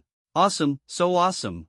Everyone was enthusiastically praising Lu Feng. Even Han Bing, who was usually quite reserved, showed a smile. In the past, whenever they carried out such high-difficulty missions, it was always a matter of risking their lives and narrowly escaping. death. Every time, they had to plan meticulously to find an opportunity. But now? It was so effortless that she felt like she was dreaming. They even had a hot pot meal not long ago. How should they write the mission report when they return? Should they say they went out of the city for a hot pot meal, then set up a telescope to enjoy the scenery, and the target was destroyed just like that? It was simply absurd. This time, if it weren't for coming with a mission, how would it be any different from going on a picnic with friends in the wild? Looking at Lu Feng, this handsome young man, she felt that the days ahead were going to be different. Among the group, Zhang Nan excitedly threw an arm around Lu Feng's shoulder. Good boy, well done. From now on, I'll have to cling to your coattails, huh? Xin Lin covered her mouth and laughed. Little pumpkin, do you still need an accessory for your leg? Lu Feng grinned and was about to say something when Li Wujuan had already adjusted the lens. He looked at him and said, all right, pumpkin, see if this works. Hearing this, Lu Feng immediately stepped forward and looked through the telescope. The first thing that came into view were two massive warehouses. In front of the warehouses was an airplane runway, along with a few jeeps. Not far away was a row of two-story dormitory buildings, and behind them stood a tall electric fence. Lu Feng glanced at the space, where there were also two 100-kilogram packs of explosives and 9 10-kilogram packs. How should this be divided now? He wants to blow up both warehouses, and he also wants to blow up that row of dormitories. What? Humanity? Sorry, when dealing with the enemy, humanity is not a concern. Even compassion depends on who the other party is. After thinking it over, he decided the mission was more important. He would throw two 100-kilogram packs into the armory. As for the dormitories, he would throw 5 10-kilogram packs, leaving the rest as backup. In fact, even the 10-kilogram TNT packs are already quite formidable, with destructive power surpassing that of ordinary missiles. Unfortunately, they pale in comparison to the 100-kilogram ones. Lu Feng opened a dimensional gate above the first warehouse without hesitation and decisively dropped the explosives. This time, he had calculated the distance precisely, and the explosives landed perfectly on the warehouse roof. During the explosion at the shrine earlier, the placement at high altitude had almost caused him to miscalculate the landing distance, but this time there would be no mistakes. Next, he quickly turned to the second warehouse, and finally to the dormitory area. All right, they'll be sent to the afterlife in a moment. After completing the deployment, Lu Feng turned away from the telescope with a satisfied smile on his face and said to his teammates, who were looking at him with eager anticipation. Li Wujuan froze, stammering, I haven't. Before he could finish speaking, he was interrupted. He thought to himself, forget it, I'll make sure to speak up first in the future to avoid Lu Feng acting so quickly. After all, Lu Feng hadn't finished his studies, hadn't received formal training at the academy, and lacked experience in carrying out missions. It really wasn't his fault. Deputy Captain, what did you say? Lu Feng asked in confusion upon hearing this. Nothing, Li Wujuan quickly shook his head. In Guanqing Island, at the North Gate Armory. This place was not far from the North Gate, only a few kilometers away. At this moment, everyone was looking toward the direction of the shrine within the city. When the three earth-shattering explosions reached here, they had already merged into a deafening roar. Hundreds of soldiers stationed here were puzzled and confused, unable to understand what was happening. Only those patrolling on the walls could witness the shocking scene of flames soaring into the sky. Suddenly, two figures soared into the sky on swords. One of them, dressed in an officer's uniform and wearing white gloves, immediately picked up the binoculars hanging around his neck to observe carefully. The other, clad in combat gear, exuded a sharp, blade-like aura. The two stared intently at the distant explosion, their expressions unusually grave. Baka! A bunch of useless fools, all should commit seppuku to atone. The officer's face turned ashen with rage as he clearly saw the scene through the binoculars, roaring furiously. For such an important territory as the shrine to fall into the hands of the Dragon Kingdom, this was simply inconceivable. At yesterday's meeting, it was clearly warned that people from Longwo would take action. Who could have imagined that the station team would be so careless? He thought to himself that it was obviously the negligence of the people on the shrine's side that led to the loss of control. As soon as the news was received, the city gates were immediately subjected to strict inspections, fearing that enemy spies might infiltrate. The shrine even dispatched an additional squad with 2 experts at the Sea Realm level to guard it. And on their side, the arsenal was actually guarded by only a squad led by a Sea Realm expert. He still remembered the bold words of that squad leader during the meeting, full of confidence, swearing there would be absolutely no problem. Originally, he thought this mission was foolproof, but it fell the very next day, which was practically a slap in his own face. Watching the shrine turn into a sea of flames, his fury nearly tore him apart. For ordinary people, this might not mean much, but for these soldiers, it is the highest honor. It is a sacred place, the ultimate destination that the soldiers of the Jinghua army dream of. It enshrines not only the heroes from a century ago but also the great soldiers who have sacrificed their lives for the nation since the establishment of Daoguang City. It is their spiritual faith and dream. And now, all of this has been destroyed by a sudden explosion. Baka! Baka! Baka! After his anger subsided, as a qualified soldier, he quickly regained his composure and understood the urgency of the current situation. He turned to the flying Yamano beside him, his face ashen, and said, "Yamano-kun, those useless fools have failed. The monkeys of the Dragon Kingdom have already started taking action. We must stay vigilant and never let them succeed." Upon hearing this, Shanai nodded solemnly. "Hey!" He immediately pressed his earpiece, his voice turning serious. "Attention, the enemy has already blown up the shrine. We might be next. Everyone must stay vigilant and carefully observe any suspicious individuals."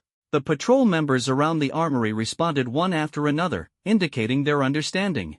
They stood on the patrol wall, able to see the towering flames from afar. The explosion just now was deep and resonant, leaving several people visibly frightened. The team guarding the shrine is even stronger than them, and yet they failed? Several people exchanged glances, and the originally relaxed atmosphere instantly became incredibly tense. They understood in their hearts that if they were from the Dragon Country, it would be almost impossible to infiltrate this satellite city with just the strength of a small team. Unless they had undergone special training, were familiar with Jing Country's language, and possessed a legitimate identity. At first, they thought this mission was incredibly easy, practically a cushy job. But now it seems their assumption was completely wrong. The shrine blown to pieces in the distance gave them a heavy warning. The enemy has arrived. In mid-air, the officer kept cursing while scanning the surroundings with his binoculars. Gold element experts from all over the city flew into the sky, with many rushing rapidly toward the shrine. On the ground, numerous experts were also sprinting madly toward the shrine. He tried to find any clues among them to see if there was anything suspicious. He scanned the surroundings with his binoculars but found nothing. Suddenly, just as he was about to put away the binoculars, he noticed something unusual in his field of view and immediately focused the lens. Through the lens, he saw someone on a mountain several kilometers outside the city holding binoculars and looking in this direction. Why are those people outside the city with binoculars, looking this way? This really doesn't make sense. And at the very next moment, he sensed the fluctuation of supernatural energy coming from not far away, causing unease in his heart. There aren't many teams in the armory capable of using supernatural abilities. Aside from the 5 he brought himself, there was only the team invited yesterday. And he was clear about the positions of those people, but the energy fluctuation was not among them. He put down the binoculars and quickly scanned in the direction of the energy fluctuation. A quick scan revealed nothing unusual, no figure was seen. However, when a fluctuation came from the direction of the dormitory, he instantly saw something suddenly appear and get thrown onto the dormitory building. At this moment, the distance was quite far, and the view was blurry. He immediately picked up the binoculars to observe carefully. The image gradually became clear. A box with a timer was lying there quietly. Bomb! His heart jolted, and he immediately shouted loudly, "Enemy attack!" The mountain team captain nearby, upon hearing this, instantly transformed into a semi-metallic state, quickly scanning the surroundings and entering combat mode. "Where is the enemy?" The officer had no time to respond. He adjusted the binoculars to aim again at the direction where the initial disturbance had originated, swiftly rechecking. His heartbeat thundered, and everything before him became incredibly urgent. At that moment, he caught sight of a dark object on the warehouse roof.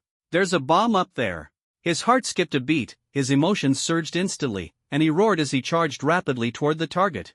During the flight, he quickly completed the transformation of his entire body into a semi-metallic state. A transparent protective shield lit up around him, resembling an invisible fortress. Captain Shanai, hearing his shout, immediately realized the gravity of the situation and followed closely, determined not to hesitate any longer. As the two rapidly approached, the black object gradually enlarged, and the truth emerged: a pile of TNT explosives. At this moment, the timer showed only 4 seconds remaining. They were out of time. "Quick! Fall back!" Shanai was burning with anxiety, but his hesitation kept him suspended in mid-air, afraid to act rashly. To him, this was just a mission, and risking his life might not be worth it. However, the officer, in this life-and-death moment, charged toward the explosives without hesitation, his face filled with determination and despair. "This is my responsibility. I absolutely cannot let the arsenal be destroyed," he silently vowed in his heart. There was no time left for further thought. The beast tide was imminent, and if this arsenal were destroyed, he would become the sinner of the entire city. "Come back. It's going to explode." The voice of Yamano echoed in his ears, but the officer seemed to turn a deaf ear. He roared and struggled to lift the heavy 100-kilogram explosive. He scanned his surroundings, a glimmer of hope igniting in his heart, and suddenly hurled it with all his might toward the distant training ground. Just as the explosive flew several dozen meters, the timer finally hit 0. Boom! Boom! The explosive detonated with a thunderous roar, and shortly after, the nearby warehouse was also ignited. The tremors across heaven and earth felt like the arrival of doomsday. The two had no time to think and immediately conjured a metal wall in front of them. The shield was pushed to a blinding intensity, as if resisting this destructive force. The violent explosions sounded like the sky being torn apart, and flames engulfed their figures. Then came the secondary explosion of the armory.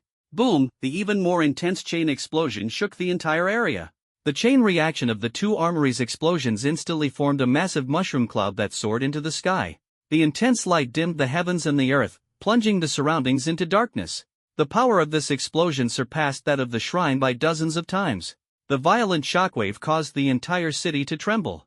At this moment, the small explosion near the dormitory had long been ignored, or rather, there were hardly any survivors on site to notice it. Ordinary people within a kilometer radius were instantly carbonized by the high temperature, leaving not even a trace behind. In this wasteland, apart from the officers and Shanai whose fates were uncertain, only the squad members were struggling to hold on at the edges. They were deafened by the nearby explosion, their eardrums ruptured, and blood continuously flowed from their eyes, mouths, and noses. The earth element stone giant exerted all its strength to erect a sturdy earth wall. The wind element stirred up a fierce gale, while the water element formed a water wall in an attempt to resist the scorching heat. The fire element focused all its efforts on controlling the raging flames. However, the defenses they painstakingly erected were instantly destroyed. The shield on their bodies wavered precariously amidst the flames. If it weren't for the fire element straining with all its might to hold on, they would have long been reduced to ashes in this wave of intense heat. But even the fire element was beginning to falter. This level of super explosion had exceeded its control limits. Blood kept spilling from the corners of his mouth, but his hard work resulted in a small bubble-like vacuum within the massive mushroom cloud. The violent tremors of the ground made it hard for them to stand, and if not for the vines tightly entwining them, they would have been blown away. Finally, this moment had finally passed. They endured it, and this moment felt like an entire century to them. At the moment the firelight contracted, a trace of clarity appeared in the line of sight. They were horrified to discover that the bodies of the 5 people in the officer's squad had turned as black as charcoal. If not for the faintly flickering protective shields on their bodies, they would have thought these people were already dead. The officer's squad was not as strong as their wilderness squad, and their dire state was evident. And this is merely the first wave of impact. Next comes an even more violent shockwave. That is the most lethal wave. The explosion's fireball rapidly spreads, burning all the air inside and creating a terrifying vacuum. This vacuum seems to be gathering momentum, ready to erupt. The few people within the explosion range immediately felt a world-destroying impact. An invisible wave swept through like a raging storm, destroying everything in its path. The nearby squad of officers was instantly reduced to ashes in the face of this overwhelming power. Even their mountain wilderness squad only lasted a moment before being swept away. The violent shockwave caused them to spit blood the instant they made contact, their internal organs shattered. As they were flung away, the surrounding rocks and debris collided wildly, inflicting secondary injuries. Like a blender, it frantically churned and obliterated everything. When they flew a kilometer away, only one Earth element member remained, buried in the ruins with their fate unknown. As for the others, they had long been completely obliterated. This is the power of a super explosion. Meanwhile, 2 figures in the sky were also swept away by the violent shockwave. The clothes on both of them vanished completely under the first wave of intense heat, their bodies glowing red like heated iron. Due to their close proximity, they were flung together several kilometers away to the city wall. Boom! Boom! The 2, now metallic, crashed heavily to the ground, landing about a dozen meters apart, each creating a large crater. The fiery body made contact with the ground, emitting a sizzling sound. Cough, cough. Shanai, a mid-stage Hai Jing expert, was the first to wake up coughing. He rubbed his head, lifted it, and his ears buzzed incessantly. His gaze was dazed as he turned his head to look around. His mind, stunned by the explosion, remained blank for a while before recalling what had just happened. He wanted to get up quickly, but the piercing pain from his body interrupted his movement. Looking down, he saw that his combat suit was long gone, his body was bare, and some parts of his metallic frame were even incomplete. He activated his supernatural ability, quickly repairing his body. The missing parts were replaced by metal from other areas of his body. This ability was simply extraordinary. This is the power of the mighty sea realm. As his body gradually recovered, he stood up, looked around, and noticed the officer on the other side, hurrying over immediately. Lord Sata! Lord Sata! Ugh, ugh! Sata was shaken awake, spitting out blood from his mouth. Yamano-kun, ugh, he kept coughing, his voice weak. Being slightly less powerful, he was closer to the explosion and suffered more severe injuries. First, heal your injuries, Shanai hurriedly said. He quickly flew up, looking toward the location of the armory within the city. Originally, there were 2 massive armories, but now only a bottomless crater remains. The diameter actually reaches a terrifying 600 to 700 meters. The flames inside continued to blaze fiercely, explosions erupting one after another, as if mocking his helplessness. The surrounding buildings had long since turned to ruins, and the tragic scene tore at his heart like a knife. Tears burst from his eyes in an instant, as anger and sorrow intertwined. Baka, he roared in his heart, wanting to call out to his teammates, but when his hand touched his ear, he realized the headset had already vanished without a trace in the earlier explosion. That earth-shattering blast had been so close, and his squad members only had the strength of Kawasaka, which filled him with a foreboding sense of dread. No, anger and despair intertwined as he raised his head to the sky and let out a mournful cry, almost instinctively wanting to rush into the city. Yamano-kun. At that moment, Sata's voice came from below. He turned his head and saw Sata signaling for him to come down. He quickly descended to Sata's side, his face full of despair. Sata-sama, they're gone, all of them are gone. Although Sata had already speculated in his heart, hearing this result was still unbearable. His vision went black, and blood spurted out wildly. Put! His already severely injured body suffered another devastating blow. Bakayaro! Bakayaro! Sata trembled with rage, clenching his fists and pounding the ground fiercely, as if trying to vent his pain. Everything he had was destroyed. That earth-shattering explosion had taken everything from him. The massive arsenal, billions worth of military equipment, and hundreds of soldiers all were obliterated in an instant. Even his squad, the comrades who had been with him day and night, not a single one survived. Those trustworthy teammates, the ones he could entrust his back to, were all gone. At this moment, the world before his eyes turned gray and lifeless, losing all its color. A flame of vengeance ignited in his heart. Revenge. But the culprit behind all of this, he hadn't even caught a glimpse of their shadow. How was he supposed to exact his revenge? In the midst of despair and grief, a sweetness rose in his throat, and blood surged up once again. At that moment, he suddenly recalled the eerie scene he had seen earlier. Through the telescope. He quickly looked in that direction. Although the distance was too great to see anything, his intuition told him that those people were definitely there. How could those people be using a telescope in the wilderness, directly aimed at their ammunition depot? Could they have already anticipated what was about to happen? This fury burned within him, and the moment for revenge was drawing near. The more he thought about it, the more likely it seemed. His heart was filled with excitement, and his lips trembled as he said, Yamano-kun, I know where they are. What? Yamano asked in confusion. Sata stared intently in that direction, speaking excitedly. I know where those Dragon Country monkeys are. It must be them, it must be. Upon hearing this, Shanya's eyes widened fiercely, his face twisted with rage, and he exclaimed urgently, Who is it? Where are they? He was desperate to vent, desperate for revenge. If he catches the culprit, he will definitely destroy them mercilessly. No, he will execute them by slow slicing. He wants to torment them for a lifetime. Dying directly would be too easy for them. He thought fiercely in his heart. Sata stood up and pointed to a mountain peak in the distance. Over there, I saw someone using binoculars to watch us earlier. My intuition tells me, it must be them who did it. Shanyi instinctively looked over, a trace of doubt flashing through his mind. How was it possible from such a distance? However, with anger surging in his heart, he urgently needed an outlet to vent. Logical issues were the least of his concerns as he immediately took to the sky. Sato also soared into the air, and the two of them flew rapidly toward that mountain. On the hilltop. Everyone saw Lu Feng had already thrown the explosives, and all looked toward the city with anticipation, eagerly awaiting the earth-shattering scene about to unfold. The distance to the arsenal was less than 10 kilometers, and they could roughly make out the details with the naked eye. Unconsciously, everyone began counting down in their hearts. Suddenly, a flash of light appeared at the location of the arsenal. They knew that TNT had exploded. This explosion seemed like a fuse, quickly triggering the ammunition in the warehouse to detonate, resulting in an even more intense massive explosion. They roared, converging into a mushroom cloud that soared into the sky. The entire city trembled beneath it. Heaven and earth darkened. A visible ring-shaped shockwave ferociously spread outward. The surrounding buildings were instantly destroyed, swept away in an instant. My God! This is way too intense. Even a mushroom cloud appeared. Awesome! This is a huge loss for those guys. This explosion is truly terrifying. Everyone was dumbfounded, utterly shocked by the explosion in the distance. It wasn't until the mushroom cloud disappeared that the rumbling sound of the explosion came from afar.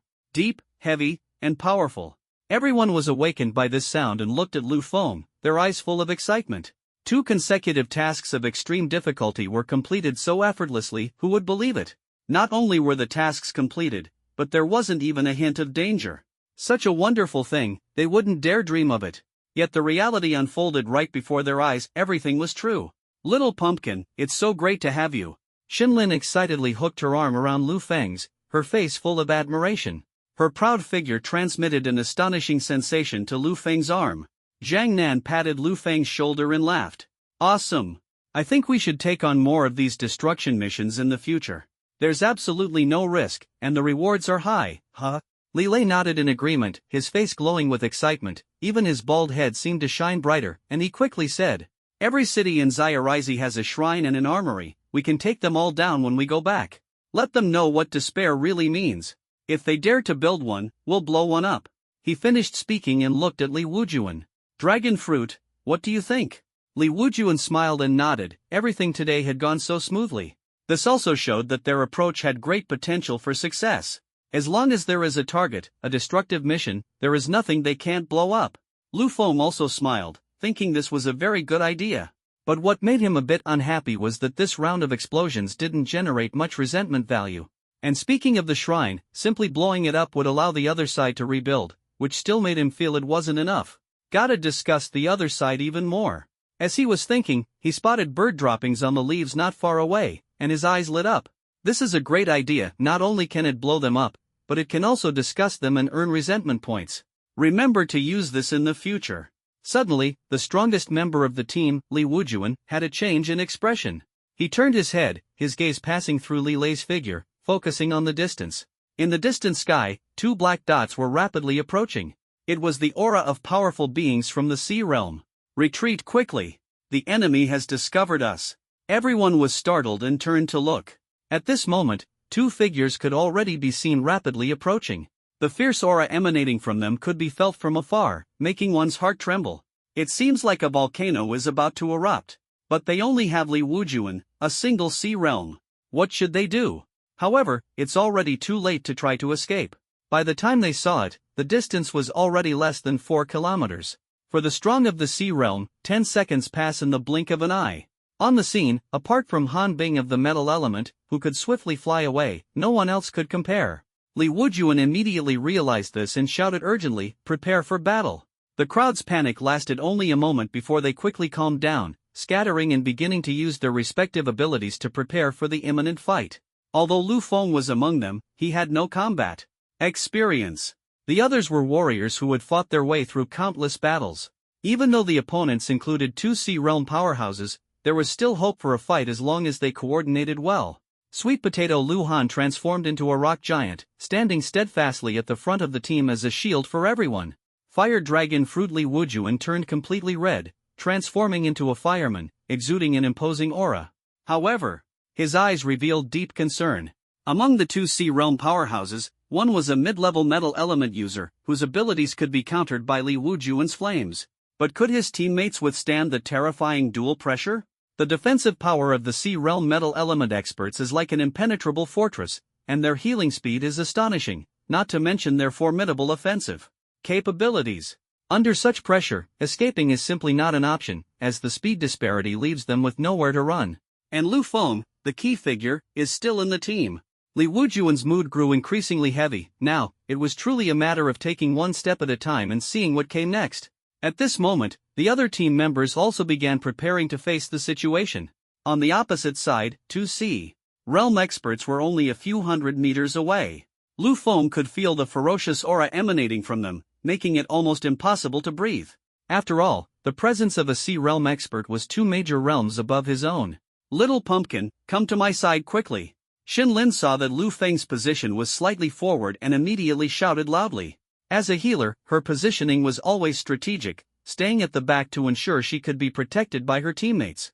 Lu Feng's role was irreplaceable, but his realm was too low, making it nearly impossible for him to contribute in the subsequent battles. As an unprecedented spatial element expert, he had to be protected at all costs. Therefore, Lu Feng stood together with Xinlin, making it easier for everyone to look after them. Li Wujuan immediately snapped back to reality upon hearing Xinlin's words and quickly said to everyone, "The pumpkin must not be harmed. You all know its value. If absolutely necessary, Han Bing, you take Lu Feng and run first." Before Li Wujuan's words were finished, a trace of astonishment flashed in Han Bing's eyes. She instantly understood Li Wujuan's intention. If she really took Lu Feng and fled, the others would inevitably have to stay behind to cover them, and the consequences of staying behind. She looked ahead at the 2 powerful Sea Realm figures speeding through the air, her expression icy cold, filled with killing intent. The others silently nodded in agreement upon hearing this arrangement. It is no exaggeration to say that once Lu Feng grows up, he will definitely not be inferior to the 2 national guardians of the Dragon Kingdom. They absolutely cannot let the hope of the nation's rise die here. Otherwise, they would be sinners of the entire Dragon Nation. Upon hearing this, Lu Feng glanced around at everyone and saw that their expressions remained calm, fearless of death, shielding him with their lives without a trace of complaint, which deeply moved him. These team members, whom he had only met 2 days ago, were already willing to go to such lengths for him, leaving his heart profoundly shaken. Is this what comrades are? He had never experienced such emotions before, and his feelings were beyond words. However, now was not the time to dwell on these thoughts. He quickly adjusted his emotions and ran toward Xinlin. After positioning himself properly, he looked at the 2 figures rapidly approaching from the distant sky, and fear no longer filled his heart. It was those teammates in front of him who gave him immense confidence. His eyes were filled with icy coldness. He raised his hand and struck first. A spatial suppression was thrown onto the 2 people in mid-air, and the pressure instantly reached its peak. In mid-air, Yamano and Sato could vaguely hear the conversation of the people on the mountain. It was unmistakably the language of the Dragon Kingdom. The anger in their hearts instantly soared to the sky. Moreover, they had already seen the opposing lineup, with only 1 Sea Realm. Even though they were injured, facing such a small team wouldn't pose much difficulty to eliminate. This made sinister smiles appear on their faces. Sato suppressed his anger and prepared to act, saying, "Yamano-kun, it must have been them." Although he didn't understand how these people managed to do it. However, the fact that they were from the Dragon Kingdom was enough. Yamano's face twisted with ferocity, his eyes fixed intently on Li Wujuan and the others, as he instructed, "Sato-sama, leave the fire element 1 to me. He is at the mid-level of the Sea Realm, and even with an injured body, he can easily handle a lower-level Fire Realm opponent who is restrained against him." Although Sato was seriously injured, the special physique of the Sea Realm grants him strong healing abilities, making it no problem for him to deal with a squad whose realm is only at the River Realm. "Alright. These Dragon Nation monkeys, they all deserve to die." Sato roared angrily, thinking about the armory he was responsible for being blown up, his fury almost drowning his reason. Suddenly, the 2 people in mid-air felt themselves enveloped by a tremendous force. Already partially metallic, their weight increased 4 to 5 times, reaching 700 to 800 pounds. This pressure directly multiplied their weight by 10 to 20 times, reached a terrifying weight of over 10,000 jin, more than 6 tons. The important thing is, they are still flying in the sky. The direct consequence of this is that the 2, caught off guard, plummeted straight down. "Sato? Yamano!" Boom! Boom! 2 loud bangs echoed at the foot of the mountain, leaving 2 human-shaped craters. Resentment value from Sato Taro, plus 999. Resentment value from the mountain and wellside, plus 900. Li Wujuan and the others at the mountaintop looked utterly baffled. "What's going on?" Zhang Nan asked, puzzled. "Can you trip while flying?" Li Lei also asked in confusion. He was just about to give the other party a massage package, letting them taste the sensation of thunder and lightning massage, but they fell down already? The doubt in Li Wujuan's eyes disappeared in an instant. He quickly thought of Lu Feng's ability, his face lit up with joy, and he said swiftly, "Pumpkin, well done. If Lu Feng's ability is added to the mix, they have a fighting chance." Upon hearing this, Li Lei also reacted, turned his head, and gave Lu Feng a thumbs up. The other teammates also broke into smiles, feeling a sense of relief. The pressure from the two Sea Realm opponents earlier had been overwhelming, but they hadn't expected Lu Feng to deliver such a powerful blow right from the start. This instantly eased everyone's tension, the dark clouds dissipated, and their morale soared. At the foot of the mountain, the unlucky Sato, who had just climbed out of the pit, happened to fall face first into a pile of animal dung. This almost made him faint from anger on the spot. Baka. Resentment value from Sato Taro, plus 999. Fuming with rage, he hastily wiped his face with his hand and looked toward the mountaintop. Only after the fact did he realize it couldn't be wiped off, and now it was spread evenly all over. The foul stench assaulted his nostrils, and his face immediately twisted uncontrollably. "Ah! I'm going to kill you all." Resentment value from Sato Taro, plus 999. Angrily, he scooped up dirt from the ground and rubbed it on his face, hoping to clean it off.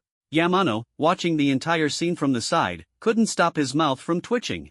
To avoid unnecessary misunderstandings, he chose to turn his face away. A grimace of pain.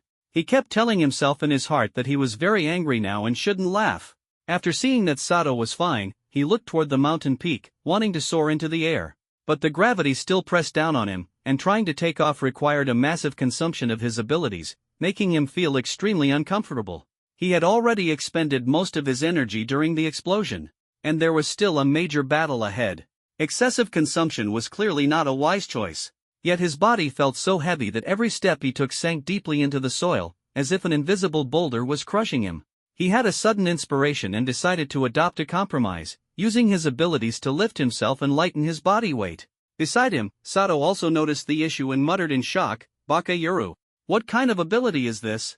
Yamano shook his head, gravely, speculating that this might be a metal-based ability, as only metal abilities could control their metallicized bodies and increase their weight. However, he did not sense the intrusion of any metal-based power, making the situation all the more bizarre. But now was not the time to dwell on such thoughts, revenge was the priority. He cast aside his doubts and charged toward the mountaintop.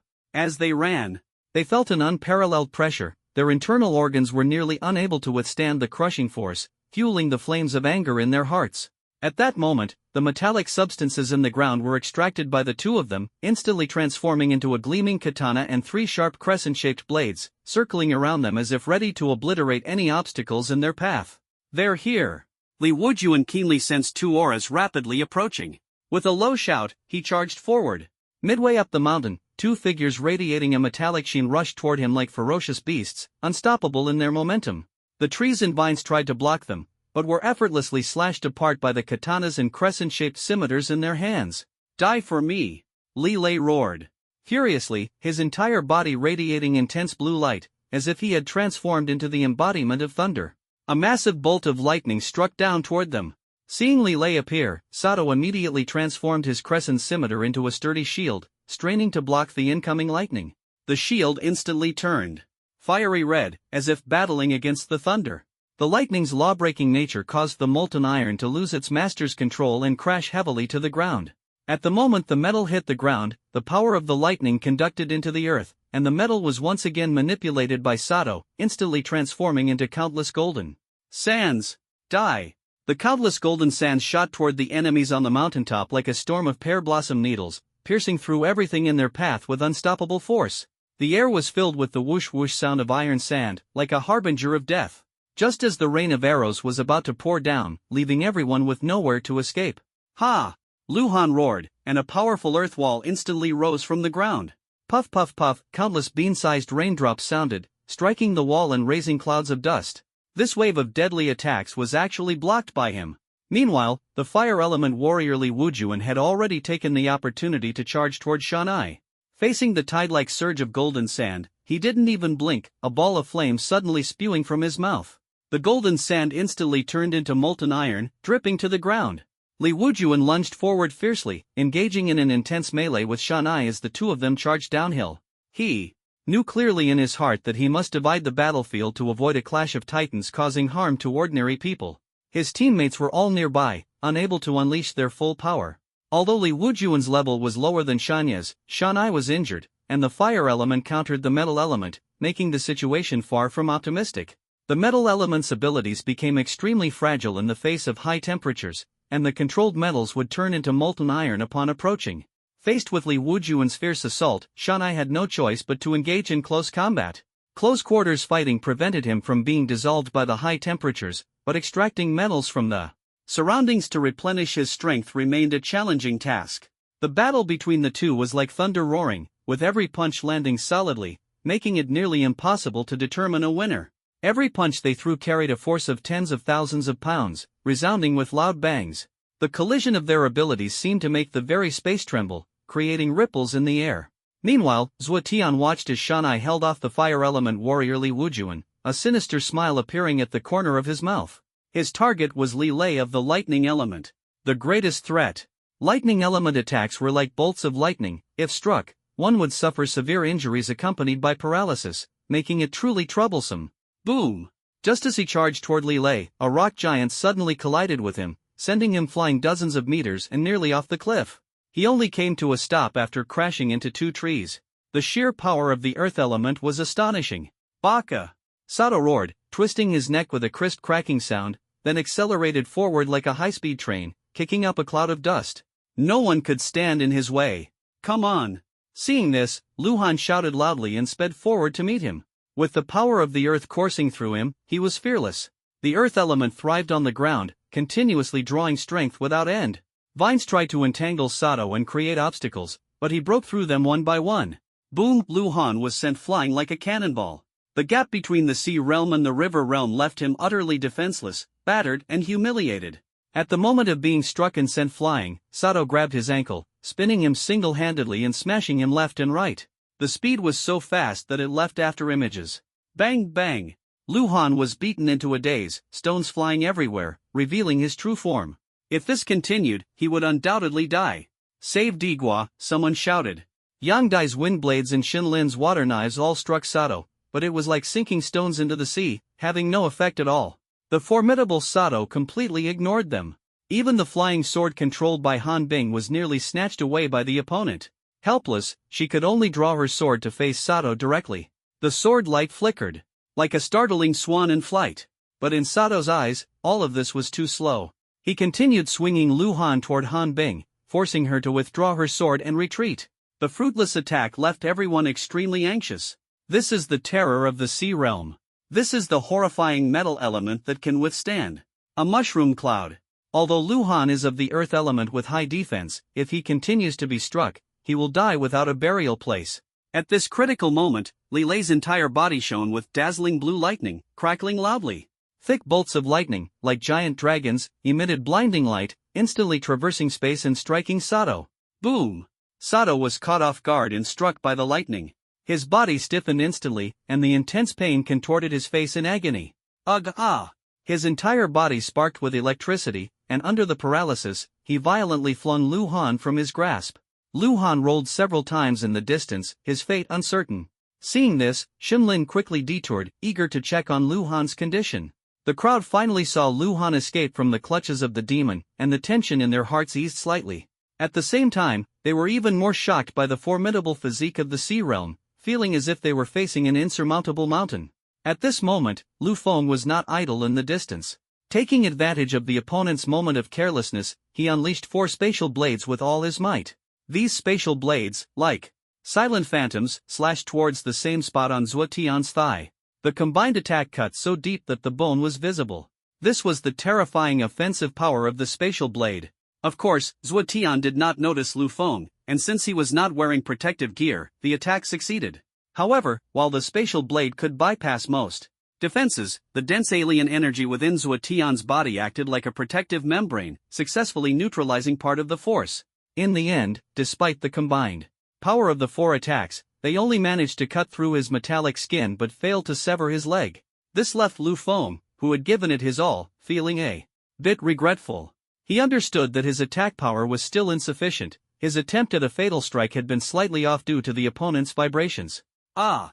Sato let out a painful roar toward the sky as the metallic part of his thigh began to slowly repair itself. For him, although this injury was not as severe as an attack from the lightning element, the fact that the damage was caused by someone like Qi Jing, whom he didn't even take seriously, filled his heart with utter humiliation. He also noticed Lu Feng's unique attack method and decided to eliminate this insignificant ant, which could be crushed with a flick of his hand, to avoid the annoyance of being ambushed later. Lu Feng felt the icy anger in Sato's gaze directed at him and was startled he had been targeted. In the next moment, he saw two metallic spikes in the air shooting toward him like lightning. Pumpkin! Han Bing was the first to sense it and shouted anxiously. She was too far away and could only attempt to seize control of the metallic spikes, but it was clearly impossible. A high-level cultivator and a Chuan-level cultivator were not on the same level, and she had no way to shake the opponent's attack. Li Lei was also shocked at the sight, his heart sinking as he silently cursed that this was bad. Lu Feng must not be harmed. However, he had no means to intercept and could only anxiously launch a bolt of lightning toward Sato. Although Sato was facing Lu Feng, he remained vigilant against this lightning attack that could pose a threat to him. The moment the opponent made a move, he quickly transformed the surrounding metal into a shield to block it. The shield, though once again forming molten iron and losing control, successfully blocked the attack.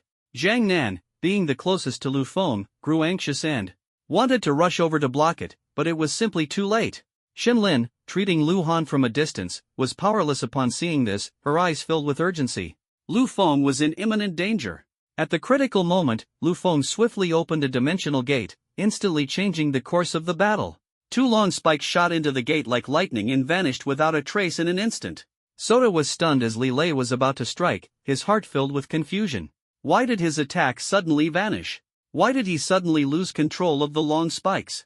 All of this was something he had never seen before. At this moment, Sato felt a strange energy fluctuation coming from his side. Two metal spikes suddenly appeared, striking directly at his lower body. This was an attack he had launched himself, a heavy strike from the sea realm. In an instant, everything was ruined. Ow! Sato let out a painful scream, clutching his lower body as he collapsed to the ground. Resentment value from Sato Taro, plus 1000. The moment all this happened, everyone saw Lu Feng unharmed and breathed a sigh of relief. Seeing Sato clutching his lower body in pain and trembling, everyone naturally wouldn't miss this golden opportunity. Various moves and skills bombarded him like a torrential storm. Beating a dog while it's down. Under the onslaught of critical hits, Sato spewed blood profusely, his body covered in wounds. Despite the metal's attempt to repair, it was torn apart in the face of the attack. However, how could Sata of the Sea Realm be so easily killed? After regaining his composure, he roared, "Baka!" His figure streaked through the air like lightning, leaving behind trails of afterimages, with sand and dust flying underfoot. Han Bing was the first to bear the brunt, she was the closest and had no time to react. Bang! With a loud explosion, Han Bing was struck and sent flying like a cannonball, disappearing from the mountaintop. A mist of blood lingered in the air, shocking everyone. At this moment, Lu Han finally regained consciousness, and the internal injuries caused by ruptured organs were no longer a concern thanks to Xin Lin's treatment. Seeing Sato charging toward Li Lei, his heart tightened, and though he wanted to intercept, it was already too late. After quickly assessing the situation, he immediately rushed toward Lu Feng, making a silent decision in his heart. While running, he once again formed a body of rock, positioning himself in front of Lu Feng. Li Lei's entire body flickered with lightning, wanting to escape but finding it impossible, the speed was simply too fast. Just as Sato broke free from the entangling plants and closed in on Lu Feng, he immediately unleashed a thunderous strike. Sato's movements were momentarily stunned by the electricity, and it seemed he was about to lose his chance. "Bakayaro," he roared, the momentum already formed, unstoppable. Bang! Li Lei let out a muffled groan as he was struck and sent tumbling down the mountain. At this moment, the battlefield was left with only the wood, water, earth, and wind elements, none of which posed any threat to him, along with the ant-like figure in his eyes, Lu Feng. He slowly scanned the crowd, a sinister grin spreading across his face, like a demon descending, filling everyone with despair. Such a powerful sea realm, how should everyone respond? What can be used to resist it? You all are doomed. Sato's lips curled into a sinister smile as he spoke. He looked at Lu Feng behind the earth element. It was this ant in the pond realm that dealt him the most devastating blow. Although he didn't understand how Lu Feng managed to do it, his intuition told him it was this guy. He instinctively wanted to gather golden sand to attack, but the sharp pain from his lower body pulled him back to reality, reminding him of that humiliating experience. Resentment value from Sato Taro, plus 500. Immediately, he suddenly accelerated, charging toward Lu Han. The ground beneath his feet cracked inch by inch. The attacks from the crowd posed no threat to him. He only needed to rely on his powerful physique to take them down one by one. Then he would go to support Sha Nai and complete the kill of the fire element. A perfect plan emerged in his mind. He sneered viciously and charged fiercely at the earthen wall conjured by Lu Han. The raging winds and wind blades summoned by Yang Dai were completely ineffective against him. The 3-meter-thick rock and soil wall cracked under his impact, almost being breached. Fortunately, the earthen wall blocked it and was not completely destroyed. However, Sato just rubbed his head, took a few steps back, and then chose to go around. Although Lu Han was separated by the stone wall, he could still sense Sato's position through the ground. Seeing the opponent attacking from the right side, he hurriedly condensed another stone wall. However, before it was completed, the stone wall was blasted through, and Sato's figure instantly appeared, lunging toward him. "Got you!" Sato let out a sinister laugh, pulling his right fist back to gather strength, his muscles bulging like mountains. With a sudden leap, his fist slammed fiercely into the rock shield in Lu Han's hands. Boom! This is not just a clash of power, but a frenzied bombardment of extraordinary energy. A deafening sonic boom erupted in the air, and the energy shockwave instantly swept across the surroundings. Lu Han let out a muffled groan as his shoulder and arm instantly lost sensation, and his legs were smashed into the ground. Ugh! Blood spurted wildly from his mouth, staining the earth red. He, at the mid-level of the river realm, was completely at a disadvantage in this clash. If he were at the high level of the river realm, he might have been able to contend with Sato of the sea realm in terms of strength and physicality. But unfortunately, he wasn't. His vision was instantly swallowed by darkness, his consciousness gradually blurred, and he fell into a coma. Meanwhile, Sato sneered, casually rubbing his wrist, his gaze turning to Lu Feng, with a chilling murderous intent flickering in his eyes. "Run!" Jiang Nan was frantic, anxiously shouting at Lu Feng. As a wood element user, he was utterly powerless against this humanoid metal monster. Moreover, the metal element directly countered his wood element. A wave of helplessness surged over him like a tide, almost drowning him. At this moment, the gentle elder sister Yang Dai was no longer gentle. Her brows were tightly knitted, and her face was full of worry. She had no way to deal with Suetian and was burning with anxiety. Lu Feng's eyes narrowed slightly. Faced with this life-and-death moment, he unexpectedly maintained his composure. His strong heart beat rapidly, continuously, supplying oxygen to his swiftly working brain. Although it was his first time facing such a brutal battle, there wasn't the slightest trace of panic in his heart. In an instant, he thought of his teleportation skill and quickly calmed himself down. He saw his teammates being knocked away and defeated one by one, and an overwhelming sense of helplessness surged in his heart. Right before his eyes, Lu Han was struck unconscious twice by Zhuetian. This usually silent and honest man had once told him, "Pumpkin, sweet potato, may not be good at much, but this shield, I will wield it well for you." Rage ignited in Lu Feng's heart, as if it had turned into fuel, burning fiercely. Despite his chest heaving rapidly, his eyes revealed a surprising calmness. Beneath that calmness was a volcano on the verge of eruption. Less than 5 meters away, Sato wiped the blood from the corner of his mouth with his left thumb, licked it with his tongue, and stared coldly at Lu Feng, as if seeing him as prey. "Heh, you, go to hell." He sneered viciously, then let out a loud roar. His muscles instantly swelled, and the vines on his body snapped inch by inch. He crouched slightly to gather strength, the ground cracking under the pressure of his power, and suddenly charged fiercely at Lu Feng. His strength was enough to rampage through this group of ants without restraint. "No! No! Run!" Jiang Nan, Shenlin, and Yang Dai saw this and screamed in panic. At a terrifying speed, Lu Feng's frail body appeared utterly powerless, even while wearing Chuan-level protective gear. At the moment of collision, the protective suit was completely incapable of shielding him, and Qi-level's fragile internal organs would be shattered to pieces. As an Earth-element Chuan-level cultivator known for his defense, Lu Han could only stand helplessly by and watch. Everyone gave their all, but they were utterly helpless against the injured Sato. This is high-level, the overwhelmingly powerful gold element high-level. The air was thick with the scent of despair. Just as Sato grinned maliciously, preparing to smash Lu Feng's seemingly petrified head with a single punch, a strange energy fluctuation suddenly appeared before him. Sato Taro? His sixth sense was frantically warning him, as if telling him that taking another step would plunge him into the abyss. Every strong individual who has reached the sea realm possesses an acute sixth sense. The thought of stopping seemed utterly insignificant under the terrifying speed, and inertia made it hard for him to control himself. At the very last moment, he saw Lu Feng's eerie smile of triumph. Immediately after, he vanished from this world forever, leaving only the traces of his running on the ground as proof that someone had once passed through here. In the distance, Zhang Nan, Shen Lin, Yang Dai, the three who rushed over quickly stopped in their tracks, dumbfounded. What's going on? Zhang Nan asked in confusion. Shen Lin and Yang Dai were also full of doubt and said in unison, "Where is he?"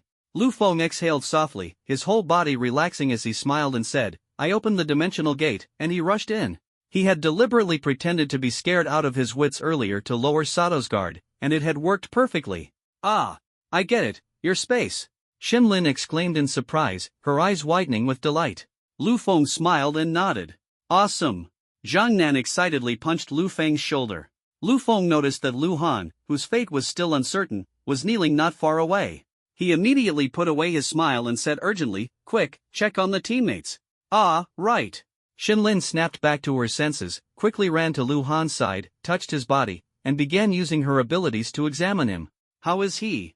Yang Dai asked softly. "Phew, he's fine, he's just unconscious."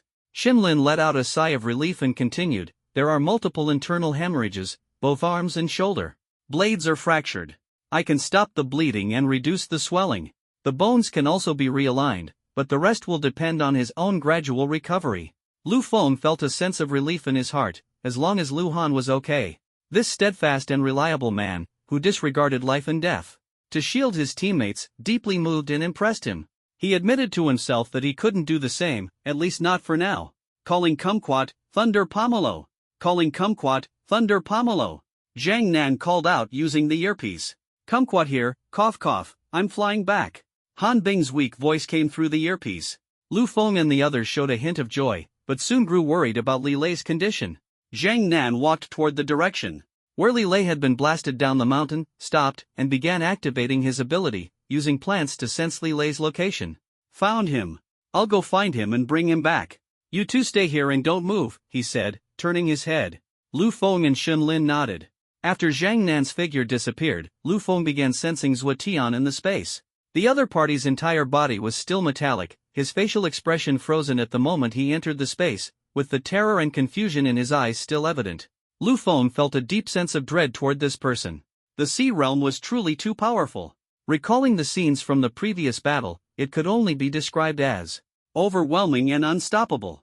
The earth element couldn't withstand it, the wood element couldn't trap it, even the same metal element techniques were restricted, and the water element was completely useless. The wind element, being more suited for group attacks, was utterly ineffective against an individual. The only one capable of posing a threat was Li Lei with his lightning element. But with the earth element serving as a tank against the sea realm, even the lightning element was just too fragile. After this battle, it was fortunate that everyone's cultivation levels were decent, otherwise, that collision would have shattered them into pieces. "Ah, kumquat!" Shen Lin exclaimed in surprise as she saw a figure flying in from the horizon after finishing treating Lu Han. Lu Feng looked over and saw the flying figure swaying unsteadily, clearly heavily injured. Han Bing landed weakly, supported by Yang Dai, and asked in a stunned tone, "You guys, where is that person?" "Got taken by Pumpkin." Shen Lin replied cheerfully. Taken? Han Bing was momentarily unable to react. "Yes, it was taken into his space," Yang Dai said with a smile, a glimmer of light flashing in her eyes. Only then did Han Bing react, her face lighting up with joy as she exclaimed excitedly, "That's great! That sea realm metal element was truly terrifying. It felt like a deep sense of powerlessness penetrating to the bone." The moment of being struck and sent flying flashed through her memory.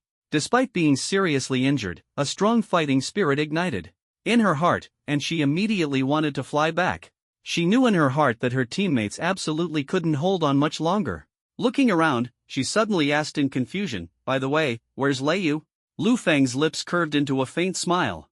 "Ganja has gone to look for it. Hurry up and heal yourself. Next, we still need to support the vice-captain," Han Bing said anxiously, feeling uneasy. Upon hearing the command, Han Bing nodded and quickly sat cross-legged.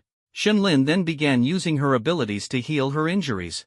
Fortunately, it was only internal organ damage and internal bleeding, with no missing limbs, so the situation wasn't too dire.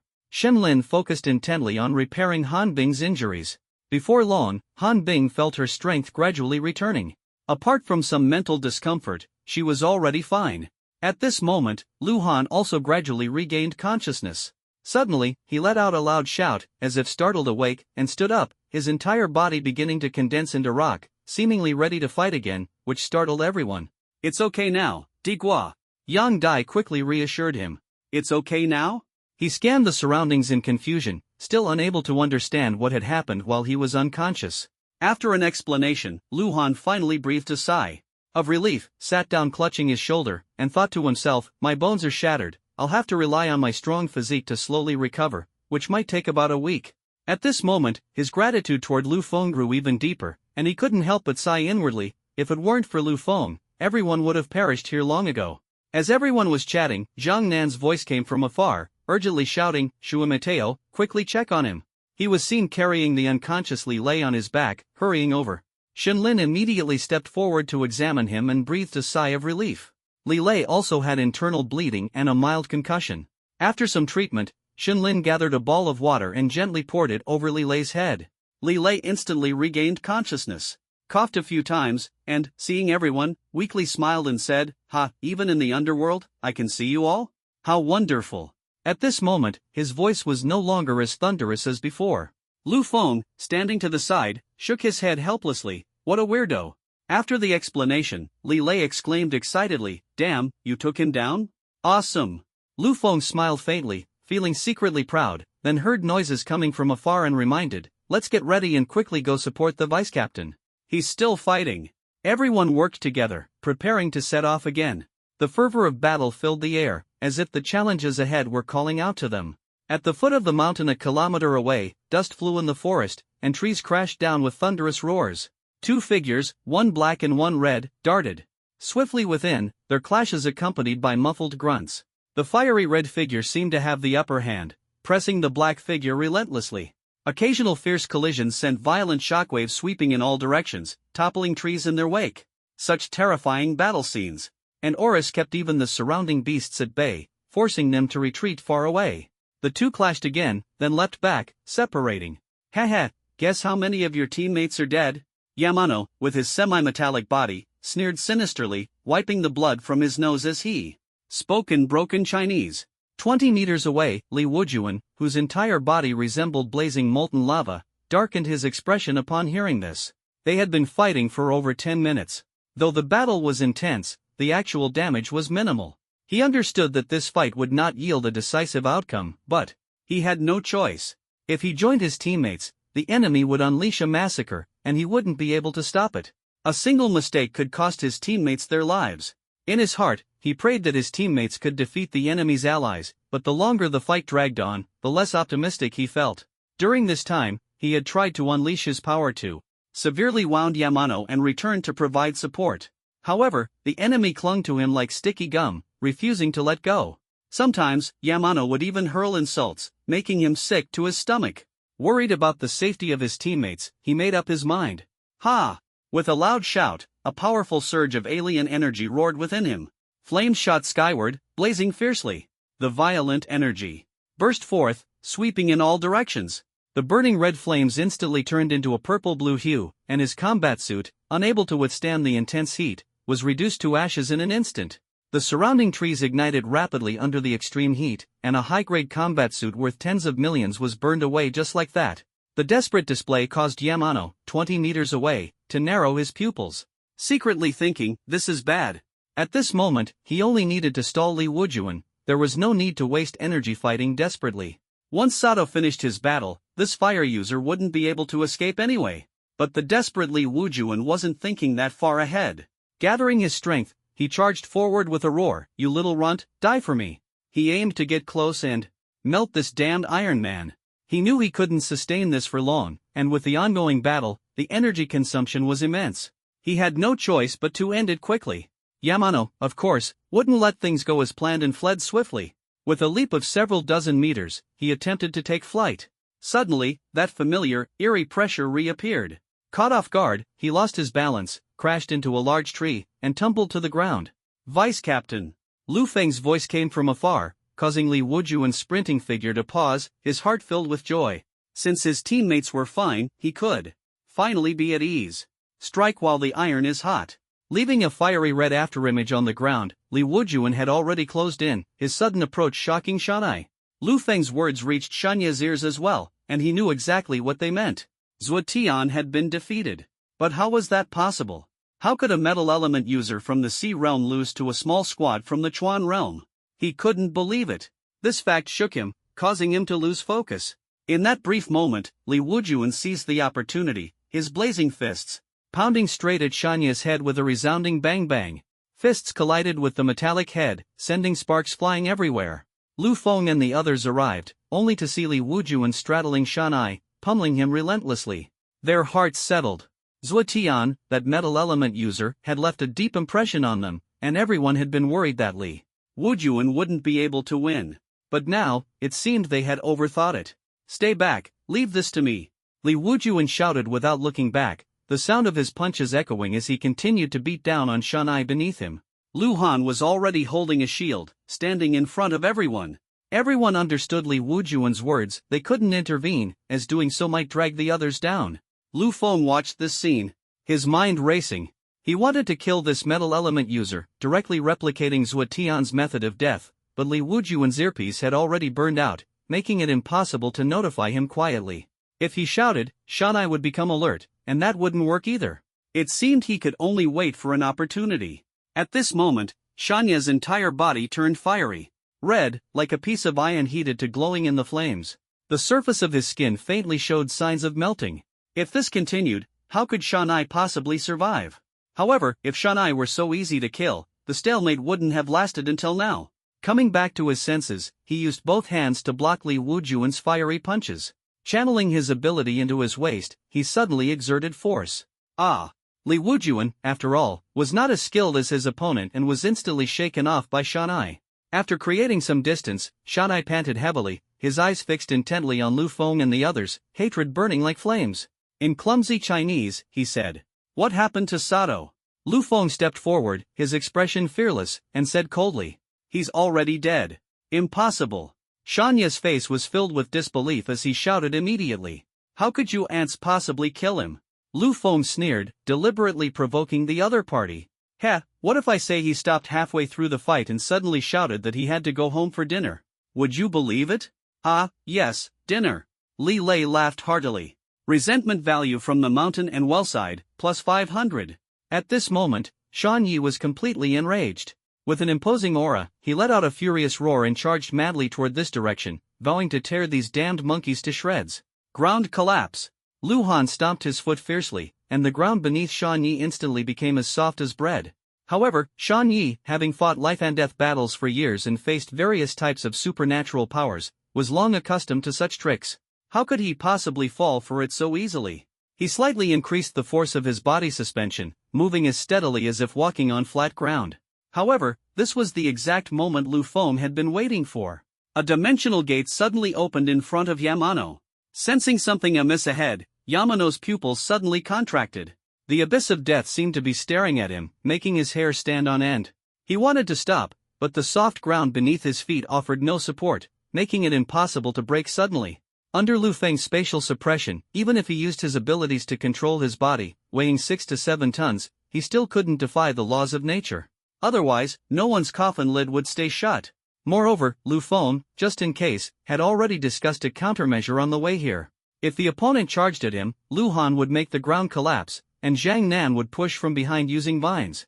With this setup, unless Shan Yi were a deity, he would have no choice but to fall into the trap.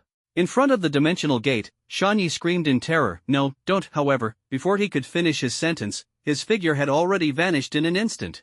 Resentment value from the mountain and wellside, plus 1000. Lu Feng closed the dimensional gate, let out a long breath, and wore a smug smile on his face. Finally got it done. "Pumpkin is amazing, our plan worked." Shinlin clapped her hands excitedly, jumping for joy. Li Lei and the women finally felt the weight lifted from their hearts, and smiles appeared on their faces. In the distance, Li Wujuan saw Shan Yi disappear, was stunned for a moment, then quickly reacted, a smile curling at the corner of his mouth. After all, the death row experiment was his idea. Seeing that everyone was unharmed, his smile grew even brighter, but his body rapidly cooled. By the time he walked up to the group, he had returned to normal, though his hair and eyebrows were completely gone, making him look a bit strange. The special combat suit on his body had also burned to ashes in the high temperature just now, and now he was bare-chested. Realizing this, he transformed again, turning into a lava form. With many questions in his mind, Li Wujun ignored his clothing and asked, "That's great, are you all okay? Is this how the other metal element was dealt with?" Lu Feng nodded with a smile, and Li Wujun felt reassured, laughing heartily, "Well done." Ha ha! He instinctively wanted to step forward and pat Lu Feng on the shoulder, but as he raised his hand, he realized he was still in his molten state. Retracting his hand, he smiled and said, "Help me take out my backpack, I need to change clothes." The women chuckled quietly and turned around on their own, even though they had seen it many times before. Fire-based combat has this drawback, but it can also be considered a bit of a perk. After Li Wujun changed his clothes, he said, "Let's leave here first and talk as we go. After all, this place is too close to Daguang City. If we are discovered, there will be an endless stream of pursuers, which would be very troublesome. Now, with some team members injured and others limping, it's not favorable for further combat. Taking advantage of the chaos in Daguang City, this is the perfect opportunity for them to escape." Han Bing controlled the metal, transforming it into a flying carpet. Everyone got on and flew in the direction of Wushang City. It was only then that they had time to talk about the battle just now. "Boss, you have no idea, we were almost scared to death." Zhang Nan waved his hands dramatically and continued, "At that time, Kumquat and Pomelo were knocked away, Sweet Potato was unconscious, leaving only me, Pumpkin, Peach, and Pineapple. We were no match for them at all." Seeing that Lu Feng was about to lose his life on the spot, but then, the little baka disappeared. "We actually won like this." If it were someone else, I wouldn't believe it even if you beat me to death. A Sea Realm expert just died like that. Thinking about it now still feels like a dream. Li Wujun held a drink, replenishing his hydration, and listened with a smile as Zhang Nan recounted the story, while others added details. Through everyone's words, he realized just how perilous the situation had been at the time. If it hadn't been for Lu Feng this time, their team would likely have lost half its members. This was no exaggeration. On the scene, it was estimated that only Jinju could have escaped with one person, while the rest would have had to stay behind to cover their retreat and buy time for Jinju. And Li Wujun is also very likely unable to escape. Once Sato provides support, he will face two Sea Realm opponents at the same time. As a fire element user, he cannot fly at all and can only flee by running. Not to mention the high probability of encountering powerful exotic beasts along the way. Just the two major metal element users alone could wear him down. It's simply a matter of time. Looking back now, I can't help but feel deeply terrified. Yes, this time we really have to thank Pumpkin, Yang Dai said with a soft laugh. If it weren't for him, we would have been in big trouble. Hearing this, Lu Feng waved his hands repeatedly. Stop praising me, or I'll have to open a dye shop and count on you all to support my business." Everyone burst into cheerful laughter. Li Lei, standing to the side, put his arm around Lu Feng's shoulder and laughed heartily. "Good kid, you've brought honor to our academy. Those kids are all still in the awakening realm, and you've already taken down a Sea Realm expert. Incredible." Hearing this, Zhang Nan suddenly asked Li Lei curiously, "Lei Yu, does such an achievement count as unprecedented?" As the dean, Li Lei knows much more than they do. Li Lei was momentarily stunned by the question, and a look of reminiscence appeared in his eyes before he replied, "If it's about participating in the kill, then no. But if it's about a solo kill, no one in the Qi realm could actually achieve that." Shenlin sat on Lu Feng's other side, wrapping her hands around his arm without hiding her affection for him, and said sweetly, "The first metal element was taken down by Pumpkin alone. As soon as the door opened, that person was gone." Shenlin was about 25 or 26 years old, while Lu Feng was only 19. Everyone found such intimate behavior quite normal. After all, with such a fine young man, who could resist liking him? Li Wujun listened to everyone's discussion with a smile on his face. When his gaze fell on Lu Feng, a complex emotion flickered in his eyes. This time, Lu Feng's performance was truly astonishing. Almost all the credit went to him, and even the final kill was his accomplishment. And this young man was only 19. If it had been before, he wouldn't have even dared to imagine it. When he initially wanted to bring Lu Feng into the team, it was merely because he thought Lu Feng's spatial backpack was practical. Who would have thought that today's situation would far exceed his expectations? He realized that his vision had been too short-sighted. Lu Feng's potential was far greater than this. He secretly decided in his heart that he must increase his investment to firmly tie Lu Feng to his team. Thinking of this, Li Wujun stroked his chin and fell into deep thought. But what does Lu Feng lack now? He couldn't afford to give him spirit crystals. Spirit crystals in the pond realm easily cost millions, and he had already spent tens of millions on Lu Feng, nearly draining his cash flow. Speaking of which, wasn't his precious daughter a classmate of Lu Feng? At this moment, Lu Feng noticed Li Wujuan's gaze, and his heart tightened slightly, feeling a bit uneasy. Upon closer inspection, he realized Li Wujuan was just lost in thought, so he didn't pay it much mind. While everyone was praising Lu Feng, the fatigue from the battle gradually began to show. Lu Han, Li Lei, and Han Bing were all injured. Although the others didn't have visible wounds, they were all mentally exhausted. Especially Lu Han, who had fainted twice from serious injuries, and whose bones had yet to heal. Everyone urged him to lie down and rest.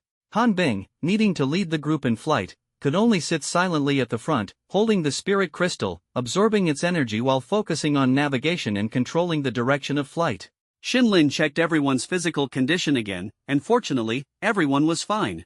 The flight altitude was approximately 1,000 meters, with few beasts on the ground, provoking them. However, the raptors in the air seemed eager to try. After Li Wujuan released the aura of the sea realm, the raptors in the air could only leave regretfully. At this moment, everyone had only one thought in mind: to return to the city as soon as possible, recuperate, and recover, with no time to pay attention to any beasts that might appear along the way. Lu Feng, now free, finally took the time to check the system panel. Due to previously blowing up the shrine and the armory, the resentment value on the panel had been continuously refreshing. It was time to see what he had gained this time.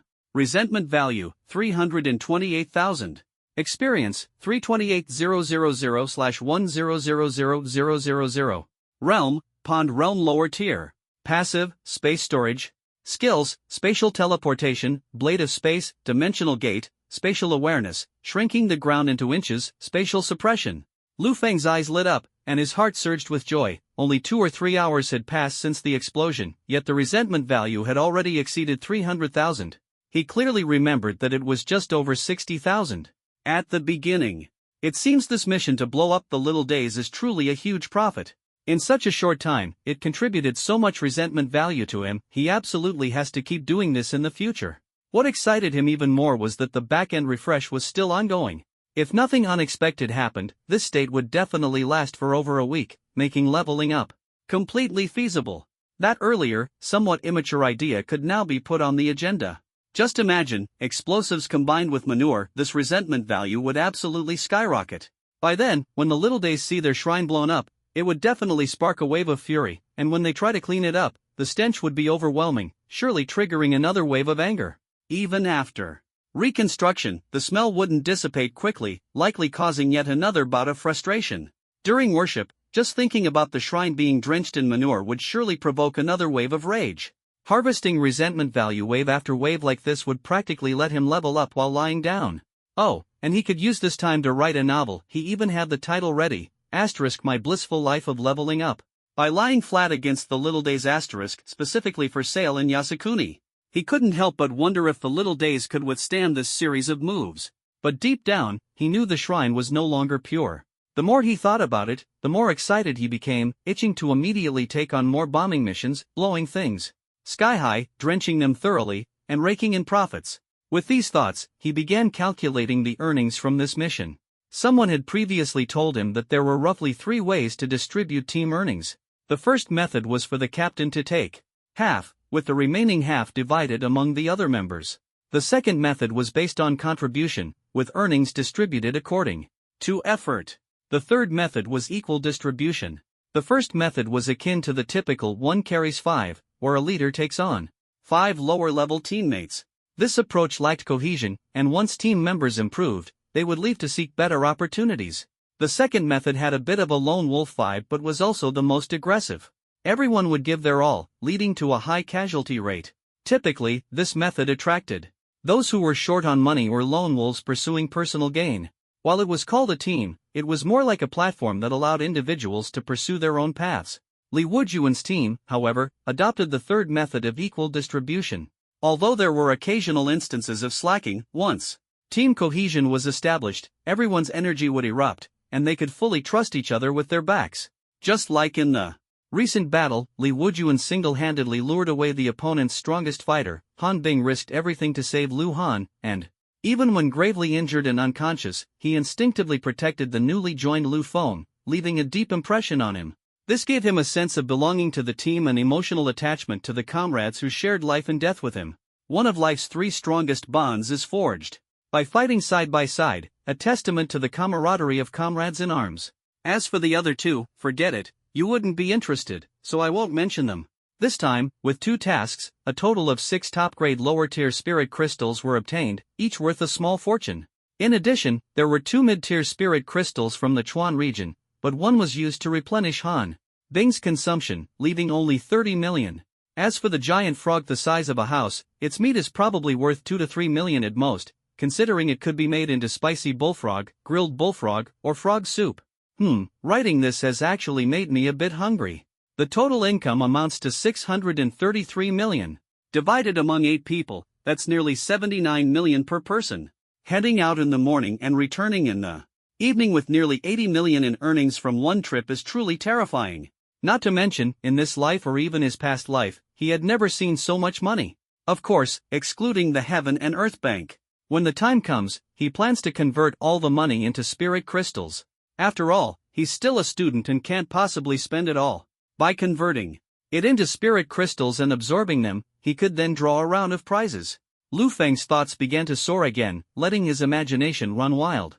This was the second time he had earned so much money in a single day.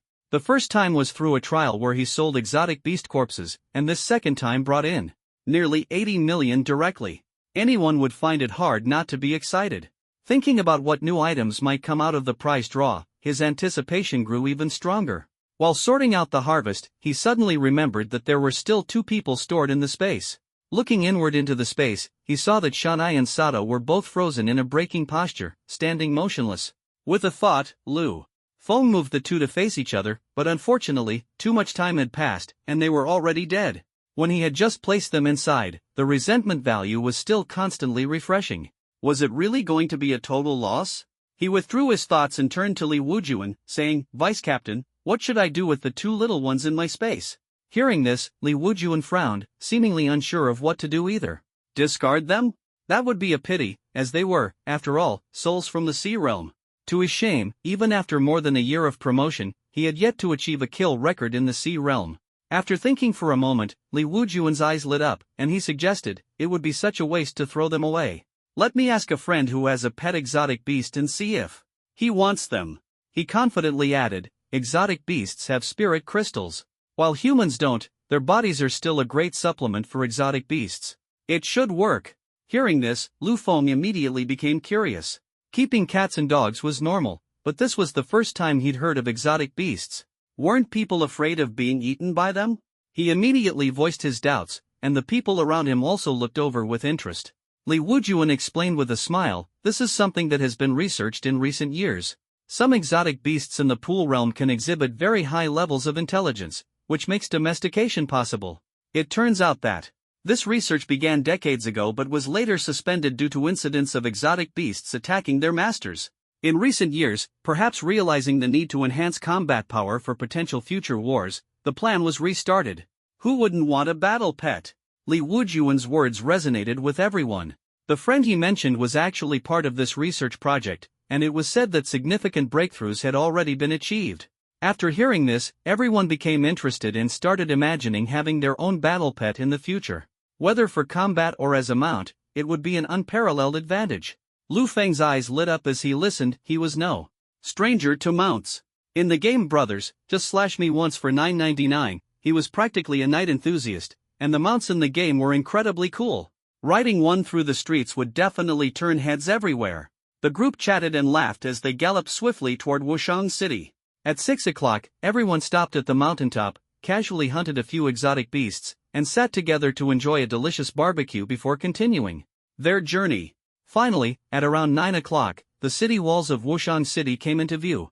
This gave Lu Feng a feeling as if days had passed. This trip out of the city not only involved thrilling battles but also a journey abroad, accomplishing 2 major dreams he had long yearned for. Such an experience made his blood boil with excitement. The group disembarked from the flying carpet, and the last 3 kilometers of the journey were light and pleasant, taking only a few minutes to reach the city gate. Li Wujuan took the opportunity to arrange, it's too late today. Let's hand in the mission tomorrow morning at 9. Everyone, go back and rest. After speaking, he looked at Lu Feng, seemingly wanting to say something, but ultimately decided to leave it for tomorrow. Lu Feng felt a bit puzzled but didn't ask further. The 3-kilometer distance was just a matter of minutes, and after returning everyone's equipment, he smoothly passed the city inspection and entered. "See you all tomorrow," he waved to his soon-to-depart teammates, feeling a sense of joy in his heart. Hee hee, see you tomorrow, Pumpkin. Bye-bye, little Pumpkin. The teammates also waved with smiles, carrying their large backpacks as they hailed a cab and left. Lu Feng, are you coming back to the academy with me, or do you want to go home first? Li Lei's voice was as loud as thunder. Lu Feng, already accustomed to it, smiled and replied, "I'll head back to the academy." "Why?" Li Lei nodded and said with a laugh, "Then let's take the same car."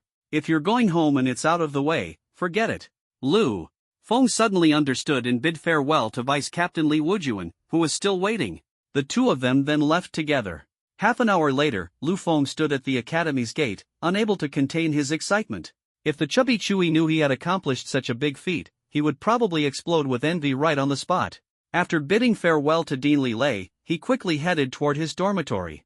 It was already past 10, and the crescent moon hung high, casting a silvery glow. Combined with the academy's streetlights and greenery, it created a unique charm. Perhaps this also had something to do with his good mood at the moment. Bang bang! He knocked on the dormitory door. "Who is it?" Shu Yi's familiar voice came from inside. When the door opened, Shu Yi's dumbfounded expression made Lu Feng feel an immense sense of satisfaction. "How about it, surprised or not?" Lu Feng asked with a smile. Unexpectedly, Shu Yi seemed a bit odd, slightly turning his head and awkwardly laughing. Surprised." Lu Feng instantly noticed the fat man's unusual behavior. His heart tightened, sensing something was wrong, and questioned, "What, are you hiding a woman?" There was no one else in the dormitory. Lu Feng opened the bathroom door, but it was empty. Driven by curiosity, he turned to look at Chu Yi, only to see him slightly tilting his head, his expression extremely unnatural. "Fatty, what are you doing?" Lu Feng put away his smile, furrowed his brows, realizing something was amiss, and said in a deep voice, "Turn around and look at me." Chu Yi reluctantly turned around, his gaze fleeting and evasive, as he awkwardly said, "Well, it's nothing." It was only at this moment that Lu Feng noticed the area near Chu Yi's left ear, close to his cheek, was bruised and dark. Lu Feng's face darkened. "Speak, what happened?" Chu Yi thought for a moment, realizing he couldn't hide it, and simply gave up on making excuses, recounting the truth honestly. It turned out that yesterday afternoon, Xing Yi's punishment period ended, and the teacher released him from the flagpole. When Lu Feng went to complete a task this morning, Chu Yi attended class as usual. The moment the two met, naturally, enemies meeting ignited intense hostility, and a conflict broke out immediately. After several nights of reflection, Xing Yi had grown even more cunning. Instead of using his abilities, he resorted to sneak attacks, landing a few punches on Chu Yi. Xing Yi was burly, having trained and practiced taekwondo for years. Chu Yi was no match for him and could even be said to have no power to fight back. Naturally, Chu Yi, who had been ambushed, was unwilling to accept this. Just as he was about to use his abilities to retaliate, he saw Xing Yi reveal a sinister smile. He immediately calmed down, realizing that if he dared to use his abilities, the next one to be strung up would undoubtedly be him. This conflict was a complete loss that he had to swallow in silence. What made him even angrier was that Xing Yi had the audacity to issue a harsh order, forbidding anyone in the class with water-based abilities from healing Chu Yi. Water-based abilities were already weak in combat, and with the Xing family's strong financial backing outside the school, no one dared to defy Xing Yi's command. Who would want to bring trouble upon themselves? Before class, Xing Yi even mocked him disdainfully, saying, "Being a coward who only tattles to the teacher isn't so bad. Bring on the punishment if you dare." Hearing this, Chu Yi was furious, his anger ignited by the provocation. What he hated most in school were those who tattled, something that was absolutely not his style. So, when the teacher noticed the injury on his face, Chu Yi casually said that he had bumped into the corner of the desk while bending down to pick up a pen, claiming it was no big deal. Lu Feng quietly listened to Chu Yi's account, his anger almost ready to explode. Damn Xing Yi, how dare he use such despicable tricks on Chu Yi? Not only did he ambush him, but he also tried to provoke Chu Yi into using his abilities. Fortunately, Chu Yi didn't fall for it, otherwise, he would have returned to find himself hanging miserably from the flagpole. Moreover, Xing Yi even tried to forbid the classmates from treating Chu Yi's injuries, truly malicious, aiming to isolate him. In the end, he even resorted to taunting tactics, leaving Chu Yi unable to voice his grievances and forcing him to swallow his pride. If Lu Feng's mission hadn't gone smoothly this time and he hadn't returned so quickly, wouldn't Shui have had to endure this humiliation indefinitely? He couldn't beat him in a fight, couldn't use his abilities, and had no one around to help him. Just thinking about it made Lu Feng seethe with rage, wishing he could kill that bastard right now. Brother Lu, it's nothing, just a minor injury, Shui said, feeling a bit uneasy under Lu Feng's expressionless gaze. Trying to appear relaxed, he forced a smile and added, he wanted to provoke me into using my abilities so I'd end up hanging too, but I saw through his plan, huh? Lu Feng remained silent, and seeing this, Shui could only muster his courage and continue, it's really nothing. I've been in plenty of fights back in school. The academy prohibits the use of abilities, but if he dares to step out of the academy and I get the chance, I'll definitely electrocute him to death. If that doesn't work, a gentleman's revenge can wait 10 years. I'm a lightning type, I'll crush him easily in the future, huh? Shuyi's voice carried a hint of unyielding determination, and his eyes sparkled with the flames of vengeance. I'm not afraid of Xingyi, I was just caught off guard this time, that's all. Shui finished his last sentence with a smile, trying to convey his stance. But in his heart, the flames of hatred were already burning. Delayed justice is no justice. Bearing a grudge but not avenging it on the spot felt like betraying himself. However, his exaggerated smile only made the bruises on his face more glaring. Lu Feng couldn't help but feel a surge of anger as he looked at him. Alright, leave this matter to me, Lu Feng said in a deep voice, his tone carrying an undeniable firmness. That was just the kind of person he was. He became even calmer when angry. In his mind, he was already calculating how to completely eliminate the disgusting presence of Xingyi. Keeping him around would only be trouble. I'm really fine, Shui said hastily. He had known Lu Feng for many years and understood his personality well, worrying that Lu Feng might make an irrational decision. Because of him. This was the academy, and he didn't want Lu Feng to get implicated or even face unforeseen consequences that could change his life because of him. Alright, stop talking, I have my own plans. Lu Feng interrupted him, changing the subject. Guess what big thing I did today? With the mission over, he was no longer worried about external interference, and could finally reveal a bit of information. Although this matter was earth-shattering and Jinghua would undoubtedly investigate it thoroughly, he trusted that Chui wouldn't spread it around. Chui was drawn in by the topic, his curiosity instantly piqued. Right, how did you come back so quickly? Didn't you say you'd be gone for a long time? Lu Feng lounged lazily on the bed and said casually, I blew up the Jinghua shrine. The words were delivered lightly, yet they exploded in the air like a bomb. Hey, this is no fun, you're trying to fool me again. Chui was incredulous, thinking Lu Feng was joking. He understood that while Lu Feng's abilities were remarkable, completing such a task was simply impossible. Besides, the distance to the Jinghua border was so far that just flying there would take 5 or 6 hours. The infiltration during the mission and planting explosives could never be done in a single day. Lu Feng raised an eyebrow slightly. What, you don't believe me? I'd be an idiot to believe you, this is just ridiculous. Shui fumed. Alright then. Lu Feng responded casually, grabbed his change of clothes, and headed straight into the bathroom to take a shower. Shui? Listening to the sound of water in the bathroom, he was dumbfounded, feeling a surge of anxiety. Shouldn't there be some explanation or truth revealed first under normal circumstances? This made him feel as if his heart was being clawed by a cat, unbearably uncomfortable. Bang bang. He pounded on the bathroom door. Brother Lu, is this how you mess with people? What exactly is the mission? Just check the Jinghua news and you'll understand. Lu Feng shouted from the bathroom. Hearing this, Shui felt puzzled. He immediately walked to the bed, sat down, took out his phone, and began searching for today's Jinghua news. Shocking. A major event occurred in Daoguang City today. Not reading means you're not a citizen of Longhua. Breaking news. Such an incident happened in Jinghua, you must know about it. Important things are said 3 times, major event in Jinghua, come and see. Shui was already accustomed to the clickbait behavior of unscrupulous editors and casually clicked on one.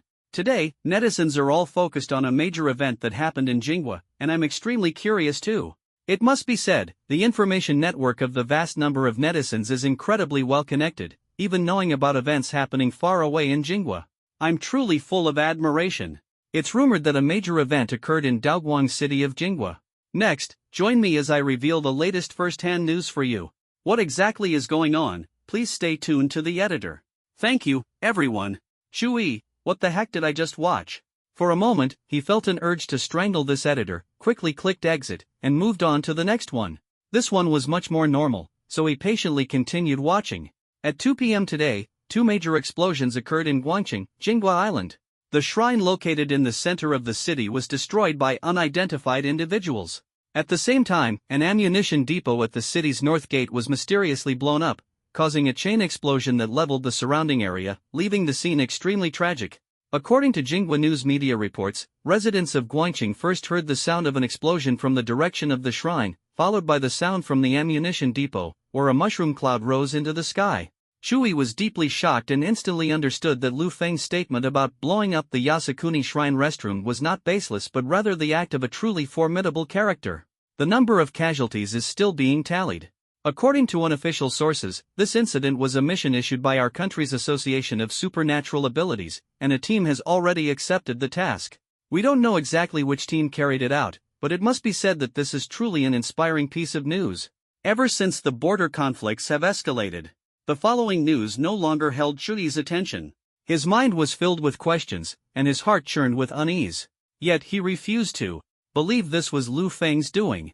Perhaps Lu Feng had merely seen the news and was deliberately boasting to take advantage of the situation? After finishing his shower, Lu Feng came out and saw Chui's face full of doubt. He decided to give him a surprise to prove his innocence. Then you'd better prepare yourself mentally. I'm going to show you something. Chui's eyes sparkled with anticipation. Lu Feng's heart tightened as he prepared to unveil his trump card. He directly revealed the corpse of the mountain wild Xiabega. A half-metallic body suddenly appeared on the dormitory floor without warning. The corpse was covered in scars, with faint traces of blood still visible. The deceased's eyes were wide open, as if still enduring the terror they faced before death. That overwhelming aura belonging to the sea realm, though extinguished, still sent chills down one's spine. Holy crap! Chui cried out in shock, leaping up in fright and stumbling back a few steps, nearly falling over. At just 19 years old, how could he have ever witnessed such a scene? The bizarre and powerful corpse before him stirred a wave of fear in his heart. Seeing this, Lu Feng also felt a bit uneasy, worried that the corpse might suddenly come back to life. He quickly put the body away. He was well aware of the sea realms. If this guy were to truly revive, it would spell big trouble for him. Even though the corpse was undoubtedly dead, he couldn't help but let his imagination run wild. Looking at Chui, who was quite frightened, Lu Feng's mood gradually improved and he couldn't help but stifle a laugh, saying, "Now do you believe it?" Chui glanced at the spot where the corpse had just disappeared, then looked at Lu Feng, feeling a wave of shock in his heart. He had originally thought all of this was fake, but now he had a sense of, you actually went all out. That overwhelmingly powerful aura had already proven the strength of this corpse. Although he couldn't determine the exact level, there was no doubt it was stronger than the Dean he had seen before. Feeling uneasy, he stammered and asked, who is he? Jinghua's little days, the strength of Hai Jing, after blowing up the ammunition depot today, was discovered and almost died there. Chui widened his eyes, shocked to the point of disbelief. Damn. It's actually true. Quick, tell me more.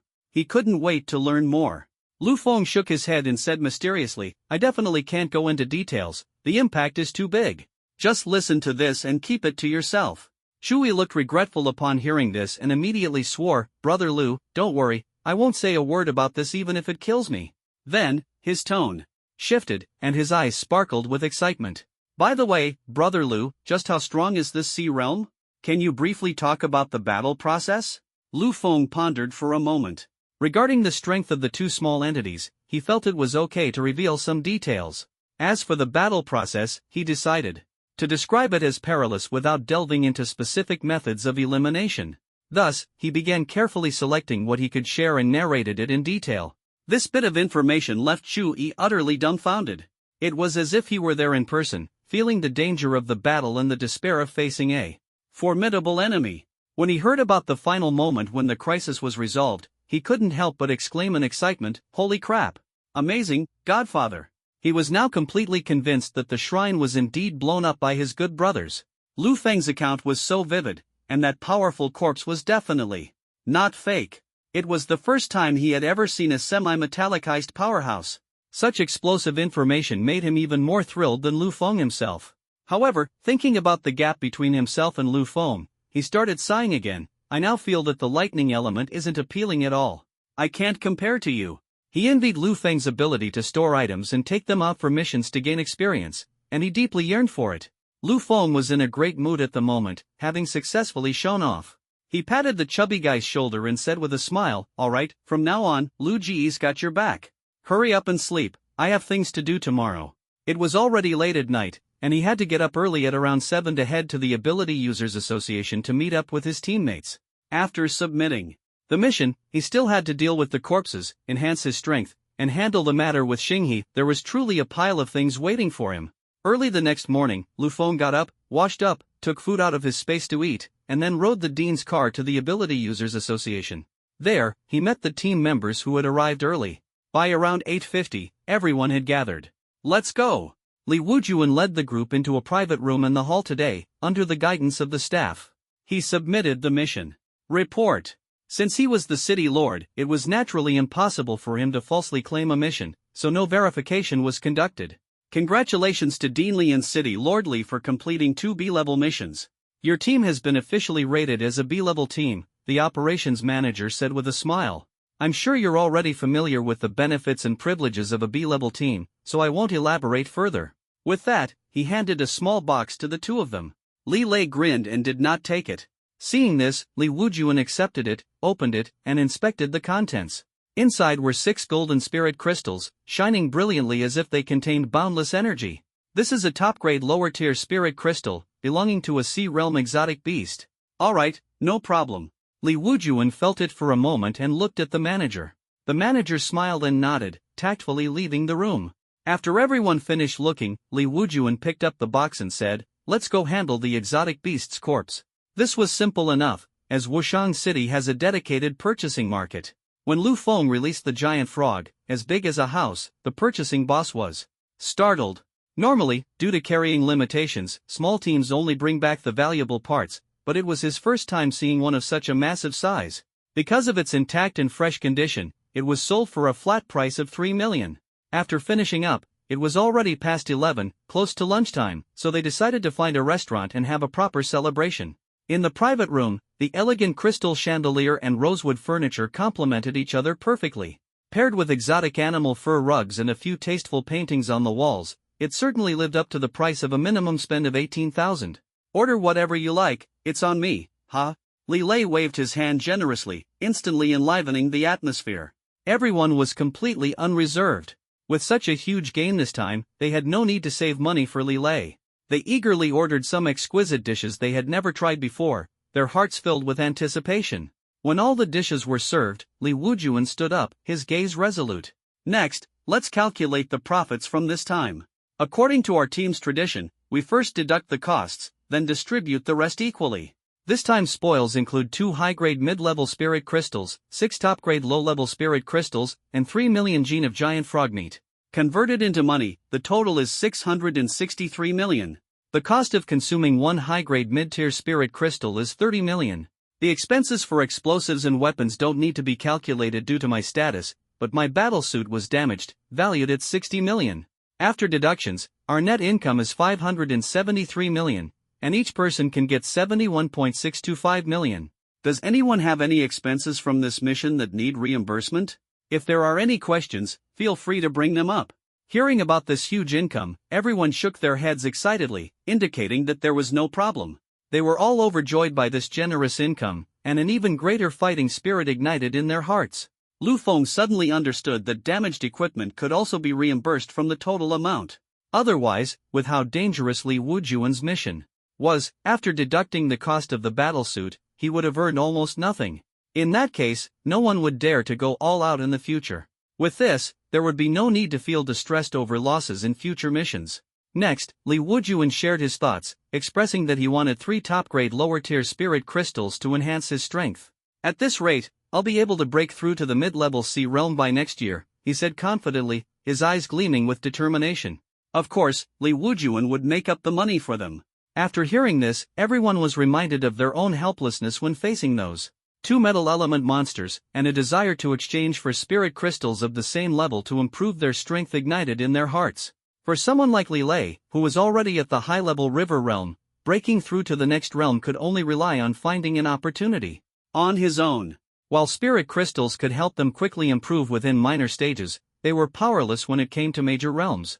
Lu Feng also expressed his agreement, secretly thinking about exchanging his spirit crystals for intermediate lower tier and higher tier ones. He hadn't decided on the exact amount yet, so he immediately opened the system to check the number of spirit crystals he was lacking. Resentment value, 628,000. Experience, 628,000/1000000. Goodness, after just one night, it contributed over 300,000 resentment points to him. Looking at the speed at which the resentment value is rising, it will reach 700,000 in just a few hours. In other words, he only needs 3 mid-level lower-grade spirit crystals, 10 mid-level ones, and 10 high-level ones. The prices are 1 million per piece, 3 million per piece, and 6 million per piece, respectively. Altogether, the total cost will be his 93 million. He was speechless. Calculating it this way, 70 million wasn't even enough for him to upgrade to the Chuan realm. This was truly frustrating. Spending money like water, the improvement of his realm felt like a bottomless pit. However, what made him itch with anticipation the most was that he was just a tiny step away from unlocking his lightning-based skill with the upgrade. Helplessly, he had no choice but to first tell Li Wujuan about the specific grade and quantity of spirit crystals he could purchase. During the meal, everyone was very happy. After a few rounds of drinks, especially Lu Han, he was already drinking straight from the bottle. Everyone liked Lu Feng very much and toasted him with quite a few drinks. Taking advantage of the mealtime, Li Wujuan also mentioned the benefits of a B-level team to Lu Feng. First, only a 10% commission is charged for posting tasks, and completing a task every 3 months is sufficient. The time during the task period is not counted.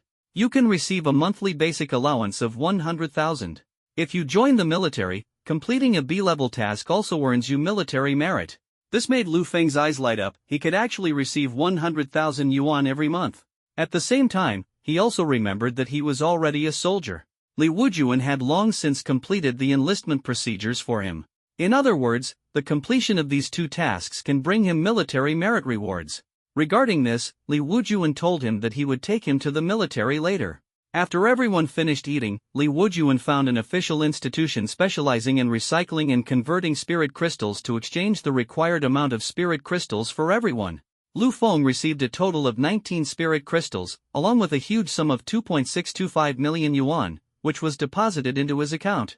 Others, since they were all at the river realm, found the price of spirit crystals to be expensive. However, they likely used their savings to exchange for quite a few spirit crystals. Will everyone absorb them here, or? Li Wujuan finished distributing and asked the group. Everyone expressed that it was fine to absorb them here, as there were small private rooms specifically provided for people's use. Since everyone had made their decision, Lu Feng also chose a small private room and went in to sit cross-legged and begin absorbing. First, he absorbed 3 mid-level low-grade spirit crystals. Accompanied by a refreshing and transparent sensation within his body, he successfully advanced to the mid-stage of the pool realm. The volume of the liquid energy within his body increased significantly, resembling a small pond. He happily opened the system, eager to see what skills it had given him this time and what changes had occurred. Resentment value, 8,000. Experience, 8,000/3000000. Realm, mid-stage of pool realm. Passive, space storage. Skills, spatial teleportation, blade of space, dimensional gate, spatial perception, shrinking the ground into inches, spatial suppression. First is the space storage, which has been upgraded to 80 meters *80 meters *80 meters, making the space much larger. The energy within his body has increased, allowing him to teleport several more times, and the distance has also improved significantly. The intensity of his other skills has also been enhanced, but he didn't elaborate on each one. What excited him the most was a new skill waiting to be unlocked, and he immediately clicked to learn it. Space Marker can mark any target and determine its exact location.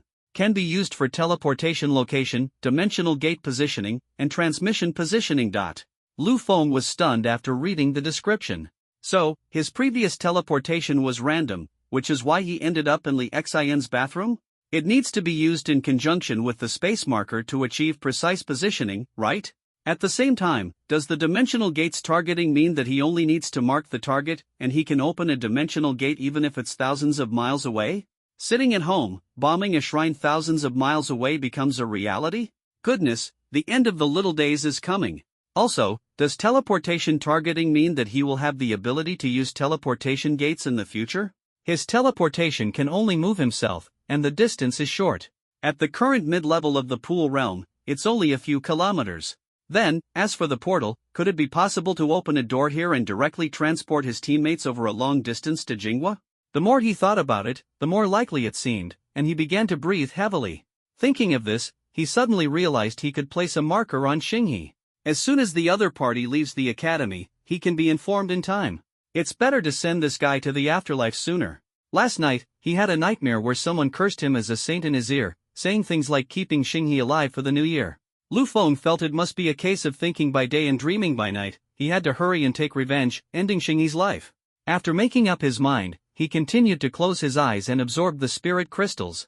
This time, it was 10 spirit crystals, and in one go, he advanced to the high stage of the pool realm. Moreover, he didn't stop and absorbed 6 more high-grade spirit crystals at the advanced stage. Excitedly opening his eyes, he brought up the system panel, and the result made his heart surge with excitement. Resentment value, 3620000. Experience, 3620000/60000000. Realm, high stage of the pool realm. Passive, space storage. Skills, spatial teleportation, blade of space, dimensional gate, spatial perception, shrinking the ground into inches, spatial suppression, spatial marking. The more I look, the happier I feel. How many days has it been since school started? A week? In just 1 week, he advanced to the high stage of the pool realm. Who else can achieve that? If it weren't for the lack of money, he would have rushed to Chuanjing long ago. He secretly decided in his heart to urge Li Wujuan to take on the next task as soon as possible. Otherwise, he wouldn't be able to wait 3 months. By then, once he successfully upgrades, he can smoothly step into Chuanjing, acquire the lightning element, and experience the exhilarating thrill of dual air and lightning elements. In his excitement, he looked out the window. The sun was shining brightly, and it was a beautiful day. He decided to do 2 10 draws to reward himself properly. Don't ask why he chose to do it twice. During the absorption of the spirit crystals, his resentment value had increased again, and there happened to be a surplus of over 20,000. With millions of experience points, spending 20,000 was still something he was more than willing to do.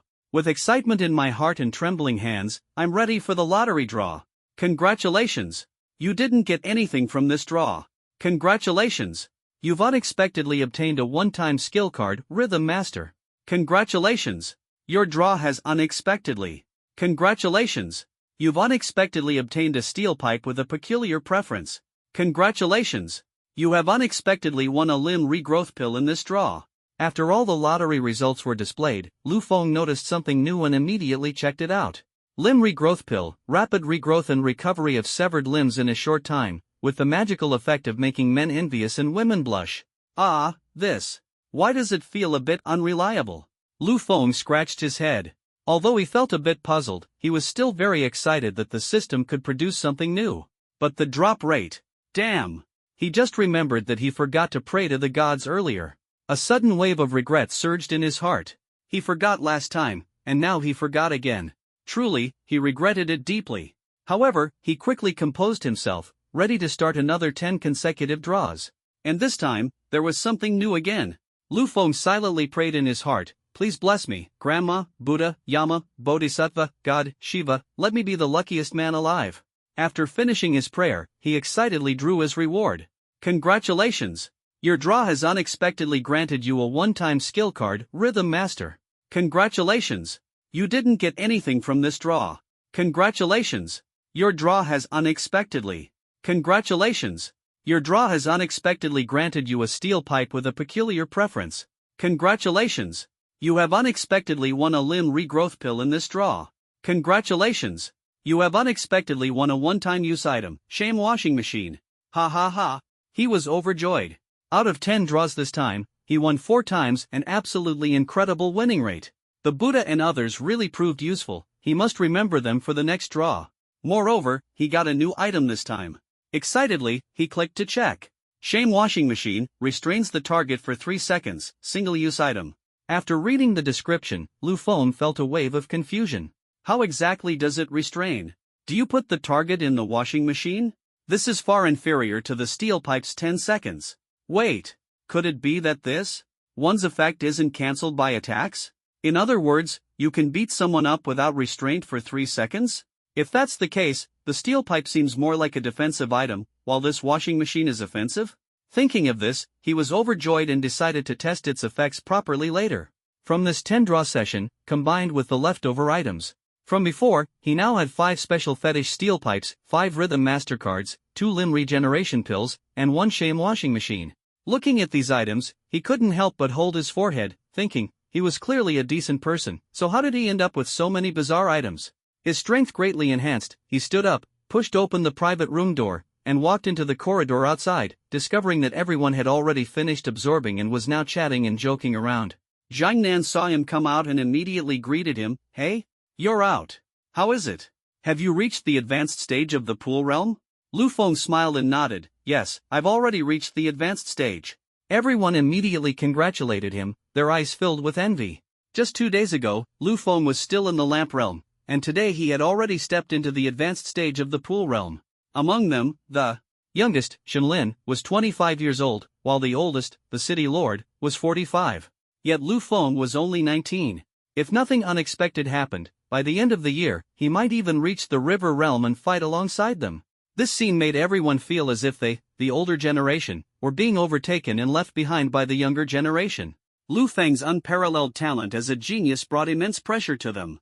Stimulated by this mission, everyone's strength had significantly improved. Those who were short on money also took out their savings, and many reached the advanced level of the Chuan realm. Li Lei, Han Bing, Lu Han, and Jiang Nan all stepped into the advanced level, while Shenlin and Yang Dai reached the intermediate level. With this, everyone felt more confident about future B-level missions. After chatting for a while, the group dispersed, leaving only Li Wujuan with Lu Feng. Lu Feng asked curiously, Vice Captain, are we going to your friend's house?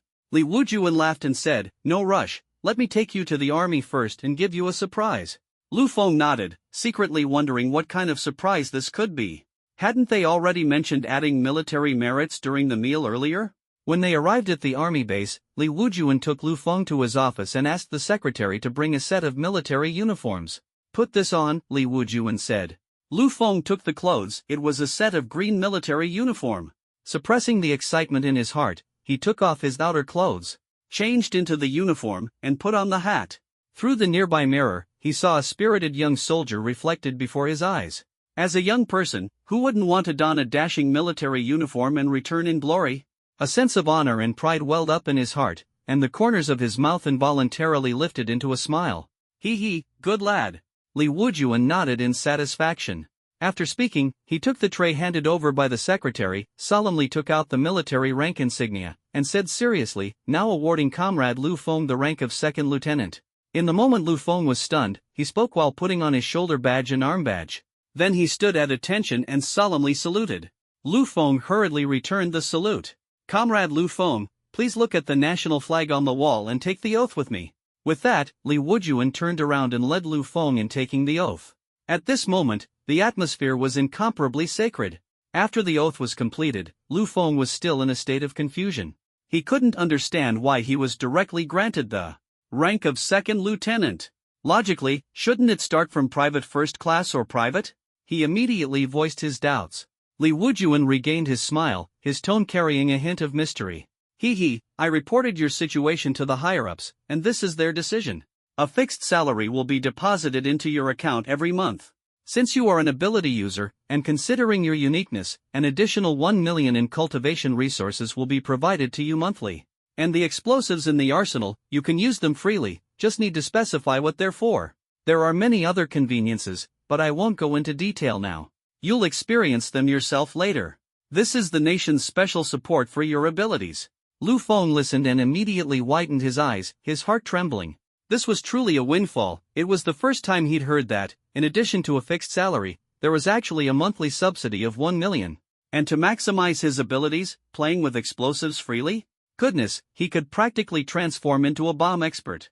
He immediately became overjoyed, thanking the motherland, the government, and everything he could possibly thank, feeling warm inside. This is the benefit of having the motherland as your support. Such strong backing is simply unprecedented. Li Wujuan felt a bit uncomfortable with Lu Feng's gratitude. He disliked such insincere flattery and preferred a pragmatic attitude. He quickly waved his hand with a stern expression to interrupt.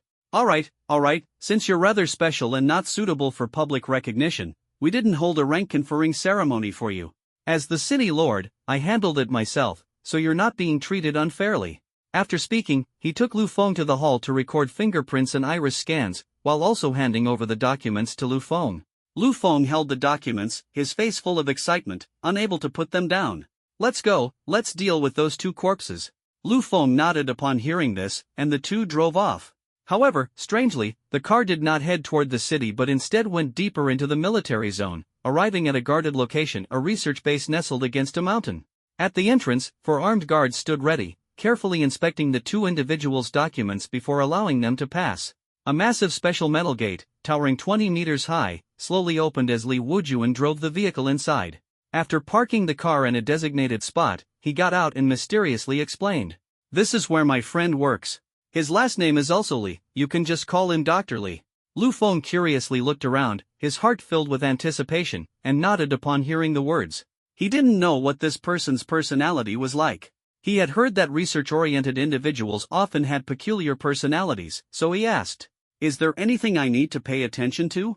Li Wujuan thought for a moment, then shook his head. He's a typical research fanatic.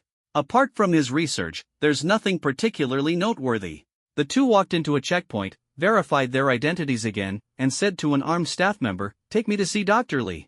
The other person nodded and led the way. Lu Feng could sense that the person was also an ability user, with strength at the Chuan level. However, what puzzled him was, why use firearms? Firearms didn't seem to be of much use against ability users, right? Vice Captain, they're guns. Li Wujuan glanced at Lu Feng's gaze and immediately understood what Lu Feng meant, explaining, "The bullets for these guns are very special, with extremely low production.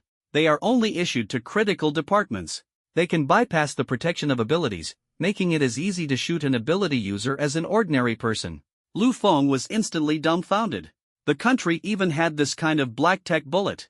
He had always thought he could ignore these modern weapons in the future. It seemed he would have to be more cautious from now on and not recklessly rely on teleportation, or he might end up in big trouble. As the saying goes, never underestimate any state apparatus, because you never know what cards they're holding.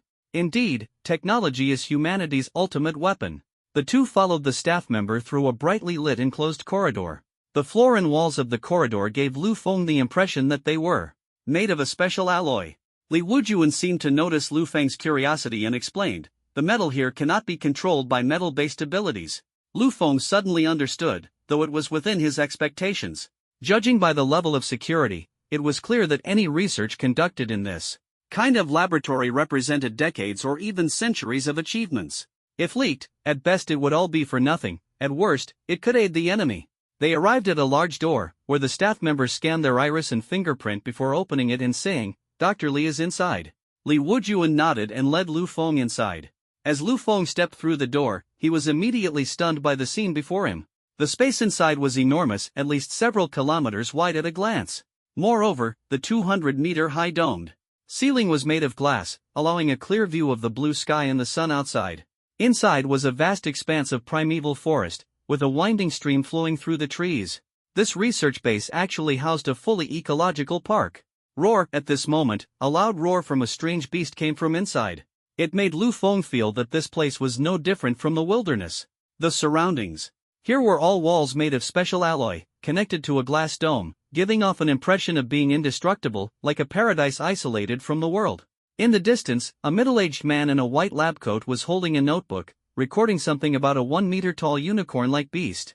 Hearing the commotion from this side, he turned his head to look at the two people in military uniforms and nodded, saying, "You're here." Behind him followed a guard, and through his aura, Lu Feng sensed that the other party was also an ability user. As for this doctor, he had a head of white hair, appeared to be in his 50s, and wore a unique single-lens eyeglass clipped over his left eye. Li Wujuan stepped forward and smiled, saying, "Dr. Li, as I mentioned to you yesterday." Dr. Li raised his hand and lightly adjusted his glasses, asking in a deep voice, "Are you sure it's from the Sea Realm?" "Sure. Where are they? Take me there." Although Dr. Li's expression was serious, his words carried an unmistakable urgency. The corpse of a strong being from the Sea Realm was a rare treasure for a researcher like him, who had access to countless national resources. The evolution of beasts occurs in two ways, one is through gradual growth, and the other is through devouring. This applies to both beasts and human ability users. To beasts, both their own kind and humans are like spirit crystals, shortcuts to leveling up. Moreover, unlike humans, beasts are not restricted by spirit crystal levels, they can consume as much as they can handle. Take Lu Feng, for example. He is currently at the high stage of the pool realm, and spirit crystals from the lamp realm are no longer effective for him, not even those from the mid-stage of the pool realm. But beasts don't have this limitation, whether it's 100 or 1,000, they can devour it all. The body of a being from the sea realm is an incredible supplement for weaker beasts. Li Wujuan turned to look at Lu Feng, signaling with his eyes to bring out the corpses. Lu Feng nodded slightly. The next second, two half-metallized corpses with unclosed eyes appeared on the ground. The overwhelming metallic scars and fierce, powerful aura rushed forth. Dr. Li hurriedly stepped back 2 paces, his expression shifting from impassive to astonished. The guards' faces also changed drastically, as if facing a great enemy. The doctor wasn't frightened by the corpses. To them, corpses were no different from ordinary flesh, something they dealt with daily. He stared in amazement at the corpses that had appeared out of thin air, secretly shocked in his heart. The underground of this base was made of special concrete, impervious even to earth-based abilities, making it impossible to hide corpses underground and bring them in. What on earth is going on? How did you bring them in? He fixed his gaze on Lu Feng and Li Wujuan, his face full of confusion, urgently wanting to know the truth. Li Wujuan glanced at Lu Feng and said softly, "He can be trusted, but it's fine if you don't say anything."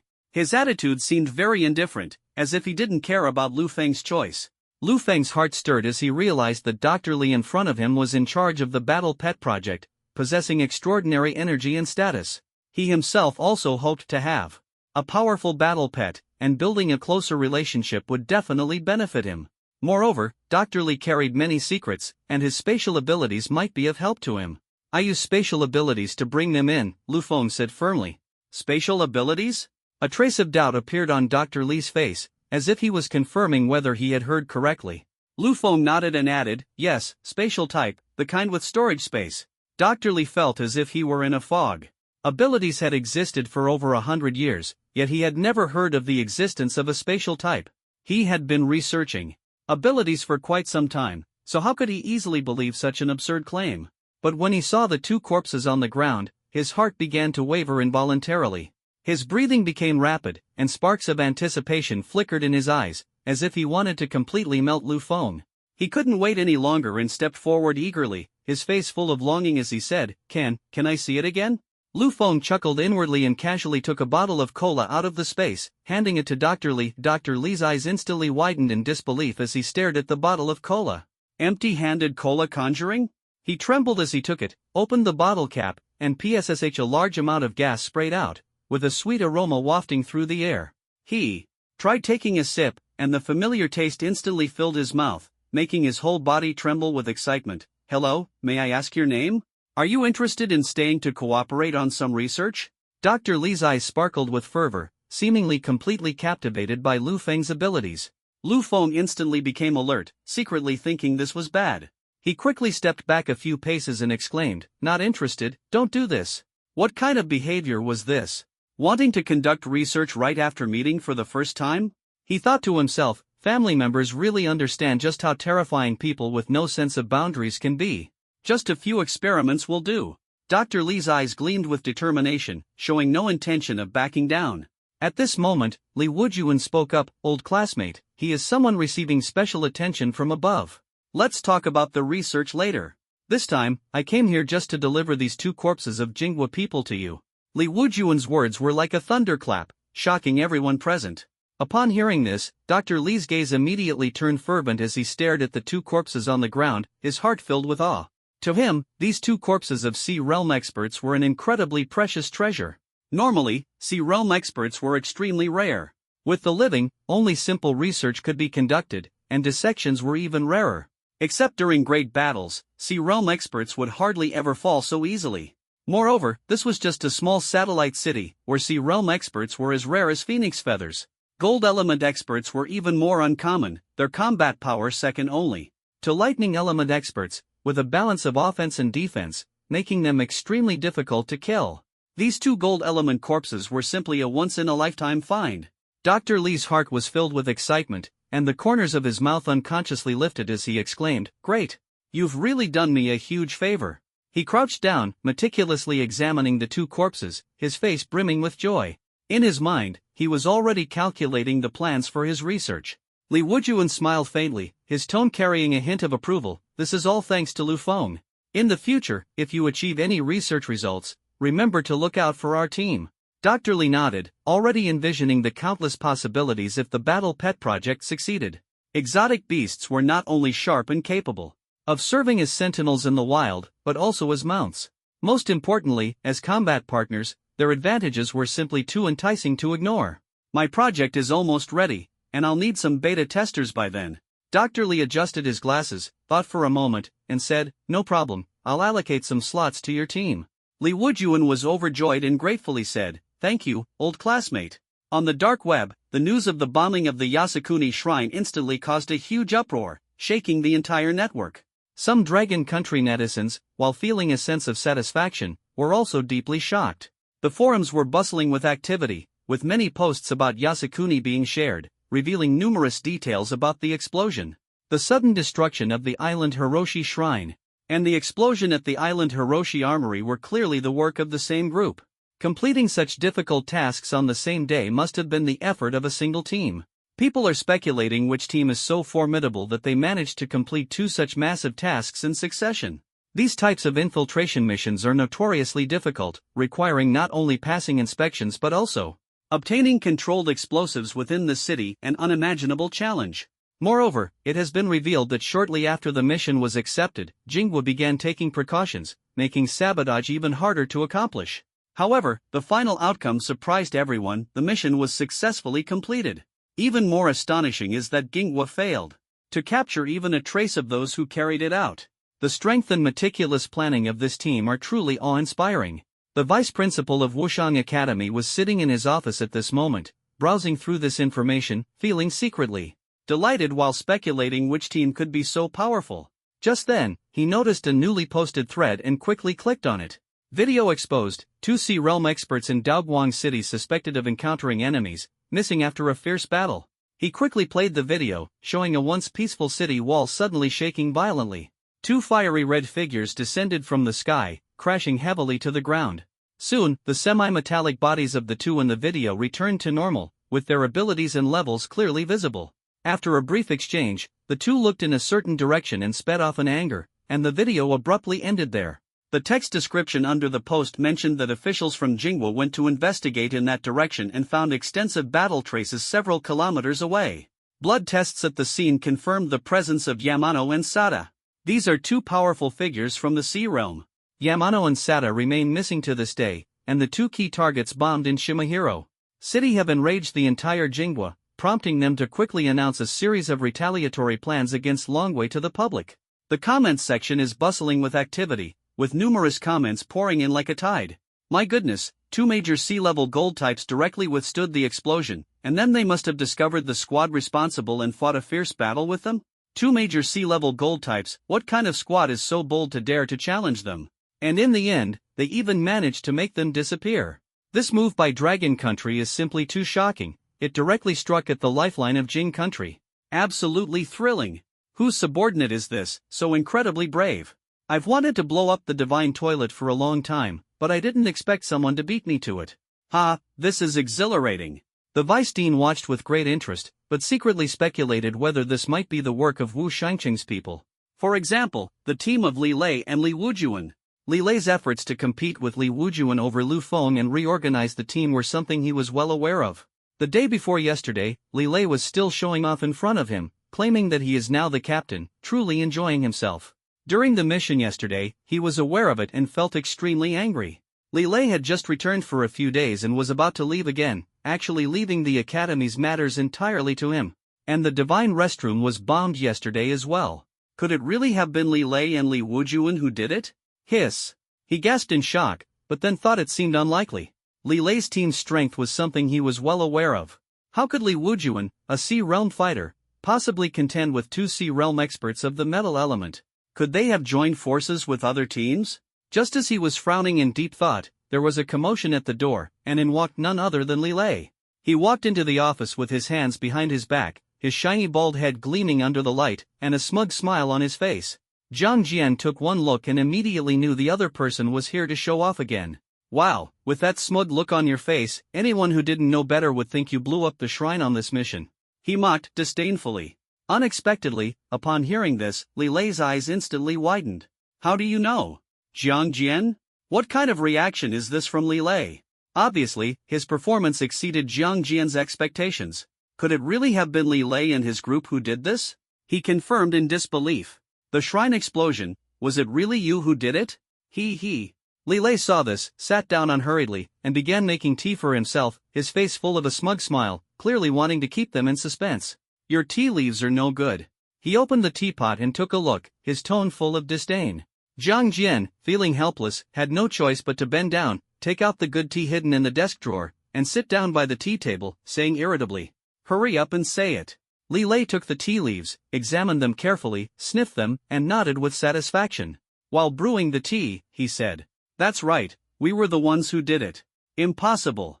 Jiang Jian was shocked on the spot, his heart surging with waves. Soon, he pointed out what he thought was impossible.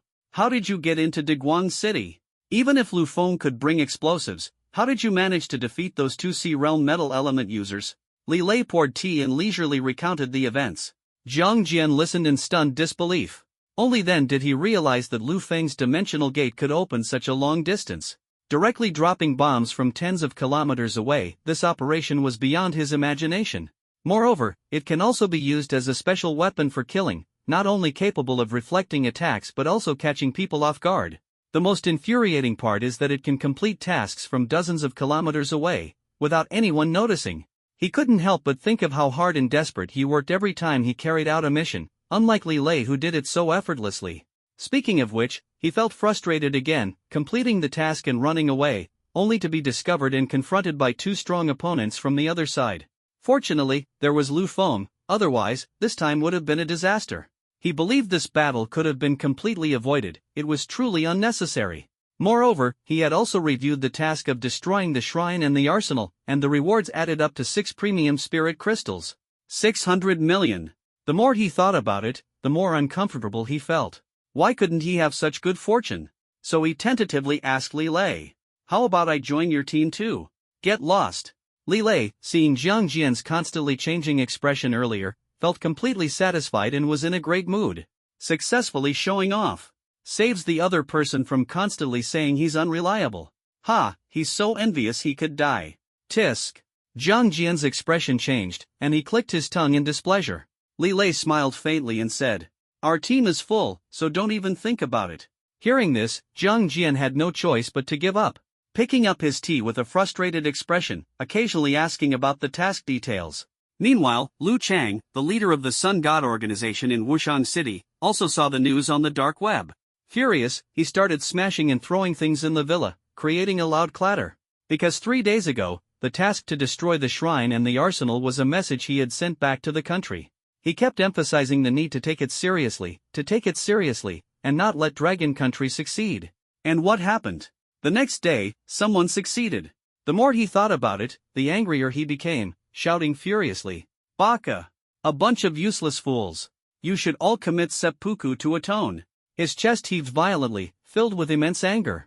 In his view, this was entirely avoidable, yet someone still succeeded, it was simply a joke. He now felt like he had been working himself to death in an enemy nation, only to have a bunch of useless people back home let someone steal the house.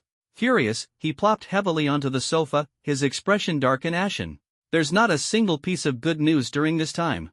Thinking of this, he couldn't help but recall the matter from a few days ago, where he had instructed his subordinate to investigate the cause of Park Gukchang's death. So he picked up the walkie-talkie and called for his subordinate. Lord Xingzu. A man dressed in a suit walked in and bowed his head. Lu Chang asked with a stern face, "How's the investigation on Park Guochang going?" The subordinate's face stiffened upon hearing this. In the desolate wilderness, how were they supposed to investigate someone about whom they had no information? Where should they even start? Moreover, the people of the Dragon Kingdom also haven't found any information, their internal spies have provided no relevant feedback. Seeing this, Lu Chang immediately understood that nothing had been uncovered.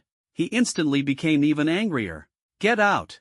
Hey!" The subordinate lowered his head, just as he was about to leave. "Wait!" Lu Chang stopped him, exhaled a long breath, calmed himself, and said in a deep voice, Has there been any recent activity from that Lu Feng? The subordinate nodded, yes. The day before yesterday, he went to the Ability Users Association with City Lord Li Wujuan. Yesterday morning, someone saw them leaving the city. Since the City Lord was present, we had no opportunity, so we didn't inform you. They returned last night. And this morning, he went out with Dean Li Lei to the Ability Users Association, probably to submit a task. Later, he went to the military camp with Li Wujuan. These pieces of information are easy to gather as long as someone pays attention. Lu Chang nodded after hearing this and didn't think much of it. There were experts accompanying them throughout the process. They truly had no chance. If he knew that Lu Feng and his group had made a round trip to Jingwei in just one day and even bombed the shrine that angered him, who knows what he would think. Keep monitoring them. Let me know if there's an opportunity. I'll personally go and catch them. A bunch of useless fools. On the other side, Li Wujuan bid farewell to Dr. Li. After thinking for a moment, he decided to make a trip to the academy, conveniently taking Lu Feng back as well. He thought he could have a chat with his daughter. Yesterday, on the way back to the city, he had an immature idea. Now that he had some time, it was a good opportunity to test his daughter's attitude. After arriving at the academy and bidding farewell to Lu Feng, Li Wujuan dialed his daughter's number in the parking lot. His heart was filled with anticipation, and a smile spread across his face. A few minutes later, a graceful figure appeared in the distance, and Li Wujuan's smile grew even brighter. He rolled down the car window and shouted, "Sweetheart, over here." Li Xian spotted him immediately and hopped into the car with a curious expression. "Dad, I was just in class. What do you need me for? Didn't you come by a couple of days ago?" Li Wujuan replied with a smile. "I just missed my precious daughter, that's all." Smooth talker. Li Xian raised her little face, though the smile at the corner of her mouth was hard to hide. Li Wujuan held a high position, exuding an air of authority. Coupled with his frequent tasks that kept him away from home, Li Xian especially cherished the time spent with her father. To her, he was almost like a doting father, showering her with love and tenderness in his eyes. "Yesterday, your father completed another big mission." "Want to hear about it?" Li Wujuan asked, his eyes sparkling with a mysterious glow. "What mission?" Li Xian blinked her big eyes, full of curiosity. Since childhood, she had admired her father. For many of his missions, as long as they weren't highly confidential, Li Wujuan would narrate them to her like stories. "The day before yesterday, Uncle Li Lei and I reorganized a team. Guess who joined us?" Li Wujuan's gaze quietly shifted toward Lu Feng's direction. "How would I know that?" Li Xian replied irritably, giving the other person a light slap to show her displeasure. "It's your classmate, Lu Feng." "Ha?" Li Xian reacted in shock, her expression instantly becoming colorful. "Him, that scow. Impossible, right?" She widened her eyes, and the awkward scene from that night in the shower involuntarily surfaced in her mind, instantly filling her heart with a surge of resentment. Resentment value from Li Xian, plus 100. Li Wujuan paid no attention, thinking his daughter had misspoken out of surprise, and continued, "Let me tell you a secret, but you absolutely must not tell anyone." Li Xian's curiosity was instantly piqued. "What secret?" "Don't worry, I definitely won't tell anyone." Li Wujuan glanced around cautiously, then said mysteriously, "Lu Feng, he's actually a spatial ability user." After speaking, he looked at his daughter's face with great anticipation, hoping to see her shocked expression. However, Li Xian was stunned, her mind racing with countless thoughts. "What kind of expression is that?" Li Wujuan asked in confusion when he saw her reaction. Thinking his daughter hadn't heard him clearly, he emphasized again, "The spatial element." "The spatial element with storage space." Li Xian's heart was surging with waves of shock, but she dared not show too much emotion on the surface. She had to feign surprise. The spatial element. Yet in her heart, she thought, the ability of the spatial element can completely overturn one's understanding. And then? What does this have to do with your mission? Li Wujuan found his daughter's lukewarm reaction a bit odd, feeling that something was off. However, he didn't dwell on it, thinking that as a young girl, it was normal for her not to have a long-term strategic vision. "Did you see today's news? The Yasukuni Shrine and the arsenal were bombed by us and Lu Feng." Li Wujuan's tone carried a hint of pride. Li Xian couldn't help but cover her mouth, her eyes full of astonishment. Such big news had been the hot topic of discussion in class today, and she was naturally aware of it. But she never expected it was done by the missing Lu Feng. How could this be possible? Lu Feng was just an awakened, right? How could he be involved in such a dangerous mission? But considering her father's position, if Lu Feng was asked to participate, it seemed he really had no choice but to comply.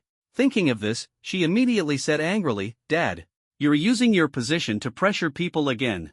Such a dangerous mission, and you let a student take part."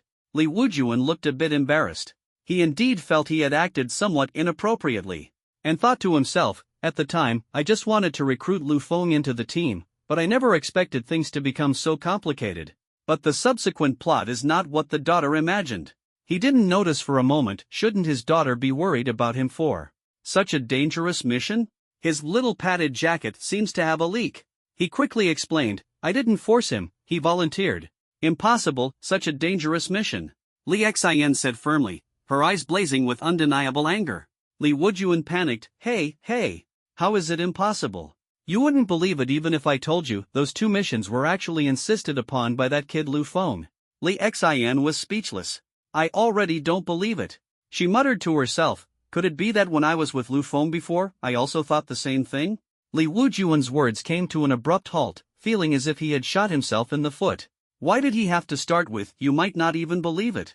His face was full of grievance, feeling more wrong than Doi. Ah, my dear daughter, would your dad lie to you? He continued, we relied on his abilities to blow up the shrine and the ammunition depot from dozens of kilometers away, outside Dogwang City. Don't worry, there's no major danger. Li Xian, hearing this, looked skeptical. Really? No battles took place? She was unaware of the fierce fight the team had with Yamano and Sato. She just instinctively felt that almost every previous mission required combat, and it seemed odd that such a dangerous mission didn't. So she asked casually. Unexpectedly, as soon as she said this, Li Wujuan's expression froze, his eyes dodged, and he was momentarily speechless. He recalled the perilous battle with Yamano and Sato. How was he supposed to explain that? Li Xian saw the situation and immediately understood what it meant. Her delicate eyebrows arched as she angrily said, look at you, always lying to me, and you said it wasn't dangerous. Li Wujuan, embarrassed and speaking in a low, submissive tone, said, well, later, we were discovered by the other side. If an outsider saw this scene, they would surely find it unbelievable. The always imposing Li Wujuan actually showed such a demeanor in front of his daughter. It was truly a case of one thing restraining another. At this moment, Li Xian frowned deeply, her fair and tender face flushed red with anger. Just as she was about to speak and reprimand him, Li Wujuan quickly continued, it was 2 Sea Realm opponents. Although it was very dangerous, if I tell you, you might. As he was speaking, he suddenly froze in shock. He remembered the earlier incident when he said, if I tell you, you might not believe it, and got scolded by his daughter. So, he quickly changed his words and said, in the end, it was Lu Feng who took them down. What? Sea Realm? And 2 opponents? Li Xian was dumbfounded, her face full of disbelief. She knew the strength of the Sea Realm. She had seen Li Wujuan train and had also read some materials. That kind of monstrous strength, her father had just entered the Sea Realm not long ago, and now he was fighting people of the same realm? How dangerous must that be? And it was 1 Sea Realm against 2? She angrily exclaimed, Dad, are you trying to get yourself killed? I'll tell Mom later that you're abandoning your wife and daughter. Li Wujuan held his forehead, never imagining the conversation would veer off in such an absurd direction. How am I abandoning my wife and daughter? Taking on such a reckless mission, what else could it be? Li Xian accused. Hey, isn't everything fine now? Everyone's back. Li Wujuan hurriedly defended himself. Also, Lu Feng is just 1 awakened.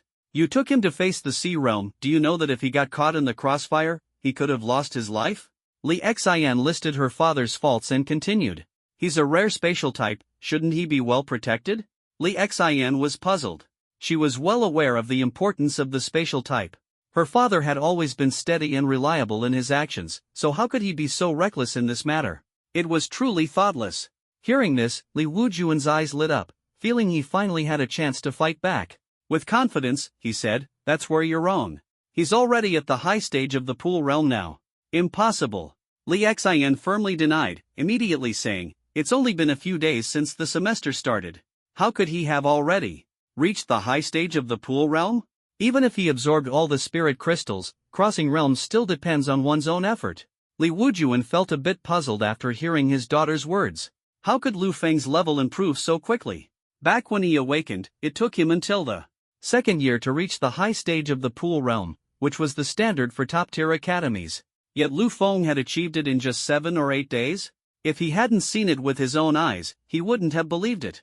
However, it was precisely because of Lu Feng's unique abilities, his astonishing talent, and the interactions over the past few days that he felt it might be worth matchmaking. After all, his precious daughter was so outstanding, and apart from Lu Feng, he really didn't think much of anyone else. Having come from the military, the prevailing ethos here was to revere the strong and let strength speak for itself. In his eyes, Lu Feng was that strong individual. Although he wasn't truly powerful yet, among his peers, he was like a towering mountain. Moreover, his potential was limitless, his future boundless. He was undoubtedly a solid investment. In the past 2 years, ever since his daughter turned 18, some people had subtly suggested that their children should interact more, hinting that they might become in-laws someday. He had never expressed a clear stance, only saying that it depended on his daughter's own thoughts.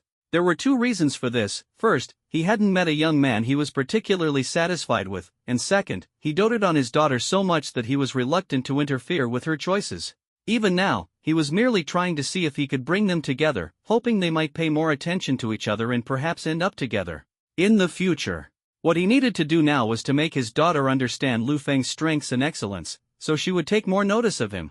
At this moment, facing his daughter's skepticism, Li Wujun tried to appear as if he had no ulterior motives, speaking in a calm tone. He really is at the high stage of the pool realm now, with astonishing talent. It's the first time I've seen someone like that. From my interactions with him over the past few days, his character is also very good, calm under pressure. He's quite an outstanding young man. I heard you're in the same class as him. What do you think of this classmate? He asked. Li Xian's beautiful eyes widened instantly upon hearing this, looking at her father in disbelief. That kind of scoundrel who peeps at people bathing is actually said to have good character? This is just too absurd.